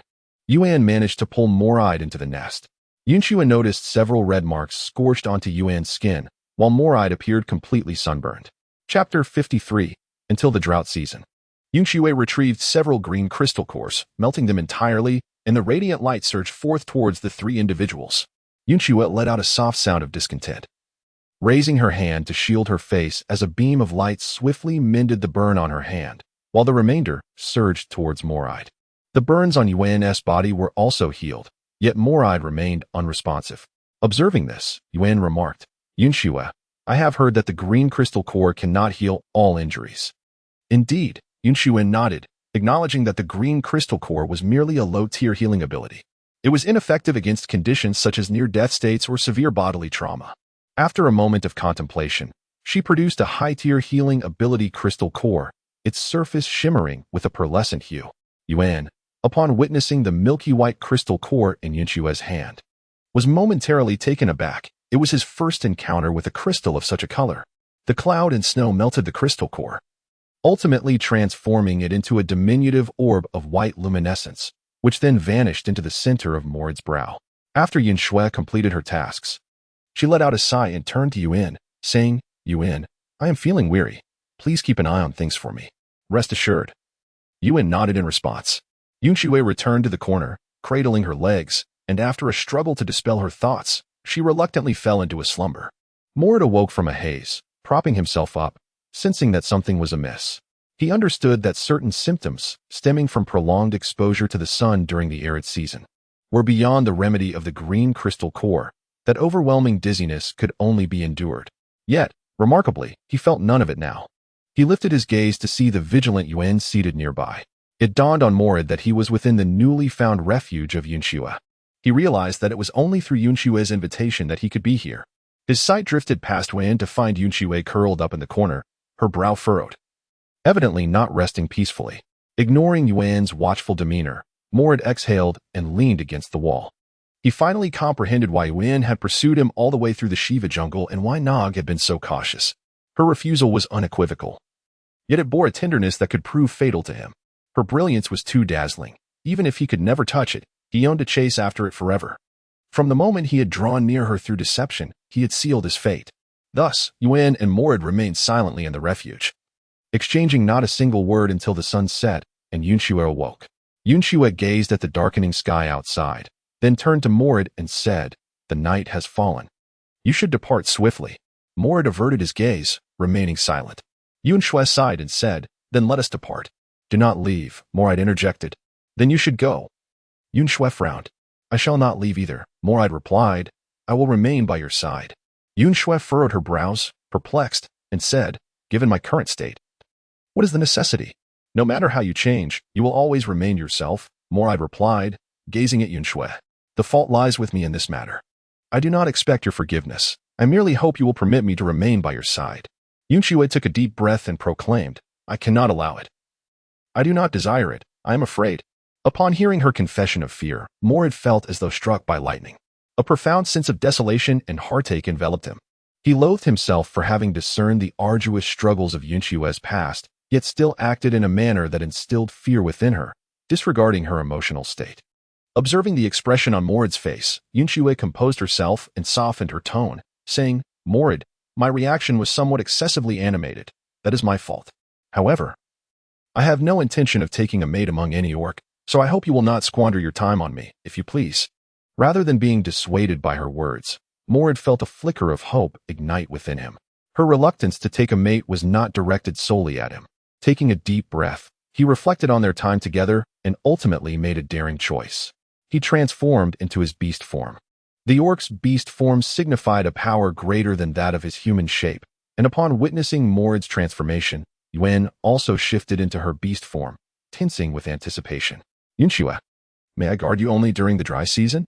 The great chameleon implored with its ruby-like, round eyes, its tone exceedingly pitiful. Its large tail flicked restlessly before drooping down as if it were a chastened puppy. Upon witnessing this, Yun Xue could not help but draw in a breath. She hastily averted her gaze. She and Yuan were unable to shake off Morid. If Morid could adhere to their agreement, it might serve as a resolution. It was stipulated that he would only remain until the dry season. Indeed, Morid nodded repeatedly, transforming back into his human form, and bestowed upon her an exceedingly beguiling smile. Yun Xue suddenly felt deceived once more. She reassured herself that she could depart from the Shiwa jungle via waterway, thus eluding Morid's pursuit. She resolved to maintain her current demeanor, ensuring that she would not attract any new orc encounters. Yun Xue paid no heed to Morid's smile, instead departing the lair to prepare a fire for roasting meat. After all, having left the Shiwa jungle, she could no longer utilize her spatial abilities at all times. It was essential for her to carry some emergency supplies with her. Yun Xue directly set up the earthen stove that had been prepared for the barbecue, placed the firewood inside, and once ignited, set a stone grill atop. While the wood blazed fiercely, she began to attend to the game. Yuan also stepped forward to assist her, while Morid, eager to join, found himself halted by Yun Xue's admonition. He dared not insist and could only silently crouch in the shadowy corner, gazing at her. Yun Xue paid him no heed, allowing Yuan to ignite a fire within their lair, utilizing the high temperature to disinfect the interior. After lighting the fire, Yuan attempted to engage Yun Xue in conversation, yet her replies were always absent-minded, casting a pall of silence over the atmosphere. The somber mood compelled both to focus intently on the task of grilling meat, resulting in an exceptionally efficient cooking session. It was only when the first light of dawn began to break that Yun Xue gathered their belongings, only to realize that Morid was nowhere to be found. In an inexplicable moment of emptiness, Yun Xue quickly found solace. This was, after all, the course of events she had long desired, was it not? Yun Xue returned to her lair, clearing the stones piled at the entrance before arranging them according to her own design, thereby creating a platform of her liking. She placed some slightly undercooked pieces of roasted meat atop it, intending to utilize the warmth of the day to further dry them. As dawn broke completely, Morid returned, carrying a large stone. Upon entering the lair and setting down the stone, Yun Xue realized it was a stone vessel filled with fresh water. Yun Xue, you should drink some water, Morid suggested, gazing at her. In just one night, Morid's complexion had completely regained its previous pallor. His tousled hair lent him an air of charming disarray, and the cautious glimmer in his eyes, coupled with his strikingly beautiful face, evoked deep emotion. Chapter 55. He finally made up his mind, Yun Xue. After you and your teacher left the tribe, did you not join another? Yuan inquired further. No, Yun Xue replied. My teacher and I can survive on our own. There is no need to join those troublesome tribes. Do you encounter other beastmen often? Of course, Yun Xue pondered before responding. However, those who approach us are either seeking to steal food or attempting to force bonding. We either fight them off or flee if we cannot prevail. As for where they come from, I am unaware, as I was transported here by a teleportation ability. Hearing Yun Xue speak so casually about such matters, Yuan and Morid felt as though their hearts were being tugged. Particularly Morid, who began to understand the depths of fear and memories embedded in Yun Xue's earlier words. He cast his gaze upon the scars on her face, marks of her self-defense against danger. She had once felt secure in the jungle, only to be made aware of peril by her own instincts. Morid lowered his head further, apologizing again. Yun Xue, I am truly sorry. I did not foresee that my actions would lead to such consequences. It's all right, Yun Xue replied. I should have been more mindful of the distance, which led to your misunderstanding. Let us not allow any further misconceptions to develop, shall we? Morid remained silent. His misunderstanding was not born from her actions. It had existed since the moment he became aware of her presence. Even now, despite the circumstances, he had no desire to relinquish his feelings for Yun Xue. Morid's gaze flickered, and he finally resolved within himself. Raising his head once more, he smiled helplessly and said, Then, shall we be neighbors? I would like to trade some of my game for dried meat to help us through the harsh winter. Yun Xue had originally intended to offer Morid the dried meat of the frigid season. When he proposed to exchange it for game, Yun Xue readily acquiesced. After some negotiation, they successfully reached an agreement. Morid left behind the corpse of a python and departed with the dried meat. Yun Xue and Yuan both exhaled in unison, feeling a sense of relief. Yun Xue believes that enduring prolonged pain is far worse than a brief bout of suffering. Thus, she wishes to minimize her interactions with Morid. Meanwhile, Yuan fears that Morid may react with indignation should he truly desire to harm Yun Xue. Yuan's current abilities may not suffice to thwart him. It appears that the prowess of a third-tier beast is still inadequate, and in order to protect Yun Xue, he must hasten his quest for strength. Yun Xue's attention shifted to the lifeless body of the python, for she believed that the flesh of the serpent was far more delectable than that of the wild wolves or leopards. Yun, could you fashion a stone pot from those rocks? Yun Xue inquired, glancing at Yun. Yun nodded. Of course. How large would you like it to be? Just use those stones. Yun Xue replied, gesturing toward the rocks Yun had previously excavated. Yun acquiesced, retrieving a sizable, rectangular stone, and with deft precision, he hollowed it out, crafting a square pot. Presenting the stone pot to Yun Xue, she observed its walls were uniformly thick and the surfaces impeccably smooth, prompting her to exclaim, Yun, your stone-cutting skills are truly remarkable. Is that so? Yun chuckled, leaning closer. Yun Xue, do shower me with more praise. Yun Xue initially intended to continue praising Wei, but upon seeing his smiling visage, she found herself at a loss for words. Could we fashion another 2 pairs of chopsticks from the stone? They should be a bit longer, Yun Xue suggested. And a pot lid, along with 2 additional bowls and a ladle. Certainly, Yuan replied with a nod, promptly setting off to procure the necessary stones. Meanwhile, Yun Xue took the opportunity to cleanse the stone pot with water and constructed an earthen stove. After igniting a fire, she placed the stone pot atop it and poured in clear water, waiting for it to reach a boil. At that moment, Yuan returned, bearing the crafted stone utensils. He had diligently made a pot lid, 2 pairs of bowls and chopsticks, a ladle, and a strainer, all in accordance with Yun Xue's specifications. Yun Xue, having cleansed the pot lid, placed it atop the pot and awaited the water to reach a boil. Seizing the moment, she attended to the carcass of the python, meticulously slicing the flesh into chunks and cleansing them thoroughly. She reserved a small portion for immediate preparation of a soup to savor, while the remainder was stored within her spatial container for later use. Once these tasks were completed, the meats roasting over the campfire were on the verge of charring, prompting Yun Xue to hastily stow them away into her space. The wood beneath the roasting meats had yet to be fully reduced to ashes, so she retrieved a vessel with the intention of boiling the water that Morid had brought during the day, allowing it to cool before placing it into her storage. Observing the state of the meats on the grill, Yun also busied himself with another roasting rack. After Yun Xue meticulously arranged the water in the vessel, a portion of the grill remained unoccupied. Yun Xue pondered for a moment and placed the snake meat that was prepared for cooking onto the heat. As the surface of the snake meat turned a golden brown and sizzled with oil, the sound of boiling water emanated from the stone pot. Yun Xue retrieved a hide from the space, using it as a cushion to lift the lid of the pot, into which she cast the golden brown snake meat that had been roasted to perfection. She then covered the snake meat soup with a lid to let it simmer further, while the water on the grill began to bubble. Upon observing that the wood had turned to charcoal and the flames were dwindling, Yun Xue removed the water and returned the meat to continue the smoking process. Yun Xue, shall we roast another game? Yuan inquired as his grill lay idle.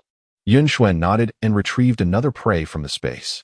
The two became engrossed in the task of preparing the game. Once they had finished processing the prey, they set aside the charcoal and the roasted meat, rekindling the firewood once more. Thus, they continued to roast the meat until the first light of dawn began to break. Yun Xue has gathered the barbecued meats in the earthen stoves, while the bonfire beneath the stone pot, simmering with snake meat, has long been extinguished by her. Yun Xue carefully retrieved a beast's skin to cushion her hands as she lifted the lid of the stone pot. A delightful aroma wafted forth, mingling with the billowing steam. Wow! How fragrant! Yuan exclaimed, her eyes glimmering with anticipation as she leaned closer. Yun Xue beckoned him to sit down, gracefully picked up a ladle, and served him a bowl of soup. Yuan carefully accepted the bowl, his heart brimming with excitement.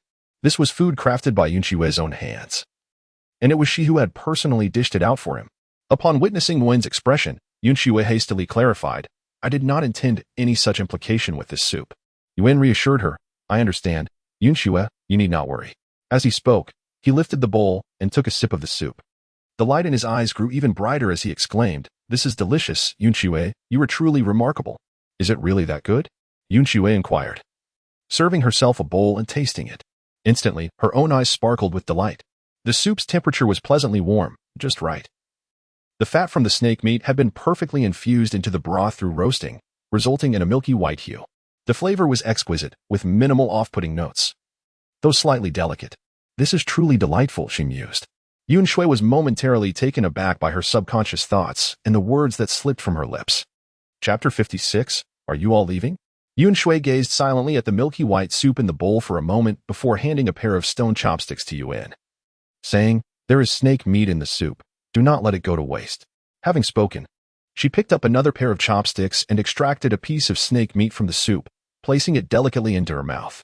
The snake meat bore little to no unusual taste, exuding a rich and fresh flavor, with the flesh shredded finely, the thoroughly cooked skin crisp and delightfully chewy. Yun Xue savored the snake meat, unconsciously narrowing her eyes in delight. Seeing that Yun Xue was in good spirits, Yun felt reassured and picked up a piece of meat to taste. It was utterly delicious. Yun did not hesitate to lavish praise upon Yun Xue, exclaiming, "Yun Xue, to partake in the food you have prepared brings me immense joy." Yun Xue curved her lips into a faint smile, remaining silent. The two shared the soup and snake meat from the stone pot, after which they divided the tasks of scrubbing the pot and bowls, as well as tidying up the remnants of the campfire. As dawn broke completely, Yun Xue returned to her nest, feeling a touch of drowsiness from the rare satisfaction of a hearty meal. She placed the dried meat she had roasted the previous day on the stone platform to air out in the warmth of the day, planning to rest after completing these tasks. At that moment, Morad approached once more, cradling an oddly shaped water jar. Yun Xue paused her work and gazed at him. Morad gently inclined his gaze towards her and spoke slowly. "I believe you all must be in need of water. Moreover, the dawn has arrived, and I may not be able to return. So," Yun Xue gently tapped the stone platform beside her, "you should take this jerky with you." Morad shook his head, saying, "The water within the cave flows abundantly. It pales in comparison to the value of food." Noticing Yun Xue's furrowed brow, he continued, "Why not exchange it for a meal instead? We could dine together casually." Casually dine? Yun Xue found herself on the verge of laughter from exasperation. This orc was suggesting a window be broken before proposing to tear off the roof. "Dream on. We do not require water." With a huff, Yun Xue disregarded the jerky and retreated to the deeper recesses of the den to find a corner to sleep in. The expression on Morad's face revealed his disappointment. "I genuinely wish to earn your forgiveness regarding that matter." Yun Xue, feeling helpless, could only return to the entrance of the nest and say, "Morad, the disagreement arises from our differing perspectives on the same matter. There is no need for you to dwell on it." "No," Morad exclaimed passionately. "It is not because you offered to bring me food. Rather, I have always cherished you, regardless of whether you intended to present me with sustenance or not. My affection remains unchanged." Morad reached out and took Yun Xue's hand, and she could distinctly feel his hand trembling. At that moment, he was uncertain of how to regulate his strength while touching her. Yun Xue immediately withdrew her hand, insisting, "I am not lying. I have no intention of forming a partnership. Regardless of that incident, we must depart during the dry season. The outcome remains unchanged. What about you?" Morad paused, momentarily taken aback, but quickly regained his composure. He was about to articulate his thoughts when Yun Xue interjected, "Did you deceive me again?" Morad was momentarily silenced, his words caught in his throat. Ultimately, he relented, stating, "Then I shall exchange water for jerky daily. That jerky still needs to be sun-dried, right? I will wait until it is ready before we leave." "Indeed." Yun Xue acknowledged with a slight nod and turned away. She approached the stone platform, arranged the jerky, and only then returned to her corner to sleep. With Yun Xue's consent, Morad finally nestled into the nest, consciously choosing the farthest corner from her. Meanwhile, Yun naturally positioned himself between the two, acting as a barrier. The atmosphere between Yun Xue and Morad has entered a peculiar state due to today's arrangement. Each morning, Morad brings water, stays within the lair until evening, and then takes away a portion of the dried meat. At night, Yun Xue and Yun roast the dried meat, and occasionally, Yun Xue experiments with broths in a stone pot. Sometimes, Morad brings some game in the evening, and Yun Xue exchanges dried meat for it. Occasionally, Morad lingers by the campfire, watching Yun Xue and Yun consume the food from the stone pot. Each time he stays, Yun Xue feels an odd restlessness, a strong urge to invite him to join them for a meal, but she suppresses this impulse, reminded of her resolve. Days pass quietly, and Yun Xue keeps a silent count of the time. She inquired with Yun and learned that a month consists of 30 days here, and thus 2 months have swiftly elapsed. One day, Yun Xue was awakened by the rumble of thunder. It was dusk, with ominous clouds rolling in, and by nightfall, the rain began to fall. Yun remarked on the rain outside, stating that the end of the dry season had finally arrived. The end of the dry season? Yun Xue recalled her arrival in this world coinciding with the end of the rainy season, which had been about half a month before the onset of the dry season. Indeed, after the rain during the dry season, as long as there was sufficient water, the orcs would not suffer from the midday heat. Yun added that in 15 days, they would officially enter the stable season. He explained, as Yun Xue had experienced the 4 seasons but was unaware of their names, that it would entail 3 months of normal weather with an abundance of game, followed by the harsh cold of the snowy season. Yun Xue responded in agreement. It turns out that those 2 seasons are referred to as the stable season and the harsh season. Indeed, certain tribes of Orcish folk, experiencing a shortage of provisions, are likely to venture into the jungle in search of game. Yun remarked that if one wishes to avoid an encounter with them, we must abstain from lighting a fire to roast meat at night. Upon hearing this, Yun Xue pondered for a moment and remarked, since we have sufficient water, it would be wise to depart from the Xue jungle. The dried meat will undoubtedly hold greater value now than after we enter the stable season. She assessed their supplies, noting that half of the dried meat had been used for trading with Moride, which nearly matched the prey he had initially placed in her space. As for the transparent crystal cores, they could barely substitute for the green crystal core she had previously given him, thus, they would be even in their dealings. Listening to Yun Xue, Yun expressed his concern. The daytime temperatures will merely be warm enough to not incapacitate the beastmen, yet it will still be quite sunny. Oh, are you afraid of the sun? Yun Xue squinted, her tone teasing. Of course not. Yun replied immediately. His apprehension stemmed from the thought of Yun Xue suffering due to the heat. He did not wish for her to perceive him as a beast-man incapable of enduring hardship. I feel the same. After all, I am not afraid, Yun Xue stated. Let us set off at dawn. Yun nodded. I will follow your lead. Having resolved to leave, Yun Xue took advantage of the afternoon when they could not venture outside to prepare their belongings within the space. After all, their abilities could not be utilized in the open, and they would surely need to feign carrying their burdens. Water was stored in pouches made from animal stomachs, while the previously processed and dried hides were cut to wrap the dried meat. Meanwhile, Yun Xue contemplated their itinerary post-departure. First, she intended to acquire a detailed map to finalize their destination, followed by visiting a few small tribes facing food shortages to trade dried meat for salt and spices. As Moride hurriedly arrived, braving the rain, and beheld the 2 industriously engaged within their lair, a sudden pang of emptiness enveloped him. Are you leaving? Chapter 57. Moride's bonding beast mark. Upon hearing Moride's voice and inquiry, an inexplicable sense of loss and guilt welled up within Yun Xue. Without lifting her gaze, she replied, Yes. We plan to leave once the rain subsides. Moride nodded, pressing his lips together as he gazed at Yun Xue. Yun Xue sensed Moride's gaze and finally lifted her head to meet his eyes. Moride's face was etched with sorrow and desolation, a stark contrast to his handsome and captivating visage. Yet, it was precisely this dissonance that evoked an overpowering urge to alleviate his sadness. Yun Xue furrowed her brows and bit her lip, her gaze evasive, as a whirlwind of intricate emotions, which even she could not decipher, escaped from her eyes. Noticing the turmoil within Yun Xue's gaze, a glimmer of hope ignited in Moride's eyes. Upon witnessing this, Yun Xue felt as though his gaze had scorched her, compelling her to turn her head away entirely, enveloped in silence. By the time she dared to glance back, Moride's figure had long since vanished. As the weight of uncertainty settled upon Yun Xue's heart, she exhaled softly and suggested, Shall we venture out into the rain? Yun nodded in agreement, and the 2 hastily organized their belongings. Once they had finished, Yun Xue stored the majority of their items within her spatial pouch. She fashioned a cloak from the skin of a wandering tiger, adorning it with a hood crafted from the same fur. The iron dagger she usually strapped to her leg was replaced with a short blade made from the fangs of a mutated beast. With a longbow and a quiver of arrows, along with a leather backpack filled with water and jerky, they were finally prepared to embark on their journey. Yun transformed into his beast form, allowing Yun Xue to mount his back. Just as they were about to leave the stone cave, Moride returned. His hair was tousled, and the rain had slicked his long black locks against his left chest, glistening like beautiful satin draped over his shoulder. Yun Xue, Moride said, holding out 2 items. You and the tribe's beast have yet to bond as mates, and the skin of the wandering beast cannot completely mask your scent. You should wear this cloak. It will serve as a companion for you in my stead. Yun Xue hesitated for a moment before producing a packet of jerky, offering it in exchange. Moride nodded, and the 2 exchanged their items. However, Yun Xue merely tucked the white cloak away into her spatial pouch. Moride then presented a fruit resembling a cherry, saying, This is a fruit that only grows in the rainy and calm seasons of the Xue jungle. I had intended to wait until the calm season to gather it for you. This one has just ripened and may not be particularly tasty, but I still hope you will have the opportunity to taste it in the end. Yun Xue gazed at the fruit resembling a cherry, its red skin glistening with raindrops that slowly cascaded down, accentuating its juiciness and evoking an irresistible thirst.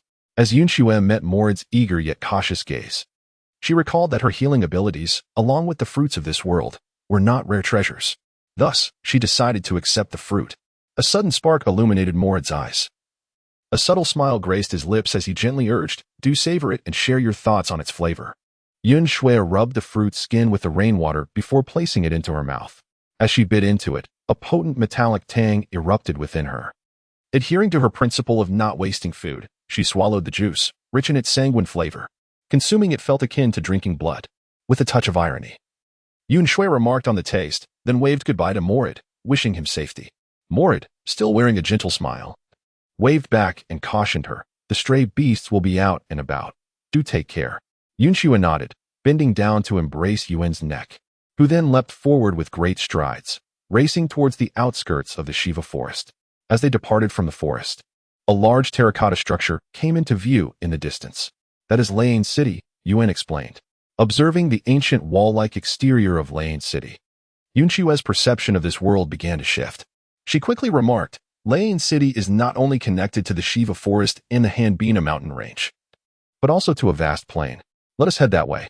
Yuan nodded in agreement and immediately adjusted their course towards the direction Yun Xue indicated. They ran along the edge of the Shiva forest, and before long, Yun Xue felt an inexplicable prickling itch on her left wrist. She lifted her hand to investigate, discovering faint purple spots appearing on her wrist. Yun Xue was momentarily bewildered. Did she not realize that she was poisoned due to her healing abilities? Could it possibly be related to the climate of this world? "Yuan, my wrist itches terribly, and there are purple spots appearing," Yun Xue said, extending her hand toward Yuan. Upon hearing her words, Yuan turned to look. He caught sight of a pale purple lizard-like pattern forming a continuous circle on Yun Xue's left wrist. Yuan hurriedly halted, his tone urgent and filled with dread. "Yun Xue, you must get off my back at once." As the figure of Yuan transformed into a humanoid form, Yun Xue felt the discomfort in her wrist dissipate. She beheld the intricate pattern adorning her wrist, and Yuan gently grasped Yun Xue's left wrist to examine it closely. Yun Xue felt an inexplicable anxiety, akin to the unsettling patterns resembling the beast markings on Morad's hand. Yuan's voice trembled as she exclaimed, "Is this truly Morad's mate beast marking? I knew it. How could a stray beast possess anything of value?" The notion of a mate marking echoed thunderously in Yun Xue's mind. Did one merely need to share a kiss to become mates? Certainly not. Yuan furrowed her brow and remarked, "Typically, that is not the case. One must bear offspring to establish a bond. However, some orcs who actively pursue stray beasts are aware of peculiar and coercive methods of forcing a mating bond." Yun Xue was filled with a mix of anger and anxiety, for Morad had not uttered such words in the past 2 months. She had presumed he had decided to forsake her. There was no need for her to ponder deeply, as she had consistently consumed the food prepared right under her very eyes, save for the recent fruit that bore a taste of blood. The memory of the time when Ifeezi and her formidable partner exchanged blood during their bonding ceremony resurfaced. It was that very fruit, which perhaps contained his essence. Yun Xue furrowed her brow, pondering why she had failed to perceive Morad's malice while gathering fruits. After 2 months of tranquility in the Shiwa jungle, she had grown not only trusting of others, but also dulled in her sensitivity to malevolence. She felt an overwhelming urge to chastise herself. "What should I do, Yun Xue?" Yuan gently grasped her hand, his head bowed as he inquired, "Do you intend to seek him out?" He could discern that Yun Xue harbored no aversion towards Morad. Though he himself despised that fellow, Morad was nonetheless a 4th-tier beastman. "I have no intention of seeking him out," Yun Xue scoffed. "How can I rid myself of this?" "It is futile," Yuan replied. "At most, you could erase the beast pattern, and Morad would become a genuine wandering beast. Yet the fated beast pattern would remain upon your wrist. A genuine wandering beast? Does that mean he would transform into a fragmented beast pattern?" Yun Xue inquired. Yuan nodded in affirmation. Yun Xue furrowed her brows and remarked, "Isn't the beast mark from Ifis, which is formed by drinking blood, supposed to dissipate eventually? We should still depart." Yuan, momentarily uncertain whether to reveal the truth to Yun Xue, could discern that this was indeed the formal bond mark, one that would not fade, regardless of the passage of time. Just as Yuan wrestled with his thoughts, Yun Xue unexpectedly rose on her toes and entwined her fingers around his neck. A calm and indifferent voice, akin to the whisper of a winter's breeze, reached his ears. "A few orcs have encircled us, transform into your beast form and let us flee. Chapter 58. Whose priest do you serve? Upon hearing this, Yun ceased his inquiries and promptly transformed into his beast form. Yun Xue swiftly turned and mounted, while Yun immediately set off as well. Yun Xue carefully sniffed on the back of Yun, attempting to locate the positions of the several beastmen. Unfortunately, given the rainy weather and their advantageous position, she was unable to detect any scent. The only reason she had managed to identify those beastmen earlier was due to her acute perception of several distinct murderous gazes directed at her. Fortunately, the rustling in the nearby underbrush provided a crucial clue. Yun Xue tightened her legs around Yun's abdomen to prevent him from falling. She rose, retrieving her longbow, nocking an arrow, and taking aim. Her gaze fixed upon a continuously moving spot within the jungle, and after estimating the orc's speed, she decisively released the arrow. It soared forth, and the sound of impact echoed through the thicket. In the subsequent moment, a thunderous roar erupted from the depths of the forest. That beast is Yun Xue. Beware of her extraordinary powers. Eliminate her. As the proclamation reverberated, the movements within the jungle accelerated, rushing toward Yun Xue and Yun. Upon realizing that these orcs were aware of their extraordinary abilities, Yun Xue ceased to feign ignorance. She promptly stowed away her longbow and the burdensome animal hide pack, then crouched down to embrace Yun's neck. Yun, you must run swiftly. With Yun Xue's command and the assurance that she would not easily tumble off his back, Yun immediately set off at a breakneck pace. Given Yun's inherent speed, coupled with his status as a third-tier beast, his earnest sprint rendered him unattainable by ordinary orcs. In no time, Yun had distanced himself from the pursuing orcs, leaving them far behind. Yun Xue observed the movements of the orcs and whispered to the furry back of Yun, "Let us feign a moment of rest and reduce our pace slightly. We shall lure a solitary orc to extract some intelligence." Yun nodded, deliberately pausing to catch his breath before resuming the chase. He intentionally slowed his speed. Yet the pursuers remained unable to close the distance. Could it be that those in pursuit were merely second-tier beasts? Yun Xue pondered to herself, when suddenly a resounding cry of an eagle echoed through the forest. A majestic eagle beast soared from the thickets, hurtling straight towards the two. "Yun, we must flee." "It is him," Yun Xue exclaimed. Yun nodded, accelerating their pace. As Yun Xue clung to his back, he remained acutely aware of the eagle beast's claws, which posed a danger to her. He nimbly leapt left and right, almost playfully evading the creature's fierce dive. "Yun Xue, let us retreat into the forest," Yun suggested. Recognizing the vast openness above them was too advantageous for the eagle beast. "Indeed," Yun Xue replied, and Yun swiftly plunged into the depths of the woodland. Upon entering the forest, the eagle beast transformed into a humanoid form, continuing its relentless pursuit of the pair.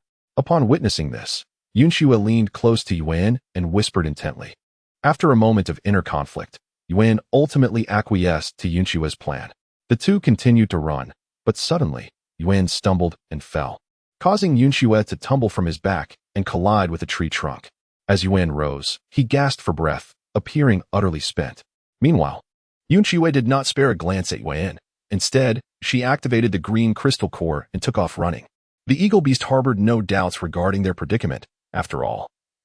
While the leopard clan possessed formidable explosive power, it was hardly a secret that they could not maintain high-speed movement for extended periods. He disregarded Yun entirely, inwardly mocking Yun Xue's foolish decision to flee alone, and swiftly pursued her. Being a third-tier beast, he knew that Yun Xue's spatial abilities lacked any offensive capabilities. Moreover, his mission was to eliminate Yun Xue directly, a task far simpler than capturing her alive. Before long, he spotted Yun Xue limping through the thicket, and without further ado, he lunged towards her retreating figure. Yun Xue turned around with a swiftness that exceeded his expectations. He had anticipated that the expression on the female's face would be one of panic and fear, that she would beg for mercy, but to his astonishment, she wore an expression of unwavering confidence. The resolute determination in her eyes caused a fleeting moment of unease within him. A sudden whistling sound pierced the air as a bolt struck the right chest of the avian beast, which had retained its humanoid form only upon entering the thicket. The tremendous force propelled it backward, the arrow embedding deep into the trunk of a tree. He coughed up blood. The excruciating pain and rapid loss of blood rendered his limbs weak and trembling. Fortunately, he had previously concealed a green crystal core in his mouth. As he melted the core, a radiant green light enveloped him. Specks of healing energy erupted from his mouth, and the meager amount he managed to absorb only momentarily staved off death. The near-fatal avian beast stared wide-eyed at this astonishing scene. Answer a few questions, and I might spare your life. Would you exchange your life for that? Yun Xue raised her hand casually, and the green healing orbs obediently floated to her palm. The avian beast, witnessing this, let out a cold laugh. Though I do not comprehend how you achieved this, having seen it, I cannot possibly live. Indeed, you are correct. Yun Xue affirmed. She certainly would not allow him to leave alive. With an air of calm confidence, she regarded the mortally wounded avian beast, entirely shedding the disarray of her earlier escape. Yun Xue took notice of the pattern on his left hand, a mark of a bonded three-tiered tribal beast. The fact that he was oblivious to the matter of the crossbow arrows indicated that his ties to the roaming beasts of the Hanbin mountain range were rather tenuous. As she spoke, Yun Xue observed his expression closely. Ah, you hail from the orc city of Lane. Under which priest do you serve? Are you aligned with the space or earth factions? A flicker of astonishment and disbelief crossed the eagle beast's eyes. He could not fathom how Yun Xue deduced so much from a mere beast pattern. In truth, it was not particularly arduous for her to make these inferences, as she had only encountered these two major powers since her arrival in this world. Typically, smaller tribes scarcely possessed three-tiered beasts, so it was improbable that they would dispatch such a creature to slay a priest during the arid season. Those likely to seek the priest's demise were probably other priests embroiled in conflicts of interest. The eagle beast managed a strained smirk, retorting, "Then you should comprehend that we all know it was you who killed me." Yun Xue nodded, realizing that this eagle beast still feared death. Its threatening words, born from the terror of mortality, affirmed her suspicions. Yun Xue extended his hand to retrieve the crossbow bolt embedded in his chest, as blood gushed forth like a breached dam, causing the eagle beast to succumb to its wounds shortly thereafter. The span from the eagle beast's pursuit of Yun Xue to its demise was but a fleeting moment, and it was only then that Yun arrived on the scene. "Yun Xue, are you all right? Did the fall hurt?" Yun inquired with concern upon witnessing the lifeless body of the eagle beast. "I'm fine. It was sent by a priest from the city of Luyana," Yun Xue replied. "Let us lie in wait here for a while and see if we can eliminate the pursuers. At dawn, before news spreads, we can trade for a map and head directly to the vicinity of the other beast cities." "I am aware of the nearest beast city," Yun remarked. "Beyond the plains lies a desert, and at the desert's end is another beast city, Tizit City. In that case, we shall forego the map trading and proceed directly to Tizit City," Yun Xue decided. As they spoke, the rustling sounds of their surroundings grew louder. Chapter 59. May I Steal a Kiss? Shortly thereafter, four second-tier beasts arrived in pursuit. Upon spotting Yun Xue and Yun, they immediately split into two groups, three advancing towards Yun while one charged at Yun Xue. Given that Yun Xue could easily dispatch third-tier beasts, second-tier ones posed little challenge. After a brief skirmish, the four beastmen were successfully subdued by the duo. Yun Xue gazed at their beastly markings. They too belonged to the tribe of beasts. However, only the eagle beast was paired, while the other four remained solitary, to prevent their movements from being unveiled. Yun Xue refrained from burying their bodies at the scene and instead cast them into the void of space. Once this task was completed, the rain gradually subsided, heralding the dawn. "Let us depart," Yun Xue stated. Yun nodded, transforming into his beast form to carry Yun Xue onward, racing towards the plains that connected to the desert. As daylight brightened the sky, the temperature soared, yet Yun Xue could distinctly perceive that the morning was not as oppressive as before. Nevertheless, due to the previous night's rain, the moisture from the ground evaporated, rendering the air humid and stifling. As midday approached, Yun Xue could palpably sense Yun's body temperature rising. The areas where their bodies touched became drenched with sweat, even dampening his fur. Yun Xue recalled that felines could only dissipate heat through their tongues and paw pads, prompting her to hastily urge Yun to halt and transform into his human form. Indeed, upon becoming human, Yun's face flushed with crimson, clearly a testament to the heat's effect on him. Yun Xue produced a verdant crystal core to tend to him, and the feverish state of Yun swiftly abated. "Yun Xue, there's no need to waste the crystal core. I shall be fine after a brief rest," Yun remarked.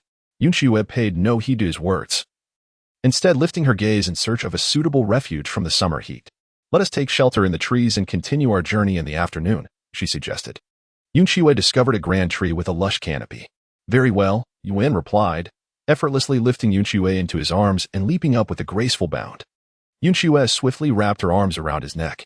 The two of them found a sturdy tree branch and sat side by side. Yun Xue retrieved a pot of freshly boiled water from the space and handed it to Yun, who tilted her head back and drank it all in one go. Upon witnessing this, Yun Xue offered him another jar. Yet, Yun shook his head, resolutely refusing to drink any more. Yun Xue took a sip of water before placing the remainder back into her spatial realm. The two found themselves ensnared in the tree branches, idly passing the time. Yun stole a few glances at Yun Xue and gently patted his shoulder, saying, "Yun Xue, would you like to rest against me for a while?" Although it was daylight, their routine from the previous day still dictated that they would sleep during these hours. Yun Xue nodded, softly leaning her head on Yun's shoulder and closing her eyes. As a result, Yun's breathing became noticeably more tranquil. He turned his gaze towards Yun Xue, who rested against him. 2 months had elapsed, and the scars on her face, which had once caused him great sorrow, were finally healing silently with time. They no longer oozed blood, transforming into 4 elongated red marks. In Yun's eyes, these scars did not obscure her beauty. She remained utterly enchanting in his sight. Yet, these marks incessantly reminded him of his own inadequacies, that his strength was still feeble, and he could not provide Yun Xue with complete security. Nevertheless, he understood that Yun Xue did not depend on his protection. Her willingness to accompany him was driven solely by her own choice. Unable to restrain himself, Yun reached out, gently caressing Yun Xue's face and asking, "May I kiss you?"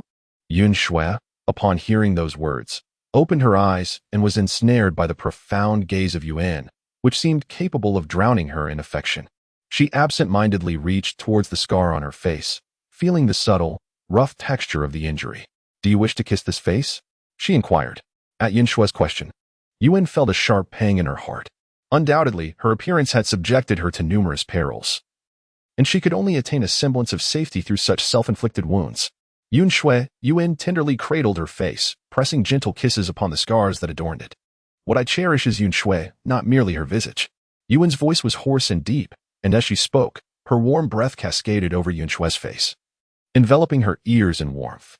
A blush, vivid as crimson, surged uncontrollably across Yun Xue's cheeks, rendering her ears as red as droplets of blood. Yun softly pecked at the scars on her face, tracing a path from her cheek to her forehead, and from her brow to her jawline. Only after bestowing kisses upon all 4 scars did she gently pinch Yun Xue's earlobe, savoring the softness of her pliant lips. Yun Xue closed her eyes, immersing herself in the intertwining of their breaths, momentarily forgetting everything else. It was only when she sensed a shift within herself, her breath growing rapid and out of sync, that she gently nudged Yun's shoulder. Yun, ever attentive to Yun Xue's condition, immediately halted upon noticing her movement. Reluctantly, he released her, and a faint sound of her labored breathing emerged as she clutched at his shoulder, striving to regain her breath. Yun, taken aback by Yun Xue's voice, felt his body stiffen, warmth surging within him. He embraced her waist, burying his face as he lightly traced her neck with his tongue. Yet, Yun Xue shivered, instinctively attempting to retreat. Yun raised his head, a look of confusion etched across his features as he gazed at her. Yun Xue gazed at the moonlit inn with a glistening gaze, pursing her lips and saying, "I find this rather warm." Then, Moon In released her, remarking, "I too feel a bit overheated. Perhaps we should take another sip of water." Yun Xue nodded, retrieving water from the space to offer to Moon In, and then finished the remaining water she had just consumed. After drinking, Moon In remarked, "Yun Xue, I am still hungry." Yun Xue retrieved a scarce fresh catch from the expanse of space and remarked, "Let us indulge in this fresh bounty to replenish our hydration." Yun nodded in agreement and said, "You may cast it down. I shall descend to partake." Yun Xue cast the prey down from the tree, while Yun leaped from the branch, transforming into her beast form to commence her feast. Yun Xue also indulged in some jerky. After a short while, Yun finished her meal and leapt onto a tree branch. "I wish to rest for a while. Once I awaken, we shall take turns keeping watch," I said. Unable to resist, Yun Xue stifled a yawn. "Very well, you may sleep," Yun replied, nodding repeatedly.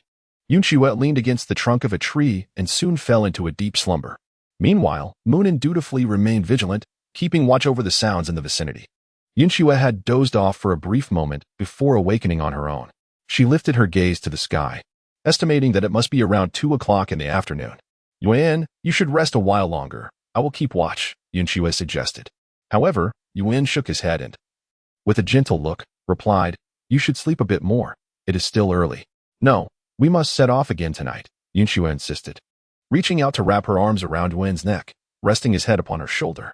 Yun remained motionless in this position, his body tense with anticipation. Upon witnessing this, Yun Xue detached his head from her shoulder and placed it on her lap. Yuan's face instantly flushed, her gaze fervently fixed upon Yun Xue. You should sleep now, Yun Xue suggested, turning her head aside and gently covering Yuan's eyes with her hand. Yuan grasped Yun Xue's hand, holding it tightly against her chest. As she lay quietly, Yun Xue felt Yuan's rapid breaths gradually normalize, eventually settling into a peaceful slumber. Chapter 60. The unattractive female. When Yuan awoke, the sun was no longer scorching, and the temperature had significantly dropped. Transforming into his beast form, Yuan continued their journey with Yun Xue. After the sun had completely set, he left the sluggish jungle behind, accelerating into a swift run outside. Along the way, Yun Xue insisted on stopping once, compelling Yuan to drink water and replenish his energy. As dawn broke anew, the pair retreated into the jungle to evade the sunlight. This time, Yun Xue did not urge Yuan to continue. Instead, she sought a place to rest. Given the jungle's intricate terrain, Yuan could not run as swiftly in either his human or beast form as he did at night. So it was prudent to seize the opportunity to rest. Her earlier urgency in traveling had stemmed from a fear of pursuing reinforcements. Fortunately, it had rained the previous night, and the rainwater would mask their scent as long as they were not caught up in a chase at that moment. It would be exceedingly difficult for anyone to trace them. Since it was not midday, even resting in a somewhat enclosed space would not be overly hot. So they found refuge in a hollowed-out, dry tree trunk. After quenching their thirst and consuming some food, they hastily settled down to rest. Yuan, you guard for half a day, and I will guard for the other half. Is that all right? Yun Xue inquired. Of course, Yuan replied, opening his arms within the tree hollow. Rest assured, sleep well. I will protect you. Yun Xue feigned ignorance of the implications behind Yuan's actions and quietly nestled into the hollow of a tree. Pressing herself against the trunk in the corner, Yuan lowered her hand, simply gazing serenely at Yun Xue, who had closed her eyes and swiftly drifted into a light slumber. Yun Xue had long grown accustomed to the stifling warmth of her sleeping environment, unbothered even by the roughness of the tree trunk against her.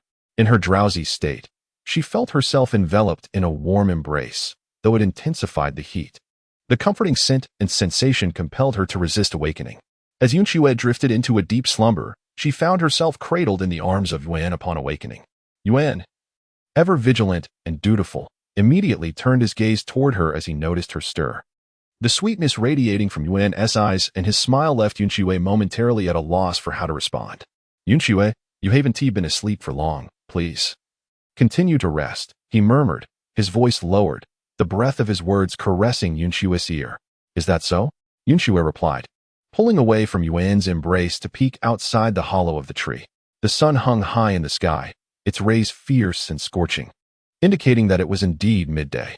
Returning to the safety of the hollow, she asserted firmly, it's my turn to keep watch. You should rest.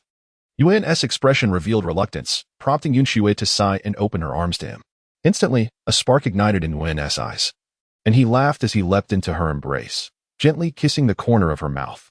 No more playfulness, Yun Xue chided, pressing his head down gently. It's time to sleep. Yuan murmured, resting his head upon Yun Xue's lap, clasping her hand as he slowly succumbed to slumber. Yun Xue remained vigilant to the movements outside, sensing the gradually calming presence of Yuan. At some point, her gaze fell upon Yuan's face. His expression was serene and relaxed, adorned with a subtle smile that revealed his cheerful disposition as he drifted into slumber. Given Yuan's usual temperament, Yun Xue often overlooked his striking handsomeness. However, now that he had suddenly quieted, she felt a slight jolt of astonishment. Yun Xue gently caressed his chiseled brow with her idle hand, and then ran her fingers through his fluffy hair. Strangely, whenever the beastmen transitioned between their human and beast forms, their hairstyles remained untouched. Thus, Yuan still sported the high ponytail that Yun Xue had adorned him with. However, due to the rigors of battle and the rain, that once pristine ponytail now appeared decidedly tousled and disheveled. As Yun Xue contemplated the moment when they could settle down and rebraid Yuan's hair, time swiftly passed. Yuan awakened at dusk, and after they replenished their hydration, they resumed their journey. The Shiwa jungle extended for a considerable distance toward the plains, and the two travelers continued along its edge for 5 days. On the 6th day, at dawn, they noticed the trees becoming sparse, revealing a low-lying area ahead. Climbing to a vantage point, they faced the rising sun and beheld an expansive plain. This plain was largely devoid of any topographical features to provide shelter. allowing a panoramic view of the surrounding forests and tribes. It became evident that all tribes were situated near rivers, closely aligned with the forests, with each forest typically encircled by 2 to 3 tribes.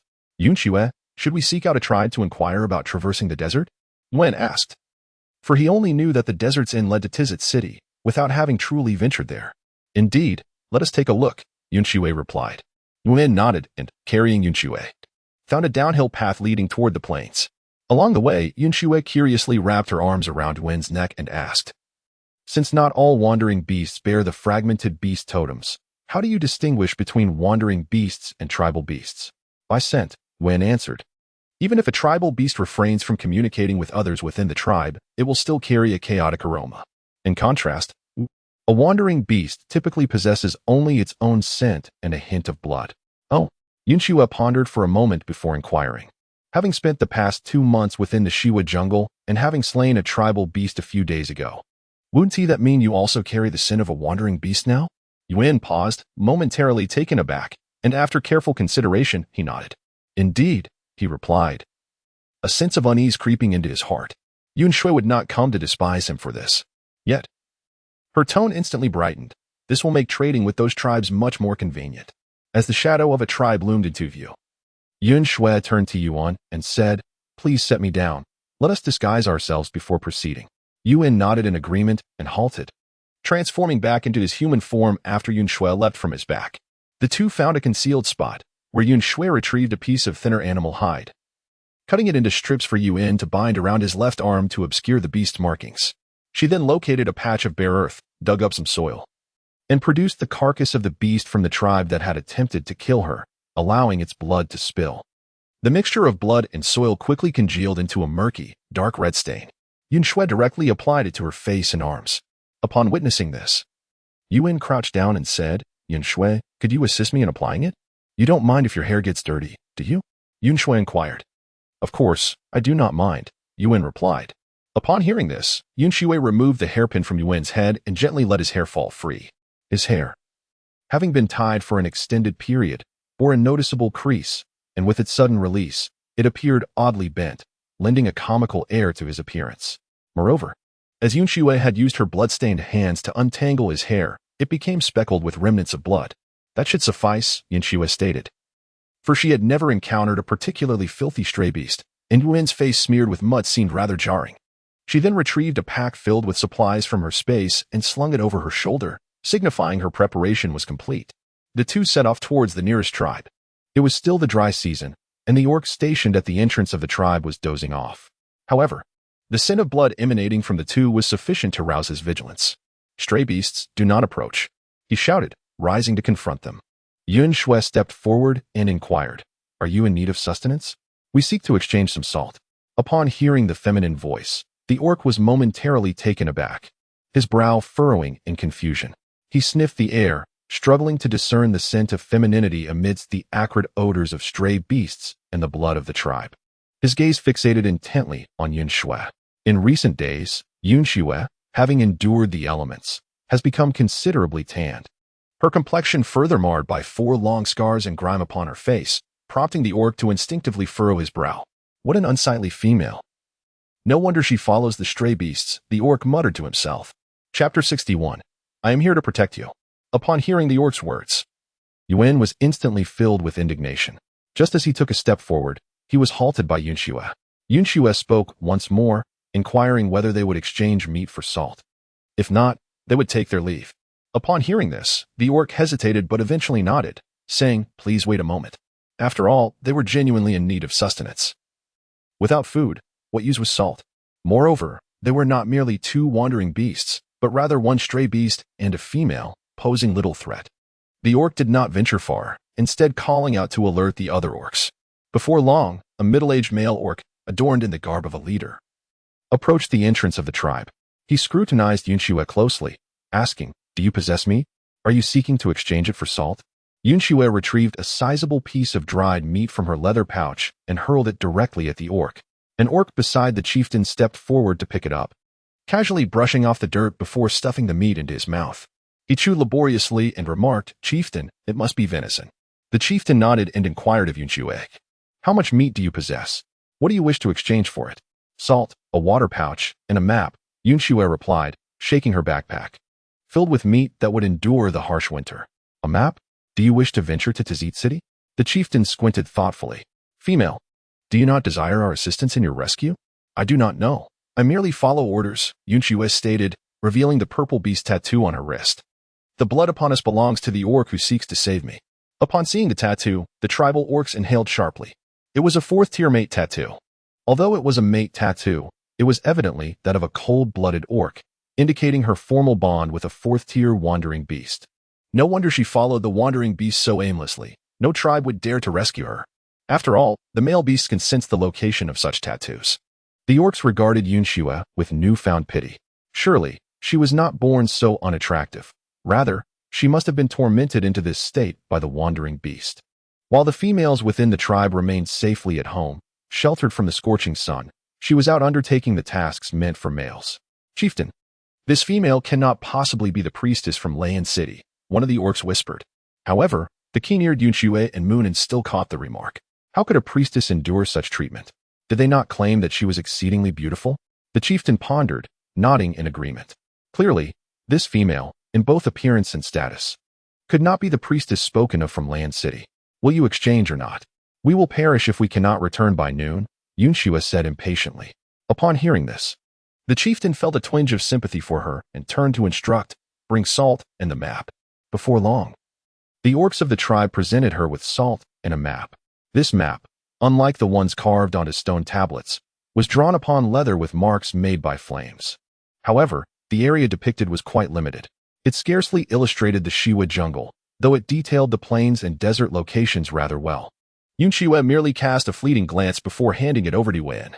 Yuan feigned interest for a moment before folding the map away. Upon witnessing this, Yun Xue resumed the negotiation for the trade of salt and jerky.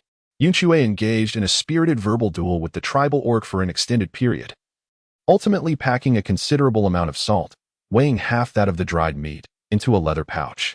The chief orc, observing Yun Xue's adept bargaining skills, was increasingly convinced that she could not possibly be the priestess sought by the city of Laena. After all, a priestess is far more esteemed than an ordinary female beast. They would not concern themselves with the cost of their desires. It was evident that this female had experience in assisting wandering beasts in selling their goods. Such a pity. Yun Xue could sense the orcs gazing at her with profound sympathy, yet this was precisely the effect she desired. After securing the salt, she shouldered her backpack and turned to depart. Yuan also set off, trailing behind her. Very well, let us return. The tribal orcs had just risen, clutching their jerky, when the melodious call of a bird captured everyone's attention. Yun Xue turned her head and beheld a magnificent owl gracefully descending as it circled above. Yun Xue wrinkled her nose, cursing softly upon catching the scent of the owl. It must be Norg.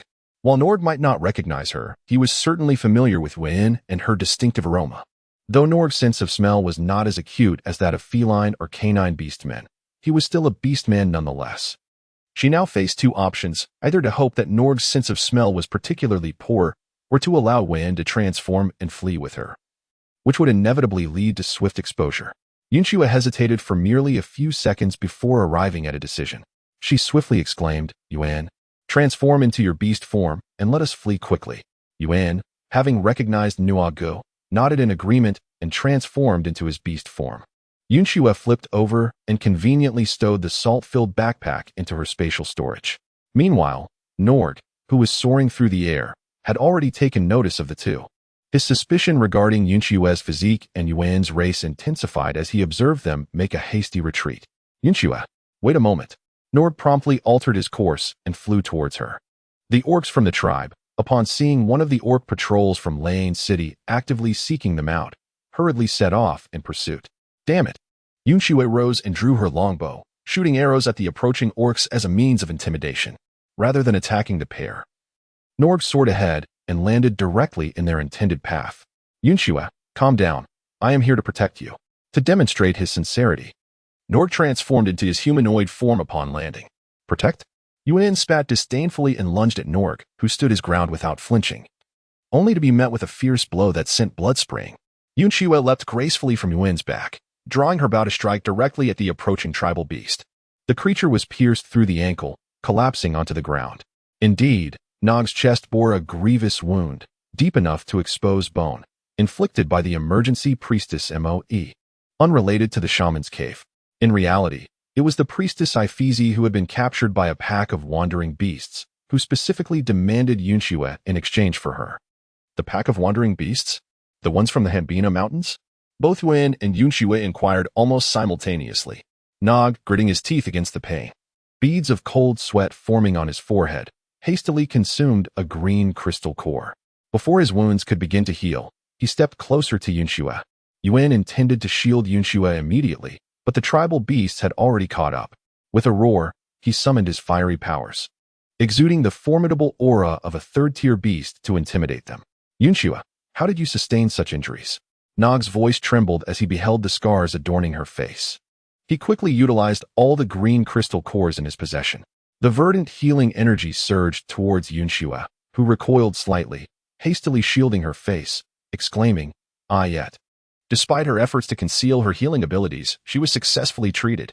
Not only did the wounds on her face vanish, but her sun-kissed skin returned to its original fair hue. Some nearby tribal beasts, upon witnessing Yun Xue's beauty, which could not be masked by the remnants of blood, were momentarily stunned. She is indeed the priestess. How enchanting. So she was deliberately disguising her beauty. The tribal beasts erupted in excitement, each one stirred by the revelation of her true appearance. Chapter 62. Then kill him. The chief of the tribe scrutinized Nog, having witnessed firsthand that this female was a spatial priestess. Regardless of her appearance, her abilities in spatial manipulation were undeniable. There was only one beast from Layan City here. What did it matter if he offended them? As long as he secured the spatial priestess, he could eventually establish another city of beasts. Protect the priestess. Eliminate those two wandering beasts. The chief bellowed. Some beasts were momentarily bewildered by the chief's command, yet they were eager to act on their fervent desires. Capture that female. The tribal beasts charged fiercely, to which Yun Xue responded with a light laugh. Nog, it seems we have both made a grave error in judgment. Yun Xue, please trust me. Nog sensed the shift in circumstances and stepped forward, his gaze fixed urgently upon her. I naturally trust you, Yun Xue replied, narrowing her fox-like eyes. Even against a third-tier beast, dealing with a single beast man would prove easier than confronting an entire tribe. Then I shall take you away. Norg transformed into his beast form. Very well. Hold on to me while Yun rides on your back, Yun Xue instructed. Norg hesitated, aware that Yun Xue did not truly trust him. Nevertheless, he promptly nodded and replied, no problem. Yun, transform into your human form and climb onto Norg's back, Yun Xue shouted, as she herself nestled into Norg's claws. Yun, ever obedient to Yun Xue's commands, immediately shifted into her human form and leaped onto Norg's back. Feeling the weight upon him, Norg took flight without delay. The avian orc tribe members also shifted into their beast forms, pursuing them relentlessly. With Norg securely holding Yun Xue, she need not worry about maintaining her balance. She swiftly drew her longbow and aimed her attacks at the transformed avian beasts. Her target was singular, their eyes. Yun, aim your abilities at them, Yun Xue cried out. Fireballs were promptly hurled forth, causing the avian orc warriors to retreat in disarray, ultimately abandoning their pursuit. After all, vying for a female required battling her male companion and other suitors. Those two males were both third-tier beasts, with one even possessing extraordinary abilities. The fight was fierce and reckless. Without the interference from the avian beasts, Norg successfully carried both of them away. Noticing that Norg seemed to be heading towards the Shiwa jungle, Yun Xue, with a tentative spirit, inquired, Norg, do not seek Moride. Norg paused, then altered his course to fly in the opposite direction. Yun Xue silently rolled her eyes. Indeed, Moride was deceiving her once again. During the incident when the female creature she had rescued insisted on forming a bond with her, Moride spoke as if he were unfamiliar with Norg. However, upon closer reflection, how could he so readily trust Norg to carry him aloft? Furthermore, he tacitly permitted Norg to accompany him to the cave he utilized during the dry season. Thus, it seemed that Moride's initial interest in her was not merely due to this young rascal-esque gossiping. Yun Xue silently noted everything in her small notebook. Norg soared through the skies for half a day until the clock struck noon. The sun blazed with increasing intensity as Norg finally approached his destination, gradually descending. He arrived at a particularly steep mountain cliff, where he flew into a stone cave nestled within the precipice. This was the Hanbina Cliff. separated from the Hanbina mountain range by a wide river that flowed into the sea. Norg explained that the nearby avian tribes and beastmen would incubate their eggs and nurture their young here during the stable season. However, during the dry and harsh seasons, the area was nearly devoid of beastmen. As Norg spoke, he gently released Yun Xue, while Yuan promptly leaped from Norg's back to check for any injuries on Yun Xue. "Thank you for this, Norg," Yun Xue said, soothingly patting Yuan's arm to reassure her that she was unharmed. "If it's convenient, could you tell me what exactly transpired?" "Of course," Norg replied, glancing at Yun Xue while striving to conceal the longing in his eyes. "The root of the matter lies in a dispute among the priests. Let me first introduce the priest of Lena City. There is the high priestess, Jody, who jointly governs Lena City with her sole beastly consort, Lord Augustus.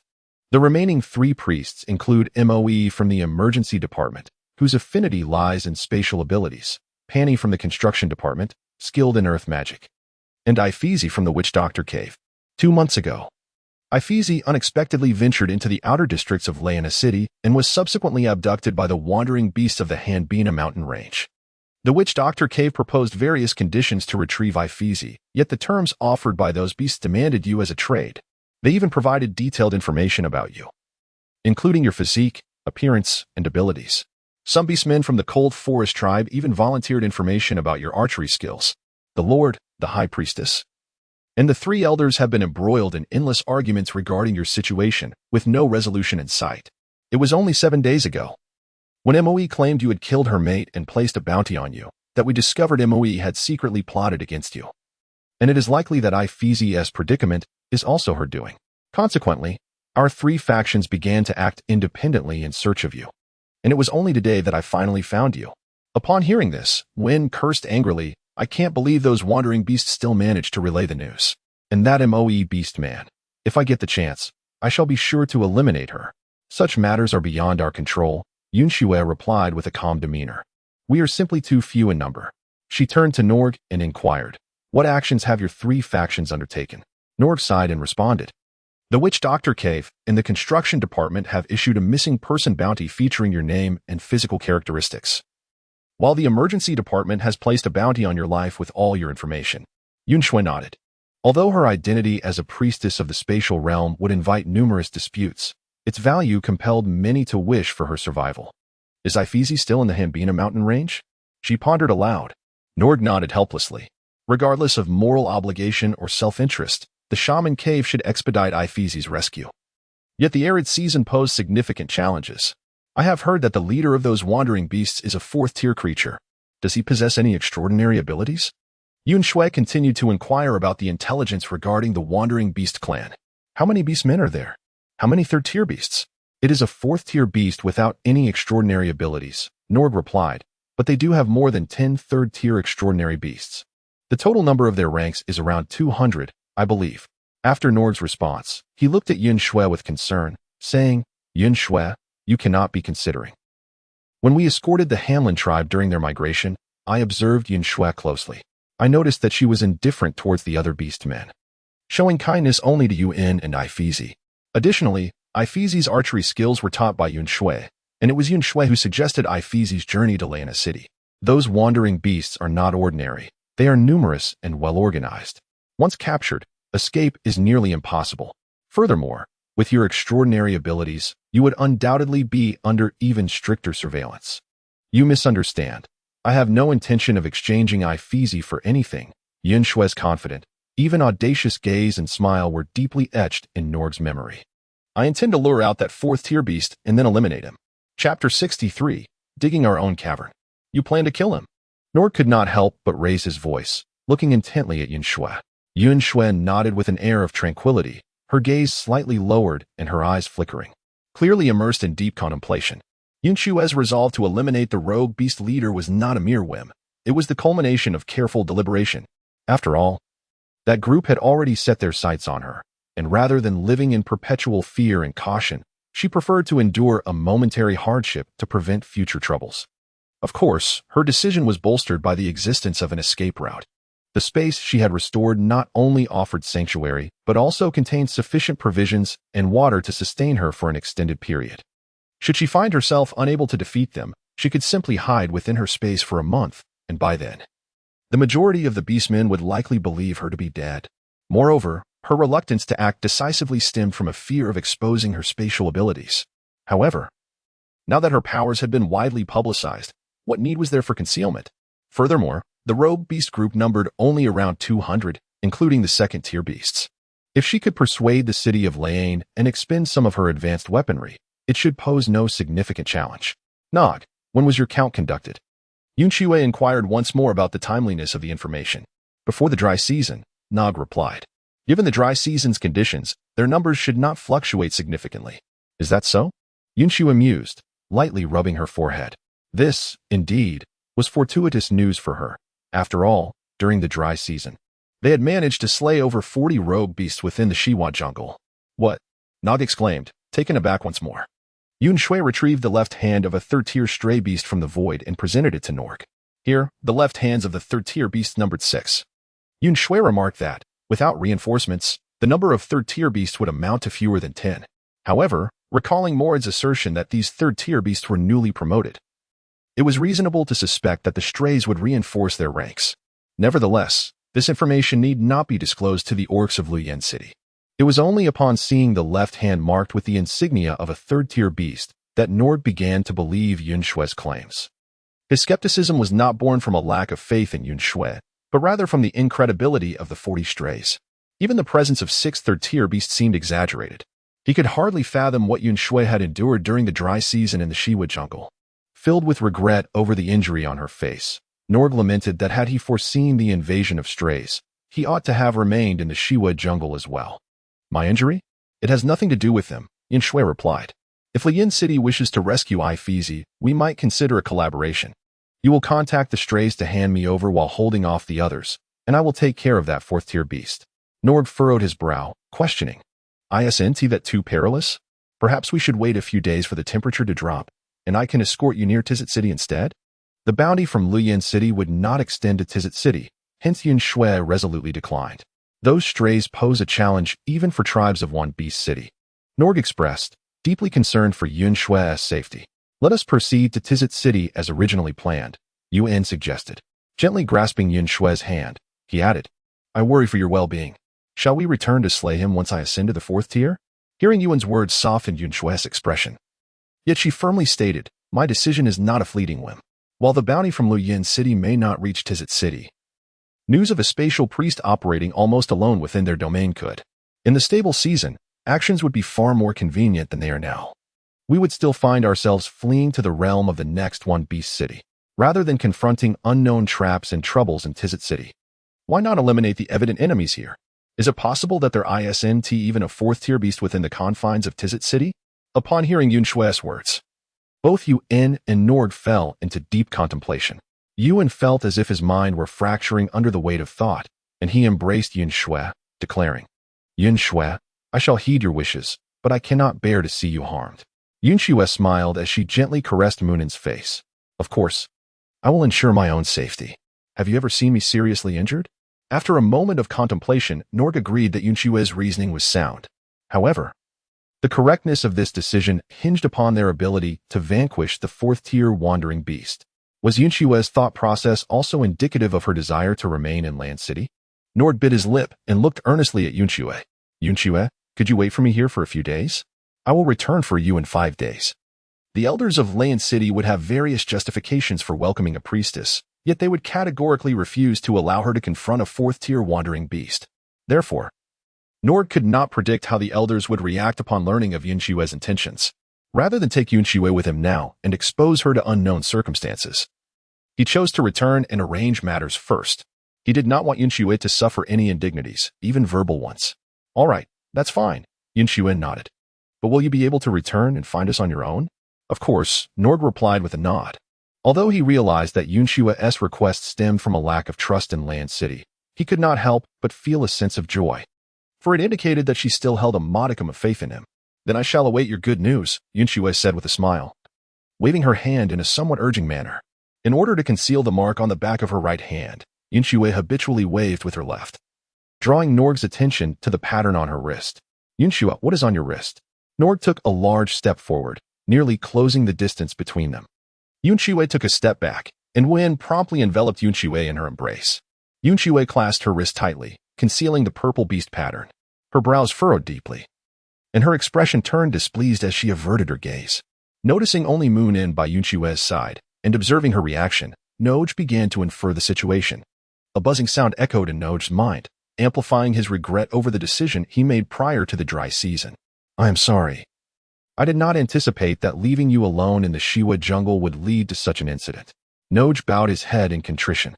It was merely a ruse to draw some blood. The beast pattern will fade in due time, Yun Xue replied coolly. Upon hearing this, Noj felt a slight relief. He did not dare to meet Yun Xue's gaze. I will go find food and water for the next few days. No need. The supplies in my space are sufficient. Yun Xue declined. I am a bit tired and wish to rest. May I? With her subtle dismissal, Noj, in a daze, took flight towards Lane City. After Noj had completely departed, Moonin spoke. Yun Xue, you should sleep. I will keep watch over you. I will sleep later.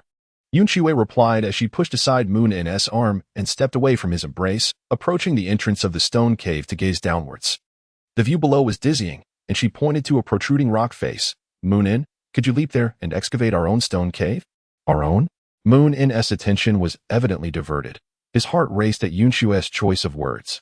Chapter 64. Because you still like him. Indeed, this place is too vast. The avian beast men can fly directly in. Yun Xue remarked it would be best to excavate a cave accessible only to humanoid beastmen. 5 days is neither long nor short. If there are other pressing matters, digging a new cave would be overly cumbersome. However, the terrain here is exceedingly high, should they encounter an attack. There would be no avenue for escape. Although Yun Xue yearned to place her trust in Noj, she found herself unable to rely on the other orcs within Land City. She could easily conceive numerous radical strategies that would benefit the city, yet yield no advantage for herself.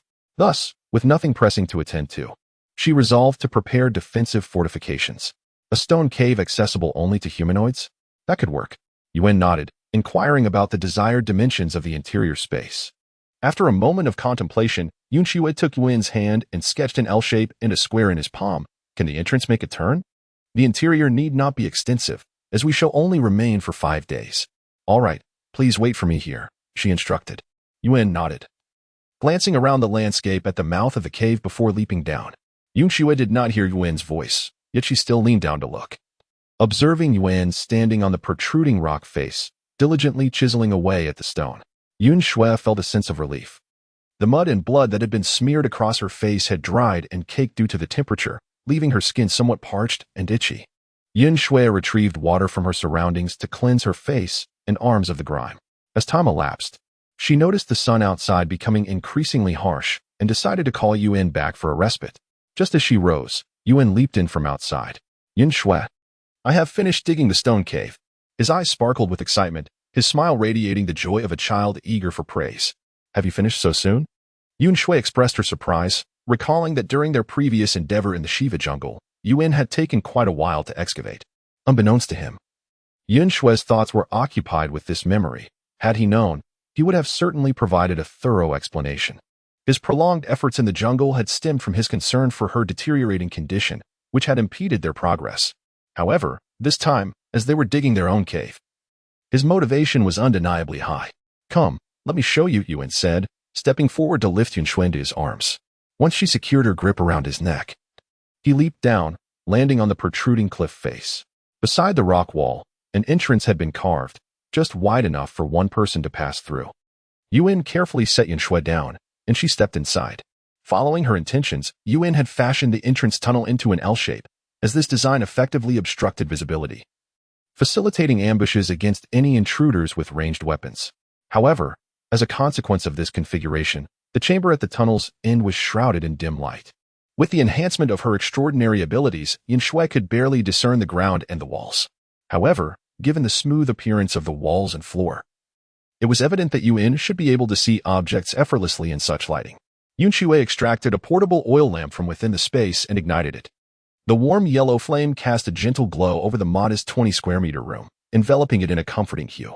Yun Xue, if you find it small, I can continue to excavate, Yun remarked, unwilling to be separated from Yun Xue, even by a short distance. No need, this is just fine, Yun Xue replied, relishing the intimacy of a snug dwelling that inexplicably provided her with a sense of security. You can carve a niche in the wall for the lamp. Yun Xue instructed as she stepped into the room. Yun nodded and, considering the size of the lamp in Yun Xue's hand, meticulously chiseled out a small recessed square. Yun Xue placed the lamp inside, dimming the light further. However, having engaged in nocturnal activities over the past 2 months, they had developed a certain degree of night vision, rendering them quite accustomed to such dimness. Yun Xue, let us create a nest, said Wen, who also cherished this small room. This indicated that he and Yun Xue could remain in close proximity. Indeed, that sounds delightful. Yun Xue retrieved some dried grass for igniting the fire and pelts stripped from their prey. Yun began to fashion a nest using the pelts and grass. Bored and idle, Yun Xue leaned against the wall, watching as Yun busied himself with his task. She observed him skillfully using his sharpened claws, transformed by beastly nature, to cut a piece of animal hide into numerous strips, subsequently puncturing holes in other hides and deftly binding them together with the strips. Most of the hides were meticulously layered, with only the bottommost layer stuffed with hay. Finally, Yun placed the hay side down on the ground and patted it for a while, causing the center of the nest to dip, effectively creating a cozy abode. Yun Xue. Yun turned to her, his eyes brimming with anticipation. Come and try this nest. Seeing the sparkle in his eyes, Yun Xue let out a resigned sigh and approached him. As she crouched down, Yun wrapped his arm around her shoulder, and they both tumbled into the nest together. The soft layers of animal hides beneath her felt somewhat unfamiliar to Yun Xue. Do you like this nest? Yun asked with a light chuckle. It's the first time I've put so much effort into making one. Well, it's a pity that I prefer sleeping while seated, Yun Xue replied. Hiki, Yun laughed, gently taking Yun Xue's hand and cradling it in his own. The warm, golden light cascaded down, casting a soft halo around Yun Xue's silhouette and highlighting the purple beast markings on her wrist. In an instant, Yun's smile faltered slightly. Yun Xue noticed that Yun was observing the beast pattern and withdrew her hand, inquiring, It will disappear, won't it? Yun decided to reveal the truth to Yun Xue, responding, I can sense that this is indeed a formal bond beast pattern. It shall not fade away. What? Yun Xue furrowed her brow. But I merely drank a small amount of his blood. He has not consumed mine. Though uncertain of how Morit achieved this, what I detected was undeniably true, Yun stated. If it will not vanish, do you wish to erase it? How would one do that? Yun Xue propped herself up, drawing forth the bone knife bound to her side. Will this suffice? Indeed, Yun nodded in affirmation. Yun Xue pressed the tip of the blade against her wrist, a small drop of crimson blood appearing on her fair skin. As she traced the intricate purple pattern, her hand trembled uncontrollably, causing the bone knife to clatter to the ground.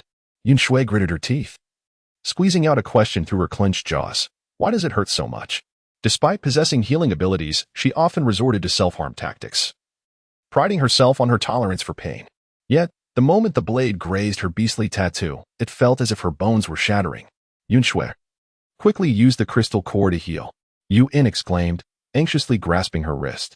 A hint of disappointment flickered in his eyes as he added, The pain signifies that you still harbor feelings for him. At his words, Yun Xue was momentarily taken aback. The excruciating agony that had felt akin to a fracture lasted but a fleeting moment. Now, she could only perceive the mundane sting of his skin being sliced. Chapter 65, Then Let Us Become Partners. Yun Xue once again grasped the bone knife, attempting to carve the beast pattern anew, yet the searing pain persisted. Observing the tremor in her hands, Yun swiftly snatched the knife away, blocking her efforts. Yun Xue, cease this, if you must. Wait until time dulls the memory before you try again. Witnessing your suffering fills my heart with sorrow. Reluctantly, Yun Xue sheathed the bone knife, resigning herself to this course of action. The atmosphere between them thickened with the weight of unspoken words as they sat in silence. If I were to erase the beast pattern, would he also endure such pain? Yun Xue inquired softly. Indeed, Yun affirmed with a nod. Regardless of any emotional ties, the male beast marked by the pattern will experience profound anguish. For a male who is not sought after by a female is deemed a failure, subjected to the punishment of the beast god. Thus, even the most ordinary first-tier beasts dare not coerce females, for they may not withstand the torment of the pattern. Is that so? Yun Xue gazed at the beast pattern on her wrist, utterly at a loss as to how to proceed. Yun, witnessing her despair, was engulfed by waves of melancholy and disappointment, threatening to drown him in sorrow. He gently embraced Yun Xue, burying his head and murmuring, Yun Xue, even if you choose to bond with another beast, please do not forsake me. Allow me to remain by your side, for that is all I desire. Yun, when we first met, did you not say you wished for a relationship that involved just the two of us? Yun Xue recalled. I was merely jesting. Yun replied hastily. As long as I can be with you, nothing else matters. His head bowed slightly, casting a shadow over his eyes that shimmered with unshed tears. An expression of cautious sadness that tugged at Yun Xue's heartstrings. She reached out to caress his cheek, then let us bond as partners. Upon hearing her words, Yun blinked in disbelief, scarcely able to comprehend. Yun Xue, are you truly serious? He exclaimed, leaning closer. Seeing his enthusiastic response, Yun Xue felt a surge of uncertainty. I. As she hesitated, Yun's eyes brimmed with a near-tearful expression, his leopard ears drooping pitifully. Then do not move. Allow me to kiss you once more and test the waters. Yun Xue spoke. She cherished Yun, and Yun reciprocated her feelings. Moreover, she believed that Yun would never harm her, which made her open to the idea of companionship. As for the beast mark on her body, Yun Xue was indifferent. After all, she had grown up in a society that upheld monogamy while she was still an innocent child. In this post-apocalyptic world, the rules dictated that the number of partners corresponded with one's abilities. As a dual element, fully evolved supernatural being, she could easily attract countless attractive ordinary individuals should she desire a bedfellow. However, she found no interest in such frivolities, especially not wanting to worry about being attacked while trying to rest. Upon hearing Yun Xue's words, Yun immediately straightened up and obediently sat still, saying, I want to move. You come to me. Knowing that Yun Xue was easily shy, he even closed his eyes, gazing at the handsome youth with radiant warmth emanating from him. His strong physique and flowing hair, Yun Xue couldn't help but feel her heart race and her cheeks flush. She reached out, wrapping her arms around Yun's neck, and pressed her lips against his. True to his word, Yun remained motionless, allowing the inexperienced Yun Xue to tentatively explore his lips. Without any response from Yun, Yun Xue felt a hint of disinterest after a few kisses and couldn't resist the urge to touch the muscles of his abdomen. The scorching heat of Yun's body instantly transmitted to her hand, and she began to explore haphazardly. She was entirely oblivious to the increasing redness of Yun's face. Unbeknownst to her, he had opened his eyes and was gazing deeply at her with longing. Yun Xue, Yun gritted his teeth, his voice low and hoarse. Please don't move. I'm a bit scared. Yun Xue leaned in to kiss him again, and after a series of clumsy kisses, she pulled back in confusion. Why does this feel a bit off? Yun Xue pondered. Yun, feeling utterly tormented, blushed deeply, tears glistening in his eyes as he looked at Yun Xue with a pitiful expression, pleading. Yun Xue, please don't bully me. A resonant hum echoed in Yun Xue's mind, instantly reddening her cheeks. Instinctively, she attempted to sit down, only to encounter something peculiar. Yun's face flushed even deeper as he enfolded Yun Xue in his embrace, eagerly pressing his lips against hers. Before Yun Xue had the chance to utter a word, her mouth was silenced, and she began to breathe heavily. Their breaths intertwined, their scents mingling, and Yun Xue finally discovered that elusive sensation. She was now utterly convinced of her feelings. She cherished Yun and relished the intimacy of their physical connection. Yun, wait, Yun Xue protested, pushing against his shoulder. Reluctantly, Yun released her. We need to bathe first, Yun Xue declared, her cheeks still aflame. All right, let us bathe together, Yun replied, his excitement prompting him to plant a gentle kiss on Yun Xue's cheek. No, this is unacceptable, Yun Xue reacted vehemently. We must wash separately. You go wait by the door for a while. Why? Yun inquired, bewildered. Aren't we about to become partners? No reason. Yun Xue shot back, darting from Yun's embrace. Hurry to the door. Observing Yun Xue's excessively flushed face, Yun understood her shyness and left the room, unable to suppress his smile. Yun Xue conjured a bathtub from the confines of her space and filled it with water. The temperature was exceedingly warm, and she felt no need for a hot bath. So she shed her garments and immersed herself in the tub. After finishing her bath, she retrieved a clean, soft beast hide to dry her body, followed by a larger piece of hide to serve as a towel. As for the bath water, she collected it along with the tub into her space, intending to dispose of it at a more opportune time. She then made her way to the entrance corridor to call out for Yun, only to discover that he was nowhere to be found.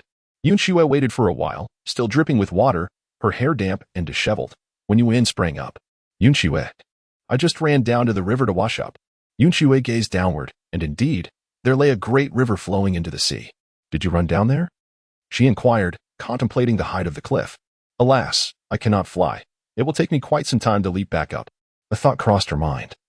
Could it be that she has been bathing for an extended period?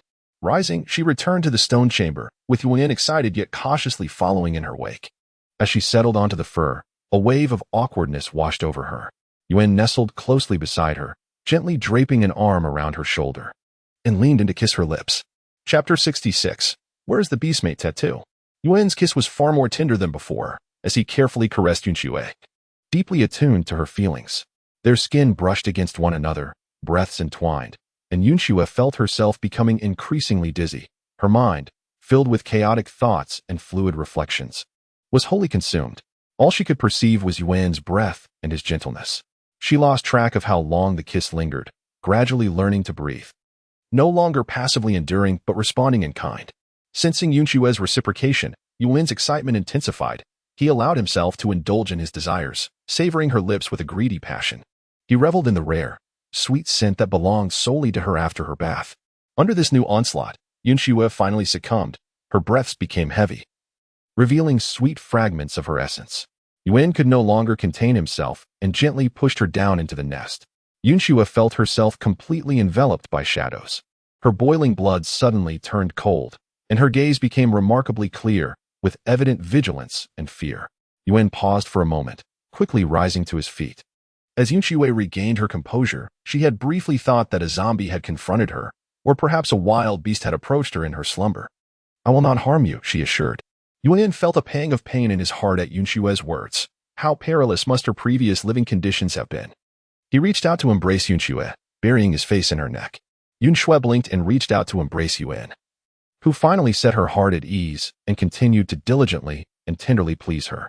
Yun Xue's consciousness began to blur, enveloped by a comforting aroma, as she wholeheartedly chose to believe in him and embrace him. When Yun Xue awoke, an overwhelming thirst consumed her. She gently pushed aside Yun's embrace and rose to retrieve water from the space, taking several deep gulps. Yun also got up, wrapping her arms around Yun Xue and nestling her head against her neck, her tone and movements imbued with a sweet intimacy.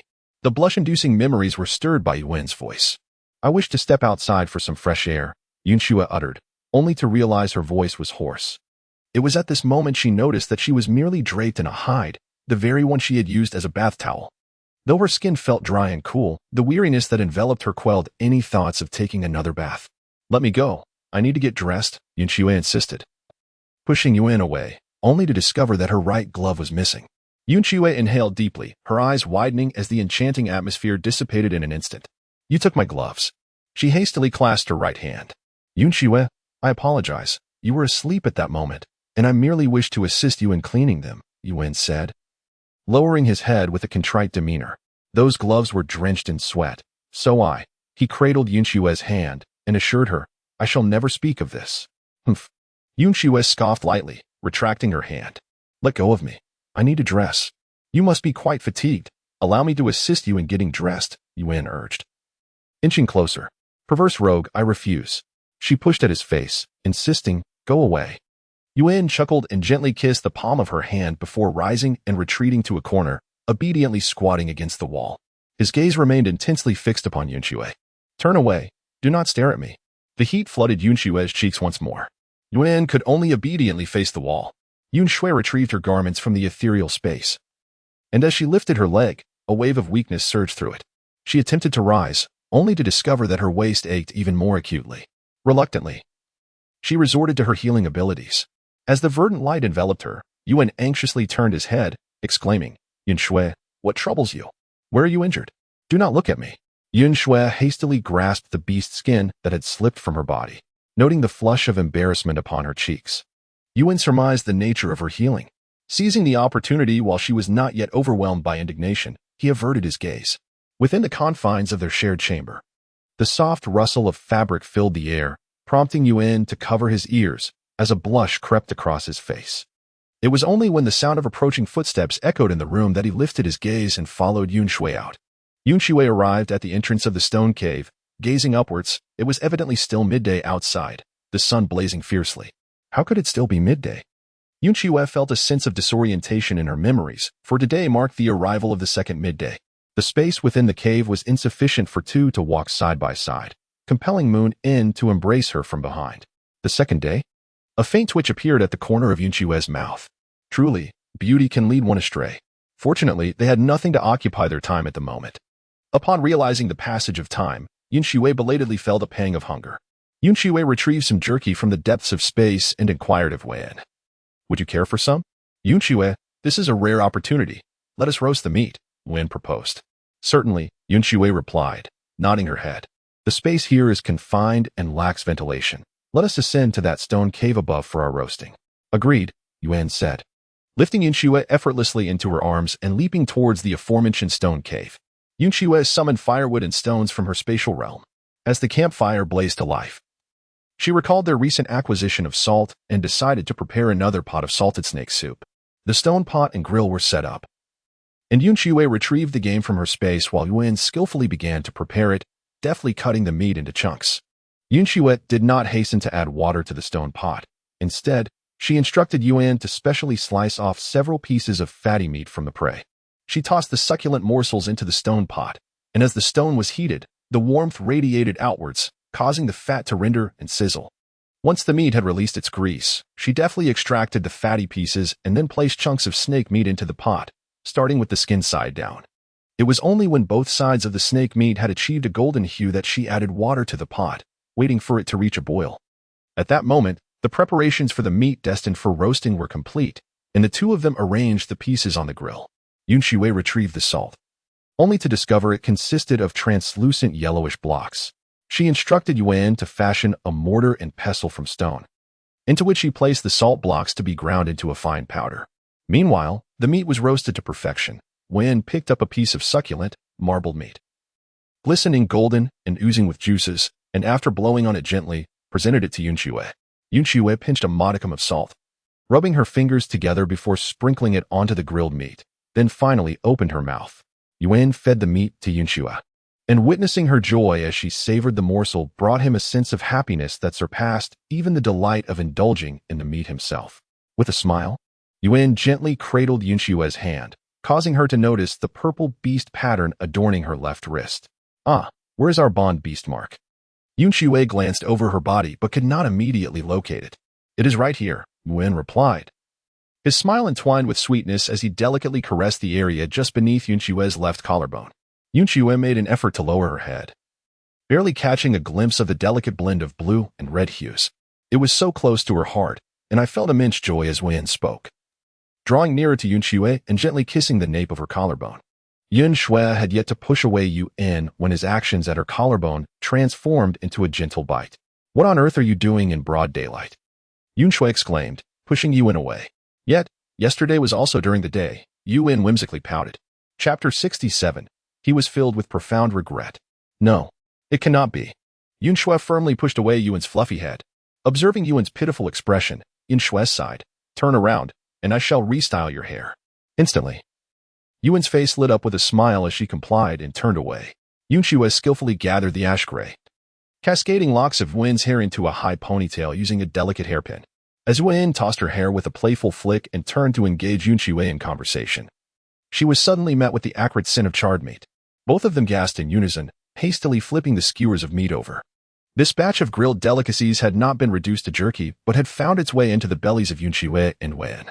They savored the grilled fare while indulging in merriment, roasting not only one large game but also several wild rabbits. As they finished the last morsels and the fire gradually dwindled, the afternoon hours slipped away, and the soup simmered in the stone pot. Having been stewing for the entirety of the afternoon, Yun Xue lifted the lid of the pot, and an enticing aroma eagerly wafted out. She added a pinch of salt and stirred with a ladle until the grains dissolved, completing the dish. Yun Xue lifted the stone bowl and first served a portion to Yuan. Yuan gingerly accepted the bowl handed to him by Yun Xue and immediately took a sip. His eyes sparkled with delight as he exclaimed, Yun Xue, this is delicious. Even better than the last time, is it? Yun Xue swiftly poured herself a bowl and took a delicate sip of the broth. The subtle saltiness balanced the richness of the fat, accentuating the savory flavors within the soup, making it indeed more delightful, due to the prolonged simmering. The snake meat within the broth melted in the mouth, resembling a fine paste. Yun Xue took several hearty sips of the soup, the steam mingling with the ambient temperature causing her to break into a sweat. She couldn't help but exclaim. Never did she anticipate that one day she would lead a life akin to that of ordinary humans. In no time, the two had finished the snake soup and devoured the snake meat. Yun Xue, I shall go down to the river to wash the pot and dishes. Allow me to carry you back to the stone cave first, said Yuan to Yun Xue. Yun Xue nodded as Yun lifted her effortlessly, carrying her down into the stone cavern below. He then returned to the upper cave, taking the pots and pans to the nearby river to wash them. Thus, the two of them found themselves idly relying on the supplies within Yun Xue's space, with only 2 stone caves available for their activities. Yun Xue began to lament her boredom, recalling the expansive plain and the desert beyond. However, as soon as she voiced her discontent, Yun would ingeniously find ways to engage her in various activities to swiftly pass the time. After several days of vexation, Yun Xue finally relented, once more surrendering herself to the ineffable and wondrous sensations that enveloped her. Eventually, she succumbed to the weight of slumber, and upon awakening, she found that another day had passed. Yun Xue had just utilized her extraordinary abilities to alleviate her fatigue and, having donned her attire, felt her stomach rumble from a day of fasting. Thus, the two of them ventured into the spacious stone cave above, where they commenced the grilling of meat. Over the past few days, Yun had diligently experimented with various techniques for barbecuing, yet, regrettably, the more earnest his efforts, the less palatable the meat became. Ultimately, he resorted to his previous method of simply placing the meat upon the grill. Yun Xue carefully sliced a thin piece of stone and placed it upon the grill, subsequently retrieving fish from her spatial storage for preparation. She continued to lay fatty meat on the stone slab to render its oils, before placing the halved fish atop it. The moment the fish skin made contact with the iron plate, a sizzling sound erupted, and it wasn't long before an enticing aroma began to waft through the air. Yun Xue gazed longingly at the fish upon the stone slab, her anticipation palpable, as the fish gradually took shape with the heat of the grill. She finally dared to turn the flesh, eagerly awaiting its complete doneness. With the stone slab sizzling with fish, she found herself only partially satisfied with the grilled meat, saving her appetite for the fish. Ultimately, a fish, slowly roasted at the edge of the grill, was perfectly cooked, its skin crisp to perfection, the flesh a golden hue, and a delicate sprinkle of salt rendered it utterly irresistible. Yun Xue eagerly picked up a piece of fish, resembling a garlic clove, and placed it in her mouth. Yun also selected a piece of fish. Although he preferred meat over fish, he still complimented, "Yun Xue, your grilled fish is absolutely delicious. Is it?" Yun Xue's expression clearly lacked the joy she had felt during the snake soup experience. It seemed devoid of the charm that Moraide's grilling possessed. Upon realizing what she intended to convey, her discontent deepened. "Yun Xue, please don't be upset," Yun said, noticing her expression, as he stepped forward to embrace her, gently nudging her cheek with his forehead. Just as Yun Xue was about to speak, she caught a glimpse of a shadow soaring in the sky. "Is that Noj?" Yun Xue squinted at the shadow and inhaled the scents in the air. Unfortunately, all she could discern was the aroma of grilled meat and grilled fish. Yun Xue had no choice but to rise and carefully observe at the entrance of the stone cave. The soaring shadow swiftly glided towards her, and as it approached, Yun Xue finally confirmed that it was Norg. She took a moment to meticulously inhale the scents in the air, as there should be no ambush from other orcs nearby. Yun Xue let out a slight sigh of relief, stepping back a few paces away from the perilous entrance of the cave. Before long, Norg swooped down before the two, alighting within the cave. Upon noticing the flickering flames of the fire they had kindled, he promptly transformed into his human form, lest his wings disturb the fire. Yun Xue, his gaze immediately turned toward her. Yet, his eyes involuntarily settled upon the beastly tattoo adorning her collarbone. A flicker of surprise crossed Norg's eyes as he glanced at her face, only to find her expression towards him still tinged with caution, even more so than before. A profound sense of regret welled up within Norg. In his attempts to preserve the relationship with Yun Xue, he had made decisions that ultimately distanced them further apart. Exhaling softly, he restructured his words, saying, "Yun Xue, I have returned from Lian City. The Elder's stance on your plan is rather ambiguous. I have only secured the cooperation of the Shaman's Cave. However, should you wish to visit Lian City, they would be most welcoming." Yun Xue was slightly taken aback upon hearing Norg's words. She had not anticipated that Norg's departure was aimed at persuading others within the city of Lian regarding her plan. Initially, she intended to travel to Lian herself to demonstrate the feasibility of her proposal through tangible actions. "Norg, could you elaborate on their attitudes in detail?" Yun Xue inquired. Norg nodded and replied thoughtfully, "In truth, there are only 3 perspectives. The Shaman's Cave is willing to offer assistance. The construction department is reluctant to become involved. In the emergency department, they wish to eliminate me?" Yun Xue chuckled. Norg, with a resigned nod, solemnly assured her, "Yun Xue, rest assured. I will not allow them to succeed. I will ensure your safety." Yun Xue, oblivious to Norg's expression, rubbed her chin, and remarked, "The priestess is named Moe, isn't she? Logically speaking, if she wishes to take my life, I could just as easily strike against her. What would you do if I were to travel to Luyin City? Eliminate her, and then flee?" Yun Xue turned her gaze towards Norg. Without a moment's hesitation, Norg replied, "I would fly. I would carry you away. Is that so?" Yun Xue stepped closer, narrowing her eyes as she tilted her head to meet Norg's gaze. Her tone was soft and melodious, yet the deliberate lilt bore an inexplicable hint of danger. "Norg, you wouldn't deceive me like Morid, would you?" Chapter 68. Yun Xue torments Norg. Norg stood frozen, taken aback by Yun Xue's proximity. Yun Xue, clad in light attire due to the sweltering heat, showcased an elegant curve from her neck to her collarbone, the blue and red beast patterns enhancing the porcelain whiteness of her skin. Rarely did she forego her blood-stained cloak, and having recently bathed. A unique fragrance of roasted meat mingled with charcoal wafted towards Noj, captivating his senses. Her eyes sparkled with mischief, the gentle curve of her lips hinting at her ill intentions. Yet to Noj, the expression on Yun Xue's face was dangerously alluring. Noj felt a sluggishness in his thoughts. Too distracted to ponder the implications of her words, he merely wished to acquiesce to her. "I certainly did not deceive you, did I?" Yun Xue's smile widened as she leaned closer to Noj, continuing, "But you claimed your persistent conversations with me were to instruct the orcs of Lane City in archery. However, I intend to slay the priestess of Lane, and you should be the one to stop me." Her decisive assertion about wanting to take him away left Noj flustered. "Are you secretly planning to capture me? Or was your previous statement a fabrication?" His eyes displayed a flicker of panic as he instinctively retreated a few steps. "The priestess from the emergency station has harmed our shaman, so I wish to eliminate her as well." "So, you are motivated by your own priestess?" Yun Xue inquired further. "If my plan fails, do you intend to use me as a bargaining chip to rescue her?" "How could that be possible?" Noj exclaimed. "I never contemplated such a notion, Yun Xue." Before he could finish his words, Yun Xue silenced him with a delicate fingertip pressed against his lips. Yun Xue continued with a mischievous glint in her eye, "But did you not claim it was for the priest of the shaman cave? Was that statement merely a deception?" Norg, at a loss for how to perpetuate the ruse, found himself ensnared in a web of his own making. Observing Norg's flustered demeanor, Yuen subtly raised a hand to her forehead. Undoubtedly, Yun Xue was toying with Norg. From the moment Yun Xue departed from the migration group, Norg had sought her out, fully aware of his burgeoning feelings for her. Moreover, judging by her reaction, it seemed that Yun Xue did not harbor a strong aversion towards him. Although the nature of their relationship was Yun Xue's prerogative, Norg felt a twinge of jealousy stir within him. Amidst his turmoil, desperately wishing for an interruption to their conversation, Norg keenly sensed Wen's resentful gaze directed at him.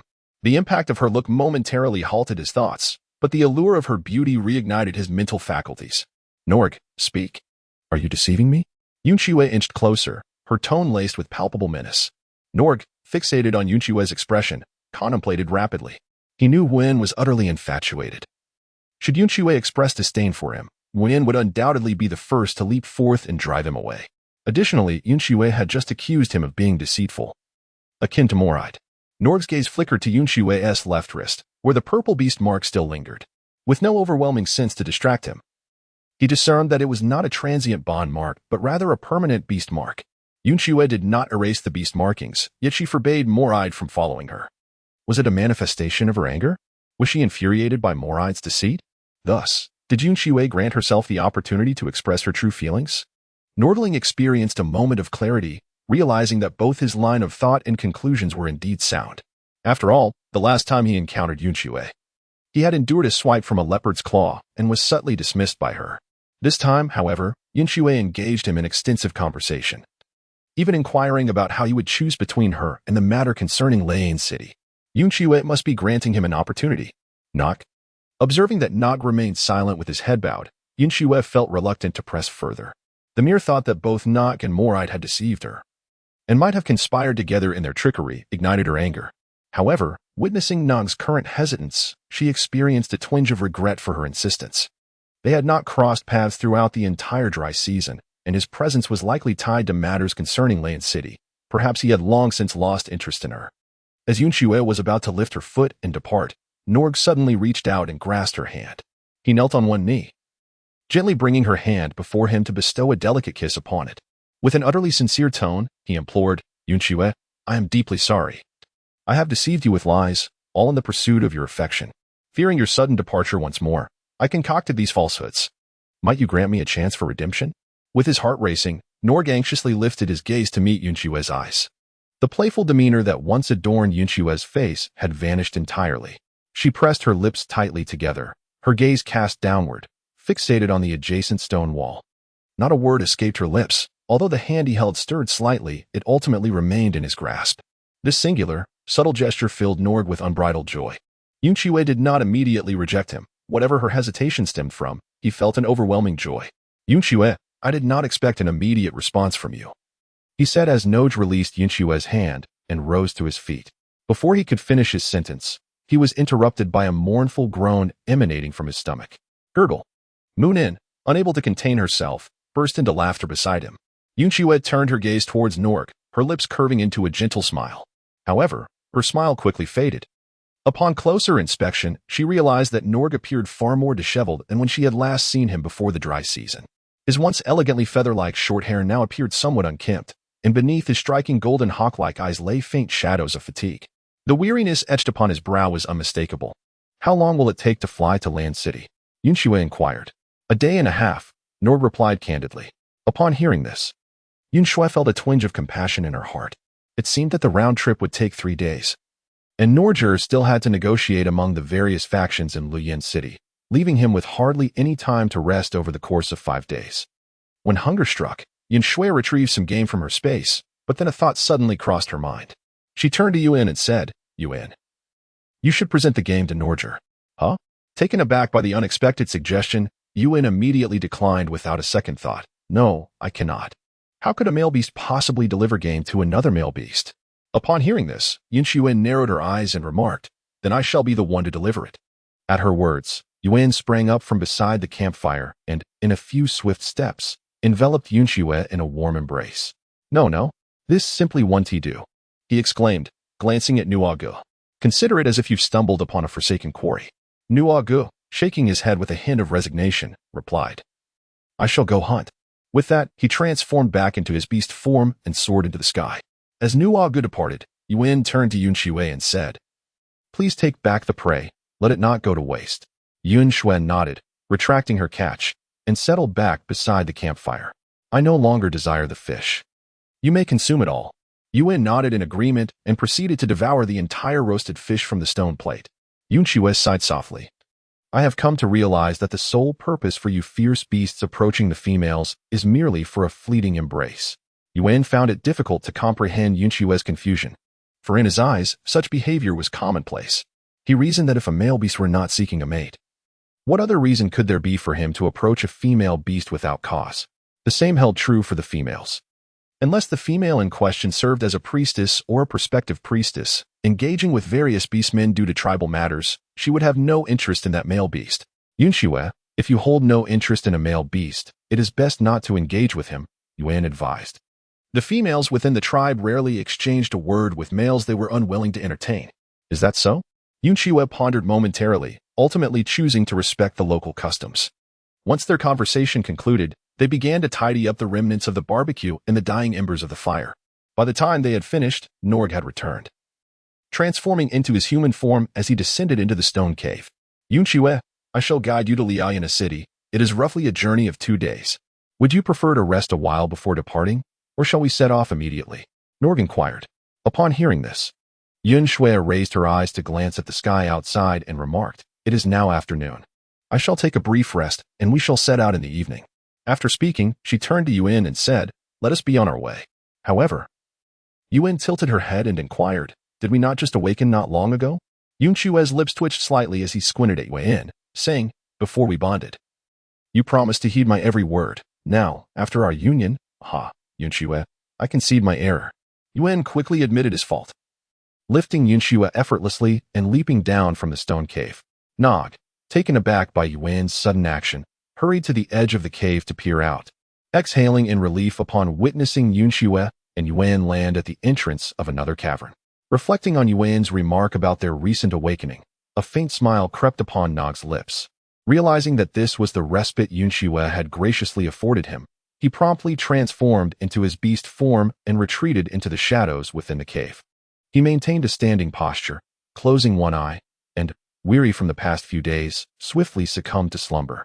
Meanwhile, Yun Xue and Yuan returned to their own cavern. Although Yun Xue intended to let Noj rest by setting off in the evening, she also planned to have a proper sleep to refresh her own state of mind. Yun Xue curled up in a corner, her knees hugged closely to her chest, eyes firmly shut. However, Yuan, with an impish demeanor, encroached upon her space. "Do not disturb me. I truly wish to sleep," Yun Xue implored as she gently pushed Yuan away. Yet, there was a cozy nook nearby. "Haven't you been sleeping quite comfortably these past few days?" Yuan remarked, evoking a flicker of memory that tinged Yun Xue's cheeks with a rosy hue.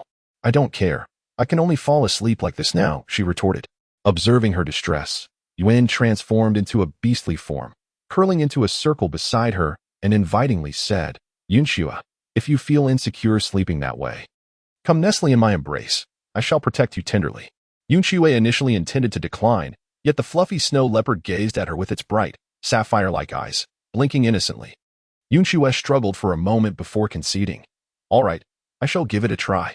She rose to her feet and nestled into the fluffy embrace of Yuan, curling up in a comfortable position. Due to his extraordinary abilities, Yuan's body temperature was naturally warm, and in his beast form, his fur resembled a cozy furnace. Nevertheless, Yun Xue still preferred to curl up, as it provided her with a sense of greater security. Yuan's large tail gently wrapped around her, silently resting beside her hand. Yun Xue reached out to embrace his tail and, with her eyes closed, entered a slumber more effortlessly than she had anticipated.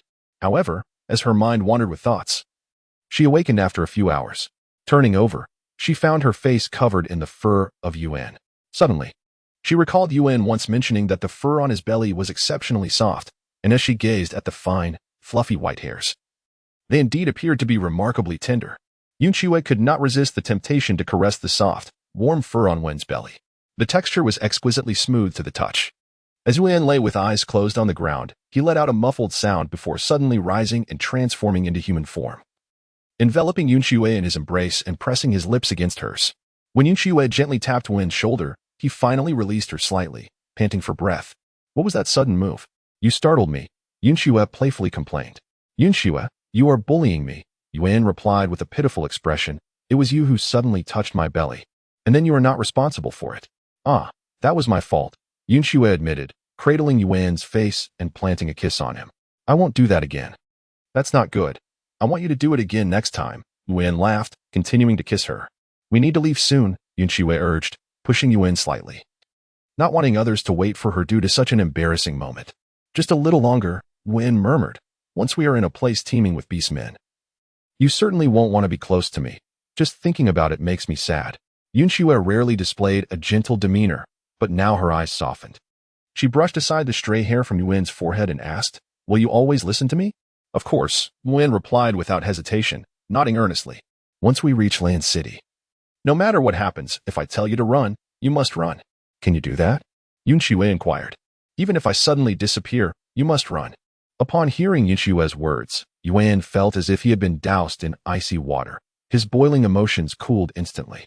"Yun Xue, Yuan began, but Yun Xue interrupted him, saying, "You must flee to the city of Tizid in the desert. I will definitely come to find you there." "Yun Xue, what are you planning?" Yuan was nearly beside himself with worry. He grasped Yun Xue's hand tightly and declared, "I will not heed your instructions on this matter. Whoever harms you, I will go down with them." "I will be fine," Yun Xue said with a smile, leaning closer to Yuan's ear, whispering, "You have seen the patterns of my abilities on my hand, haven't you?" Yuan nodded, realizing that if he was not mistaken, Yun Xue was a fifth-tier priest with dual elemental powers. "Then watch closely, and do not be alarmed," Yun Xue instructed before she vanished from Yuan's sight. Yuan's eyes widened in shock. He quickly sensed the beast patterns and discovered that Yun Xue was still beside him. Before he could react further, she reappeared right in front of him. "Yun Xue, you scared me to death," Yuan exclaimed, hastily embracing her. "What on earth is happening?" Generally, spatial abilities can only conceal inanimate objects. But after my ability reached the 5th tier, I can hide within it myself. Yun Xue continued to whisper in his ear. "When the situation becomes unfavorable, I will retreat into that space, so my only concern is you." Hearing this, Yuan felt a bittersweet mixture of joy and sorrow. He mournfully held Yun Xue and said, "I'm sorry, Yun Xue. It's all my fault for being too weak. I will strive to advance to the 4th tier quickly, so you won't have to worry about these matters anymore." As Yun spoke, he resolutely resolved within himself. He was determined to advance to the fourth-tier beast by relying on the impending surge of ferocious beasts during the stable preseason. Chapter 70. Should we go back and take a look? In response to Yun's words, Yun Xue replied with a gentle kiss, "There is no need to rush. It is best to steadily build our strength." Indeed. Yun smiled and returned the kiss, savoring her breath and the sensation of her skin so close to him. The air was filled with their hurried and intimate breaths within the small stone cave, as time slipped away, minute by minute, just before things escalated beyond control. Yun Xue pushed Yun away in a timely manner. "All right, let us tidy up. It is time to set off," Yun Xue said, panting slightly. Reluctantly, Yun released her, while Yun Xue glanced at her hands. After a few attempts, she found that her hands could not transform into beasts as she wished.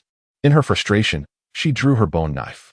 The blade pointed directly at her face, startling Yun into action as he swiftly seized the knife from her grasp. "Yun Xue, what are you doing? Were we not meant to head to Liyan City?" Yun Xue blinked in confusion. Disguising myself could prevent a lot of trouble. However, the thought of the blade grazing her face filled Yun with profound distress. "Yun Xue, we are officially bonded now. If any orc you dislike approaches you, I have every reason to intervene and drive him away." Yun grasped Yun Xue's hand and implored, "So please, do not harm yourself. Just the thought of it pains me immensely." As Yun Xue gazed into Yun's earnest eyes, an inexplicable sense of compassion welled up within her. She realized that any wound she inflicted could be easily healed by the green crystal core, rendering her self-harm pointless. Thus, she abandoned the idea.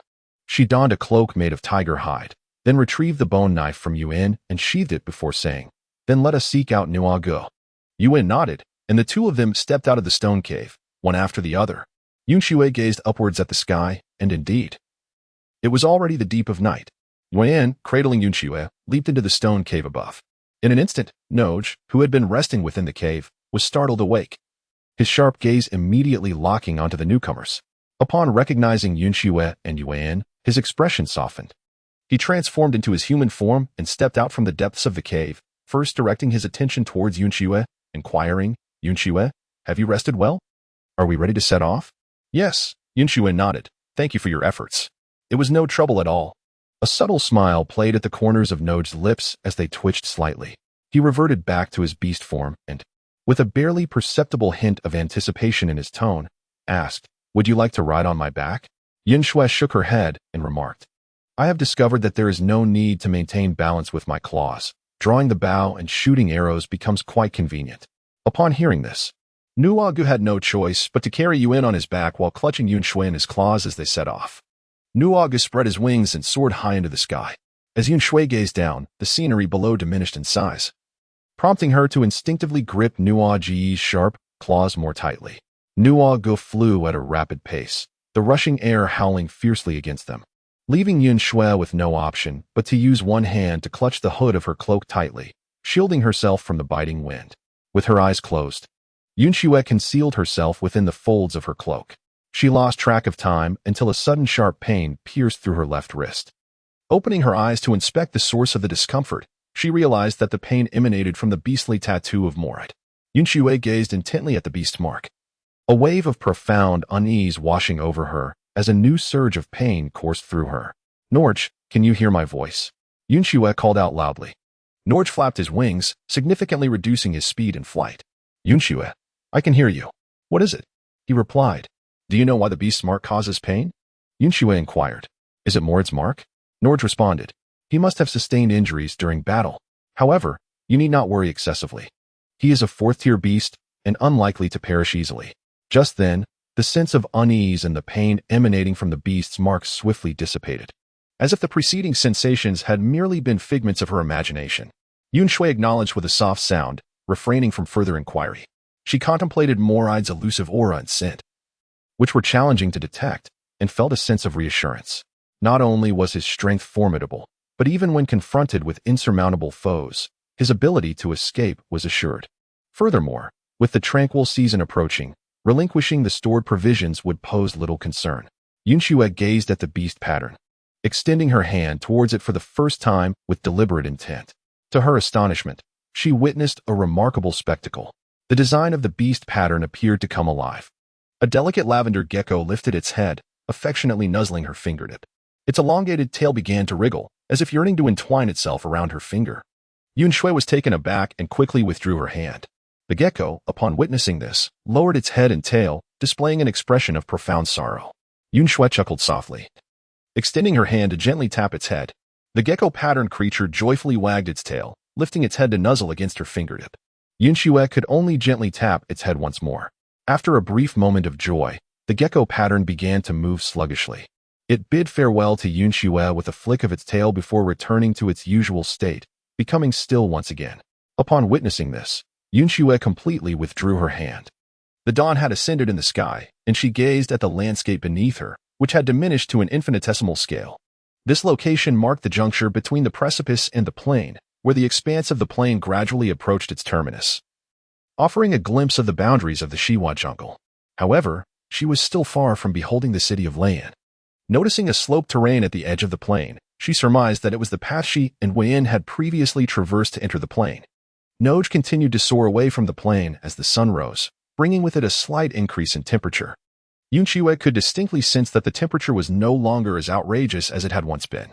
Nord continued to soar through the skies until the heat intensified and the hour approached noon. Finally, Nord descended gradually, gliding into the lush jungles of Shiva.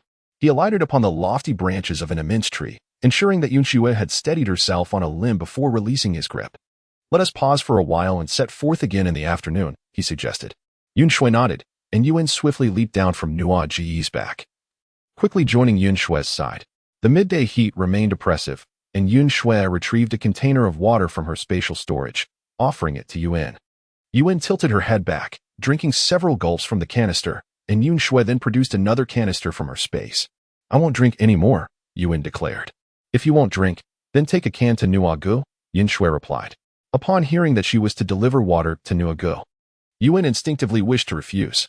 After all, it was quite unusual for a female beast to provide anything to a male beast. Yet, in that fleeting moment of hesitation, Nuagu transformed back into his human form and took the water directly from Yun Xue's hands. "Yun Xue, your water is most timely." "Thank you," Nuagu said, his demeanor still serious and devoid of jest. Yun Xue initially took this action to avoid suspicion. However, upon noticing that Nuagu did not exhibit any particular reaction, she chose to refrain from further comment. Yun Xue also took out some water to drink. After the three of them finished their water, they all settled in the tree fork, idly passing the time. Yun Xue leaned against the trunk, gazing blankly at the undulating sea of treetops. Following the recent rains, the flora of the jungle had regained some of its verdant hue, yet the area previously scorched by their fire remained stark and barren. Yun, following Yun Xue's gaze, noticed that very spot and felt a pang of envy in his heart. "Nevertheless," he inquired, "Yun Xue, should we not return to take a look?" Chapter 71. Quickly lock her away. Upon hearing Yun's suggestion, Yun Xue fell into a contemplative silence before ultimately declining. The beast markings on Morid had only just begun to throb with pain from the recent battle, and that location was likely the very site of conflict. Morid may have already departed, and their visit could very well invite trouble. After Yun Xue's refusal, the three fell into silence, quietly waiting on the tree branch for noon to pass. As the afternoon approached, Nord transformed back into his beast form, ready to carry the two on their journey. Initially, Yun Xue and Yun had traversed the edge of the Shiwa jungle, resting by day and traveling by night for 5 days before reaching the plains. However, Nord's speed in flight was considerably swifter. Even with their midday breaks, Nord managed to reach Land City within 2 days. As the terracotta-hued grand structures drew nearer, Yun Xue curiously scrutinized them. Compared to other tribes, Land City could be deemed colossal, with towering walls and houses all adorned in the same terracotta color, encircled by 2 additional layers of walls. Nord guided them directly to the very center of the city. At the heart of Land City stood a multi-storied structure resembling a castle, its height discernible through the windows. The main fortress at the center boasted 5 levels, flanked by 3 4-story auxiliary towers. Reflecting on Nord's mention of the power dynamics within Land City, Yun Xue surmised that this must be the domain of the city lord and the 3 influential priests. Nord descended onto one of the towers, gently placing Yun Xue down. "Yun Xue, a room has been prepared for you. Please take your time to rest. We shall discuss matters of importance tomorrow." Nord transformed into his human form, his tone and demeanor courteous and graceful. "Thank you," Yun Xue replied, nodding and offering a polite smile. Nord led the way, with Yun following closely behind Yun Xue. The staircase leading from the rooftop into the building was quite spacious, evidently designed for the avian orc's descent. It was the early hours of the morning, and the tower was enveloped in silence. Given the orc's innate night vision, there were no sources of light in the corridors. Moonlight streamed through the windows, casting a uniform terracotta hue throughout the interior. The doors to the rooms were stark and formidable, consisting of massive stone slabs. Yun Xue curiously observed the junctions of the building, discovering that the tower appeared to be seamlessly formed, as if it were a singular entity. It was evident that this structure was not constructed by the orcs, but rather created through extraordinary abilities. Noticing Yun Xue's fascination with the interior of the edifice, Nord deliberately slowed his pace, cherishing the final moments spent with her that day. Just as Nord was about to explain the origins of the building, he noticed a sudden change in Yun Xue's expression. She swiftly sidestepped, and an arrow suddenly flew by. The arrow narrowly missed Nord, embedding itself in the shoulder of Yun, inflicting a rather inconsequential wound.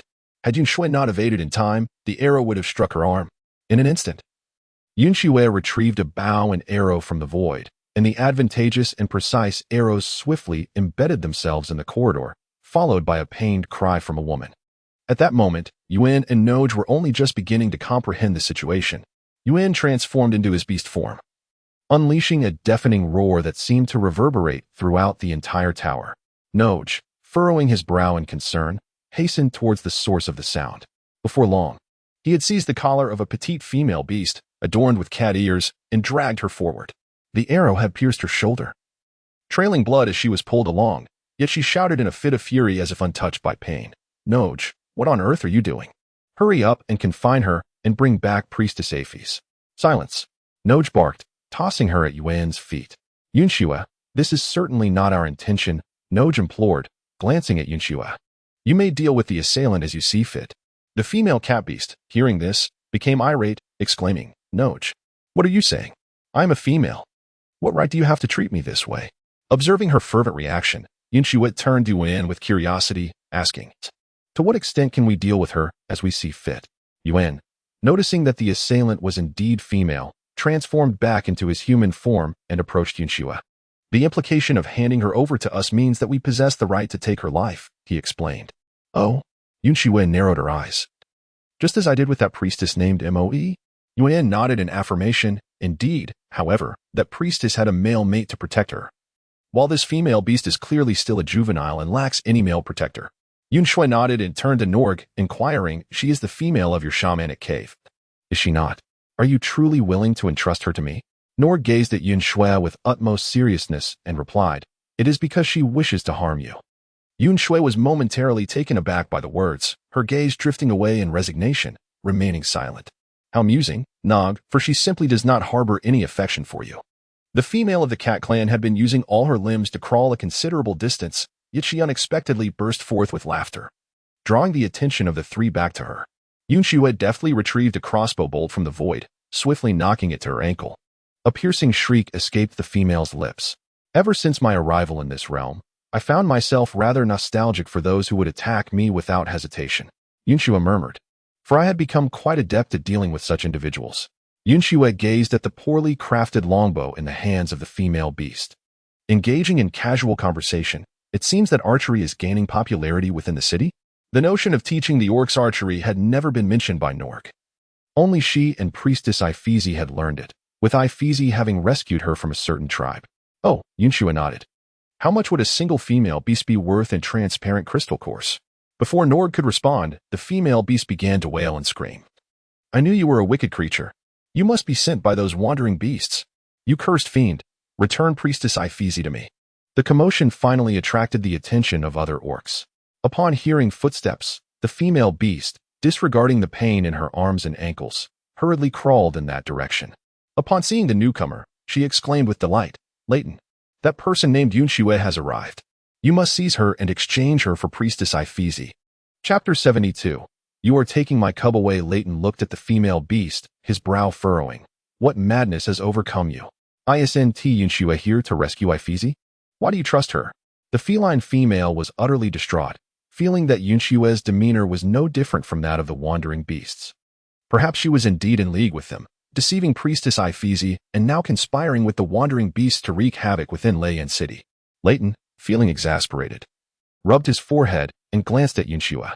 After enduring a season of drought filled with indulgence, Yun Xue has transformed from her formerly slender self. Her newfound fullness not only enhances her beauty but also renders her complexion even more radiant. To characterize her evolution, she has shifted from a fragile, ephemeral sprite to a petite yet alluring orc. However, Leighton's attention is drawn to the bond beast markings adorning the left side of Yun Xue's collarbone. It is unmistakably the mark of Wei, yet the unexpected awakening of an extraordinary ability within the blue markings hints at something more.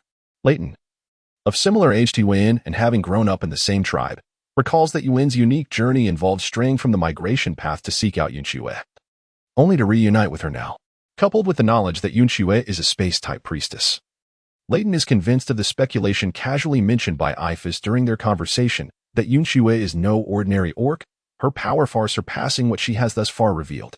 Her current stay in the Hamlin tribe, along with their migration, is merely a phase for her recovery. With this realization, Leighton resolves to act. Ignoring the feline female, he strides towards Yun Xue, placing his left hand upon his right shoulder, bowing deeply as he speaks. Priestess Yun Xue, I express my gratitude for your arrival to aid the wandering beasts. In the name of Ifis, the first mate of the priestess, I pledge that all companions of Priestess Ifis will heed your commands. We beseech you to bring her back safely. Yun Xue felt a sense of helplessness due to the starkly contrasting attitudes of the two individuals. She chuckled softly and turned towards Norg, inquiring, is everyone's opinion so discordant? Apologetically, Norg lowered his gaze and pressed his lips together. He hadn't anticipated that Yun Xue would encounter such a situation upon her arrival. He wished he could have handled the matter more adeptly. It is not your fault, she reassured him, and I am truly grateful for your willingness to assist. After Yun Xue conversed with Noj, she turned her gaze towards Leighton. Leighton, I shall do my utmost to rescue Ifis. Our numbers are limited, and you will undoubtedly need to take some risks. Leighton immediately expressed his commitment. It is our duty, as long as we can bring Ifis back. We would willingly lay down our lives. Yun Xue nodded, her belief unwavering in the truth of the statement. After all, with the bond of their partner beasts, the safety of Ifisi was intrinsically linked to their own. The feline matriarch, lying nearby, felt a chill of despair at the unfolding situation. She could hardly fathom that Ifisi's male partner stood in alliance with Yun Xue. Yet, as new footsteps approached, a flicker of hope ignited in her eyes. Elder Vida, the priestess known as Yun Xue has arrived. You must swiftly apprehend her. Yun Xue turned her gaze towards the direction of the feline beast woman who was speaking. The speaker was a middle-aged female beastman with a serious demeanor, her hair already showing a few strands of white. Her abundant brown hair was tipped with dark streaks resembling feathers, clearly indicating her close kinship with the Norg race. However, unlike the Norg, she sported two short tufts of feathers atop her head, which at first glance resembled cat ears. Upon careful reflection, Yun Xue deduced that it must be the tuft of ear feathers atop the owl's head. Elder Vida did not respond to the feline female's inquiry. Instead, she glanced at her own injuries, confirming that they could be healed with a green crystal core, before directing her attention to Yun Xue and the others. Delicate and beautiful, she was enough to drive countless single males to the brink of madness. This was her initial impression of Yun Xue. However, the composed demeanor and effortless confidence of Yun Xue swiftly dismantled the fragile image conjured by her appearance. Norg retrieved the bloodied arrow that had struck Yun earlier and approached Elder Vida. How much is a juvenile female worth in transparent crystal cores? Norg inquired. Elder Vida was perplexed as to why her typically reliable youngest offspring posed such a question. Nevertheless, she replied, based on her physique and appearance, approximately 40 crystal cores. Oh, Norg nodded, presenting the bloodied arrow to Elder Vida, and with utmost seriousness stated, this feline female attacked Yun Xue. Yun Xue's mate intends to kill her. We can offer 40 transparent crystal cores and a green crystal core to buy her back. The 40 transparent crystal cores represented her life, while the green crystal core served as compensation for Yun Xue's injuries.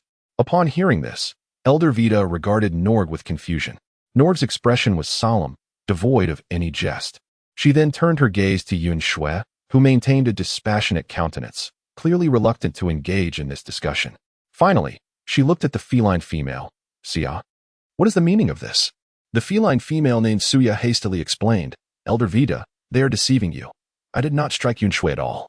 Yet you attempted to, did you not? Norg's tone was icy and rapid. Your failure to hit her is due to your weakness and Yun Xue's swift reflexes. Her evasion does not negate the fact that you intended to attack her. On that basis alone, Both her mate and suitors are justified in taking your life. Elder Vita rubbed her temples, left speechless. One was lacking in intellect, while the other was blinded by beauty, leaving her with no choice but to cover the cost. Due to Norgest's actions, Elder Vita once again scrutinized Yun Xue, observing the beast markings on her. Only two were visible, one belonging to a third-tier fire-type leopard beast, and another of a fourth tier? Elder Vita narrowed her eyes and Yun Xue as a priestess of the spatial system. Walking alone in the outside world already attests to her formidable strength. However, from Vita's perspective, the notion that a spatial ability could vanquish a fourth-tier beast seems utterly fantastical. Unless Yun Xue is a dual-system beast herself. Indeed, Yun Xue raised her hand, gesturing towards Suya, stating that payment could wait until Aphis returned. But she preferred not to encounter her during this interval. Elder Vita nodded, and with a wave of her hand, two orc warriors stepped forward to forcibly drag the raucous Suya away.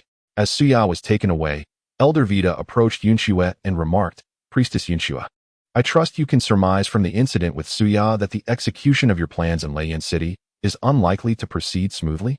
Indeed, I have anticipated this.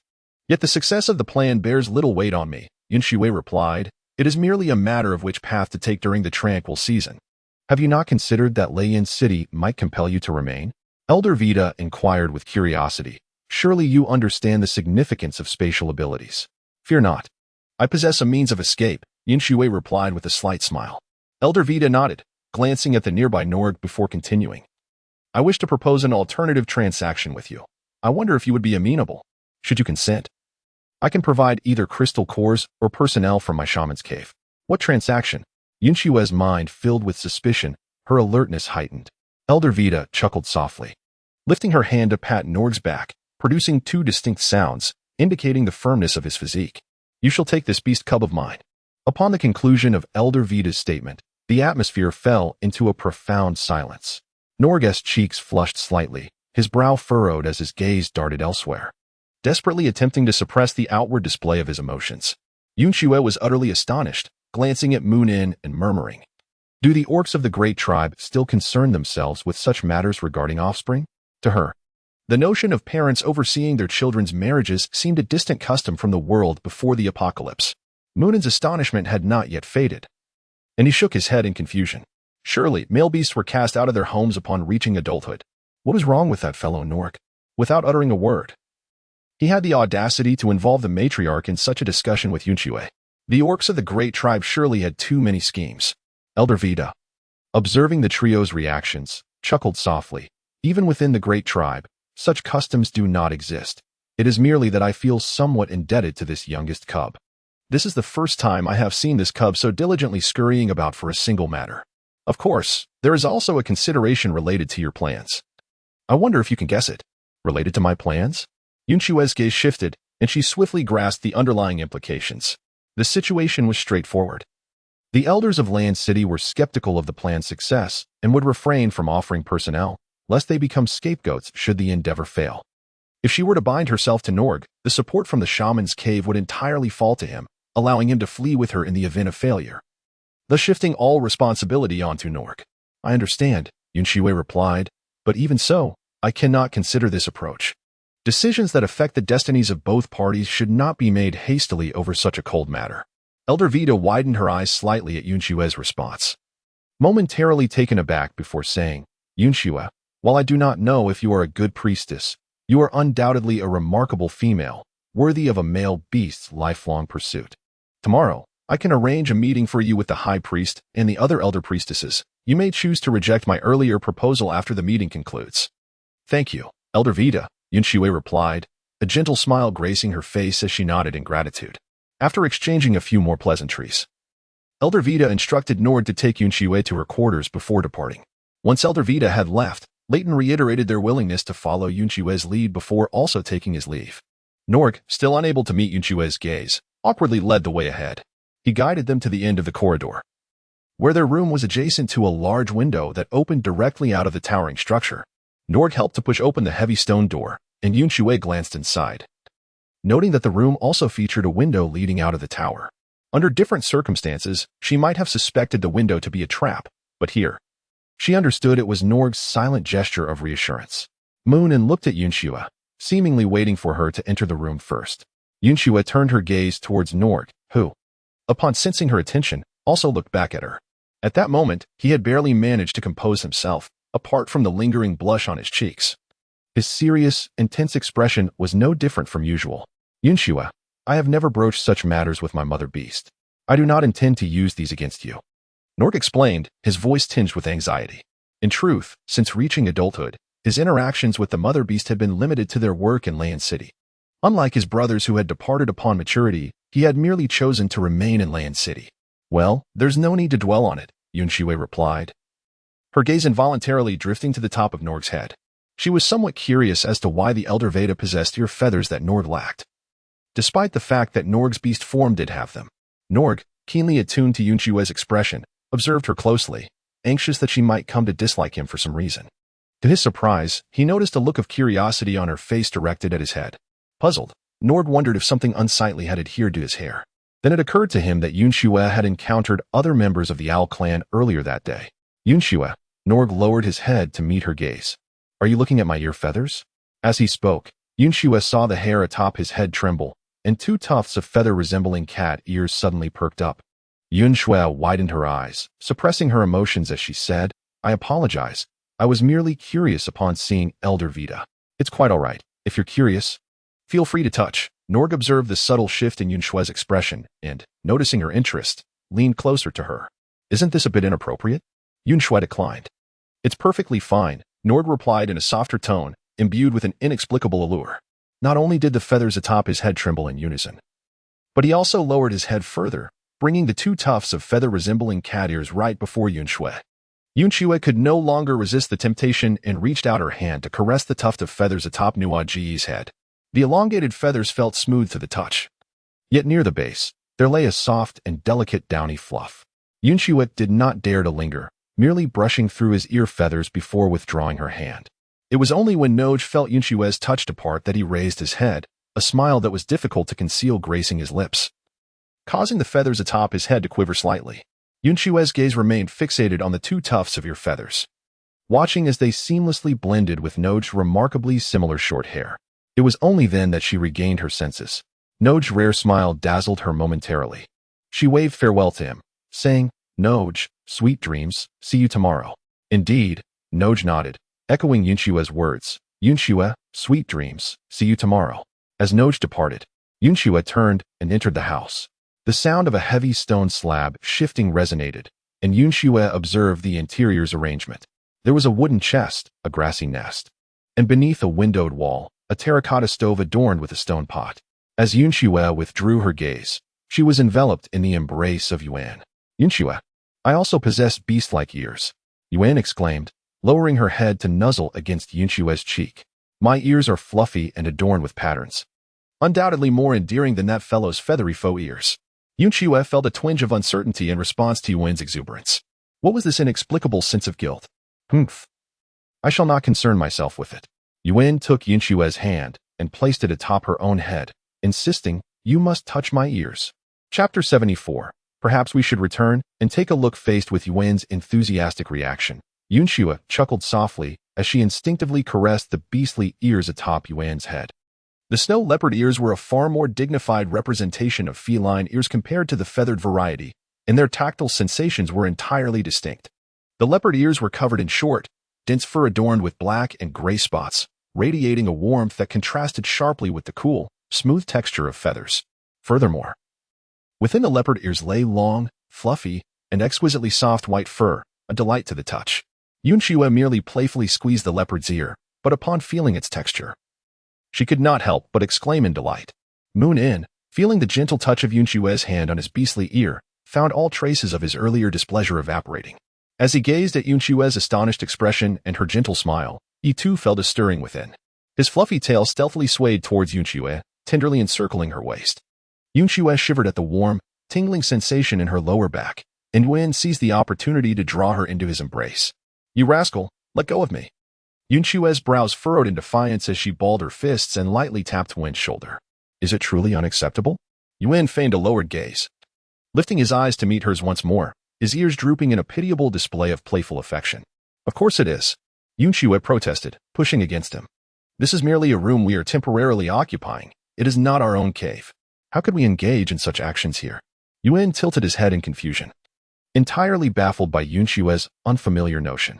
Why was it permissible in the wilderness, but not within these walls? Did the ownership of a space truly matter so profoundly? Considering Yun Xue's bashful disposition towards intimacy, he could only surmise that she wished to avoid any lingering sense that might attract the attention of other beastmen. Then let us simply embrace for a while, Yun acquiesced, enfolding Yun Xue in his arms and gently resting his chin atop her head. Yun Xue let out a soft sigh. Leaning comfortably against Yun's chest, her eyes fluttering shut as she embraced the tranquility, enveloped by the familiar scent and warmth, accompanied by their synchronized breaths. She soon drifted into a gentle slumber. Sensing her breathing grow soft and serene, Yun carefully lifted her into the grassy nest. After lying down beside her, he tenderly enveloped her once more, a smile gracing his lips as he surrendered to sleep, cherishing her like an invaluable treasure. In her light slumber, Yun Xue sensed the shift, yet recognizing it was Yun who stirred her, she chose not to awaken from the hazy embrace of drowsiness. Immersed in warmth, her sleep deepened until a sudden sharp pain in her wrist startled her awake. With a gasp, she clutched her wrist and sat up abruptly, inadvertently rousing Yun. Yun Xue, what's wrong? Did you have a nightmare? Yun, still groggy from sleep, reached out to gently hold her close. Yun Xue gazed out of the window at the first light of dawn, as the sky began to brighten, marking the arrival of morning. Yun Xue's released her grip and glanced at her stinging left wrist, remarking, the beast's mark for Moride is causing this pain. He must have sustained an injury during battle. Correct? Yun inquired, does it still hurt? Yun Xue shook her head, feeling the sharp pang and the flutter of anxiety dissipate after a brief moment. It should be nothing. Yun's assertion echoed that of Nuagu. After all, that creature was a fourth-tier beast and would undoubtedly survive. How vexing. It even disturbed your slumber. Yun hummed softly as she cradled Yun Xue's left hand, planting a gentle kiss upon the back of it. In that moment, Yun Xue's keen eyes caught the movement of the beast tattoo on her left wrist. To her astonishment, the pale purple gecko tattoo appeared to mimic a retching motion. Yun Xue, intrigued, retracted her hand and pointed towards the gecko motif, which promptly concealed its previous demeanor and affectionately lifted its head towards her fingertip. In stark contrast, Yun displayed a look of utter disdain as she observed the gecko's joyful interaction with Yun Xue. At this moment, Yun Xue's attention was entirely captivated by the lizard-shaped tattoo on her wrist. Hesitatingly, she remarked, once we resolve matters here, let us return to take a look. Upon hearing this, Yun, already disheartened by the tattoo, felt a wave of melancholy wash over him. He gently took Yun Xue's right hand and pressed a kiss upon it, exclaiming, Yun Xue, my beast tattoo can move. It is far more entertaining than his. Yet, Yun Xue replied with a hint of resignation, but I cannot see your beast tattoo at all. The bond tattoo of Yun was located on her collarbone, and even when she strained her neck to look, she could only catch a glimpse of faint red and blue hues. Upon hearing her words, Yun was instantly filled with profound sadness. He fervently consoled himself in silence. The tattoo on his wrist was far from his heart, while the collarbone was so close to it. This was indeed a sweet burden, a delightful burden. Yun Xue paid no heed to the conflicted expression on Yun's face, sensing that he had become increasingly clingy of late. She knew that if she were to offer him comfort, he would undoubtedly seize the opportunity to take advantage of her kindness. As dawn broke outside, she had no intention of continuing her slumber. Instead, she rose and approached the earthen stove to fetch water and begin her morning ablutions. Once Yun had composed himself, he rejoined her, and after she handed him the water, he too commenced his washing. After they had finished, Yun Xue retrieved some jerky from her storage and handed it to Yun. Her recent routine had been somewhat chaotic, but thanks to her experiences in the apocalypse, her sleeping habits had adapted to allow her to doze off whenever there was an opportunity. And her eating habits had become equally pragmatic. She would eat when food was available and endure when it was not.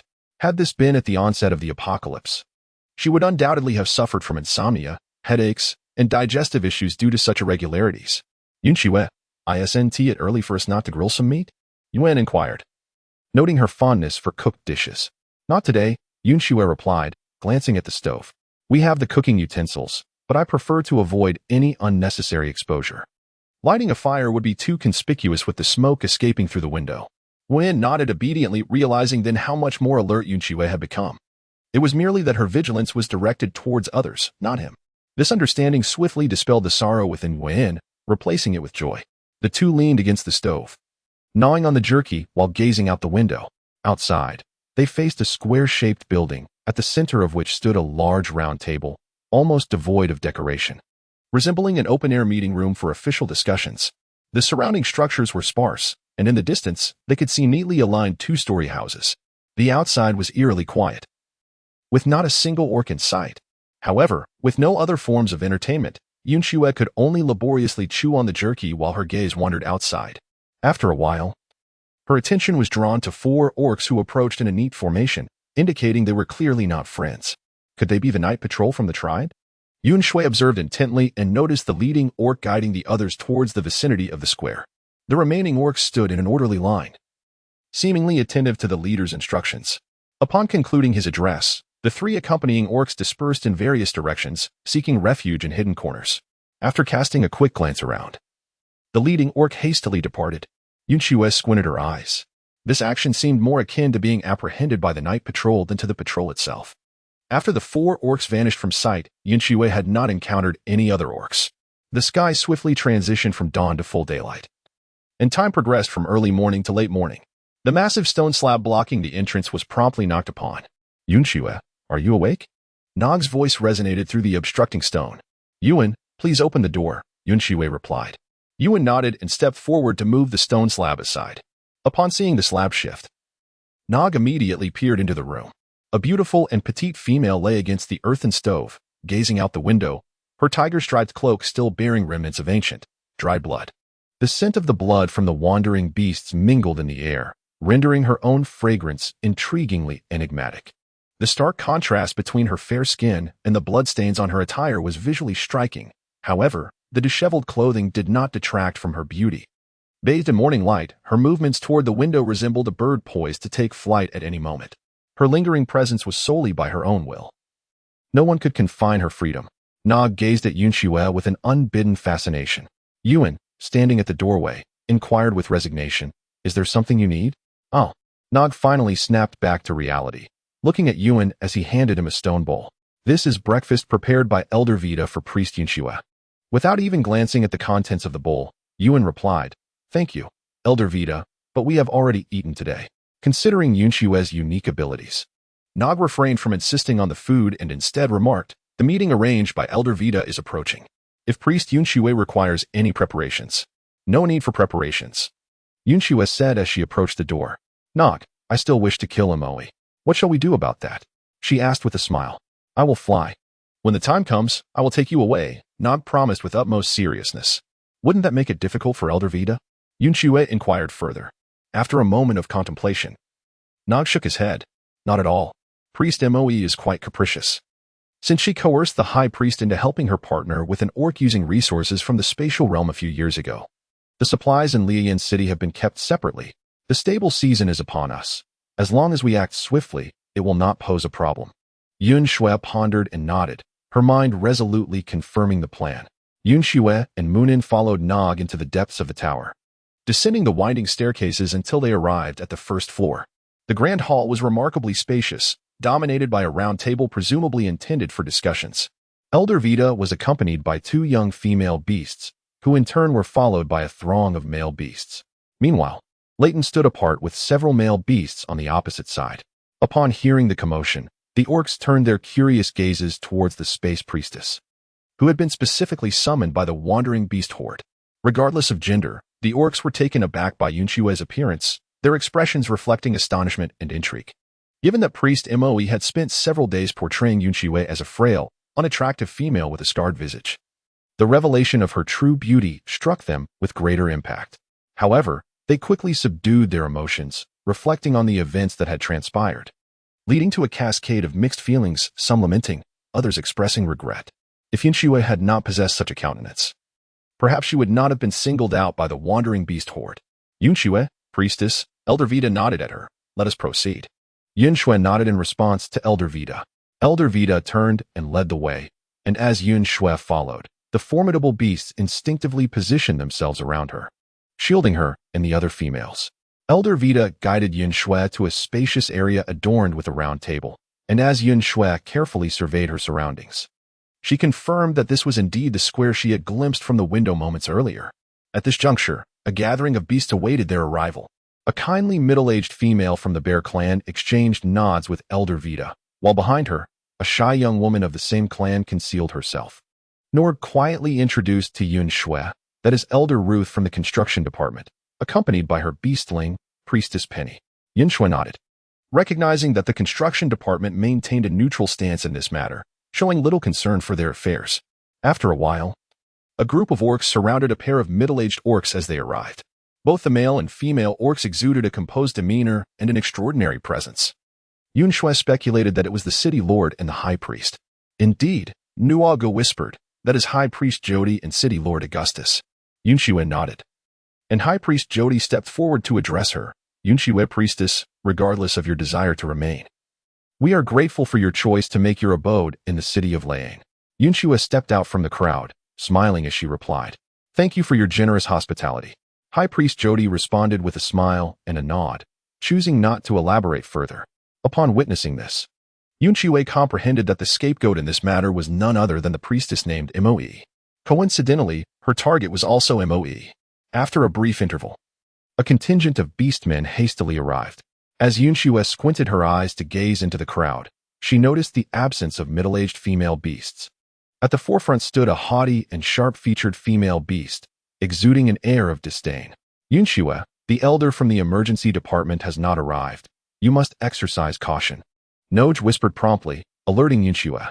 Yun Xue nodded, her brows slightly raised, patiently awaiting the entrance of the main character. Before Mo Ren arrived, her voice preceded her. Sharp and malicious, honestly, is spatial ability truly such a rare gift? Is it really necessary to summon us all for an ugly and frail female beast? The stability season is approaching. Don't you all have anything better to do? Our emergency department is quite busy, but since I'm in a good mood today, I'll permit you to use her to exchange for that foolish Ifeezy. However, you must provide a satisfactory explanation regarding my mate. Moe spoke in lengthy segments, leaving no room for interruption. Upon reaching the round table, she casually picked a red fruit resembling an apple and took a hearty bite. The crisp sound of her teeth meeting the fruit echoed, and the smacking of her chewing was scarcely quieter than her speech. With a disdainful and indifferent glance at Yun Xue, her eyes widened in shock upon seeing Yun Xue's stunning visage. The surprise and surging jealousy nearly caused her to spit out the fruit in her mouth. How can this be? Aren't you the scarred and ugly female? Moe shrieked. Scarred? Yun Xue recalled the time when her face had been healed, realizing that a few of the beast men had not been thoroughly dealt with. Moe grew increasingly infuriated upon hearing Yun Xue casually mention her deceased third-tier mate. Noticing the lack of beast patterns on Yun Xue's body, Moe seized the opportunity to taunt. Ha! So what if you're a priestess? What does it matter if you look decent? With your frail appearance, clearly on the brink of death, how many males would choose you as a mate? Just then, her gaze fixated on the lizard-like beast pattern on Yun Xue's left wrist.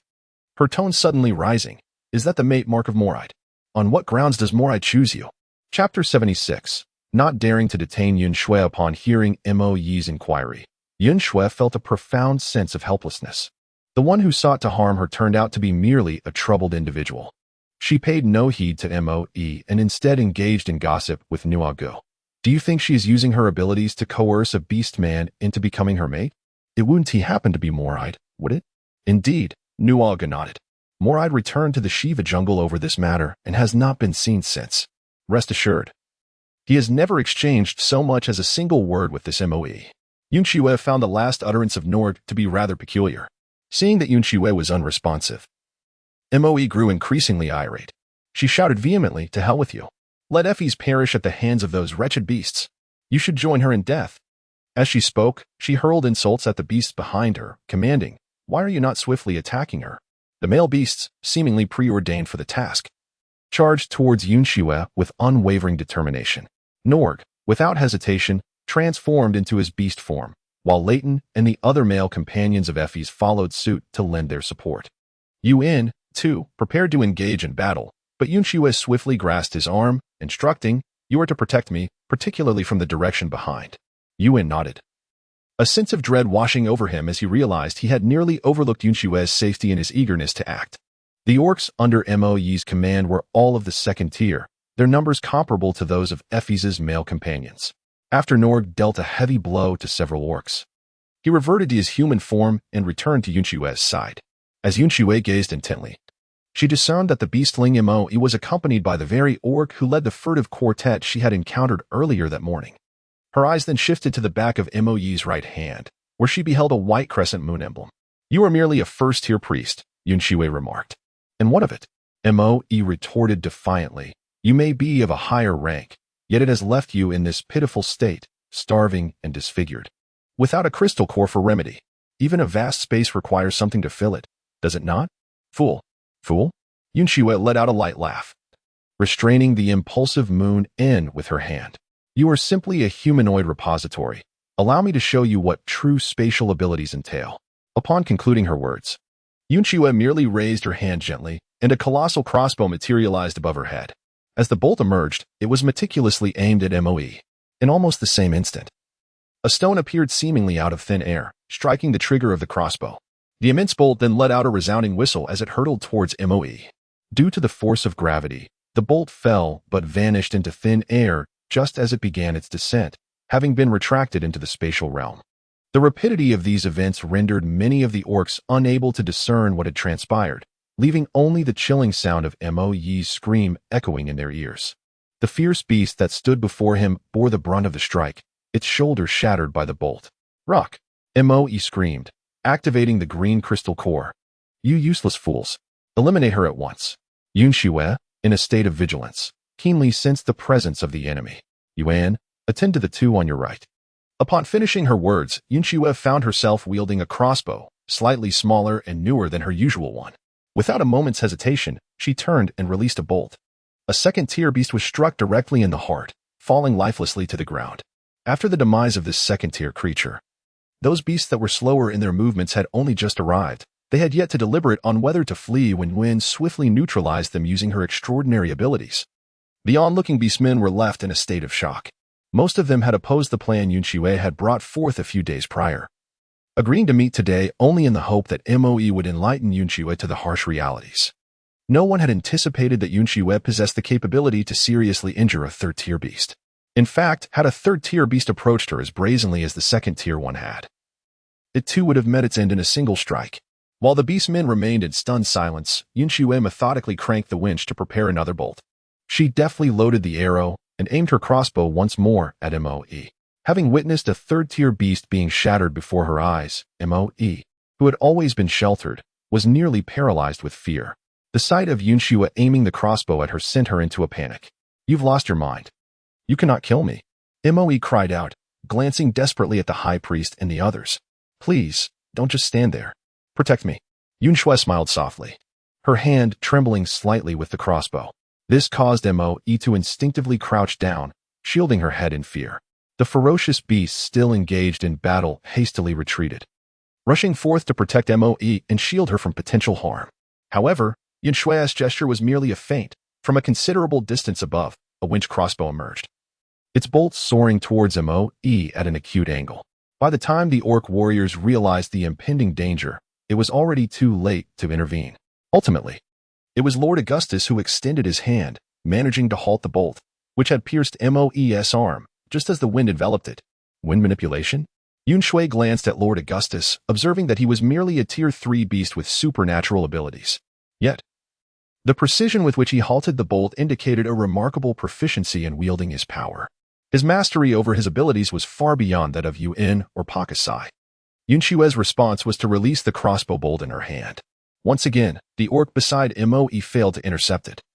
As the bolt was halted by the force of the wind element, a trickle of crimson blood slowly flowed down the side of Moe's neck.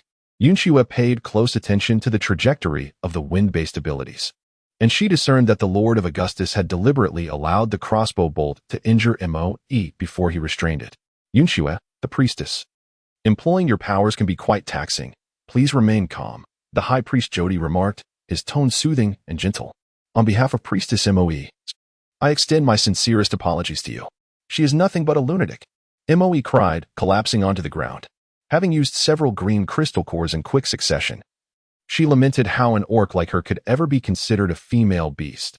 She was, in truth, nothing more than a merciless stray creature. Yun Xue cast a fleeting glance at Moe, her tone nonchalant.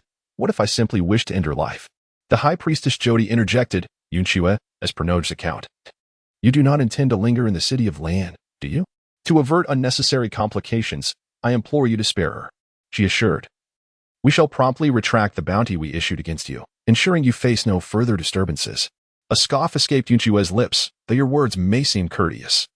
They are laced with veiled threats. Do you presume my spatial arsenal consists solely of these few small crossbow bolts? Do you believe it is merely by chance that I have roamed thus far with this accursed visage? If you wish to confront me, by all means, do attempt it.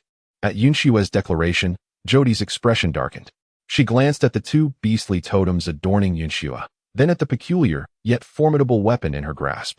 The realization dawned upon her that while MOE required physical contact to utilize her abilities, Yun Xue could retrieve items from her space without such limitations. Acknowledging this, she conceded that even if MOE were to perish, she would not dare to detain Yun Xue. After a lengthy contemplation, Jody exhaled slowly, arriving at a resolution. Yun Xue, if you are willing to spare MOE, I shall wholeheartedly cooperate with your plans, she spoke softly. Ah, I appreciate your willingness, High Priestess, Yun Xue replied with a smile. I prefer to resolve matters through force. I hope you all excuse my methods. A few young female orcs exchanged glances, their eyes sparkling with admiration. They had not anticipated that Yun Xue was not only striking in appearance, but also possessed such formidable strength. High Priestess, you support your own endeavors, while we shall not intervene. MOE exclaimed tearfully. At this, Jody found herself at a loss for words. It was her first encounter with someone so eager to court their own demise. Yun Xue paid her no heed.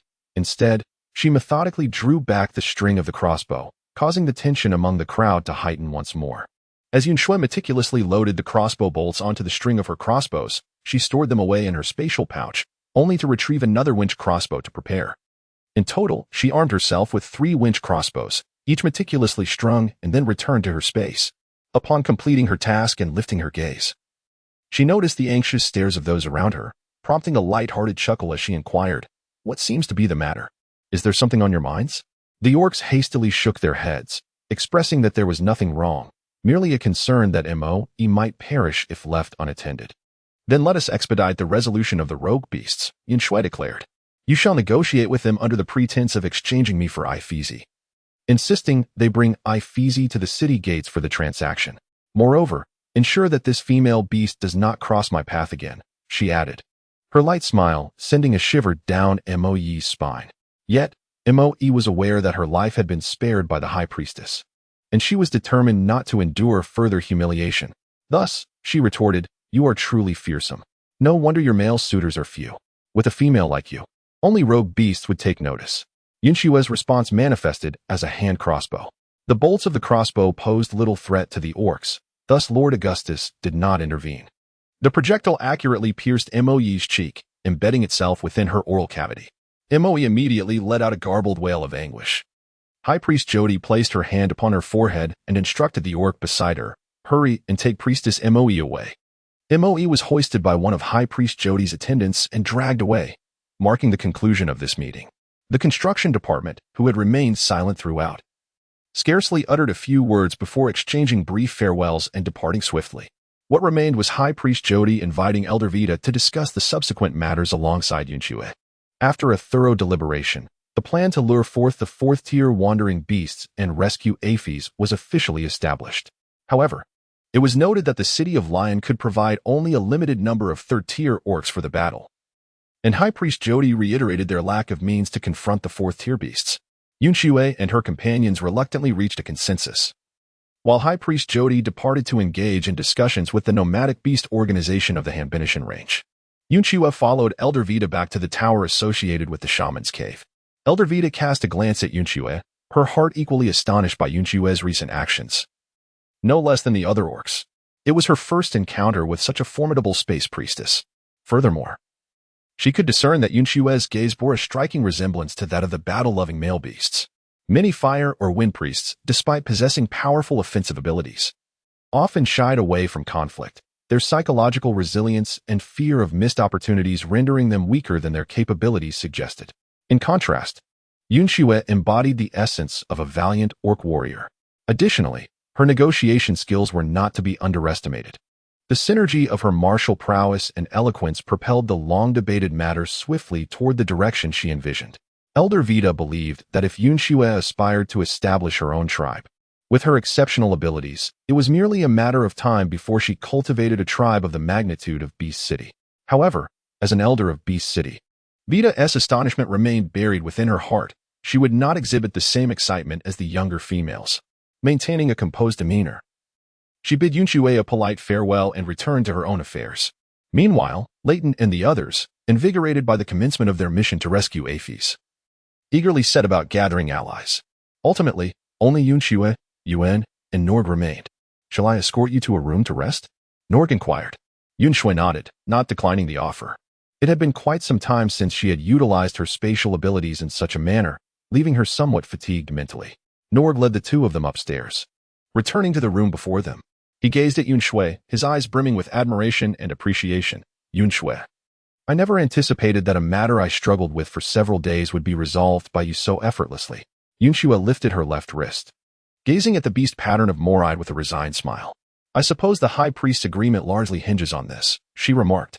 The High Priest Jodi had repeatedly emphasized their lack of means to confront a fourth-tier wandering beast, undoubtedly delegating this matter to Moride. However, she had no intention of summoning Moride for assistance. Norg, unaware of the circumstances between Yun Xue and Moride, refrained from mentioning anything that might upset her. He said, "Yun Xue, I have faith in your plans and arrangements, and I am willing to serve as your contingency at any moment." His implication was clear, regardless of what transpired. He was prepared to flee with Yun Xue. Yun Xue pressed her lips together, reluctant to respond. She casually shifted the topic, remarking, "It's all that Moye's fault. If it weren't for her causing Moride to leave Land City, I would never have encountered Moride in the Shiwa jungle. Had we not crossed paths, we would not have quarreled, and this thing on my wrist would not exist." Upon hearing Yun Xue's words, Norg felt a peculiar sense that her reasoning was somewhat flawed. However, recalling that every orc he had previously pointed out for their speaking issues had been displeased, he chose to remain silent. It was Moon who spoke up, asking, "Yun Xue, what is your main concern, never meeting Moride or avoiding a quarrel with him?" Yun Xue paused, casting her gaze away. Yet, Norg stood precisely in the direction she turned. Yun Xue averted her gaze and looked down, murmuring to herself, "Someone must be blamed, so let it be her." Had Yun Xue been privy to Elder Vita's assessment of her fearless approach to combat, she would have surely smiled wryly. She was well aware that while she was unflinching in battle, she was quite the opposite when it came to emotions. In truth, she preferred to confront malice through combat. Yet, when faced with kindness or the affection that had only recently blossomed in this world, she found herself at a loss. She could readily deal with those who approached her with hostility from the outset. Likewise, she was capable of responding with goodwill to those who masked their malevolence with a veneer of kindness, resolving matters without burden once the truth surfaced. This psychological mechanism had gradually developed as a means of coping with the harsh realities of a post-apocalyptic environment. Had she remained in such a world, she would have felt no discrepancy. But alas, here she was. When Yun Xue felt a sense of despondency, Yun also found himself enveloped in a similar gloom. Although he had steeled himself for this moment since the painful instance when Yun Xue had carved the Moride beast pattern, each reaffirmation of this matter from Yun Xue left him feeling increasingly disheartened. In stark contrast to their quiet melancholy, Nog's demeanor was notably more cheerful. He struggled to maintain a serious facade, suppressing the urge to smile. He had never anticipated that Yun Xue would exhibit such a whimsical side. It was undeniably endearing. Chapter 78. My female does not require new suitors. This topic did not linger for long, as Yun Xue, fatigued and in low spirits, bid farewell to Noj at the threshold of her room. Yun moved the large stone slab that blocked the entrance, only to turn and find Yun Xue leaning against the wall. Her legs drawn close, eyes closed in repose. "Yun Xue, are you very tired?" Yun inquired with concern. "I'm fine. Just not accustomed to utilizing my abilities for such an extended period," Yun Xue replied, pinching the bridge of her nose. "This precise manipulation of powers is quite taxing. May I assume my beast form for a moment?" Yun nodded and swiftly approached Yun Xue, transforming into his beast form and curling up in front of her. Yun Xue also rose, nestling into the soft embrace of the moon's affection, and closed her eyes. Yun Xue swiftly succumbed to a deep slumber, while Yun cast his gaze downward, quietly observing her serene countenance and sleep. Once again, he was acutely aware of his own sense of powerlessness. If only he were a fourth-tier beast. Would it not spare Yun Xue from such exhaustion? Yun Xue slumbered deeply, savoring the sweetness of her dreams. Even as her consciousness began to stir, she resisted the urge to awaken, yearning to remain in the embrace of sleep. She nestled closer to the nearby warmth of her fuzzy companion, sinking back into her tranquil slumber. Time slipped away unnoticed until an irritating, damp sensation at her neck roused her from her repose. With bleary eyes, she opened them to find the once fluffy snow leopard had vanished, replaced by a head adorned with leopard ears, mischievously nestled against her neck. Furrowing her brow, Yun Xue reached out to gently push away Yuan. A sudden chill brushed against her face, and as she wiped it, she discovered it was indeed moist. Had this rascal been licking her face while she slept?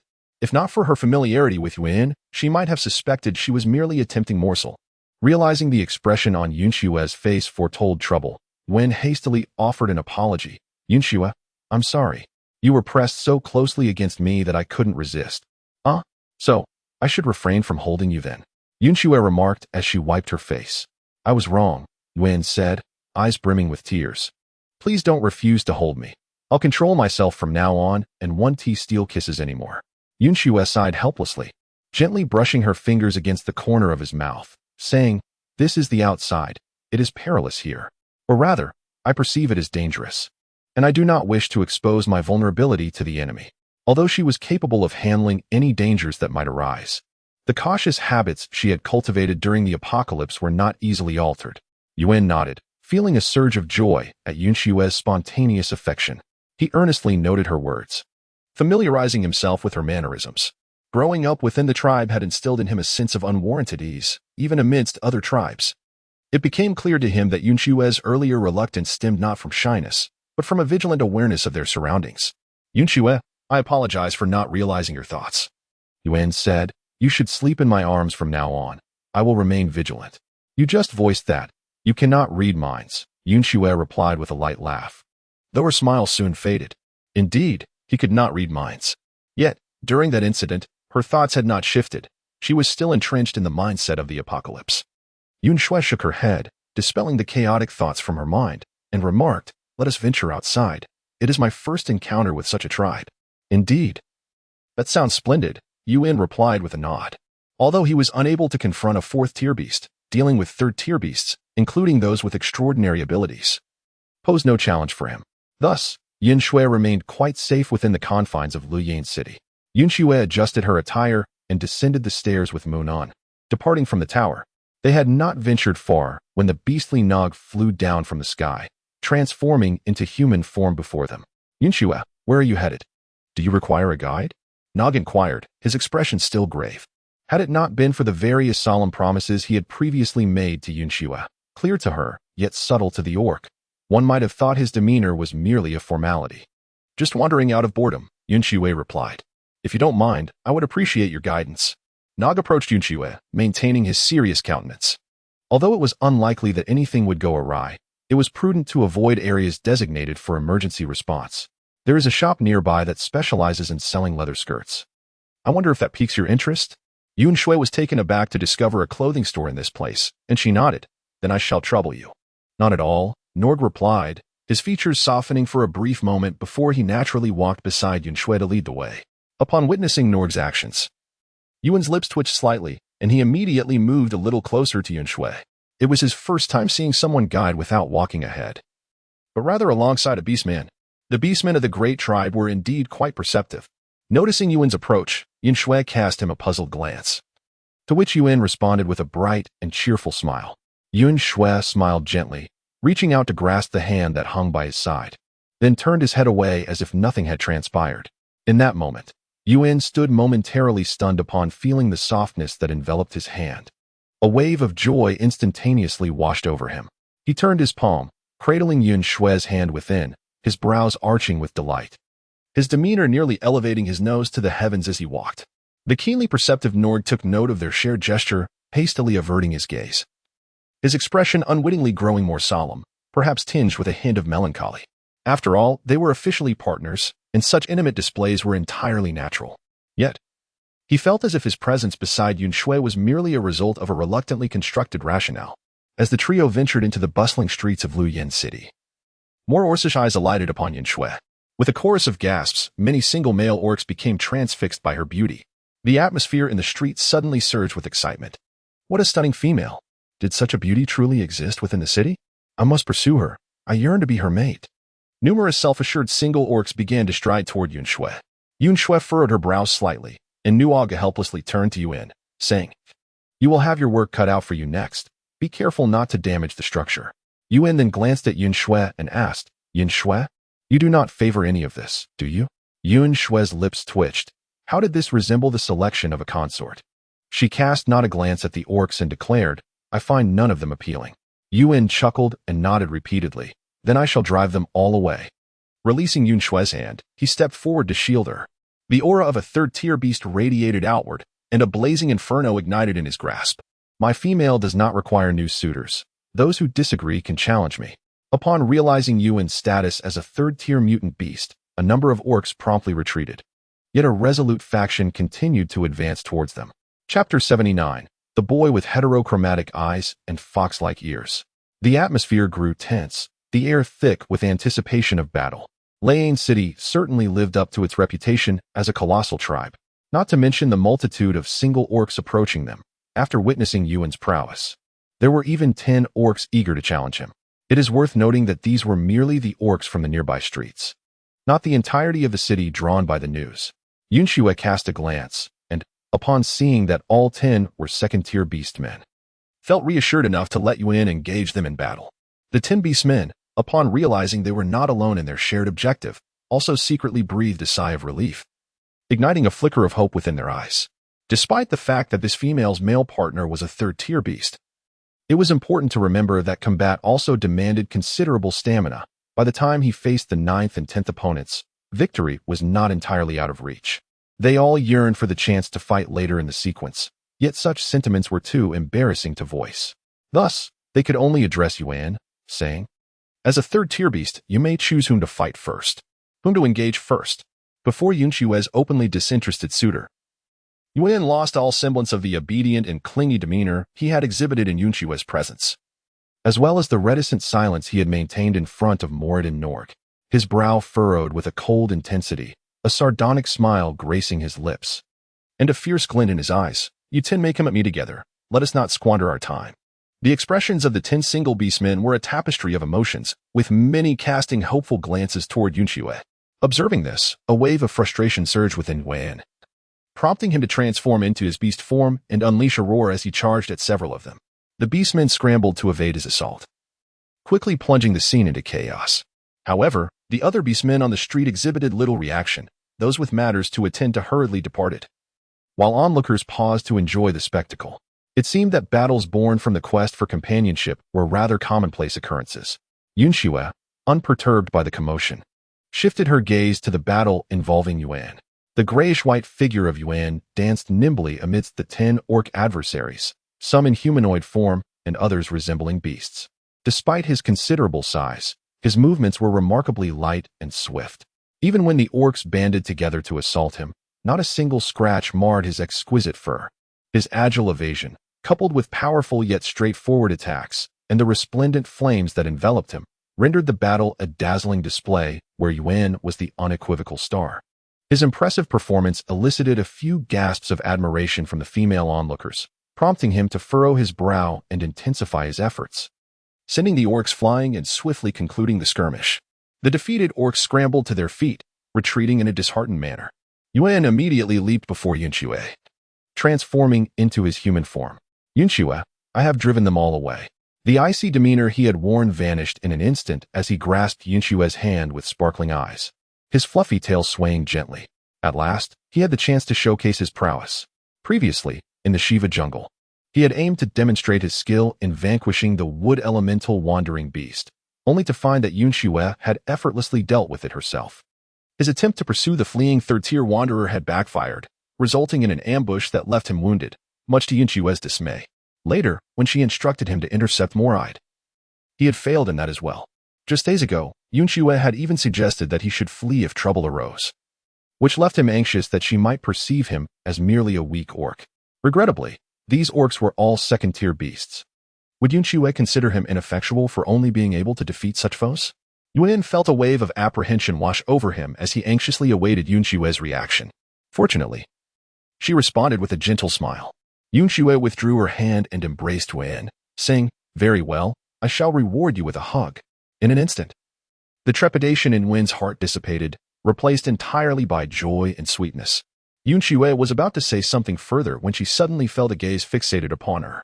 This gaze bore no malice. Rather, it was predominantly curious and lingered for an extended period. Yun Xue followed the direction of her gaze and discovered a diminutive shadow concealed beside the wall of a terracotta-colored house. Upon realizing it had been observed, the shadow did not flee. Instead, it gazed back at Yun Xue with heightened curiosity. From Yun Xue's perspective, two remarkably large, fluffy, pale yellow pointed ears emerged from the edge of the wall, followed by a pair of glistening, almond-shaped, emerald green eyes. Yun Xue blinked, observing that the figure before her appeared to be an underage little beast man, and thus decided to avert her gaze. The young beast man, sensing no hostility from Yun Xue, mustered her courage and dashed towards her. Yun Xue heard the sound of footsteps and turned her gaze towards her. Yun Xue's eyes widened slightly, for before her stood an enchanting young female beast, the most exquisite female beast man she had ever encountered since her arrival in this world. Appearing to be around 10 years of age, her light yellow hair, the same hue as her furry ears, was styled into two low ponytails. In addition to her impressively large ears, her tail was particularly fluffy. "Greetings, beautiful and formidable sister." The young female paused before Yun Xue, offering her a delightful smile. "I am Olivia. This morning, I witnessed you reprimanding that mischievous priestess." After introducing herself, a hint of shyness graced Olivia's face as she continued, "Sister, have you just arrived in Lion City? Do you have a place to stay? May I invite you to be my neighbor?" As Yun Xue faced the innocent and adorable child, a gentle smile graced her features. She leaned slightly closer and said, "Olivia, greetings. I must apologize, for I shall be departing for Tizit City in a few days." Tizit City. Olivia's eyes brightened at the mention, her excitement palpable. Just as she was about to speak, a voice interrupted her. "Olivia, how dare you sneak out?" It was a clear, youthful voice belonging to a boy. The newcomer was a young beast man, adorned with prominent ears and light yellow hair. Unlike Olivia's emerald irises, his left eye shimmered with a pale gold while the right glimmered with a soft green, a strikingly unique combination. His charming, almond-shaped eyes sparkled with mischief, and the transparency of his gaze imparted an inexplicable sense of hazy affection. Yet, upon closer inspection, one could discern the aloofness and arrogance lurking beneath. His features were exquisitely crafted, his skin fair, and his visage struck a perfect balance between beauty and masculinity. If more, it embodied the allure of an androgynous demon. This boy resembled a strikingly pure angel, devoid of any gendered ambiguity. "Brother," Olivia responded, "I encountered that formidable and beautiful sister from this morning, which is why I ventured out." Upon noticing the female presence beside Olivia, Idan felt a sense of relief wash over him. However, Yun, upon seeing Idan's countenance, grew wary and instinctively pulled Yun Xue into her embrace. Norg, unfazed, reassured Yun, "Do not worry, that fellow is not yet of the age to seek a mate." Upon hearing this, Yun Xue curiously glanced at Idan, only to be astonished to discover that there were no markings upon the back of his left hand. Noticing Yun Xue's gaze, Idan puffed out his chest and raised his chin slightly, a hint of pride in his demeanor. However, he soon realized that Yun Xue's attention was solely focused on the back of his left hand. Chapter 80. Let us seek the priestess Yun Xue. The small excitement within Idan was swiftly extinguished. He furrowed his brow and raised his left hand, asking, "What? Have you never seen this before?" As the words left his mouth, he sensed something amiss. Was his demeanor somewhat lacking in courtesy? Yet, Yun Xue paid little heed to Idan's remarks. Instead, she inquisitively turned to Yun and inquired, "So, the beast markings are not something you were born with?" "Indeed not." Yun carefully elaborated for Yun Xue. "The beast markings manifest within 2 to 5 years after the male beast reaches maturity, and their appearance signifies that the male is ready to take a mate." "Ah?" Yun Xue exclaimed in surprise. She had initially assumed that the beast markings were akin to a lizard's marking, only to discover they functioned as a one-time marriage license. What would happen if one were to insist on forming a bond before the markings appeared? She asked, intrigued. Yun tilted her head in confusion, replying, "Engaging in such actions, which the beast god forbids, would certainly result in the immediate emergence of fragmented beast markings." "Oh," Yun Xue nodded, realizing that circumventing the decrees of the beast god was no trivial matter. Observing that Yun Xue seemed unaffected by her brother's appearance, Olivia felt a twinge of urgency. She approached Edan and said, "Brother, this sister also intends to journey to Tizit City. Shall we invite her to accompany us?"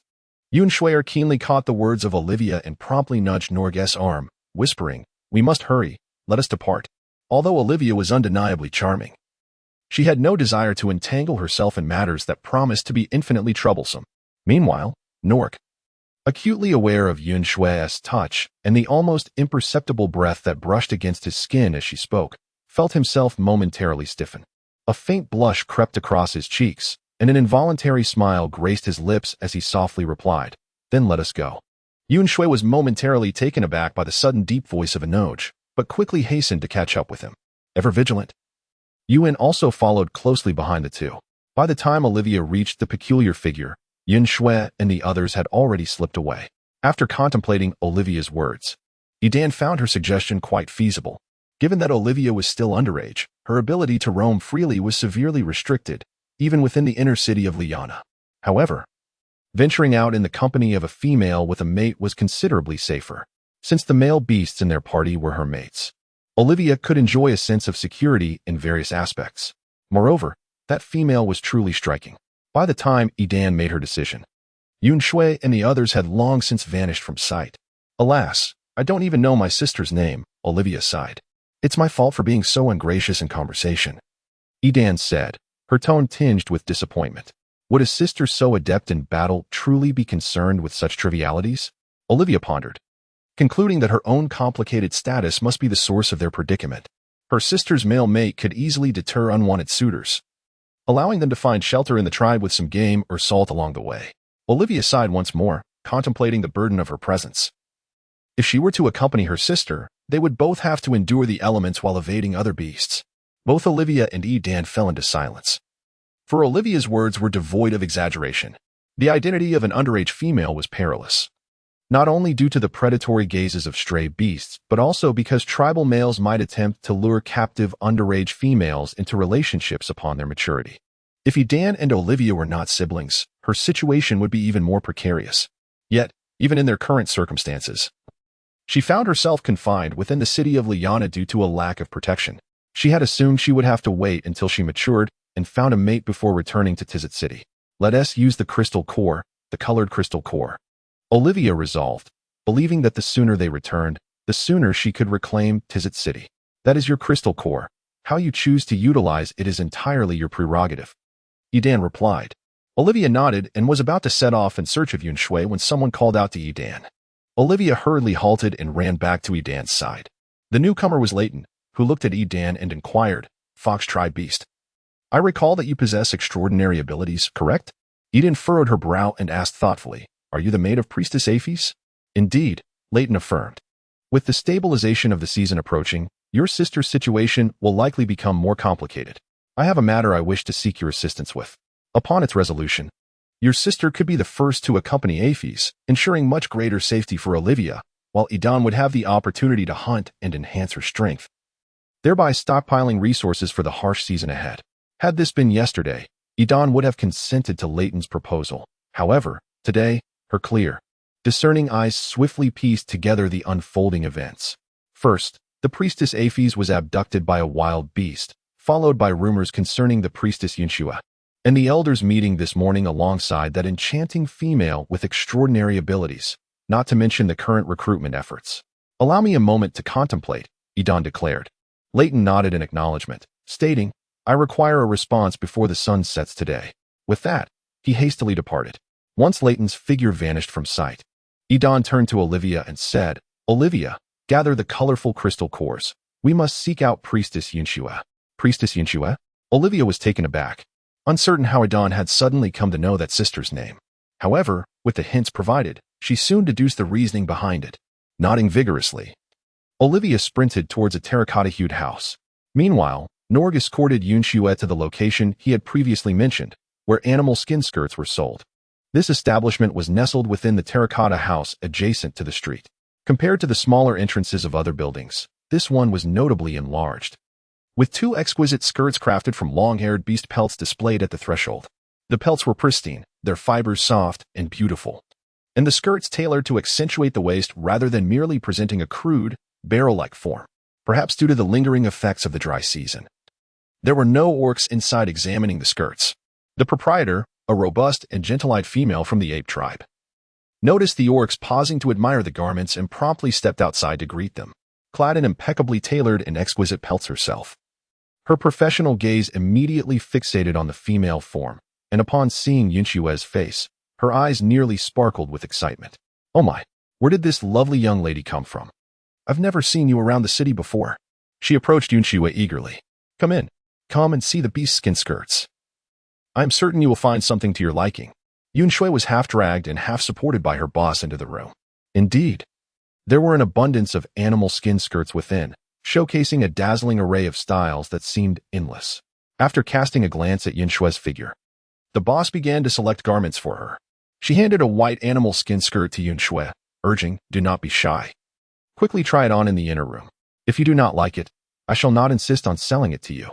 Yun Xue could sense that the owner's enthusiasm was devoid of ulterior motives. She was simply thrilled at the prospect of her creations adorning a beautiful female figure. It was not only the shopkeeper who regarded her with fervent anticipation. Wen's gaze was also ardently fixed upon her, brimming with expectation. Meanwhile, Nuaga maintained an outwardly serious demeanor, yet he was discreetly observing her with keen interest. Yun Xue smiled helplessly, clutching her clothes as she stepped into the fitting room. Chapter 81. Noj and Moride conspired together to deceive her. Yun Xue entered the fitting room, carefully drawing aside the fur curtain crafted from animal hide.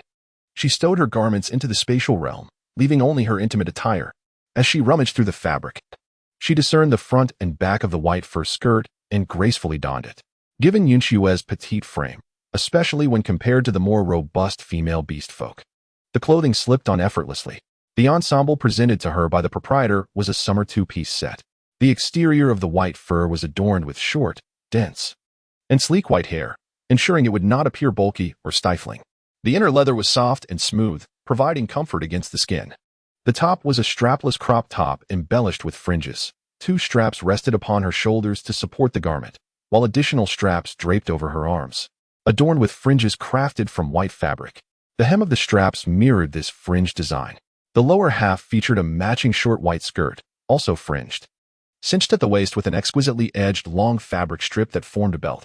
Yun Xue's waist was exceedingly slender. After tightening her belt, the short skirt became adorned with numerous creases, lending it a somewhat puffed appearance. After tying her belt into a delicate bow, Yun Xue lifted the animal hide curtain of the fitting room and stepped outside. The 3 orcs in the store immediately turned their attention towards her upon hearing the commotion. With her petite figure no longer cloaked in the imposing aura of her cloak, she appeared remarkably more graceful. Her flawless, fair complexion harmonized beautifully with the white animal hide skirt. The slender contours of her waist, accentuated by the subtle sway of the fringed fabric, were tantalizingly revealed, while her long, elegantly straight legs were boldly showcased by the short skirt, evoking a wave of imagination. The fervent gaze of Yun was instantly affixed to Yun Xue. While Nog quickly turned his head away, his cheeks flushed with embarrassment. Yun Xue, feeling the gaze of Moon In, tugged at the hem of her fur skirt, a blush creeping onto her cheeks. Just as she was about to express her desire to change her attire, the shopkeeper, Xiao Na, excitedly approached her. "This is truly stunning. I never anticipated this garment would look so exquisite," she exclaimed. "I am Xiao Na. May I ask your name, lovely lady?" With sparkling eyes, Xiao Na admired the fur skirt adorning Yun Xue. "If you would be willing to stand at my shop's entrance for a while wearing it, I would be delighted to gift it to you. What do you say?" "Absolutely not," Yun Xue promptly declined. "Very well," Xiao Na said, momentarily crestfallen before shifting the conversation back to the skirt.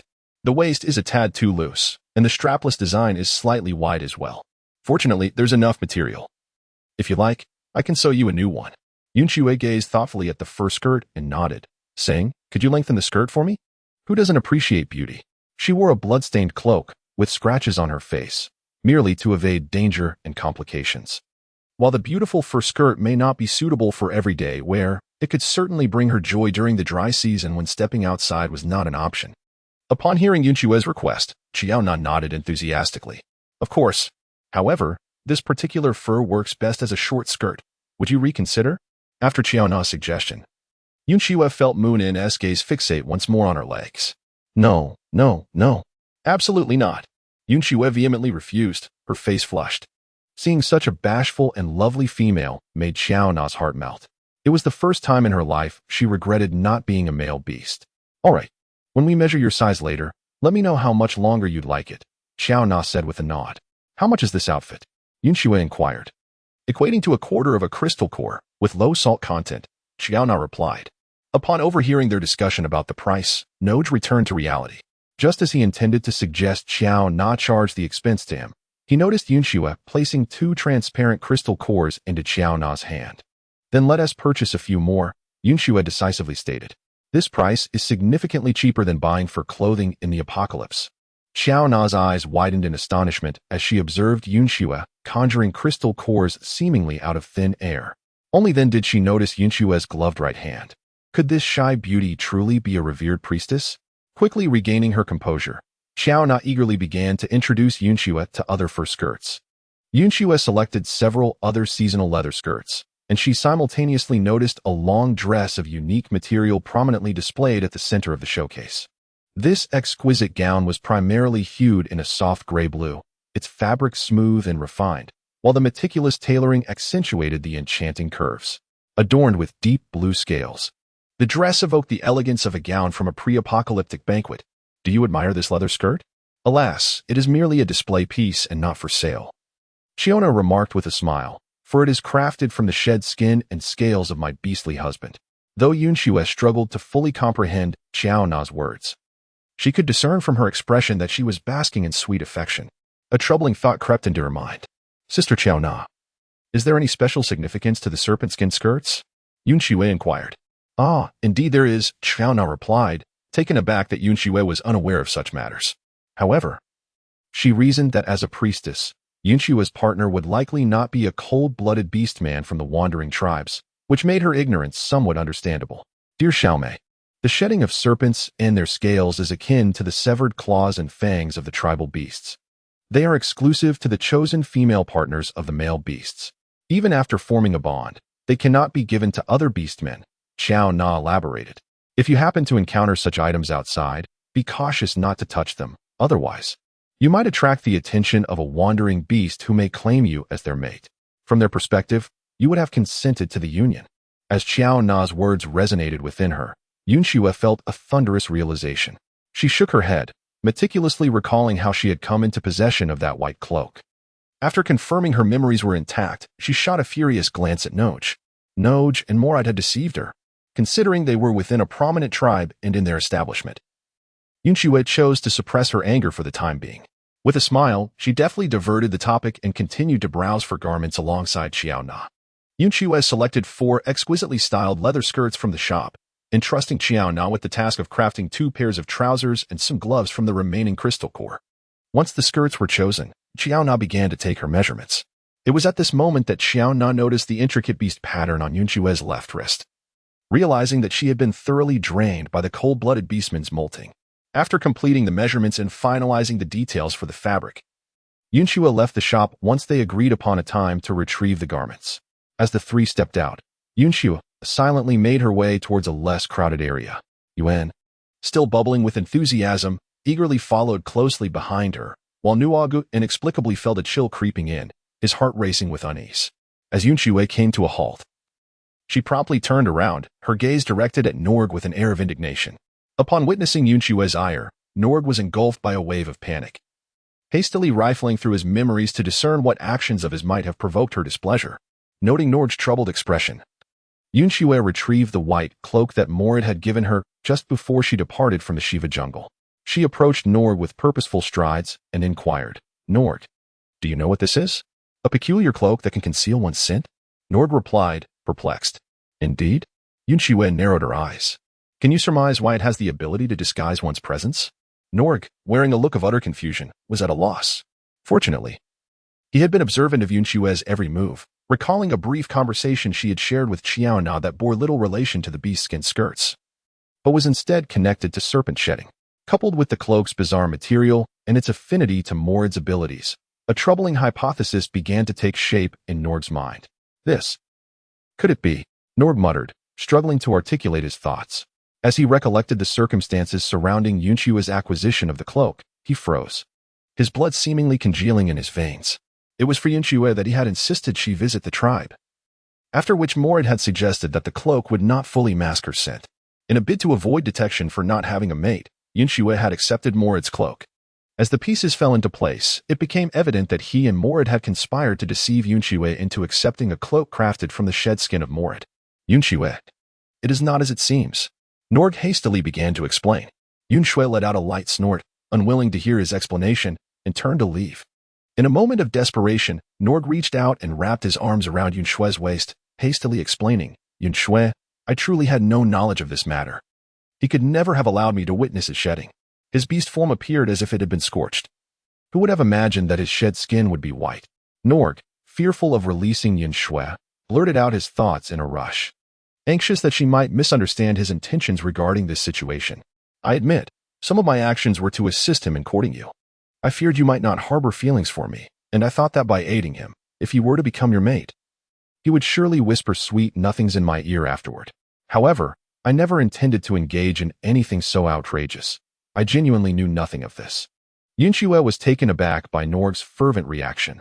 Witnessing the usually calm and composed Norg flustered and at a loss for words quelled much of her anger. Firstly, it was highly probable that Norg was unaware that it was the shed skin of Morid. Secondly, Morid had never demanded anything of her regarding this matter. She felt deceived and rather foolish. If it had been a matter of life and death, would she not have been destined for reincarnation? Enough, I understand now. There is no need for further words. Yun Xue turned her head aside, gently prying Norg's hand, which was nearly gripping her waist, away. Yun hurriedly approached, inquiring, Yun Xue, should we dismiss him? No need to dismiss him. Just let him release me, Yun Xue murmured softly. Upon hearing her whisper, Norg promptly loosened his grip. He withdrew his hand behind his back, unable to resist gently caressing his fingertips, reminiscing about their connection. Meanwhile, the exhilaration within him overshadowed the earlier panic. Yun Xue did not express a desire to drive him away, which suggests she is contemplating the possibility of accepting him. As soon as Noj released Yun Xue, Yun hurriedly embraced her. In contrast to the excited Noj, Yun felt a profound sense of distress. Although he was unaware of the events that transpired in his absence, he could infer certain details from their dialogue. The white cloak was crafted from the shed skin of Morid, and Yun Xue's acceptance of it was linked to Noj. Now that she stated there was no need to expel Noj, it implied that the time she would spend alone with Yun would be shared with both Morid and Noj. Even more troubling was the fact that these two were allies. How infuriating it was to contend with such scheming creatures from the tribe. While it was not inherently wrong for Yun Xue to accept a bird tribe beastman and a fourth-tier beastman, he could not help but feel a twinge of sorrow. Sensing Yun's subtly hostile yet helpless demeanor, Noj felt exhilarated. The mere fact that Yun was displeased indicated that he, too, believed Yun Xue might embrace him. Noj felt a surge of elation and could not resist the urge to boast. By the way, I assisted you when you sought Yun Xue before. You should do me the favor of whispering sweet nothings in her ear in return. Upon hearing this, Yun leaned down to whisper in Yun Xue's ear, Yun Xue, you heard what he said. If you found my previous pursuits bothersome, it would only be fair to transfer half of that annoyance onto him. Noj was rendered speechless by Yun's audacity. How could this snow leopard be so shameless? Enough of this bickering, Yun Xue interjected. We shall address this matter later in the Shiwa forest, where you two can confront each other directly. Upon concluding her words, Yun Xue brushed aside Yun's arm and strode away. Yun and Noj hastily followed her, with Noj unable to contain a smile as he inquired, where are you headed? Allow me to guide you. I intend to procure some salt, Yun Xue replied. Her extraordinary ability was no secret within the city of Liayana, and she could skillfully barter fresh game from her spatial domain for a greater quantity of salt. Noj nodded and led the way. After only a few steps, they unexpectedly encountered Olivia and Edan. Sister Yun Xue, Olivia exclaimed, rushing forward to stand before her. Upon hearing her name called, Yun Xue queried, how do you know my name? The rumors of the spatial ability wielded by the priestess Yun Xue have circulated throughout the city for quite some time, Olivia explained. This morning, your battle also resembled that of a spatial ability. Upon hearing this, Yun Xue refrained from inquiring further and instead remarked, are you seeking me regarding the matter of traveling to Tizit City? Indeed, Olivia affirmed with a nod, anxious that Yun Xue might decline. She hastily presented the item she held, saying, Sister Yun Xue, this is the reward I have prepared. Yun Xue bent slightly, gazing at the hands of Olivia, which were raised high. Olivia opened her palms, revealing two crystalline cores of colors hitherto unseen by Yun Xue. One was a clear, pale golden hue, while the other was a deep, enigmatic shade of blackish purple. Yun Xue's eyes sparkled slightly, and she straightened her posture, her expression turning cautious. Here, even the transparent crystal cores were considered precious currency, while the green low-tier healing crystal cores held even greater value. Regardless of the worth of these two unfamiliar colored crystal cores, they attested to Olivia's unique identity. Her survival for 6 years in the post-apocalyptic world was solely due to her avoidance of meddling in trivial matters. Yun Xue lifted her gaze towards Nuo Ge and Yun, noticing their expressions mirrored her own astonishment. She became increasingly convinced of the rarity of the two crystal nuclei. Aligning with her own thoughts, after all the hardships endured, was it not preferable to lead a good life and prolong one's existence? Olivia also perceived the peculiarity in Yun Xue's demeanor, yet she mistakenly attributed it to Yun Xue's belief that the crystal nuclei were inferior. She quickly interjected, "Sister Yun Xue, they are merely rare, not false nuclei. Look." As she grasped the dark purple crystal nucleus, Yun Xue observed energy being meticulously extracted from it, enveloping Olivia. In that instant, the unmistakable scent of youthful femininity surrounding Olivia vanished completely. Even the aura she had not attempted to conceal dissipated in an instant. Yun Xue, heightened by the familiarity of the situation, promptly withdrew the cloak she held into her spatial realm.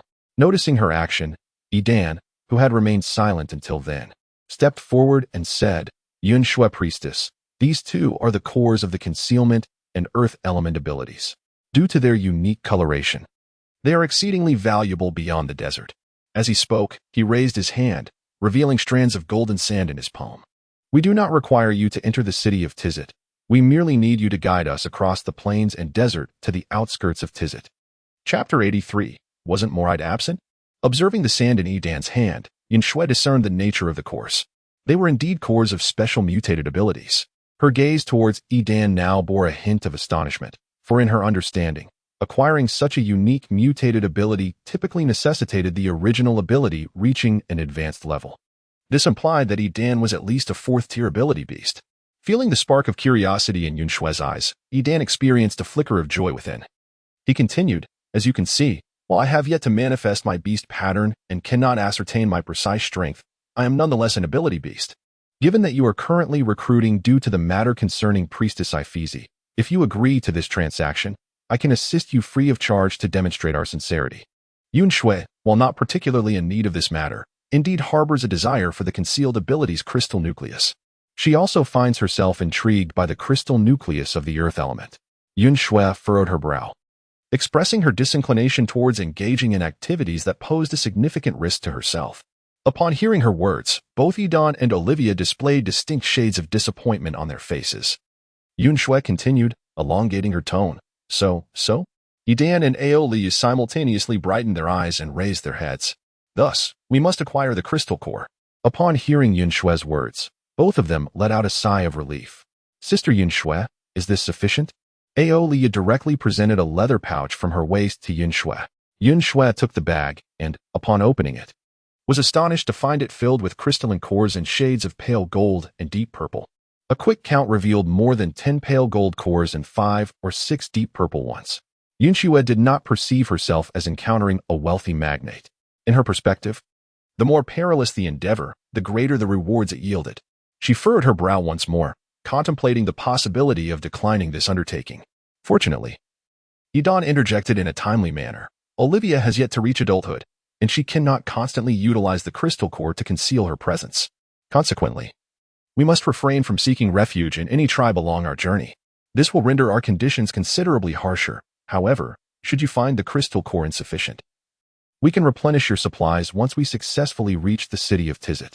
Upon hearing this, Yun Xue hesitated for a moment and inquired, "Am I responsible for the food?" "Naturally." Yidan nodded in agreement. "It's settled then."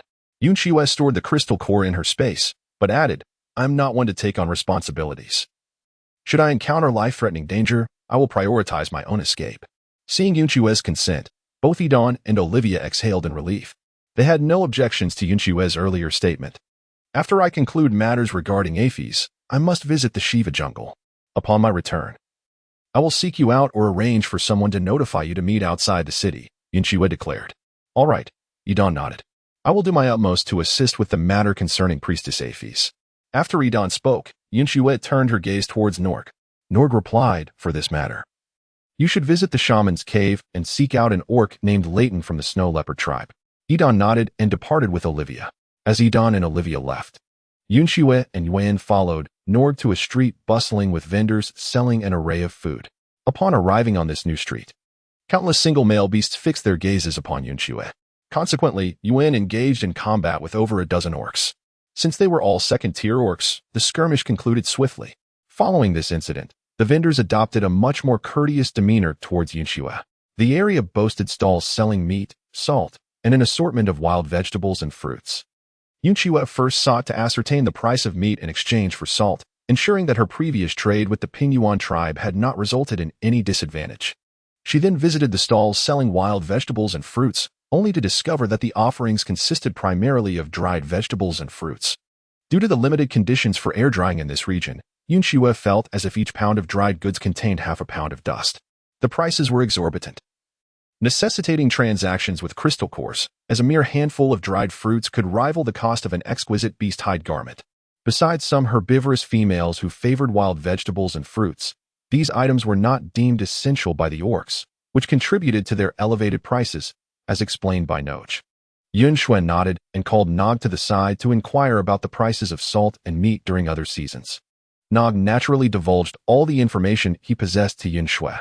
Upon learning that salt was the cheapest during the drought season, Yun Xue decisively produced fresh game from her spatial storage in exchange for salt. The salt vendor's eyes widened in astonishment as he witnessed Yun Xue conjure fresh game seemingly out of thin air.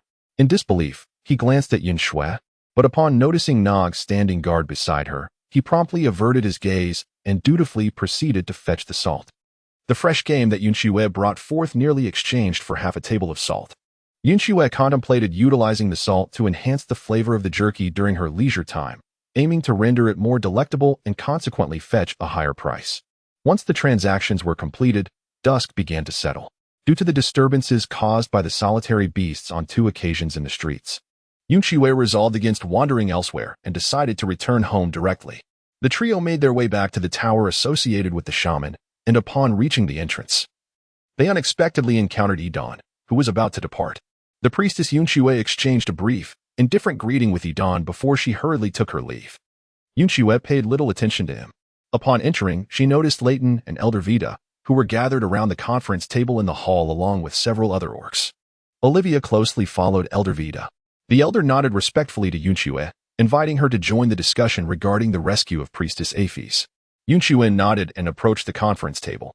She was not surprised that High Priest Jody's call for full cooperation merely resulted in the presence of a few individuals. The orcs were engaged in discussions aimed at organizing the available warriors into smaller teams, deliberating on how many tiers and how many of the wandering beasts each squad could effectively confront. As Yun Xue observed that they had all received their fair share, she refrained from mentioning the unfortunate demise of several stray beasts in the Shiwa jungle. The plan was simply established. Yun Xue declined Elder Vida's invitation to dine together and retreated to her chamber. After sharing some jerky with Yuan, she succumbed to slumber, replenishing her strength for the battle that awaited on the morrow. Preoccupied with her thoughts, Yun Xue awoke early the next day. After attending to her morning routine and partaking in breakfast, it was not long before a knock resounded at the door, heralding the arrival of Norg. Yun Xue accompanied Norg to the summit of the tower, where Norg transformed into his beast form, soaring with her and Yuan to the outermost walls of the city of Luyan. As the snowflakes gracefully descend upon the city walls, a multitude of wandering beasts can be seen approaching in a neat formation from afar. Yun Xue estimated that there were approximately 100 individuals in this group. As the band of wandering beasts drew nearer, the other orcs atop the city walls grew increasingly tense. After all, apart from Iphese's companion, the remaining orcs were quite protective of their own lives. Their involvement in the battle was entirely motivated by the promises of rewards made by Leighton and his companions.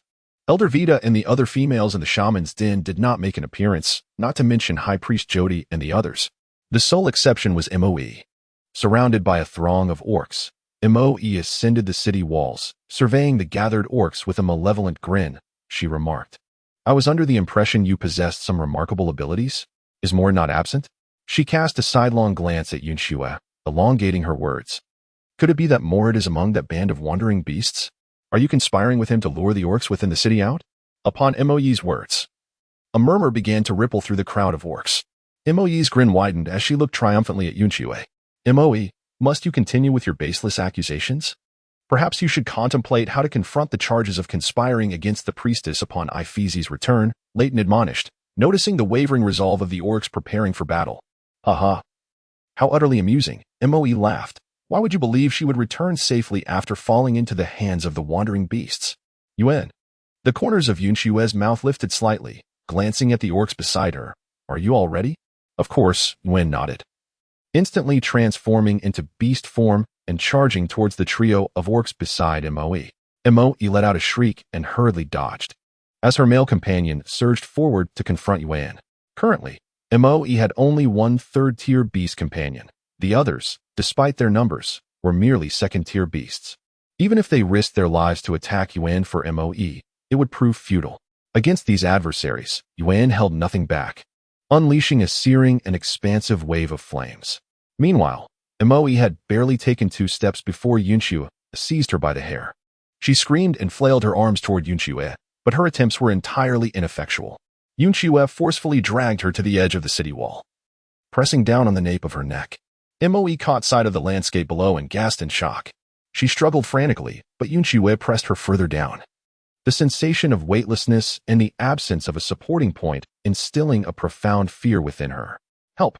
I am female. I am a priestess. You cannot kill me. You cannot kill me. Moe cried out in desperation. Hearing her cries, her male partner rushed towards Yun Xue. Upon witnessing this, Nuagu stepped forward, positioning himself protectively in front of Yun Xue. Nuagu, there is no need to obstruct them, Yun Xue chuckled, for as long as they dare to approach even 1 step closer, I shall push her down. After all, should she perish, as the sole spatial priestess within the city, numerous individuals will ensure my survival, will they not? Upon hearing Yun Xue's words, Moe's cries grew even more frantic. Her partner, realizing the gravity of the situation, was seized by panic. After all, Moe's life was intertwined with their own. Yun Xue observed that Moe's companion was paralyzed with fear and urged, What are you dawdling for? Go seek the high priest. The orc, suddenly enlightened, took off at a sprint. Meanwhile, the battle on Yun's side was drawing to a close. As the majority of Moe's powerful mates had been reduced to charred remnants by the flames of her elemental prowess, some of the weaker ones were left on the brink of death, groaning upon the ground until their breath ceased. This elicited a heart-wrenching scream from Moe. How dare you slay my mates? She cried out. Just as her words reached their climax, Yun Xue unexpectedly released her grip, startling Moe into a shriek. Yun Xue merely loosened her grip for a moment before resolutely holding on to her again to prevent her from truly falling.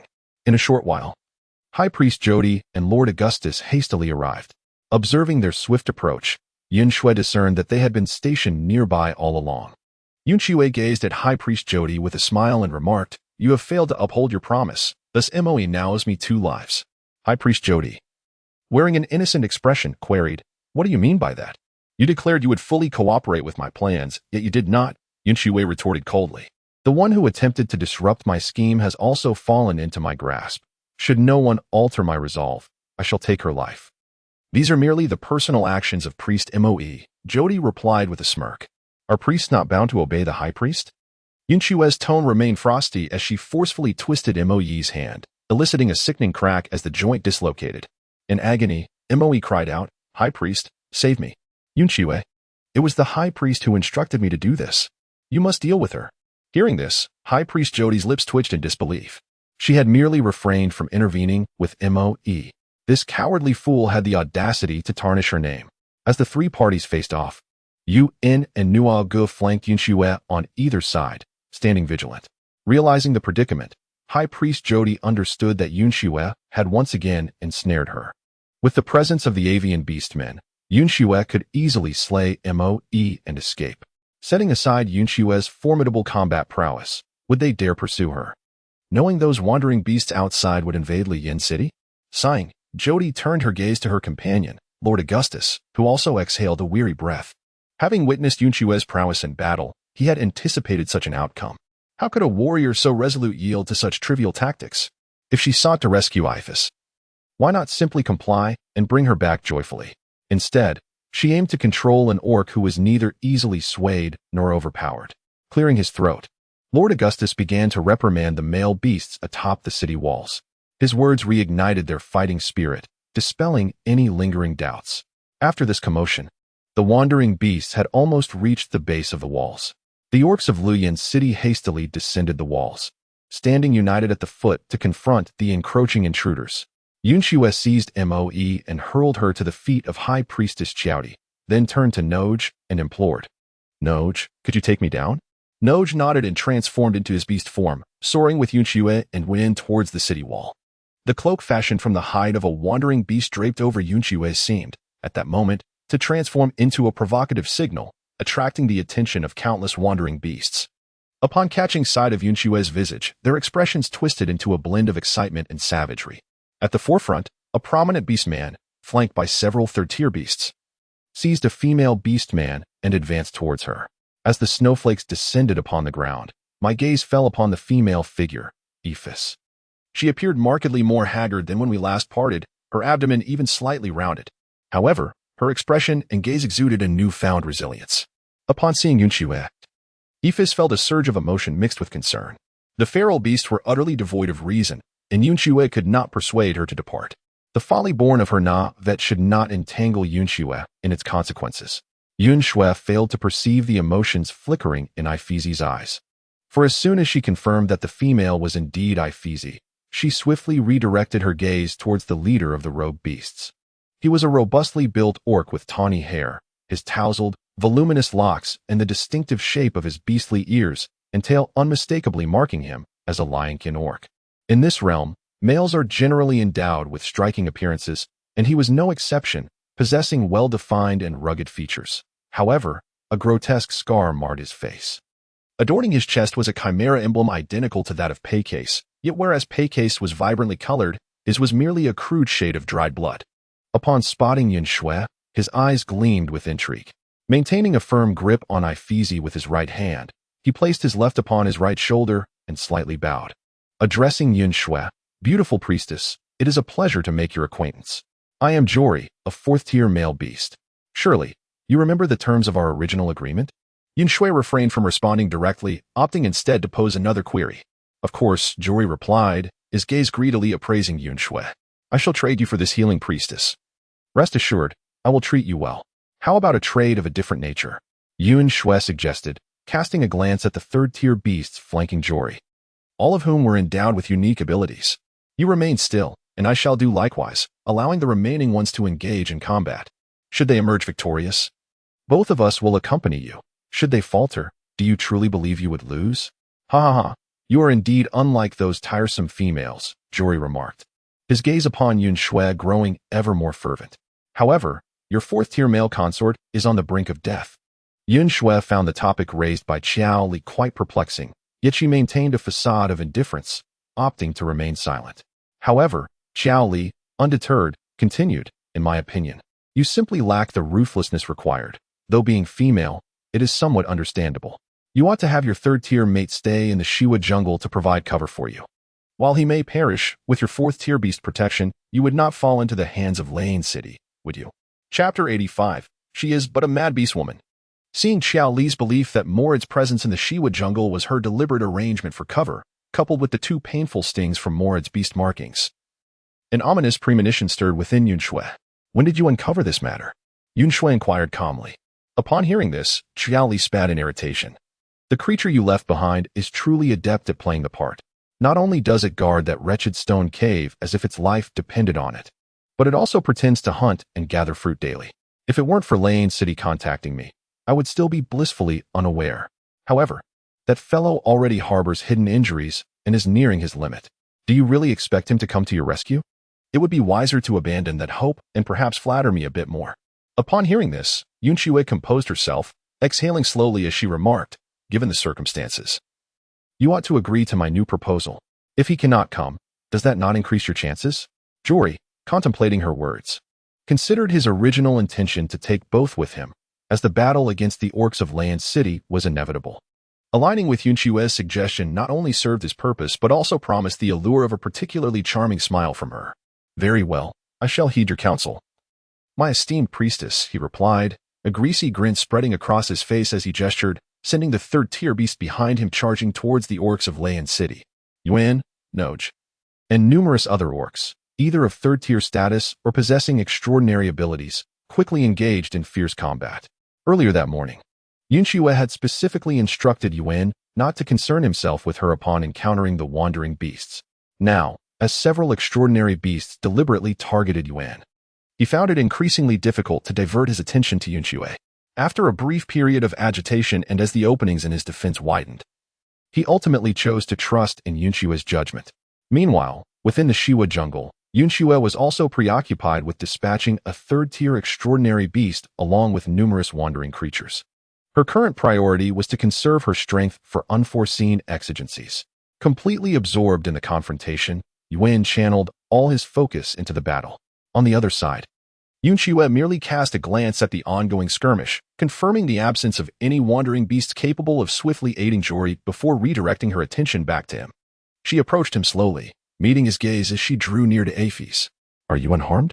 Yun Xue inquired softly, reaching out to gently tousle Aphes' hair. Aphes shook her head, her expression crumpling as tears cascaded down her cheeks uncontrollably. After surveying the situation, Jory released Aphes, who staggered slightly, prompting Yun Xue to extend her hand to steady her. "Yun Xue, I am at a loss for words," Aphes confessed, feeling as though she had brought misfortune upon Yun Xue.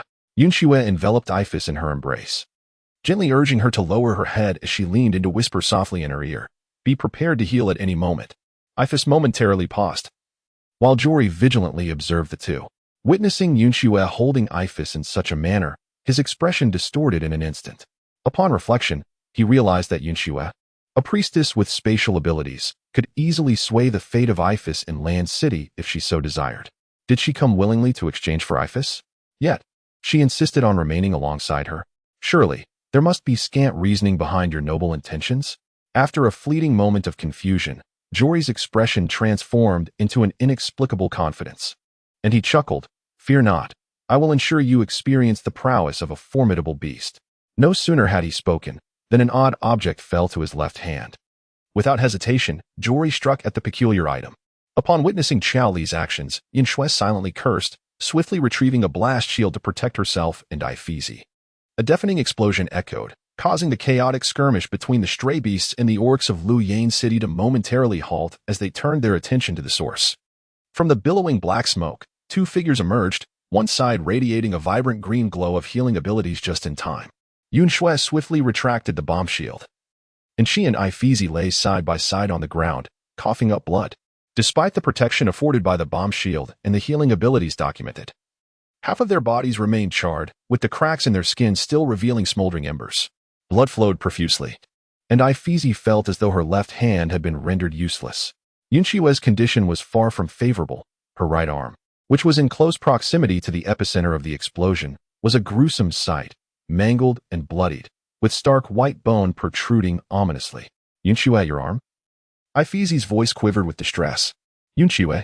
Yun dashed past the feral beasts, rushing towards Yun Xue with fervor. Regret gnawed at his heart for the decision he had just made. How could he have allowed Yun Xue to suffer such injuries? Unheeded by anyone, Yun Xue retrieved a high-level healing crystal core from her spatial realm. She allocated a small fraction to sustain Ifei's life, while the remainder was entirely devoted to her own restoration. The wounds on Yun Xue began to heal rapidly, and as the pain subsided, she rose to her feet and rushed toward the injured Chao Li. At that moment, Chao Li's condition was far more dire. Not only was he covered in soot from the explosion, but a stone crossbow bolt had completely pierced through his abdomen. The source of the blast had originated from his left side. He should have been propelled to the right, much like Yun Xue and the others. However, the reason he was cast to the left was that, just a second before Yun Xue hurled the homemade bomb, he had released the winch crossbow positioned behind Ifeezy. Yun Xue's original plan was for the crossbow bolt to strike Chao Li first, causing her to inadvertently press down on the homemade bomb due to inertia. With the protection of a blast shield, both she and Ifeezy would emerge relatively unscathed. However, to their dismay, Chao Li detonated the bomb first, resulting in her being propelled by the immense force of the explosion before being struck by the crossbow bolt. Nevertheless, despite sustaining such grievous injuries, Qiaoli did not succumb immediately. In fact, the wounds on her body exhibited a faint inclination towards healing. Yun Xue hastily approached him, raising her hand, and a colossal halberd materialized in her grasp. The angle at which Yun Xue brandished the halberd was meticulously calculated, causing the weapon to descend before her due to the force of gravity. Jory sensed the ominous threat of death, awakening the latent potential within his body, and at the final moment, transformed into his beast form, leaping a considerable distance away. Boom! The massive halberd struck the ground, creating a profound chasm. Yun Xue swiftly stored the colossal axe within her spatial realm and continued her pursuit of Jory. At this moment, Jory was consumed by sheer terror at the sight of Yun Xue, who resembled a frenzied beastman. Trembling, he let out a mighty roar akin to that of a lion. The sound echoed through the air, attracting a horde of stray beasts that rushed towards Jory and Yun Xue. Jory's roar was a cry for help, however. For the majority of the wandering beasts, it merely served as a signal to draw their attention, their true intention being to seize the female. Observing the unfolding situation, Yun Xue clicked her tongue in disapproval and resolved to swiftly eliminate Jory before retreating into her spatial refuge. As Yun Xue was about to proceed with her actions, she was suddenly lifted into the air. Instinctively, she drew her dagger and aimed to strike behind her, only to halt upon recognizing the assailant's face. Disheveled strands of ebony hair clung to Moraide's visage, which was now ghastly pale, with crimson blood staining the corner of his mouth. Against the backdrop of his pallid complexion, his red eyes, accentuated by bloodshot veins, appeared even more vivid. Yet, the gaze he directed towards Yun Xue was infused with boundless tenderness. Chapter 86. Are you leaving again? Witnessing Moraide's current state, Yun Xue felt a pang of anguish in her heart. She retracted her dagger into the void, intending to reach out and steady his shoulder, only to be taken aback by the sight of his chest. A large patch of dark crimson and purple bruising seeped from Moraide's heart area, with root-like patterns of dark violet spreading outward. Even without employing her healing abilities, Yun Xue could discern the severity of his injury. Moraide, your wound. Before Yun Xue could finish her words, Moraide leapt with her in his arms, his long black tail sweeping away several stray beasts that were charging towards her. Simultaneously, searing flames erupted around them, as Yuan defended against the encroaching beasts. Meanwhile, walls of sand were rapidly being erected. However, their defensive capability appeared insubstantial. As the front line teetered precariously, Yun Xue immediately focused her thoughts and began searching for Qiaoli's figure. By chance, she spotted Qiaoli climbing onto the back of a hawk beast, which had already spread its wings in preparation for takeoff. Norge, are you there? Yun Xue glanced back towards the battlefield. I am here, replied the beastly Norge as he descended from the sky. Take me to pursue, Yun Xue commanded. Upon witnessing this, Moraide also released Yun Xue, who was then grasped by Norge's claws and lifted into the air. Moraide turned to engage in combat, preventing the wandering beasts from approaching Yun Xue. Norge swiftly soared to great heights, pursuing the hawk beast carrying the beastly Qiaoli. The hawk beast, sensing the threat, began to maneuver erratically to evade attack. Meanwhile, Yun Xue retrieved her winch crossbow, cradling it as she aimed. A little closer, she instructed. Norge nodded, soaring nearer while Yun Xue calculated the hawk beast's swaying trajectory before releasing the bolt. The powerful stone crossbow bolt pierced through Qiaoli, striking the hawk beast's back. The hawk beast emitted a mournful cry and plummeted to the ground. Norge flapped his wings in pursuit. Upon crashing to the earth, the hawk beast immediately transformed into human form, fleeing into the midst of the wandering beasts. The nearby wandering creatures, momentarily stunned by the bloody and unrecognizable Qiaoli, hesitated to act recklessly. Yun Xue melted a green crystal core, using it to ascertain whether Qiaoli was truly deceased. Upon confirming Qiaoli's death, Yun Xue advanced and severed the lion's head from the beastly form of Qiaoli with a mighty axe. Yun Xue grasped the mane atop Qiao's head, elevating the bloodied lion's head triumphantly. Nuo Gu responded with a resonant bird call, a declaration of victory that reverberated across the battlefield. The severed head in Yun Xue's hand served as the ultimate deterrent. Upon witnessing the demise of their fourth-tier leader, the strays, positioned at the foot of Luyan City, naturally felt a sense of retreat. Yet, before their departure, they yearned to seize something in their flight. Countless gazes converged upon Yun Xue. Yun Xue let out a cold laugh, swiftly absorbing Qiaoli's two severed corpses into her spatial realm, and drew forth the crossbow bolt. With a single shot, she pierced the chest of the approaching humanoid stray beast. Though it was merely a second-tier beast, Her decisive strike that felled the formidable creature left the other strays in a state of shock. It took them a moment to realize that their fourth-tier leader had seemingly fallen to this female. As they stood there in stunned silence, fixated on Nuaji's actions, Yun and Moride, who had been pursuing them on the ground, soon arrived. With the addition of fourth-tier beasts and third-tier supernatural beasts, the strays completely abandoned Yun Xue and fled in all directions. The battle raged similarly elsewhere, as the death of Qiao Li sent the strays scattering. Yun Xue, are you unharmed? Yun inquired, immediately assessing Yun Xue's injuries. The clouds and snow were half charred, interspersed with a pale hue, a testament to the severity of her injuries, exacerbated by the regenerative abilities of her treatment. I'm fine, I will recover, Yun Xue remarked casually. However, Yuan was unprepared for the revelation that Yun Xue's insistence on being left alone stemmed from her intent to engage in self-destructive assaults against their adversaries. Where is Ifizi? Yun Xue swiftly shifted the conversation, stepping beyond the protective circle formed by the trio to survey her surroundings. Ifizi is gravely injured. We dared not move her, Wen stated, transforming into his beast form and positioning himself before Yun Xue. I will take you back. Yun Xue nodded and gracefully mounted the back of Yuan. Due to the pain at her wound, she refrained from leaning forward to embrace Yuan. Instead, she grasped the fur on his back with her left hand. Yuan began to stride forward, galloping with vigor, and before long, they arrived at the city gates. A throng of orcs from Lane City had gathered there. Most of the vigilant orc guards were unfamiliar faces to Yun Xue, indicating that they were newcomers. Upon seeing Yun Xue, the orcs parted, creating a clear path for her. Yun Xue beheld the formidable companions of Ifizi, along with Elder Vita, encircling her. High Priest Jody, Elder Ruth, and Moe also stood vigil nearby, observing Yun Xue's injuries. Moe smirked and remarked, I once thought you possessed great prowess. It appears your efforts to save others were in vain, and you have merely sacrificed even more lives in the process. Yun Xue disregarded her and approached Ifizi, retrieving a white crystal core from the depths of space. Upon seeing the core, Ifizi inquired, Yun Xue, did you just use this crystal core to heal my wounds? Indeed, Yun Xue affirmed with a nod. Ifizi, possessing healing abilities herself, could undoubtedly sense the extraordinary healing energy contained within the crystal core. Could you possibly sell me another one? Ifizi asked. Upon hearing this, Yun Xue also crouched down and took out a crystal core, placing it into her hand. Might I also borrow your blade? Ifizi inquired once more. Yun Xue extracted the bone dagger bound to her thigh and handed it to her. Ifizi nodded with a smile and proceeded to melt a white crystal core. The faint white luminescence seeped into their wounds, swiftly healing the burns. The onlooking orcs widened their eyes in astonishment, for they were well aware that such injuries could not be mended by the green crystal core. To their disbelief, a more potent white crystal core existed in this world.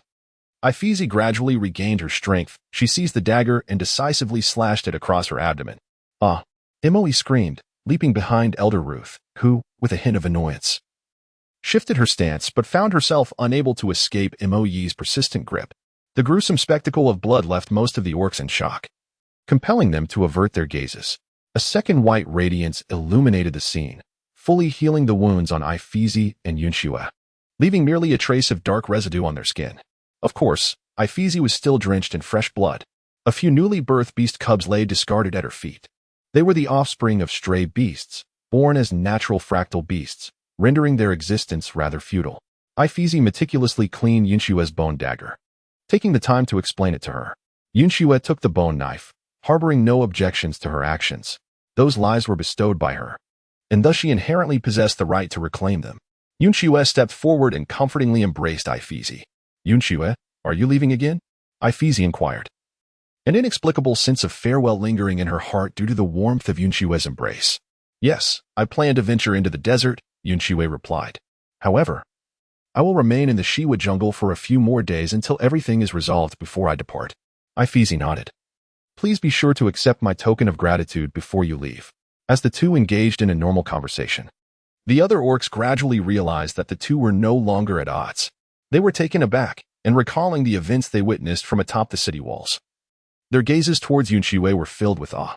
Until the onset of battle, they had believed that Yun Xue's confidence in defeating a fourth-tier beast stemmed from her fourth-tier beast mate.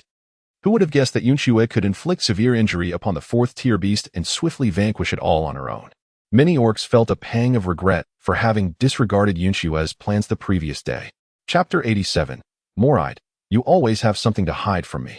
Yun Xue remained utterly indifferent to the thoughts of the orcs. The most formidable of the wandering beasts, the fourth-tier leader, had already perished. And Ifeezy had conveniently rescued her as well. She had no further reason to linger in the city of Lei. Let us depart. We shall spend a few days in the Shiwa jungle, Yun Xue declared as she rose. Upon hearing her intention to leave, the first to react was not Ifeezy, but rather Moe. Or rather, it was Moe's meticulously prepared ambush that sprang into action. Moe's third-tier mate darted from the crowd, seizing the opportunity to launch an attack on Yun Xue's unguarded back. Yun Xue sensed the impending danger, but before she could turn around, More-eyed swiftly enveloped her in his embrace. With a powerful sweep of his long tail, he ensnared the beastly third-tier creature midair, causing it to emit pained howls and the ominous sound of cracking bones as he tightened his grip. Ultimately, with a mighty flick of his tail, he hurled the beast to the ground, rendering it limp. The surrounding beastmen recoiled, gasping in astonishment. Moe, astonished by Yun Xue's unscathed condition, clenched her teeth in frustration. Observing that her male companion was still clinging to life, she produced a green crystal core, melting it for healing purposes. Although his shoulder had been shattered by Yun Xue and could not be restored, he remained a valuable asset as a third-tier beast until she could find a new mate. The emerald energy surged towards the nearly lifeless third-tier creature, yet his injuries were too severe. Even after the treatment, he could only manage a few labored breaths before succumbing to death. Moe cried out in despair as Yun Xue noticed the blue beast mark on her arm instantly darkening to a deep, sun-kissed hue. Indeed, in the next moment, Moe clutched the mark, casting an enraged glare at Yun Xue. In response to Moe's piercing gaze, More-eyed gently released Yun Xue and strode directly toward Moe. The aura of a fourth-tier beast combined with his pale visage and crimson eyes rendered him akin to a demon from the abyss. The surrounding beastmen retreated, unwilling to provoke him, for he was a formidable force capable of effortlessly dispatching third-tier beasts. Moe was thoroughly terrified, retreating repeatedly. Yet she could not match More-eyed's speed. Seizing her by the hair, he flung her to Yun Xue's feet. Moe let out a blood-curdling scream. And just as she attempted to rise, Yun Xue pressed her foot firmly upon her, pinning her to the ground. Yun Xue furrowed her brow and gazed at High Priest Jodi, declaring, "Now you owe me a third of her life."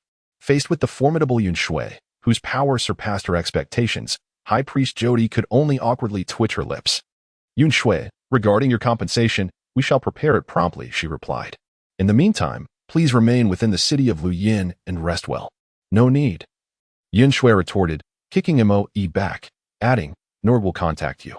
With that, she mounted the beastly form of Yun that lay before her and departed.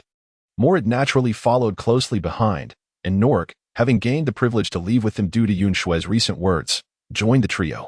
As the four departed, the expression on High Priest Jodi's face darkened significantly, for she realized not only had she failed to retain this spatial priestess, but she was also inexplicably compelled to compensate them with a considerable number of crystal cores. Even more vexing was the fact that, although they were few in number, they were equivalent to 2 fourth-tier beasts, proving more troublesome than the rogue beast pack that had existed when Jori was still alive. High Priest Jodi cast a cold glance at Moe before sweeping away in frustration back to the city. Elder Vita observed Jodi's retreating figure, deep in thought.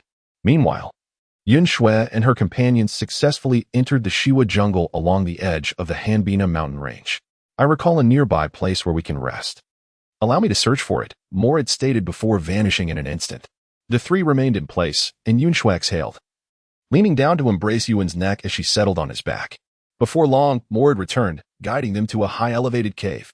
Since they would only be staying for a few days, Yun Xue deemed any location suitable and thus decided on this temporary abode. The cave was somewhat cramped, so after setting Yun Xue down, Yun transformed back into his human form to begin expanding the cave. Morad and Norg stood guard on either side of Yun Xue, hesitant to speak with her. "Norg, could you venture to Luyin City for me? Primarily to inform those 2 little foxes, and also to retrieve the crystal cores for Moe's 3 lives, as well as the cores belonging to the female cat clan. Regardless of the outcome, ensure you return in 3 days."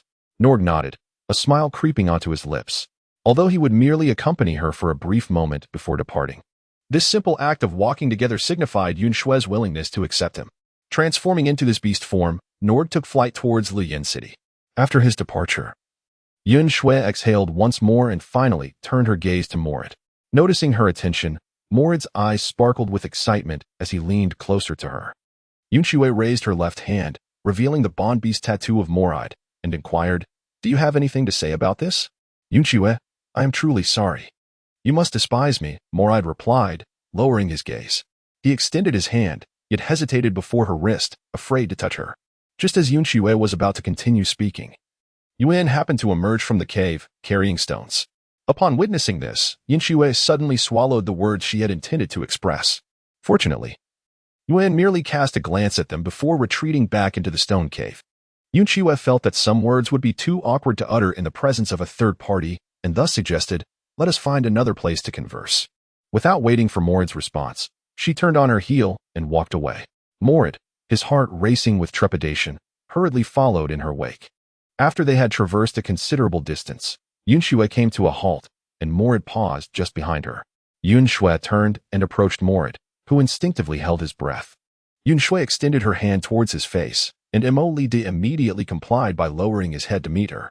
Yun Xue's fingertips delicately traced the contours of his brow, following the elegant arch of his eyebrows, gliding down the prominent bridge of his nose, and finally resting on his pale, thin lips. Her fingers then journeyed from his lips to his chin, and gracefully descended to his neck, pausing at the pronounced Adam's apple. Morid was utterly taken aback by this intimate gesture. The female he had longed for, day and night, was teasingly inviting him in such a manner. How could he not feel a surge of excitement and anticipation? Had it not been for the earlier incident, he would have unhesitatingly drawn her into his embrace. Yet, that event rendered him motionless, paralyzed by uncertainty. Morid cautiously gazed into Yun Xue's eyes, seeking to discern any flicker of emotion.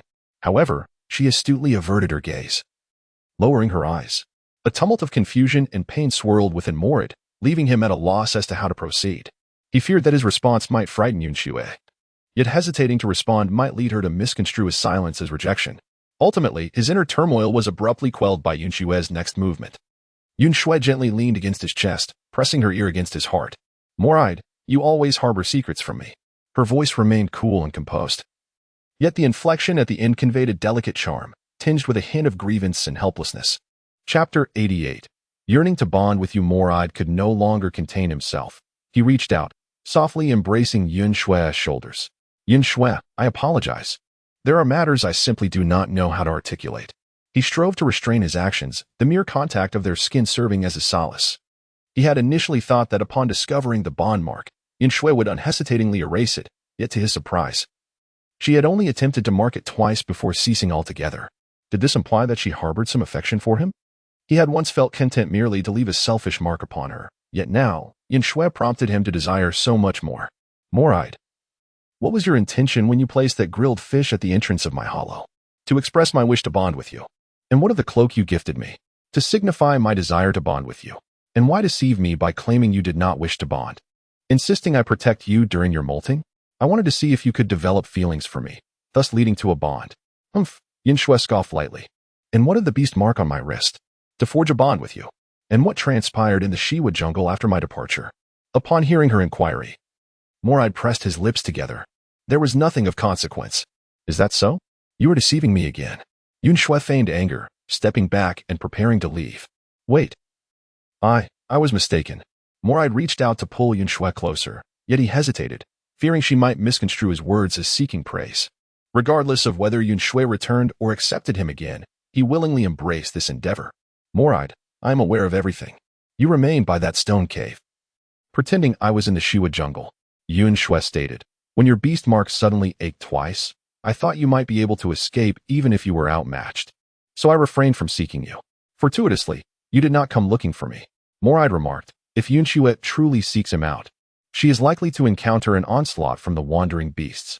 In truth, even before the arid season had fully passed, he had noticed the gradual arrival of these rogue creatures. However, due to their limited numbers, he effortlessly dealt with them, never allowing any to return. It was only after the rains had fallen and Yun Xue had departed that the wandering beasts, liberated from the constraints of the weather, surged into the Shiwa jungle in droves. Intent on tracing Yun Xue's whereabouts, fearing that they might discover her absence and pursue her, he remained vigilant at the stone cave, feigning that Yun Xue was still present. Even in the face of severe injuries sustained in battle, he did not venture a single step away from the cave, which led to the majority of the wandering beasts exhausting their strength in attempts to breach his defenses. It was not until yesterday, when those beasts came to berate him vociferously, that he learned Yun Xue had indeed reached Lei City. Understanding her character, he could not believe she would engage in any sort of deal with the beasts. He surmised that her true intention was to eliminate them. Thus, he set off immediately towards the direction connecting Lei City with the Hanbina mountain range, determined to protect her. Regrettably, he felt he had arrived too late once again. Moride could not help but gently caress Yun Xue's face.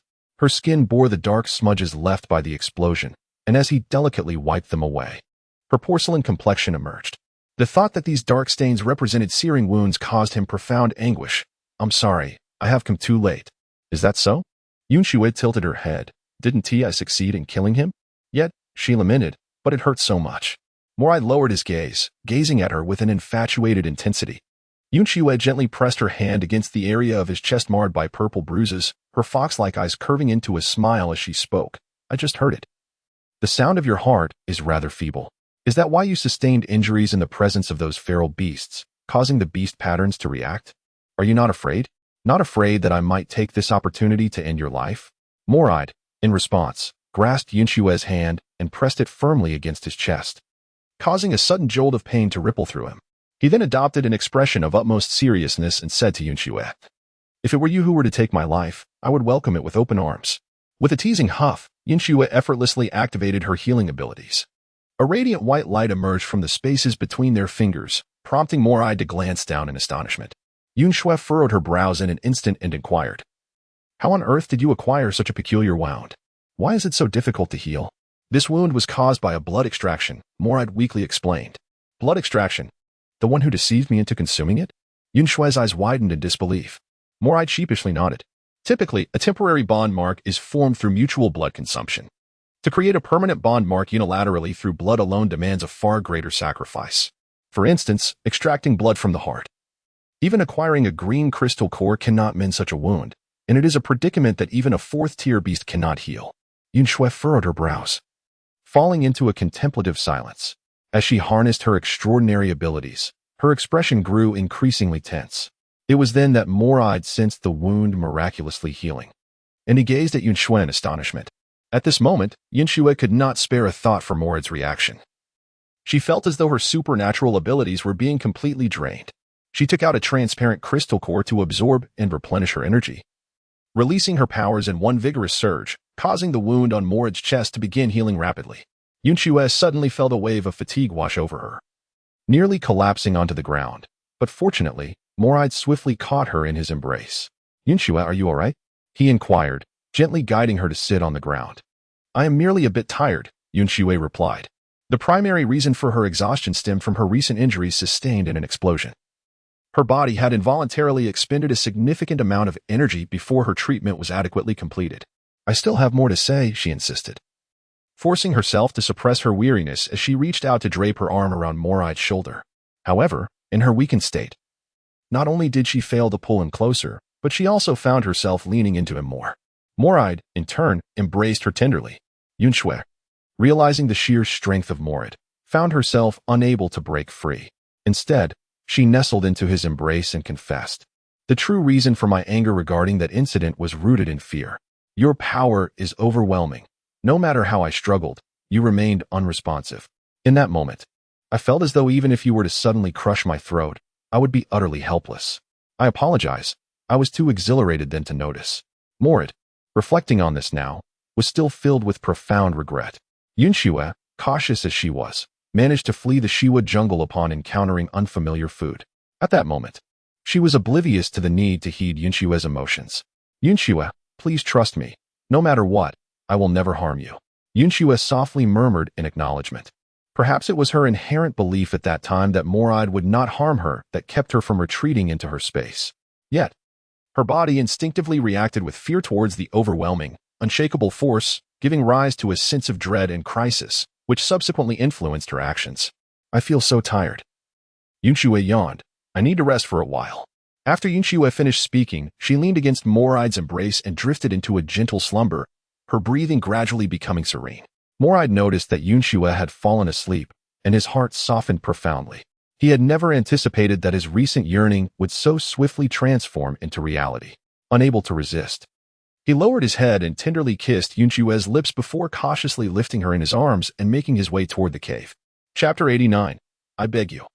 I am so pitiful. Upon returning to the cave's entrance with Yun Xue cradled in his arms, Moride found that Yun had nearly completed the cave's expansion. Seeing Yun Xue being carried, Yun approached anxiously and inquired, "What happened to Yun Xue?"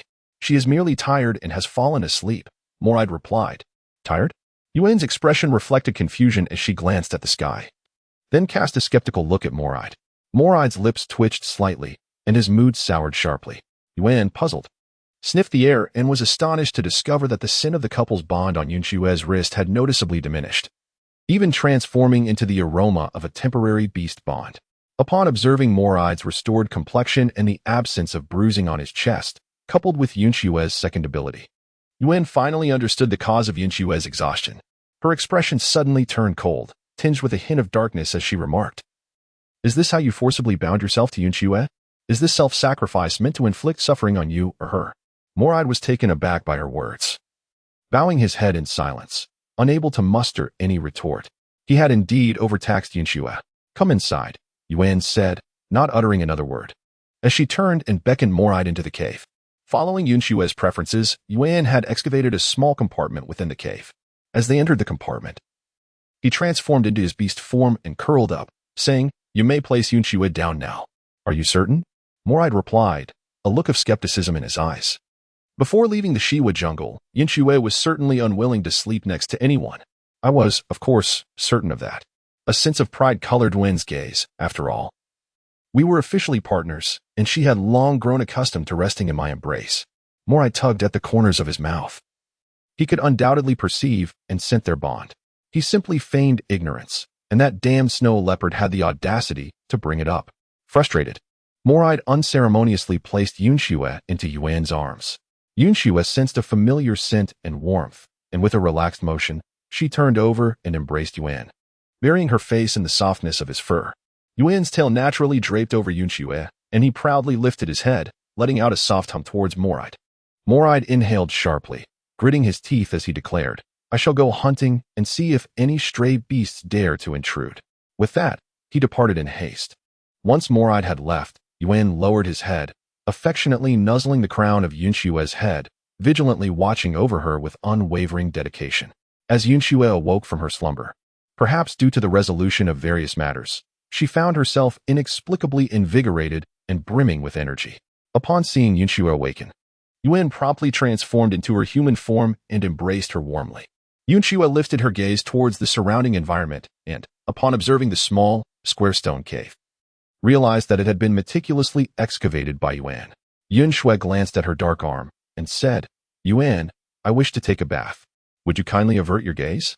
Upon hearing the words "take a bath," Yun's eyes sparkled with delight. He nuzzled against Yun Xue's cheek and replied, "Yun Xue, if you bathe, I shall bathe as well, and then shall we be well together?" Upon hearing this, Yun Xue felt a sense of helplessness. Did this fellow have nothing else on his mind? She gently pushed away Yun's face, saying no. However, this was not the outside world. It was within their stone cave. Yun's ears drooped, and his voice took on a pitiful tone. "You always take a whole day. Moride is still here, and Nuagu might return tomorrow." A flush crept onto Yun Xue's face. Noticing her shyness, Yun sensed an opportunity and continued, "Moride has gone hunting and patrolling nearby. He won't be back for a while. Can we just enjoy tonight together?" Yun Xue lowered her gaze, her cheeks growing even redder, her tone wavering. Yun pressed on, "Just this once, please, Yun Xue. Think about it. In a few days, you will have to take those 2 foxes to Desert City, where there will be even more unfamiliar beasts around. You surely want to be close to me then. Besides, once Moride returns and you bring Nuagu along, I will no longer be your only companion. I am begging you. I feel so pitiful." Hearing Yun's words, accompanied by his aggrieved tone and forlorn expression, Yun Xue's heart melted. She cupped Yun's face and gave him a gentle kiss. "All right, let's wash up first, and then just once." "Okay." Yun nodded eagerly before embracing Yun Xue and darting out, exclaiming, "I'll go start a fire and boil water," while Yun busied himself with boiling water. Yun Xue stepped out of the cave to dispose of the garbage that had accumulated in their space. It was then that she discovered a considerable number of stray beast left hands that could be exchanged for crystal cores. However, she had no intention of taking these left hands to Lane City for exchange. After all, these hands served no practical purpose. They were merely a means for the Beast City to maintain order within their territory. Lane City was already obligated to provide her with crystal cores, and she feared that pressing too hard might provoke them into refusing to pay. While she was unafraid of conflict with Lane City, she pondered, why resort to fighting when she could simply obtain the crystals? Before long, Yun had prepared the bathing water. He poured it into the tub and carried it into the small compartment of the cave. Understanding Yun Xue's character, he instinctively stepped away from the small enclosure. Yun Xue gathered her clothes into the space and immersed them in the bathtub, surrounded by water at the perfect temperature. She let out a contented sigh and began to wash her face and hair. As she did so, clumps of singed hair fell away, cascading down her hands. Yun Xue gazed at the strands of hair, her eyes widening in disbelief, feeling as though her heart had shattered into countless pieces. Not only had her hair failed to return to its original ebony hue, but it had also been entirely scorched away. Yun Xue sorrowfully washed away the singed strands of hair that had been charred by the explosion. After cleansing her tresses, she retrieved a mirror from her spatial pouch and exhaled in relief upon noticing that only one side of her hair had become bald. Thankfully, she decided to regard it as a spontaneous decision to adopt the punk-inspired hairstyle. After her bath, she wrapped herself in a towel, positioned the mirror, and took out a bone knife to meticulously scrape away the scorched roots of her hair, refining the style to achieve a more orderly appearance, even carving 2 distinct stripes into it. Once she had washed away the remnants from her neck and head, she called for Yun to come in and dispose of the bathwater. Yun, damp from an unknown source, seemed to have found a river to cleanse himself. After emptying the water, he returned to the small partition, and it was only then that he noticed a significant portion of Yun Xue's hair was missing. Yun Xue, did you almost get injured in battle? He asked, his voice laced with concern. No, that section of hair was merely burned in the explosion, Yun Xue replied. Yun pursed his lips, feeling a deep sense of discomfort. He had anticipated that Yun Xue would fight so recklessly, and what troubled him further was his own lack of strength to protect her. Gently, he caressed her right arm, his tone subdued. Even if your injuries can be healed by supernatural powers, it must have been painful at the time. But it doesn't hurt now. And we are resting in a stone cave, not fleeing outdoors while being hunted, Yun Xue countered, so the temporary pain was worth it. Not wishing to dwell on the subject further, she untied her towel and rose to kiss Yun. Chapter 90. Are you truly whispering sweet nothings? Yun had no desire to conclude this conversation, yet as the warm and gentle presence of Yun Xue pressed against him, combined with her adept kissing technique, the thread of rationality in his mind began to fray perilously. Moreover, Yun Xue was indeed unharmed, her body unscathed, and her spirit rejuvenated after a brief rest. Succumbing to the ignited passion within him, he embraced her delicate and smooth skin. In an instant, Yun Xue found herself on the defensive. A startled cry stifled before it could escape her lips. The fervent passion emanating from Yun enveloped her, accompanied by a tantalizing sensation that meandered across her skin, sending ripples of inexplicable warmth through her waist. Yun, we agreed it would only be once, did we not? A sense of foreboding washed over Yun Xue as she queried once more. Yun nodded affirmatively, silencing her with a kiss and deftly ensnaring her ankle with her tail. After what felt like an eternity, the realization dawned upon Yun Xue that she had indeed been deceived. When you said once, you meant to hold back completely. I'm feeling quite uncomfortable. Might you show me a modicum of pity once more? I implore you. Yun Xue awoke in the embrace of Yun, her body still dry, albeit with a slight chill. As she glanced down, she noticed several animal skins draped over her, with layers of them cushioning her beneath. These pelts appeared to be those she had carelessly retrieved from her spatial realm. Yun Xue, you're awake? Would you like to rest a little longer? Yun tightened his hold around her, leaning down to plant a gentle kiss at the corner of her lips. No, you should step outside. I need to dress. Yun Xue responded, pushing lightly against his chest. Are you tired? Perhaps I could assist you in getting dressed, Yun suggested, releasing her. Should we perhaps prepare your clothes in advance? This way, after your bath, you could put them on immediately. I prefer not to, Yun Xue retorted, wrapping the animal skins more closely around herself. The larger movements sent waves of discomfort through her sore waist and legs. She looked down to find numerous indelible marks of intimacy upon her skin, causing her cheeks to flush. In haste, she employed her healing abilities. Yun Xue, There is something I must specifically inform you, Yun said, taking her right hand and placing a tender kiss upon her wrist. What is it? Yun Xue inquired. Your bond with Moride has reverted to a temporary beast mark. We must traverse both plains and deserts and face a surge of ferocious beasts. Thus, it would be prudent for you to re-establish your bond in the coming days. Yun spoke, his tone subdued, imbued with a sense of reluctance. Yun Xue chuckled lightly, leaning closer to tease him. Are you truly whispering sweet nothings?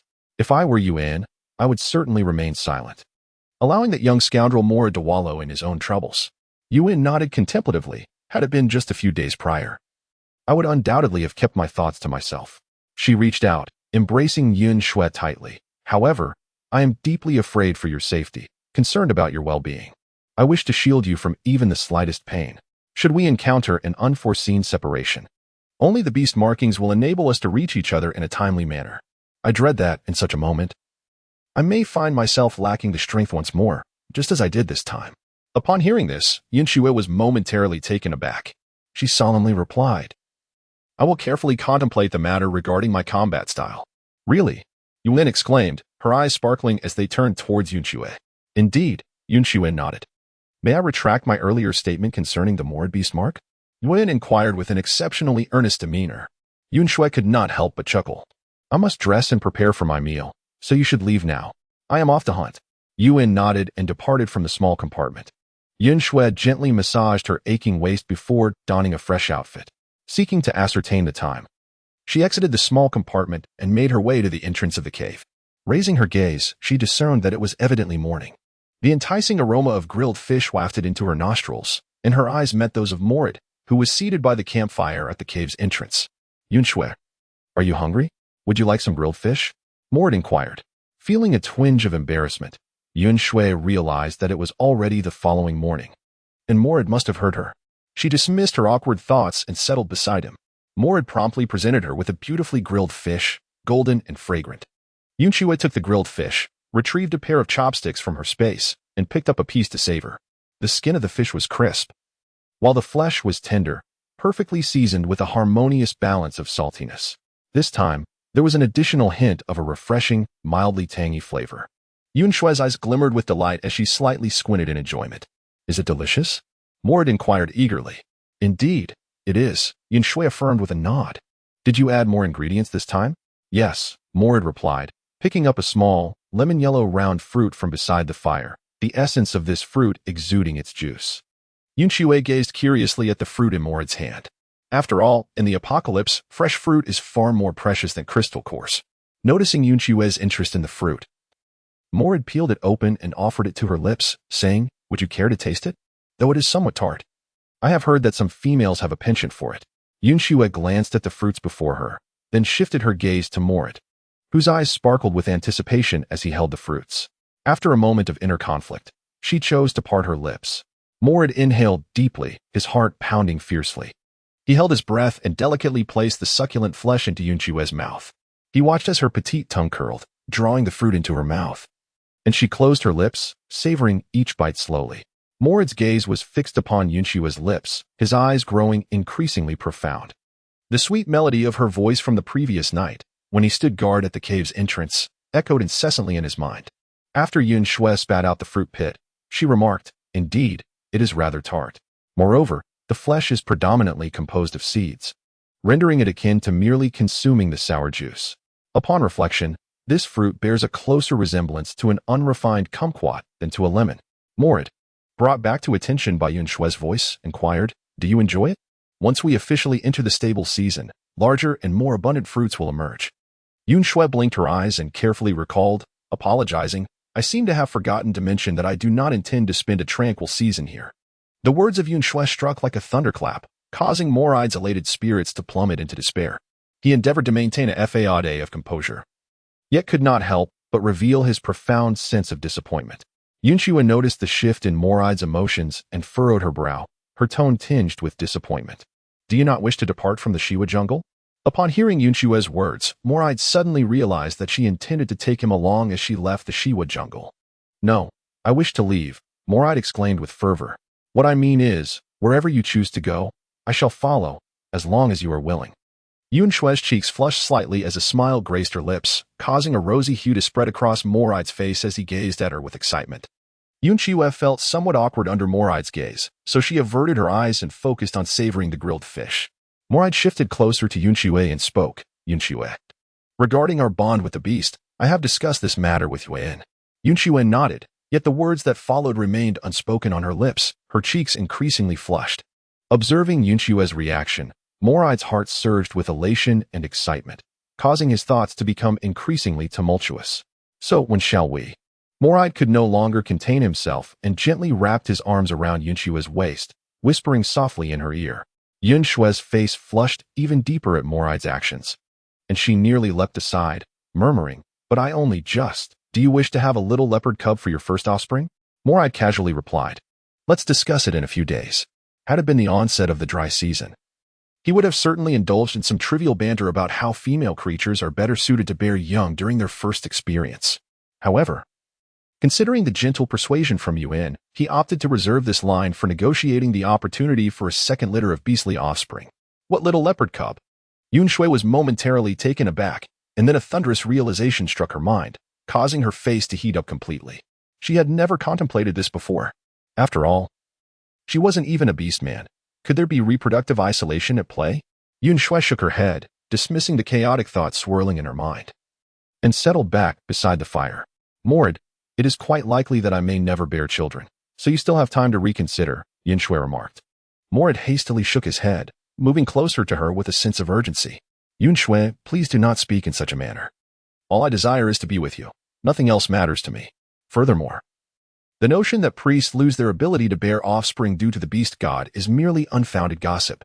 Many priests have their own beast offspring. Yun Xue was taken aback by the differing views on the priesthood expressed here. Since Moraide did not seem to care, she felt there was no further need for discussion. I understand, then I shall await an opportunity, she concluded.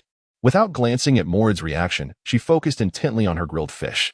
Yun Xue devoured an entire grilled fish. And one cannot help but commend Moraide's culinary skills. They are indeed exceptional. At the very least, they surpassed the grilled dishes prepared by her and Yun by a considerable margin.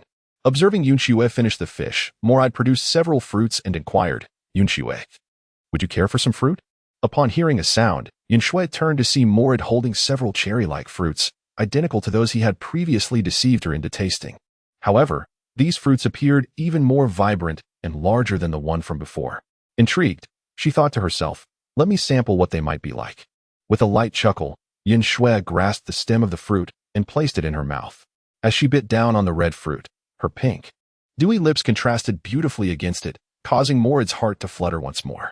After tasting the fruit, Yun Xue's eyes sparkled with delight. This fruit bore a striking resemblance to cherries, and its flavor was equally sweet. What was more, it lacked a pit. What is this fruit called? I adore it, she inquired, glancing at Moraide. Since it is red, we shall call it the red fruit, Moraide replied, picking up another red fruit and presenting it to Yun Xue. May I feed you one? Ever since Yun Xue had an argument with Moraide over 2 months ago, she had been yearning to speak with him yet refrained from doing so, even resisting the urge to steal a glance at him.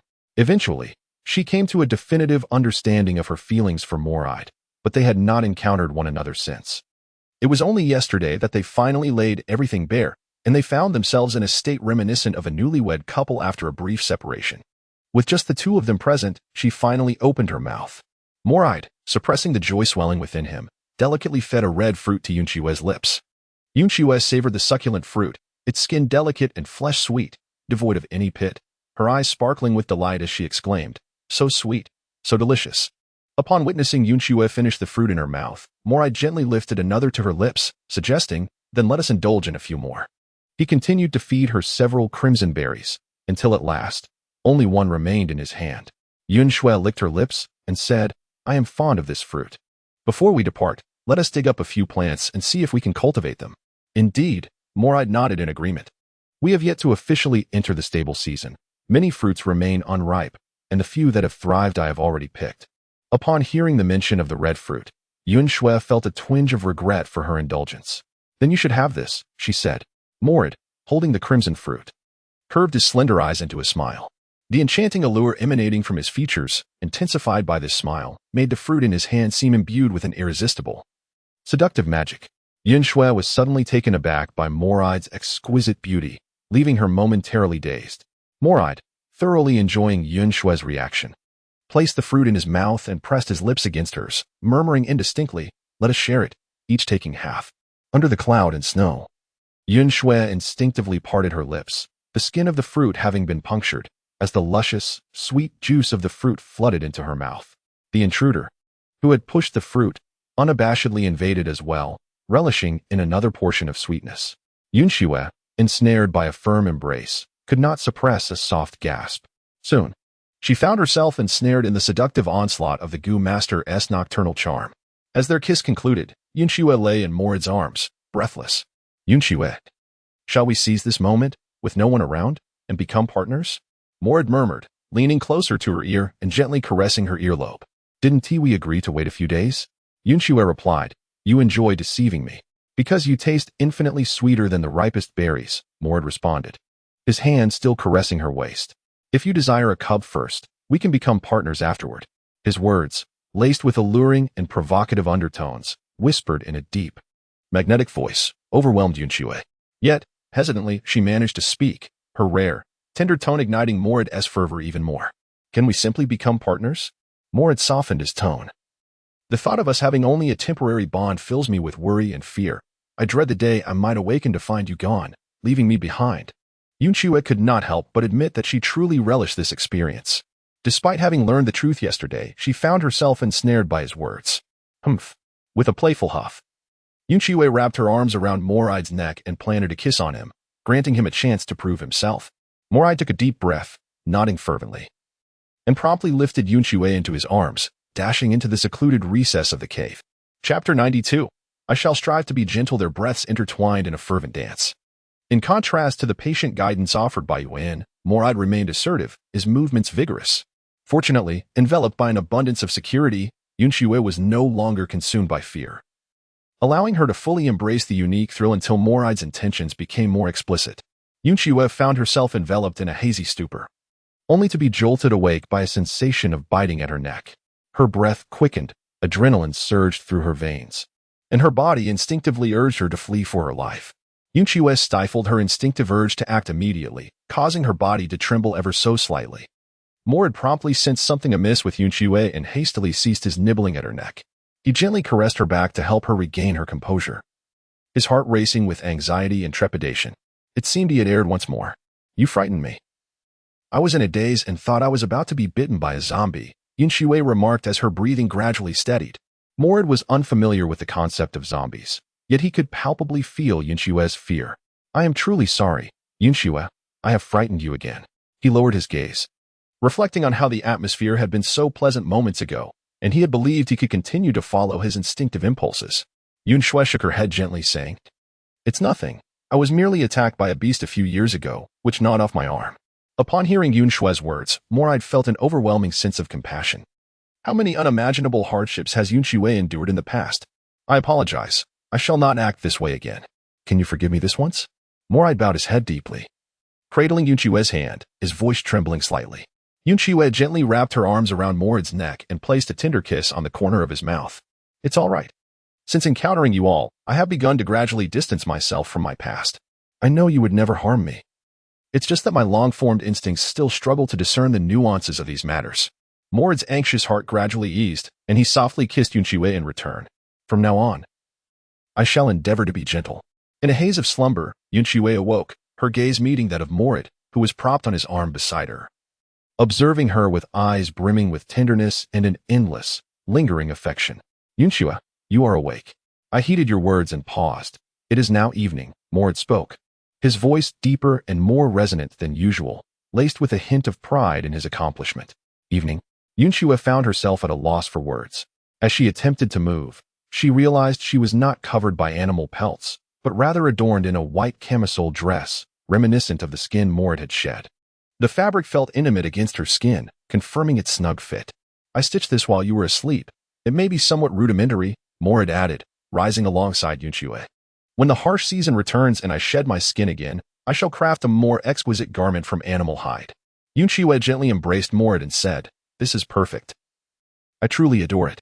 The smile in Moraid's eyes deepened, and he cradled Yun Xue's face, causing her to instantly sense an unusual atmosphere. "I am famished.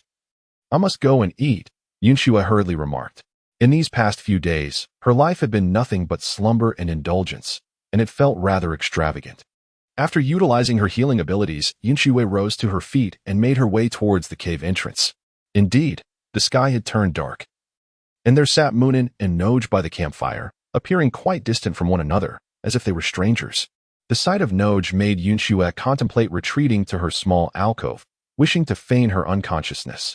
At that moment, Moride embraced her from behind, whispering softly in her ear, "Do not worry, by the time Noj returns, our affair will have concluded."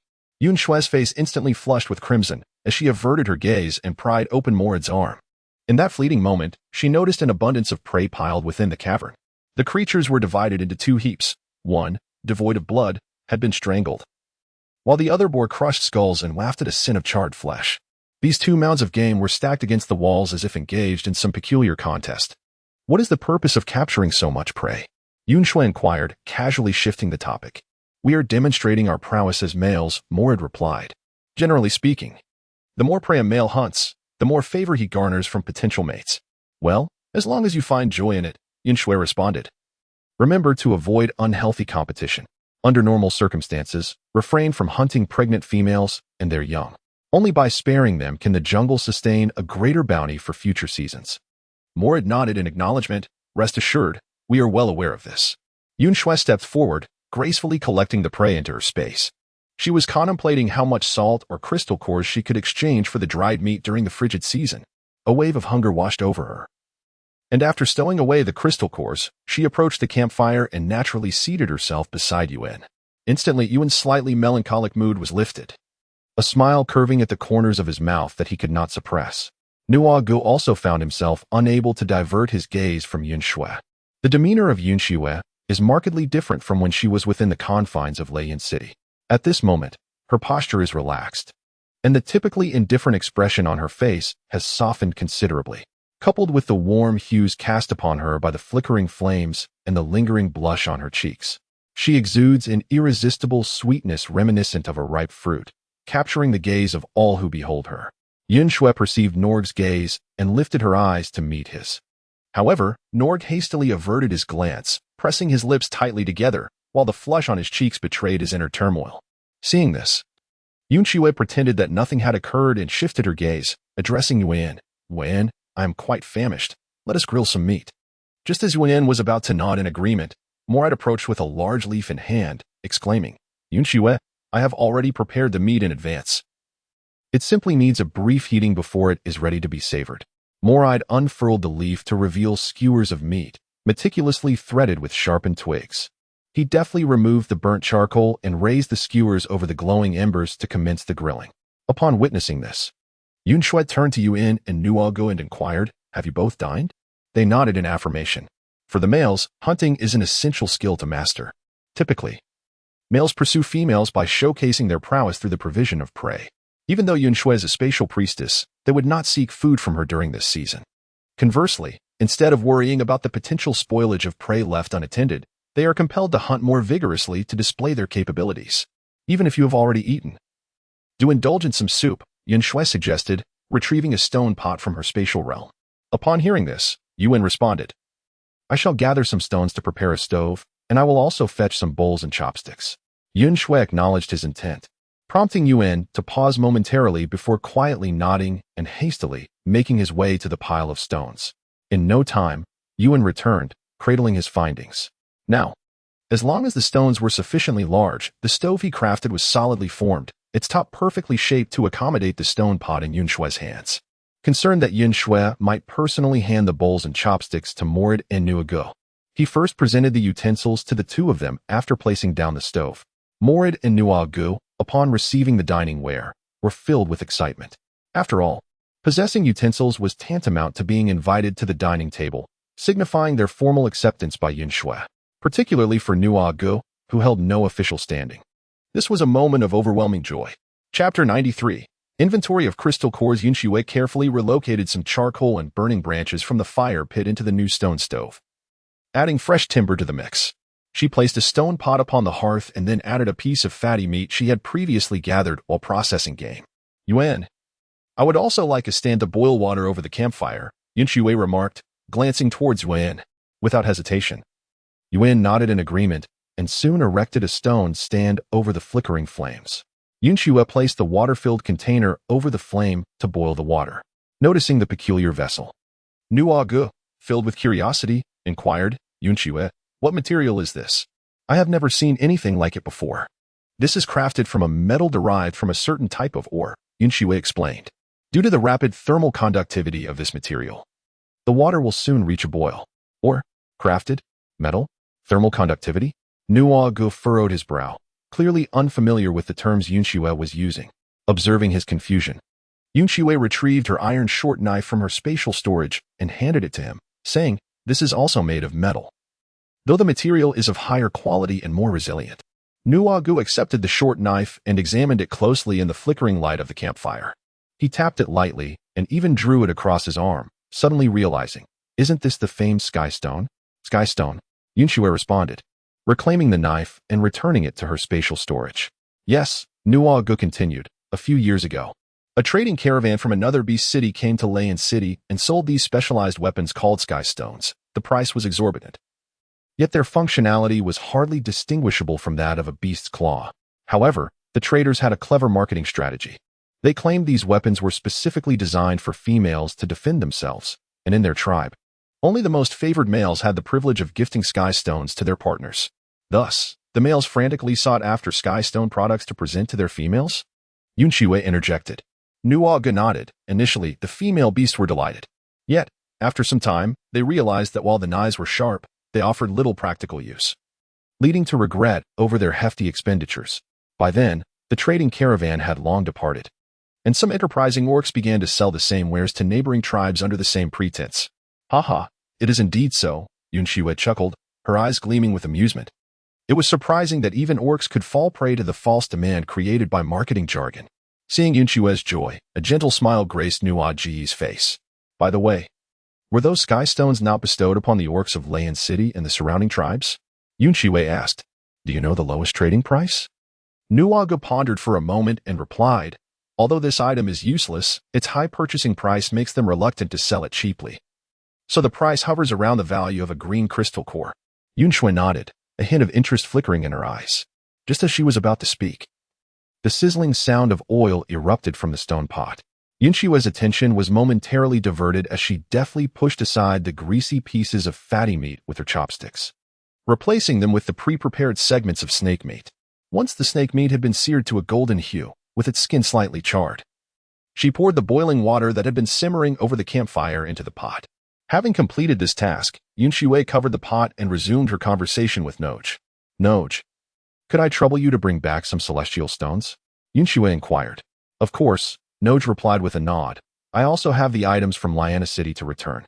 With that, Noj rose and entered the stone cave, emerging shortly after with a leather pouch, which he opened beside the flickering campfire. Upon witnessing this, Yun Xue also rose to join Xue in examining the contents.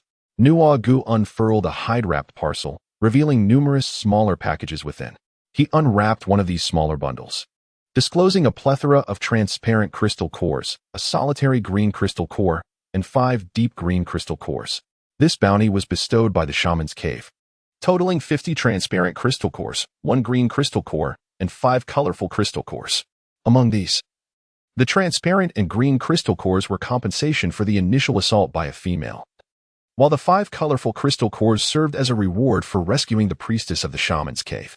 After completing his introduction, Xue proceeded to unroll a second hide bundle, which contained an abundance of transparent crystal cores, additional green crystal cores, and a single red crystal core. Furthermore, it included salt, dried fruits, and various wild vegetables. This was a token of gratitude from Priestess Ifeezy, comprising 26 transparent crystal cores, 31 green crystal cores, 1 colorful crystal core, and other provisions valued at approximately 20 transparent crystal cores. Hearing that Ifeezy's gift was so scattered, Yun Xue could not help but chuckle, realizing that Ifeezy had sent everything she could gather. Once Xue finished, he opened the final package, revealing an assortment of colorful crystal cores. He remarked, Elder Vita wishes to engage in a transaction involving colorful crystal cores, offering to exchange them at a 2-to-1 ratio for white healing crystal cores. Upon hearing this, Yun Xue raised her brows slightly and turned her gaze towards the pile of colorful crystal cores. These cores displayed a myriad of hues, some of which were adorned with layers of ancient dust that could not be easily removed, suggesting they had been stored for an indeterminate length of time. Notably, a significant proportion of the cores were a rich, earthen red. Yun Xue picked up one of the crimson ceramic cores for examination, discovering that they emanated a similar aura. Was this another priest core? Nagar nodded, acknowledging the rarity of colorful cores, asserting that the witch doctor's cave could hardly furnish such a quantity. Elder Vita and Priestess Aphase had also expressed their hope that you would visit Lei City again, allowing you to rest peacefully within its walls. Upon hearing this, Yun Xue lifted her gaze to meet Nuo Ji's eyes. Nuo nodded, acknowledging that this statement indeed bore significant meaning. Yun Xue's eyes flickered as she picked up the green crystal cores wrapped in Iphese's package for examination. The 31 green crystal cores emitted a similar aura, all originating from the same extraordinary beast. In contrast, the other 3 green crystal cores emanated distinctly different energies. Upon witnessing this, Yun Xue furrowed her brow, resting her chin in contemplation. Should she involve herself in such matters? As she pondered, she returned to sit beside Wen, gazing into the flickering flames of the campfire. It was only when the tantalizing aroma of the snake meat soup wafted into her nostrils that she regained her senses. Lifting the lid of the stone pot with a hide, an exquisite fragrance immediately enveloped the air. Yun Xue retrieved salt from her spatial realm and added it into the concoction, then took a stone spoon to stir it gently. She scooped a small amount of the broth, blew on it delicately, and cautiously tasted it. Her eyes instantly sparkled with delight. This was the flavor she had been seeking. With a smile, Yun Xue turned to Yuan and produced 2 additional sets of bowls and chopsticks from her space. Fearing that Yun Xue intended to serve broth to Moride and Norg, Yuan swiftly dashed in front of her, exclaiming, "Yun Xue, you take a rest. Allow me to serve." Chapter 94. Do not disturb me. Yuan took the bowls and chopsticks from Yun Xue's hands, first filling a bowl for Yun Xue and handing it to her, then preparing one for herself. Reluctantly, she then extended her hand toward Moride. Moride raised an eyebrow, a teasing smile playing on his lips as he passed the bowl to Wen. She silently rolled her eyes, filled the bowl for Moride, and then reached out towards Norg. Norg's eyes brightened with a hint of shyness as he handed the bowl to Yuan. Observing Norg's expression, Yuan felt an overwhelming urge to turn the bowl upside down on his head. Were it not for her concern that Yun Xue might feel pity for him and personally serve him broth, she would have been utterly disinclined to cater to Norg, the nameless wild beast in this household. After casually ladling a few spoonfuls of soup into Norg's bowl, she shoved it back toward him. At this moment, Yun Xue had already taken a few small sips from the bowl, the warm and delectable broth coursing down her throat, causing a light sheen of perspiration to appear on her forehead. Yun Xue exhaled comfortably. Given the nature of her life over the past couple of days, it was indeed time to prepare a nourishing soup. Due to his unique abilities, Yuan was unperturbed by the heat. He took 2 large gulps of the soup and then, with sparkling eyes, turned to Yun Xue and said, "Yun Xue, your soup is becoming increasingly delicious." Norg, like Yun Xue, blew on his soup before taking small sips. He was already thrilled to have been served food prepared by Yun Xue, but upon experiencing the exquisite flavors of the broth, his eyes lit up with surprise, and his usually stern expression softened. "Yun Xue, this soup is truly delightful, rich and fragrant, with a deep, mellow essence and a hint of sweetness. The saltiness is just perfect, making one want to drink it endlessly," Norg remarked earnestly, his gaze fixed on Yun Xue in admiration. Seeing Norg's serious praise, Yun Xue couldn't help but smile. After all, who wouldn't appreciate having their efforts acknowledged with such enthusiasm? "Thank you. If you enjoy it, please help yourselves to more."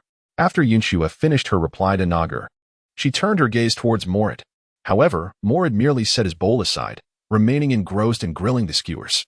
Upon sensing Yun Xue's gaze, a hint of melancholy crossed Morid's face, and he spoke with a tinge of grievance. "Yun Xue, I'm afraid it will be too hot. Perhaps I should wait until it cools before tasting it." Yun Xue responded, "The snake meat used for the soup is from the very one you caught, so I wish for you to try it." From the very first time she prepared soup with snake meat, she had hoped to share it with Morid. Now, after more than 2 months, she had finally mustered the courage to confront her true feelings. Morid paused slightly at her words, reminiscing about the prey from that time, and an overwhelming sweetness surged within him. It turned out that Yun Xue had always held him in her heart. He regretted his impulsive decisions from the past. Had he been more patient and attentive to Yun Xue's emotions, their journey together would not have encountered such turbulence. He felt responsible for her leaving on a journey before the dry season had passed, even leading her to the city of Liaoyana. Yun Xue.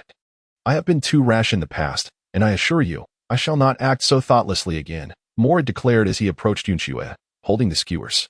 Thank you for granting me this opportunity. His gaze was sincere, and his tone earnest, as he gazed deeply into Yun Xue's eyes, leaving her momentarily taken aback. Yun Xue averted her gaze and revealed a faint smile. As her smile graced her lips, Moraide's heart raced uncontrollably. He then said, Yun Xue, the meat is ready. Do savor it, and tell me if it is to your liking. Yun Xue nodded, picking up a skewer of grilled meat, and took a bite from the wooden stick. The exterior was crisp while the interior was tender, and the succulent, sweet meat was savored as she chewed. Before Yun Xue could swallow, she noticed Moraide nodding repeatedly. Seeing that Yun Xue relished the dish, Moraide also smiled, visibly relieved. Ever since you departed, I have been practicing my grilling skills, imagining that if you were to return, this delectable meat might afford me a glimmer of opportunity, Moraide remarked. Upon hearing this, Yun Xue couldn't help but chuckle. Do I truly appear to be someone who can be swayed by food? Observing how the two quickly became engrossed in their conversation, Yun felt a pang of jealousy and cast a discreet glare at Moraide. Sensing Yun's gaze, Moraide mimicked her earlier triumphant expression in return, almost letting out a hum of satisfaction. Yun rolled her eyes again, gritting her teeth in frustration. As Yun Xue felt the gaze of Moraide upon her, Yun instinctively lowered her head, drooping her ears, and cast a pitiful glance towards Yun Xue. Yun Xue's expression was suddenly tinged with guilt. It was now Moraide's turn to grit his teeth in frustration. He quickly regained his composure and, feeling aggrieved, turned to Yun Xue and said, Yun Xue, if you are hungry, perhaps you should focus on enjoying your meal first. Yun Xue, disturbed by the aggrieved demeanor of the two magnificent beasts, grew restless. She quickly nodded and immersed herself in the consumption of meat and soup. Yun Xue devoured all the skewers of grilled meat that Moraide had prepared. And after savoring 2 bowls of snake soup, her appetite was thoroughly satisfied, prompting a contented sigh. By the way, Norg, have you informed the 2 little foxes? Suddenly called upon, Norg immediately nodded. I have informed them. Whenever we decide to depart, I shall go to Land City and bring them along. Yun Xue nodded slightly. However, she had yet to contemplate the transaction proposed by Elder Vita. In truth, this deal, whether considering its immediate benefits or its potential future implications, would undoubtedly be advantageous for her. Yet, having spent considerable time in this realm, she had long realized that the seemingly mundane items abundant in the apocalypse were extraordinarily precious here. Did she truly wish to instigate such a significant transformation within a tribe that could be referred to as a city? As Yun Xue's attention shifted elsewhere, the rivalry between Yun and Moraide lost its significance, and Yun naturally embraced Yun Xue. Yun Xue gently leaned against his embrace. Yun Xue, are you feeling tired? Will you still sleep tonight? Moonin inquired softly. Yun Xue instantly became alert. No, I am quite spirited. I wish to venture into the Shiwa jungle for some activity. Shall we hunt together? Yun's eyes sparkled with excitement. At that moment, Moraide had finished the snake meat soup, leaving his bowl completely empty. He brought the empty bowl closer to Yun Xue and said, Yun Xue, it has been quite a while since we last hunted together. How about we also gather some of those red berries to take with us? Yun Xue, I am familiar with edible fruits and wild vegetables as well. It would be far more enjoyable if we search while playing together, Yun asserted confidently. Yun Xue suddenly felt a slight headache and cast a pleading glance towards Noj. Observing her distress, Noj suggested, why not embark on separate hunting expeditions and see who can gather the most game? Upon hearing this, both Yun and Moraide turned their gazes towards Noj, exclaiming in unison, You wish to be alone with Yun Xue? How naive of you. Yun tightened her embrace around Yun Xue, while Moraide seized the opportunity to grasp Yun Xue's hand, gazing at her with eager eyes. Yun Xue's lips twitched slightly. She took a deep breath, pried open Yun's arms, and leaped out of his embrace. Draping the white cloak of Moraide around herself, she cast a sharp glance at the two and declared, I shall hunt alone. Do not disturb me. With that, she turned and plunged into the dense woods, leaving the 3 of them staring at each other in bewilderment. Chapter 95. Like peacocks displaying their feathers, Yun Xue wandered leisurely through the Shiwa jungle, having long shed the cautious demeanor she had upon her initial arrival. Unlike during the arid season, the breeze that swept through the jungle now was cool and refreshing. The rustling leaves harmonized with the silvery moonlight cascading down, creating a scene of exquisite charm. Yun Xue reveled in the beauty of the forest, savoring her moments of solitude. It was then that she suddenly realized how long it had been since she had ventured out alone, and astonishingly, she felt no discomfort in doing so. She wandered aimlessly, encountering neither wild beasts nor strays along her path, nor did she seek out any prey. As she continued her stroll, she unexpectedly came across a large tree that seemed oddly familiar. Yun Xue nimbly ascended the trunk and slipped into the familiar hollow of the tree. Perhaps due to the passage through the arid season, the accumulation of pine cones within the hollow had diminished significantly, causing the ground level to drop noticeably. The intrusion of an interloper also elicited a chorus of chirps from within the hollow. Yun Xue reached out and deftly grasped the scruffy nape of the squirrel's neck, lifting it effortlessly into the air. Upon recognizing its captor, the squirrel ceased its futile struggles and resigned itself to the situation. Yun Xue cradled the squirrel in her embrace, gently caressing its bushy tail. Just as she was about to recline into the hollow of the tree, another squirrel eagerly ascended her leg. This second squirrel was plump and fluffy, with eyes resembling glistening black grapes, exuding an irresistible charm. Yun Xue's eyes sparkled as she scooped it up into her hands. Upon closer inspection, she realized that it was a mother squirrel carrying her young. Yun Xue was taken aback and hurriedly returned her. However, the mother squirrel showed no fear of Yun Xue. She climbed back up Yun Xue's leg, her short front paws clasped together, swaying up and down as if performing a gesture of supplication. Upon witnessing this, Yun Xue retrieved a piece of jerky from her spatial pouch and offered it to the creature. Squirrels, being omnivorous, occasionally indulge in the consumption of insects. Thus, meat is certainly within their dietary preferences. The female squirrel accepted the jerky, leaped to the opposite side, and immediately commenced gnawing on the treat with delight. After finishing the morsel, the squirrel, with commendable manners, climbed back onto Yun Xue's shoulder and insistently pressed its fluffier tail into her hand. Upon witnessing this, Yun Xue could not help but chuckle. It seemed that this particular squirrel possessed an understanding of commerce. Finding it cumbersome to hold both squirrels, she casually tossed one aside and embraced the fluffier of the two. The discarded squirrel chattered in protest several times, yet ultimately, it retreated in silence to the corner of its nest within the tree hollow. As Yun Xue caressed the squirrel's tail, she gazed at the scenery beyond the tree hollow. Time slipped away unnoticed until the tranquility of her surroundings and the lack of activity lulled her into slumber. Being in the wilderness, her sleep was but a light doze, causing her to awaken intermittently every hour or two, reminiscent of her state during the apocalypse. Perhaps she roused herself 2 or 3 times, until the light of day began to break outside. As Yun Xue rose, the squirrel nestled in her embrace was roused from its slumber, adorably flicking its bushy tail. Yun Xue smiled as she gently stroked its head, and after offering it a piece of jerky, she departed from the hollow of the tree.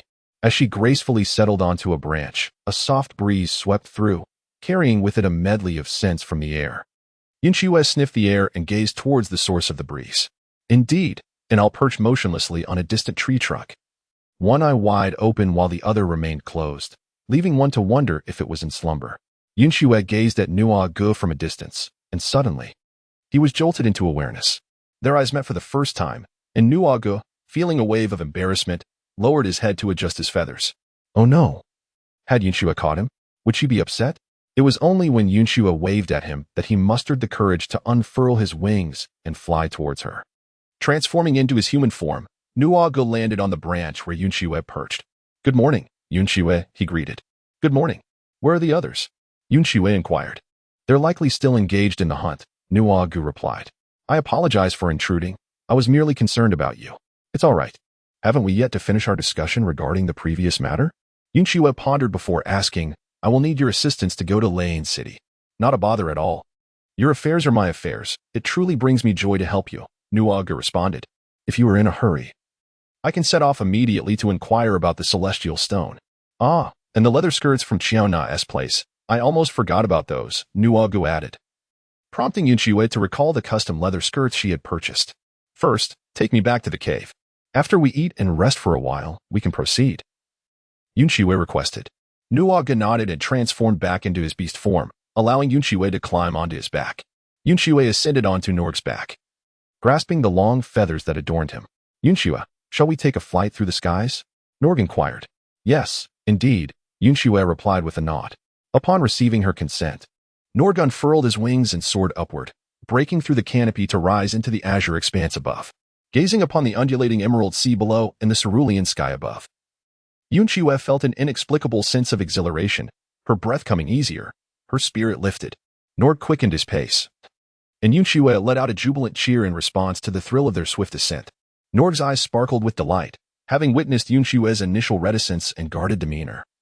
He understood what a tremendous honor it was to witness her in such a joyous state. For Yun Xue's enjoyment, Norg circled the skies several times before gently descending back into the lush jungle, returning to the stone cave where they temporarily resided. Yun Xue leaped gracefully from Norg's back, her steps momentarily unsteady as she adjusted to the ground after soaring through the air for several circles. Norg quickly transformed into his human form, steadying her with a gentle hand. Upon feeling the softness and delicacy of her skin, he found himself momentarily frozen, his breath hitching slightly. A flush of crimson crept across his cheeks. Once Yun Xue regained her balance, he promptly released her, saying, "I shall hunt and call them back." "Isn't there an abundance of game?" Yun Xue asked, tilting her head in curiosity as she gazed at the cave, brimming with prey. "No, absolutely not," Norg replied firmly, shaking his head. "You remain vigilant of your surroundings. I will return with them shortly." With that, Norg transformed back into his beast form. Taking to the skies with powerful wings, he let out a resounding call before soaring away. Upon witnessing this, Yun Xue approached the remnants of yesterday's extinguished bonfire. She retrieved a piece of charcoal, expertly grinding it to create an ash suitable for cleansing her teeth.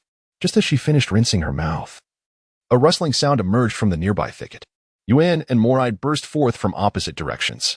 Yun, cradling a stone basin, rushed toward Yun Xue, exclaiming, "Yun Xue, have you freshened up? I fetched you some water, boiled, and then cooled." Meanwhile, Moride, bearing large leaves, chimed in, "Yun Xue, you must be famished. I gathered an abundance of fruit and even roasted some meat." The two of them leaned closer to Yun Xue, their eyes gleaming with anticipation. Yun Xue suddenly felt a shiver run down her spine. Unable to contain her curiosity, she finally inquired, "What on earth is going on between you two? You both resemble peacocks displaying their feathers, leaving me quite uncomfortable." Chapter 96. The contest for the first male partner. Upon hearing Yun Xue's question, Yun and Emolida became rather tongue-tied. Yun brought a basin of water closer to her, saying, "Yun Xue, perhaps it would be best to freshen up before we discuss this further." Yun Xue sighed, instructing Yun to set the stone basin aside, and began to wash her face. As Yun Xue finished washing her face, Moride ignited a bonfire to warm the skewers of meat in his hands. By the time Yun Xue completed her cleansing ritual, the delectable meat was perfectly heated and presented before her. She then retrieved a pair of chopsticks from her spatial storage and began to savor the roasted delicacy. Meanwhile, Yun and Moride watched eagerly from the side, their eyes fixed on her as she indulged in the succulent meat. After finishing the barbecue, Yun Xue was presented with fruit by Moride. After Yun Xue finished the fruit, the two continued to gaze at her, their words lingering unspoken in the air. Yun Xue furrowed her brows slightly, puzzled, and inquired, "What exactly is going on between you two?" Yun bit her lip and pointed at the cave filled with their spoils, saying, "Yun Xue, which of the prey we have captured do you find more satisfactory?" Yun Xue glanced towards the cave, her expression earnest as she remarked, "I am quite satisfied. As long as there is prey to be caught, does it truly matter the species?" Upon Yun Xue's words, the expressions of Yun and Moride deepened into a frown of anguish. Coincidentally, Norg, having completed his hunt, returned in his human form, landing gracefully on the ground. Since he and Yun Xue still needed to discuss matters pertaining to Lana City, he strode confidently towards her, undeterred by the presence of Yun and Moride. In response, both Yun and Moride regarded Norg with heightened vigilance. Despite the warning glances cast by the two, Norg maintained a serious demeanor, though a slight, proud lift of his chin provoked their irritation. The competition between the two was already intense. The presence of Norg was certainly unwelcome. Before they could devise a strategy to capture Yun Xue's attention, she approached Norg of her own accord. "Norg, these past few days, Yun and Moride have been acting quite strangely. Can you help me unravel the mystery?" As Yun Xue drew closer, a glimmer of amusement flickered in Norg's eyes, and he unabashedly exposed the underlying tension. "They are vying for the position of your primary mate." "Primary mate? What does that entail?"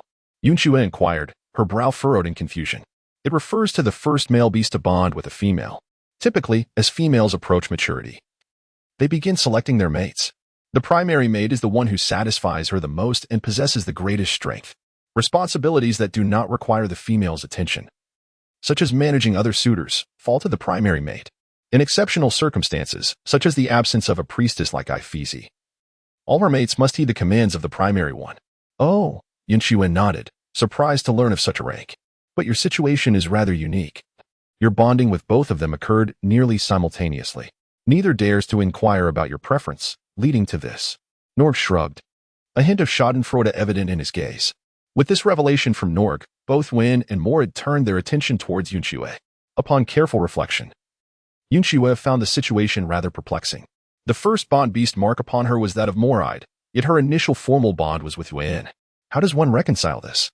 Moreover, if we were to speak of management, it is undoubtedly Noj who epitomizes efficiency and meticulousness, displaying a remarkable foresight. After all, he possesses the invaluable experience of working under the elders of the Beast City. When Yun Xue unexpectedly turned her gaze towards Noj, both Yuan and Moride felt their hearts leap in trepidation. Noj, in particular, felt an electric shock coursing through him, a blend of astonishment and joy that left him utterly astounded. It was only upon noticing Noj's expression that Yun Xue belatedly realized her oversight. Embarrassed, she averted her gaze and said, "What I meant to express was that we should first discuss your trip to Lei City before attending to them." As Yun Xue's words escaped her lips, both Wen and Moride breathed a sigh of relief in unison. Noj, too, felt a fleeting moment of disappointment before finding solace. For he was well aware that he had often lacked initiative and had frequently not been by Yun Xue's side. Yun Xue is willing to accept him, and that alone brings him contentment. Yun Xue retrieved a leather satchel from the void, swiftly opening it to stow away a bundle of verdant crystal cores.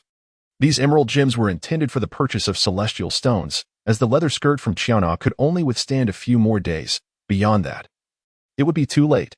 Yun Xue meticulously detailed her thoughts. "I wish to ponder the trade with Elder Vita for a few more days. I shall inform you of my decision upon your return. Furthermore, I would require your assistance to make another trip, and kindly bring along those 2 little foxes." Noj listened intently to Yun Xue's words, and only after she had finished speaking did he nod in response. "Yun Xue, rest assured. I shall see to it that everything is taken care of." Yun Xue nodded slightly and handed him the shoulder bag. However, Nord transformed into his beast form and lowered his head, asking, "Could you assist me in hanging the leather pouch around my neck?" Yun Xue nodded and draped the animal skin pouch around Nog's neck. As she withdrew her hand, she could not resist caressing Nog's silky feathers. Nog gazed at her with a twinkle of mirth in his eyes, reluctant to part as he said, "I shall take my leave now. Be cautious on your journey." "Take care of yourself," Yun Xue replied. Nog nodded and spread his wings, soaring into the sky. Once Nog departed, Yun Xue turned and returned to the cave. Carefully stowing away the heaps of game and the animal skins Nog had previously brought back into her spatial storage. Meanwhile, Yuan and Morad watched Yun Xue's movements with palpable anxiety. Noticing her indifference towards them, their hearts sank, realizing that their actions had likely vexed her. Fortunately, Yun Xue emerged shortly after storing her belongings. She regarded the 2, who were unusually quiet in their seated posture, and sighed, "Let us converse separately." Upon hearing this, the 2, initially anxious, felt a measure of relief, only to be replaced by a new wave of apprehension. Yun Xue first retrieved the corpse of the beastly Jori and presented it to Moride, saying, "Moride, could you assist me in crafting a fur cloak?" Of course, Moride nodded, promptly revealing his sharp claws and commencing the preparation of the lion's remains. Yun Xue turned to Yuan and said, "Let us take a stroll through the jungle." Yuan nodded and transformed into her beast form, resting gracefully before Yun Xue. Yun Xue mounted the back of Yuan, leaning closely to encircle his neck. Yuan took a leap forward, soon disappearing into the depths of the forest. The 2 sought refuge in the arms of a grand tree, ascending to its boughs. Yun Xue leaned against the trunk of a tree, opening her arms towards Wen. In an instant, Wen transformed back into human form and embraced Yun Xue. Yun Xue had anticipated that Yuan would display a playful demeanor, yet to her surprise, Yuan said nothing and simply embraced her. "Yuan, what are your thoughts?" Yun Xue inquired. "Yun Xue, I am unwilling to accept this," Yuan murmured, planting a gentle kiss on Yun Xue's lips. "I yearn to be your foremost partner. I wish for you to hold me in your fondest regard, to be by your side at all times. However what?" Yun Xue smiled, caressing Yuan's handsome features. "However, Morad is a Tier 4 beast," Yuan replied. "As the primary partner of a Tier 4 beast, many troubles would be alleviated. Those lesser beasts would cease to harbor unrealistic aspirations towards you, and those bothersome females would no longer utter unkind words. But can you contend with those male beasts? If utilizing special abilities, I can certainly face them, Yun Xue chuckled. As for those females, would you truly be concerned about the harmless little creatures that cannot even inflict pain? Upon hearing Yun Xue's words, Yuan's eyes suddenly sparkled with realization. He tightened his embrace around Yun Xue, incredulously asking, Yun Xue, are you echoing my sentiments? Though my affection is divided into three, my deepest affection remains with you, Yun Xue said, leaning in to kiss Yuan. While their initial encounter had left her feeling anxious due to Yuan's candidness, his subsequent warmth and gentleness had soothed her. Although she also held feelings for Morid and Norg, Morid's actions had only stirred her rebellious spirit, making her more wary of the beastmen. Had she initially met Norg, his cautious demeanor would likely have led him to observe her from a distance, leaving her to continue her solitary existence. In essence, Yuan had gently guided her to accept him, to embrace them, and to gradually integrate into this world, embarking on a new chapter of her life. Yuan was taken aback by Yun Xue's willingness to have him as her foremost partner. Overwhelmed by her affection, he felt tears of joy welling in his eyes. In a surge of emotion, he reciprocated her kiss, and as the atmosphere became increasingly intimate, he found himself unable to restrain his hands. Yun Xue softly called out, playfully biting Yuan's lip as if to punish him, then gently pushed him away. Even when pushed aside, Yuan remained cheerful, happily embracing Yun Xue and rubbing his cheek against hers. All right, let us return swiftly, Yun Xue suggested. There is another who needs to be coaxed. Yuan nodded, transforming into his beast form, and carried Yun Xue back to the cave. At that moment, Morid had already skinned the lion, burying the unnecessary parts in the ground. The hide was cleaned meticulously, and he was now rolling it with a strangely shaped piece of wood. Yun Xue gracefully dismounted from Yuan's back and approached Morid. Yuan, sensing the moment, discreetly stepped aside to grant them the privacy they required for their conversation. Yun Xue approached Morid and seated himself beside him, gazing curiously at the movements of Morid's hands. By treating the animal hide in this manner, it will become somewhat more supple, Morid elucidated. It is merely a cloak. A stiffer material is of no consequence, Yun Xue replied. Morid shook his head gently. I aspire to provide you with nothing but the best.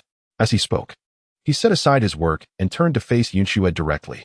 Yun Xue cast her gaze downwards, and in that moment, Morid discerned her decision, his mood sinking. He was not surprised by this outcome. Previously, he had only felt a twinge of reluctance, unwilling to concede. Yun Xue, as long as I can be with you, I would accept any circumstance. Please, do not put me in a difficult position. Morid wrapped his arm around Yun Xue's shoulder, their foreheads touching. Morid, I too do not wish to see you in sorrow, Yun Xue replied.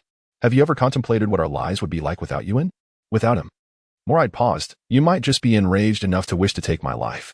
It was precisely because Morid understood Yun Xue's temperament that he feared her anger would lead her to reject him, prompting his desperate act of deceiving Yun Xue into drinking his blood, thus forcibly binding their fates together. Yun Xue, upon her return, accepted him with open arms. The only change in her was that she had formed a bond with Yuan. Thus, it was the moments they shared together that transformed her. Had it not been for Yuan, he could scarcely envision how his character, accustomed to strength and dominance, would have interacted with the Yun Xue from 2 months prior. Our current experiences seem to align perfectly by mere happenstance. With a gentle smile, Yun Xue remarked, It is because your bond with your beast companion came first that Yuan and I were able to unite. Through this partnership, I began to reevaluate my perspective on the world, contemplate my relationship with you all, and confront my feelings for you. Therefore, I hope you can indulge my small selfishness. If you would. Morid responded with a deep, contemplative hum, extending his hand to gently embrace Yun Xue, his voice low and serious. Then you shall have to consider me your second favorite, all right? Of course, Yun Xue replied, burying herself in Morid's embrace. After a moment of holding each other, she asked Morid to summon Yuan back. The issues between Yuan and Morid were resolved thanks to Yun Xue's direct intervention, allowing them both a temporary respite. Morid continued to work on tanning the hide, while Yuan appeared somewhat at a loss for what to do. However, Yun Xue had matters to discuss with Yuan. Yuan, come here. She beckoned from her seat beside Morid. Instantly, Yuan dashed to her side, his blue eyes sparkling with mirth as he fixed his gaze upon her. Yun Xue retrieved an arrow from the depths of space, delicately grasping the juncture between the arrowhead and the shaft. With a gentle twist, the arrowhead came free. Yuan, do you think you could craft a similar arrowhead from stone? Yun Xue inquired, presenting the arrowhead to Yuan. Yuan accepted the arrowhead, scrutinizing it with care. The stone arrowhead was primarily triangular, with a stone ring attached at its apex. One side of the ring bore a recessed shape, matching the gap of the ring, serving as a clasp to secure the arrowhead to the shaft. The arrowhead was approximately the size of a palm, its design relatively uncomplicated. Yun nodded in agreement. It can certainly be fashioned from stone. What if we were to create a mold from stone? Yun Xue proposed. Mold? Yun tilted her head, unfamiliar with the term. I've never heard that word before. Yun Xue found herself momentarily perplexed by Yun's question, pondering how to elucidate the concept. Let us start by cutting a few pieces of stone, she resolved, opting to demonstrate the process herself. Yun obediently fetched some stones, and Yun Xue selected one of suitable size, instructing Yun to split it in half. Once the stone was halved, Yun Xue guided Yun to carve two symmetrical squares into the inner sides of the stones, creating a passageway from the tops of the squares. Then, Yun Xue brought the two pieces of stone together, securing them tightly with a larger stone. She casually dug up some earth from the ground, mixed it with water to form a paste, and poured the muddy mixture through the passageway at the top of the stones. Having completed her task, Yun Xue turned to Yun and said, "All right, use your extraordinary ability to ignite it." Yun, somewhat bewildered, nodded and complied with Yun Xue's instructions. Flames erupted from her powers, and after a considerable wait, Yun Xue estimated the soil had sufficiently dried before instructing Yun to retract her abilities. She then procured a branch to pry apart the scalding stones that had been heated by the flames, revealing a square block of clay. Yun, witnessing this, widened her eyes in astonishment and exclaimed, "Yun Xue, how did you discover this method?" Moride also chimed in. "Yun Xue, do you intend to use the celestial stone to craft arrowheads?" Yun Xue nodded, acknowledging that stone-tipped arrows were effective against beasts, yet their efficacy diminished when confronting orcs. If possible, she desired to replace the crossbow bolts with iron-tipped ones. Ultimately, however, this decision hinged upon the quantity of iron that Nuagu could procure. Chapter 99. You two take turns. As Yun Xue returned to the entrance of the cave, Yun suddenly appeared from an unknown corner, cradling a stone basin in his hands. "Yun Xue, would you like to freshen up?" he inquired. Yun Xue nodded and stepped aside to freshen up. While she attended to her grooming, Yun stood nearby, gazing at her with eager eyes. As the clouds and snow danced upon her back, she completed her morning rituals and reluctantly turned to Yun. "Why not have you two take turns?" she suggested. "Today marks my first day," Yun responded. "That is not my concern. You both can decide among yourselves." Yun Xue opted to be the one who evaded responsibility this time. Yun nodded and retreated back into the stone cave. Moments later, both Yun and Moride emerged from the cave, engaging in a serious scuffle before Yun Xue, far more earnest than their previous theatrics intended for the wandering beasts. Yun Xue recalled that 2 months prior, Yun was no match for Moride. However, over the past 2 months, as Yun gradually adapted to his fiery abilities, he no longer found himself completely at a disadvantage against Moride. At the very least, the wounds inflicted by the flames upon Moride were not ones that could heal swiftly. Theoretically, as long as Yun could consistently evade Moride's assaults, victory remained a possibility. Nevertheless, the power of a fourth-tier beast, coupled with Moride's extensive experience garnered from years of solitary living and encounters with other feral beasts, proved formidable. Yun managed to maintain a fleeting advantage in battle, but ultimately, his diminishing reflexes allowed Moride to exploit a weakness and bring him down. Yun was struck against a small tree, which consequently splintered under the impact. Rising to his feet and reverting to his human form, he furrowed his brow and remained silent. Moride, on the other hand, turned to Yun Xue with a smile, clearly anticipating praise. Yun Xue extended her hand, and 2 strands of healing energy enveloped the 2 individuals. They departed, returning to the stone cave.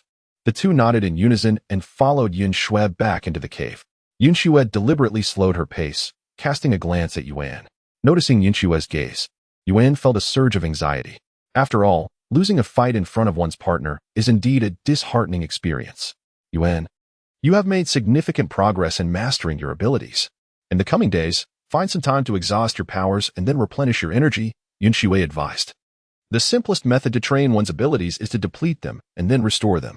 Without hesitation, Yun nodded and declared, "Yes, I will go right now." With that, he lifted his foot, ready to depart.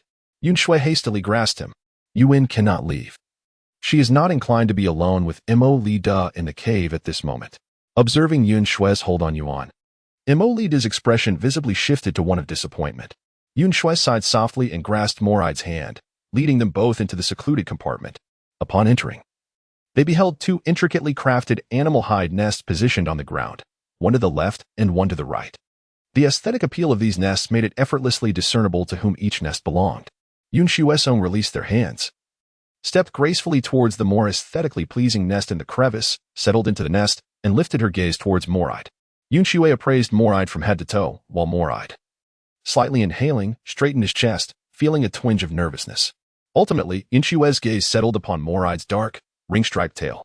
"I wish to sleep within the circle formed by your tail," Yun Xue remarked, patting the nest beneath her to beckon Moride closer. Moride nodded, a smile gracing his lips as he approached Yun Xue's side. Yun Xue made way for Moride, stepping to one side of the fir nest. She smiled at Yuan and said, "Good night." "Good night, Yun Xue," Yuan replied with a smile, transforming into her beast form and retreating into the fir nest she had crafted. Moride, resting on his arm, lay beside Yun Xue, his large tail curling behind her, serving as a pillow beneath her head. The tip of his tail then gently moved down to rest in Yun Xue's hand. Yun Xue nestled upon the tip of Moride's tail, embracing it gently as she closed her eyes.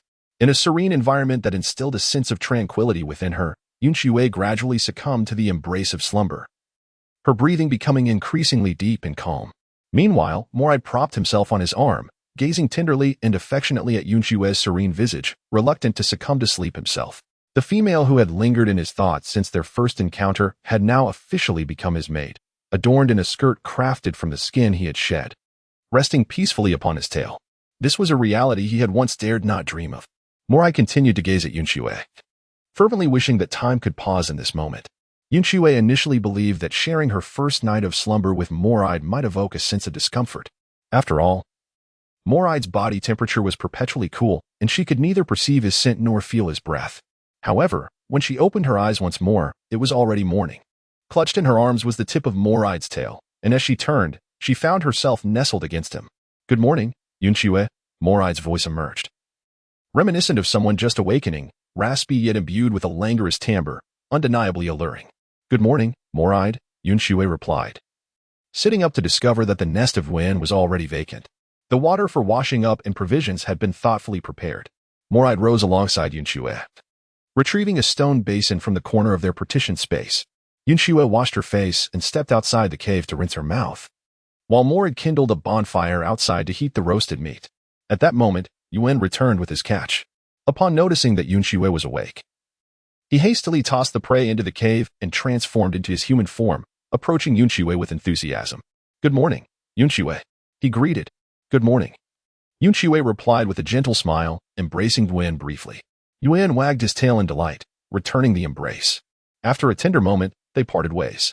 Meanwhile, Moride had finished heating the meat and presented the roasted delicacies alongside fruits before Yun Xue. After Yun Xue finished her breakfast, the three of them each busied themselves with their respective tasks. Moride continued to sew Yun Xue's animal skin cloak, while Yuan practiced her fire abilities nearby. Meanwhile, Yun Xue was engrossed in crafting molds for iron arrowheads. Occasionally, Moride and Yuan would take turns leaving to patrol the jungle, primarily to observe the tracks of wandering beasts and to conveniently bring back any prey they encountered. As the day passed, Yuan exhausted her abilities several times, and Moride completed the cloak. He approached Yun Xue, holding the cloak, and gently unfurled it before her. Upon catching sight of the cloak stitched by Moride, Yun Xue's eyes sparkled with delight. The tawny cloak boasted a beautifully structured silhouette with meticulously finished edges.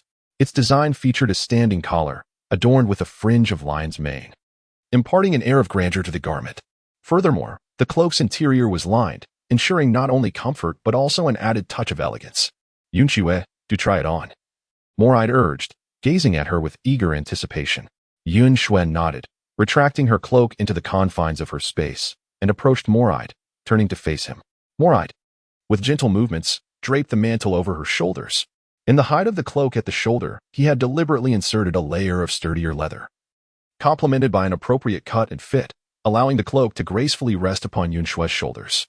Yun Xue adjusted her collar and turned to inquire, "Is it beautiful?" Chapter 101. She was as enchanting as an elf. Upon catching the scent of blood in the air, the three of them ceased their playful banter and turned their attention to the approaching Nork. With a beast hide bag slung across his neck and two individuals gently descending upon his back, Nord landed gracefully. At the very first moment, Yun Xue turned her gaze towards Norg and, upon noticing the blood on the feathers adorning his chest, promptly retrieved a green crystal core from her spatial pocket and melted it down. The healing energy, under Yun Xue's guidance, drifted towards Norg, yet it did not linger upon him. Instead, it soared towards his back. Upon witnessing this, Yun Xue let out a slight sigh of relief, for it indicated that Norg's injuries had healed. Yun and Olivia gracefully leaped down from Norg's back, and he transformed into his human form. The leather pouch slipped from around his neck to rest upon his shoulder. Norg's gaze had been fixed upon Yun Xue since the moment he had awakened. The concern etched upon her face stirred a bittersweet feeling within his heart. He hurried towards her, eagerly presenting the leather pouch and unveiling its contents. Inside lay a bounty of iron daggers and short blades. Yun Xue, however, did not gaze upon the iron artifacts, but rather turned her attention to Norg. Regrettably, the injuries sustained in his beastly form did not manifest upon his humanoid visage, and vice versa. Moreover, with Norg's wounds having already healed, it became even more challenging to discern the location of his injuries. Where had he been wounded? How had he sustained such harm? Yun Xue, unaware whether it was due to the presence of an unfamiliar beast or Nog's injury that prompted her vigilance, spoke with a tone and voice that had reverted to their previous coldness and detachment. However, Nog felt a surge of joy in his heart at the thought that Yun Xue was concerned for his well-being. His wound had healed, and there had been but a minor altercation between the fox and the high priest. Yun Xue then directed her gaze towards Yun and Olivia. Sister Yun Xue, I sincerely apologize. It was I who brought about this trouble. Olivia bowed in contrition. The high priest seemed intent on having me remain in the city as a priestess, but I declined. Is that when the high priest's followers attacked you? Yun Xue narrowed her eyes. Was the city lord involved? Only the high priest was present, the city lord was not. Noge replied. Yun Xue nodded, effortlessly storing the parcel from Norg into her spatial realm. After a moment of contemplation, she resolutely declared, I consent to the transaction with Elder Vita. I shall speak with her personally. The indifference surrounding Moye's 3 life crystals and the actions of High Priest Jody against Norg were ominous signals for her. Coupled with her relationship with Ephus and the ties between Norg and Elder Vita, aiding them would also serve as a safeguard for herself. Previously, her reluctance to engage in a trade with Elder Vita stemmed from a desire to avoid significant shifts in the power dynamics of the Great Tribe. If both parties were to maintain a peaceful coexistence, she intended to have Norg return the colorful crystals. However, Norg's unexpected assault by Jody's followers had rendered her unable to tolerate the affront any longer. Norg, upon hearing her words, pondered for a moment before suggesting, I can bring Elder Vita to the Shiva jungle. Is that permissible? Yun Xue inquired. After all, even ordinary females were well protected by the tribe and were seldom allowed to venture into the jungle, let alone an elder. Norg nodded, as this arrangement would ensure Yun Xue's safety and demonstrate the sincerity of the shaman's cave regarding the transaction. Then it is settled. Let us expedite the matter. Once the deal is concluded, we shall depart, Yun Xue stated.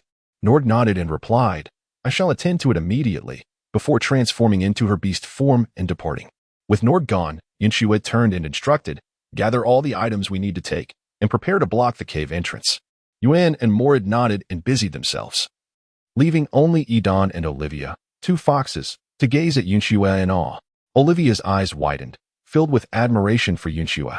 It was her first encounter with such a decisive and capable female, embodying her vision of what a priestess should be. She aspired to become a priestess just like her in the future. Meanwhile, Yun slightly tilted his head, stealing glances at Yun Xue with curiosity. Yun Xue donned a white camisole dress meticulously crafted for her by Morid, her fair arms seemingly radiating an ethereal luminosity beneath the moonlight.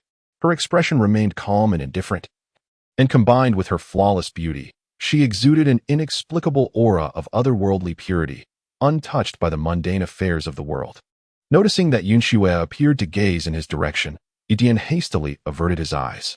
He steadied his breath, yet Yun Xue's silhouette lingered in his mind, refusing to dissipate. Although he had recognized her beauty at their first encounter, her current allure was beyond description. She resembled a mythical sprite from ancient tales. Yun Xue indeed noticed Yun and Olivia. She approached them with a polite inquiry. Have you not brought any luggage? Is there nothing else to attend to here? None at all, Olivia replied dutifully. Given the drought season, we naturally carry very little. Merely some provisions, which can be easily acquired along the way. Yun tilted her chin slightly, her voice resonating with clarity. Yun Xue nodded. You may rest by the campfire for a while. If all goes well, we shall embark either tonight or tomorrow. All right, thank you, Sister Yun Xue, replied Olivia obediently. while Idan also silently nodded in agreement. Yun Xue seemed to show little reaction to his expressions of hunting prowess. Idan and Olivia settled by the campfire, and Yun Xue joined them, using a branch to extract the charred remnants of wood that had accumulated beneath. Without allowing the charcoal to cool, she deftly summoned it into her space. Observing this, Olivia inquired with curiosity, "Sister Yun Xue, are these charcoals truly useful? Do they require special storage?" "Indeed," Yun Xue affirmed with a nod. "Once crushed, they can purify water, aid in dental hygiene, and when reduced to ash, serve as fertilizer and disinfectant." Olivia nodded thoughtfully, surprised to learn of the myriad uses of mere burnt wood, silently committing this knowledge to memory. Before long, Yuan and Moride completed their arrangement of the stone cave, and Yun Xue stored the nest they had crafted along with the prey she had previously caught. Moride exchanged greetings with Yun Xue before departing to gather red berries. Yuan then approached the bonfire and sat closely beside Yun Xue. He opened his arms, intending to embrace her, but she raised a hand to gently push him away. Yun Xue squinted slightly as she retrieved a green crystal core from the ethereal space.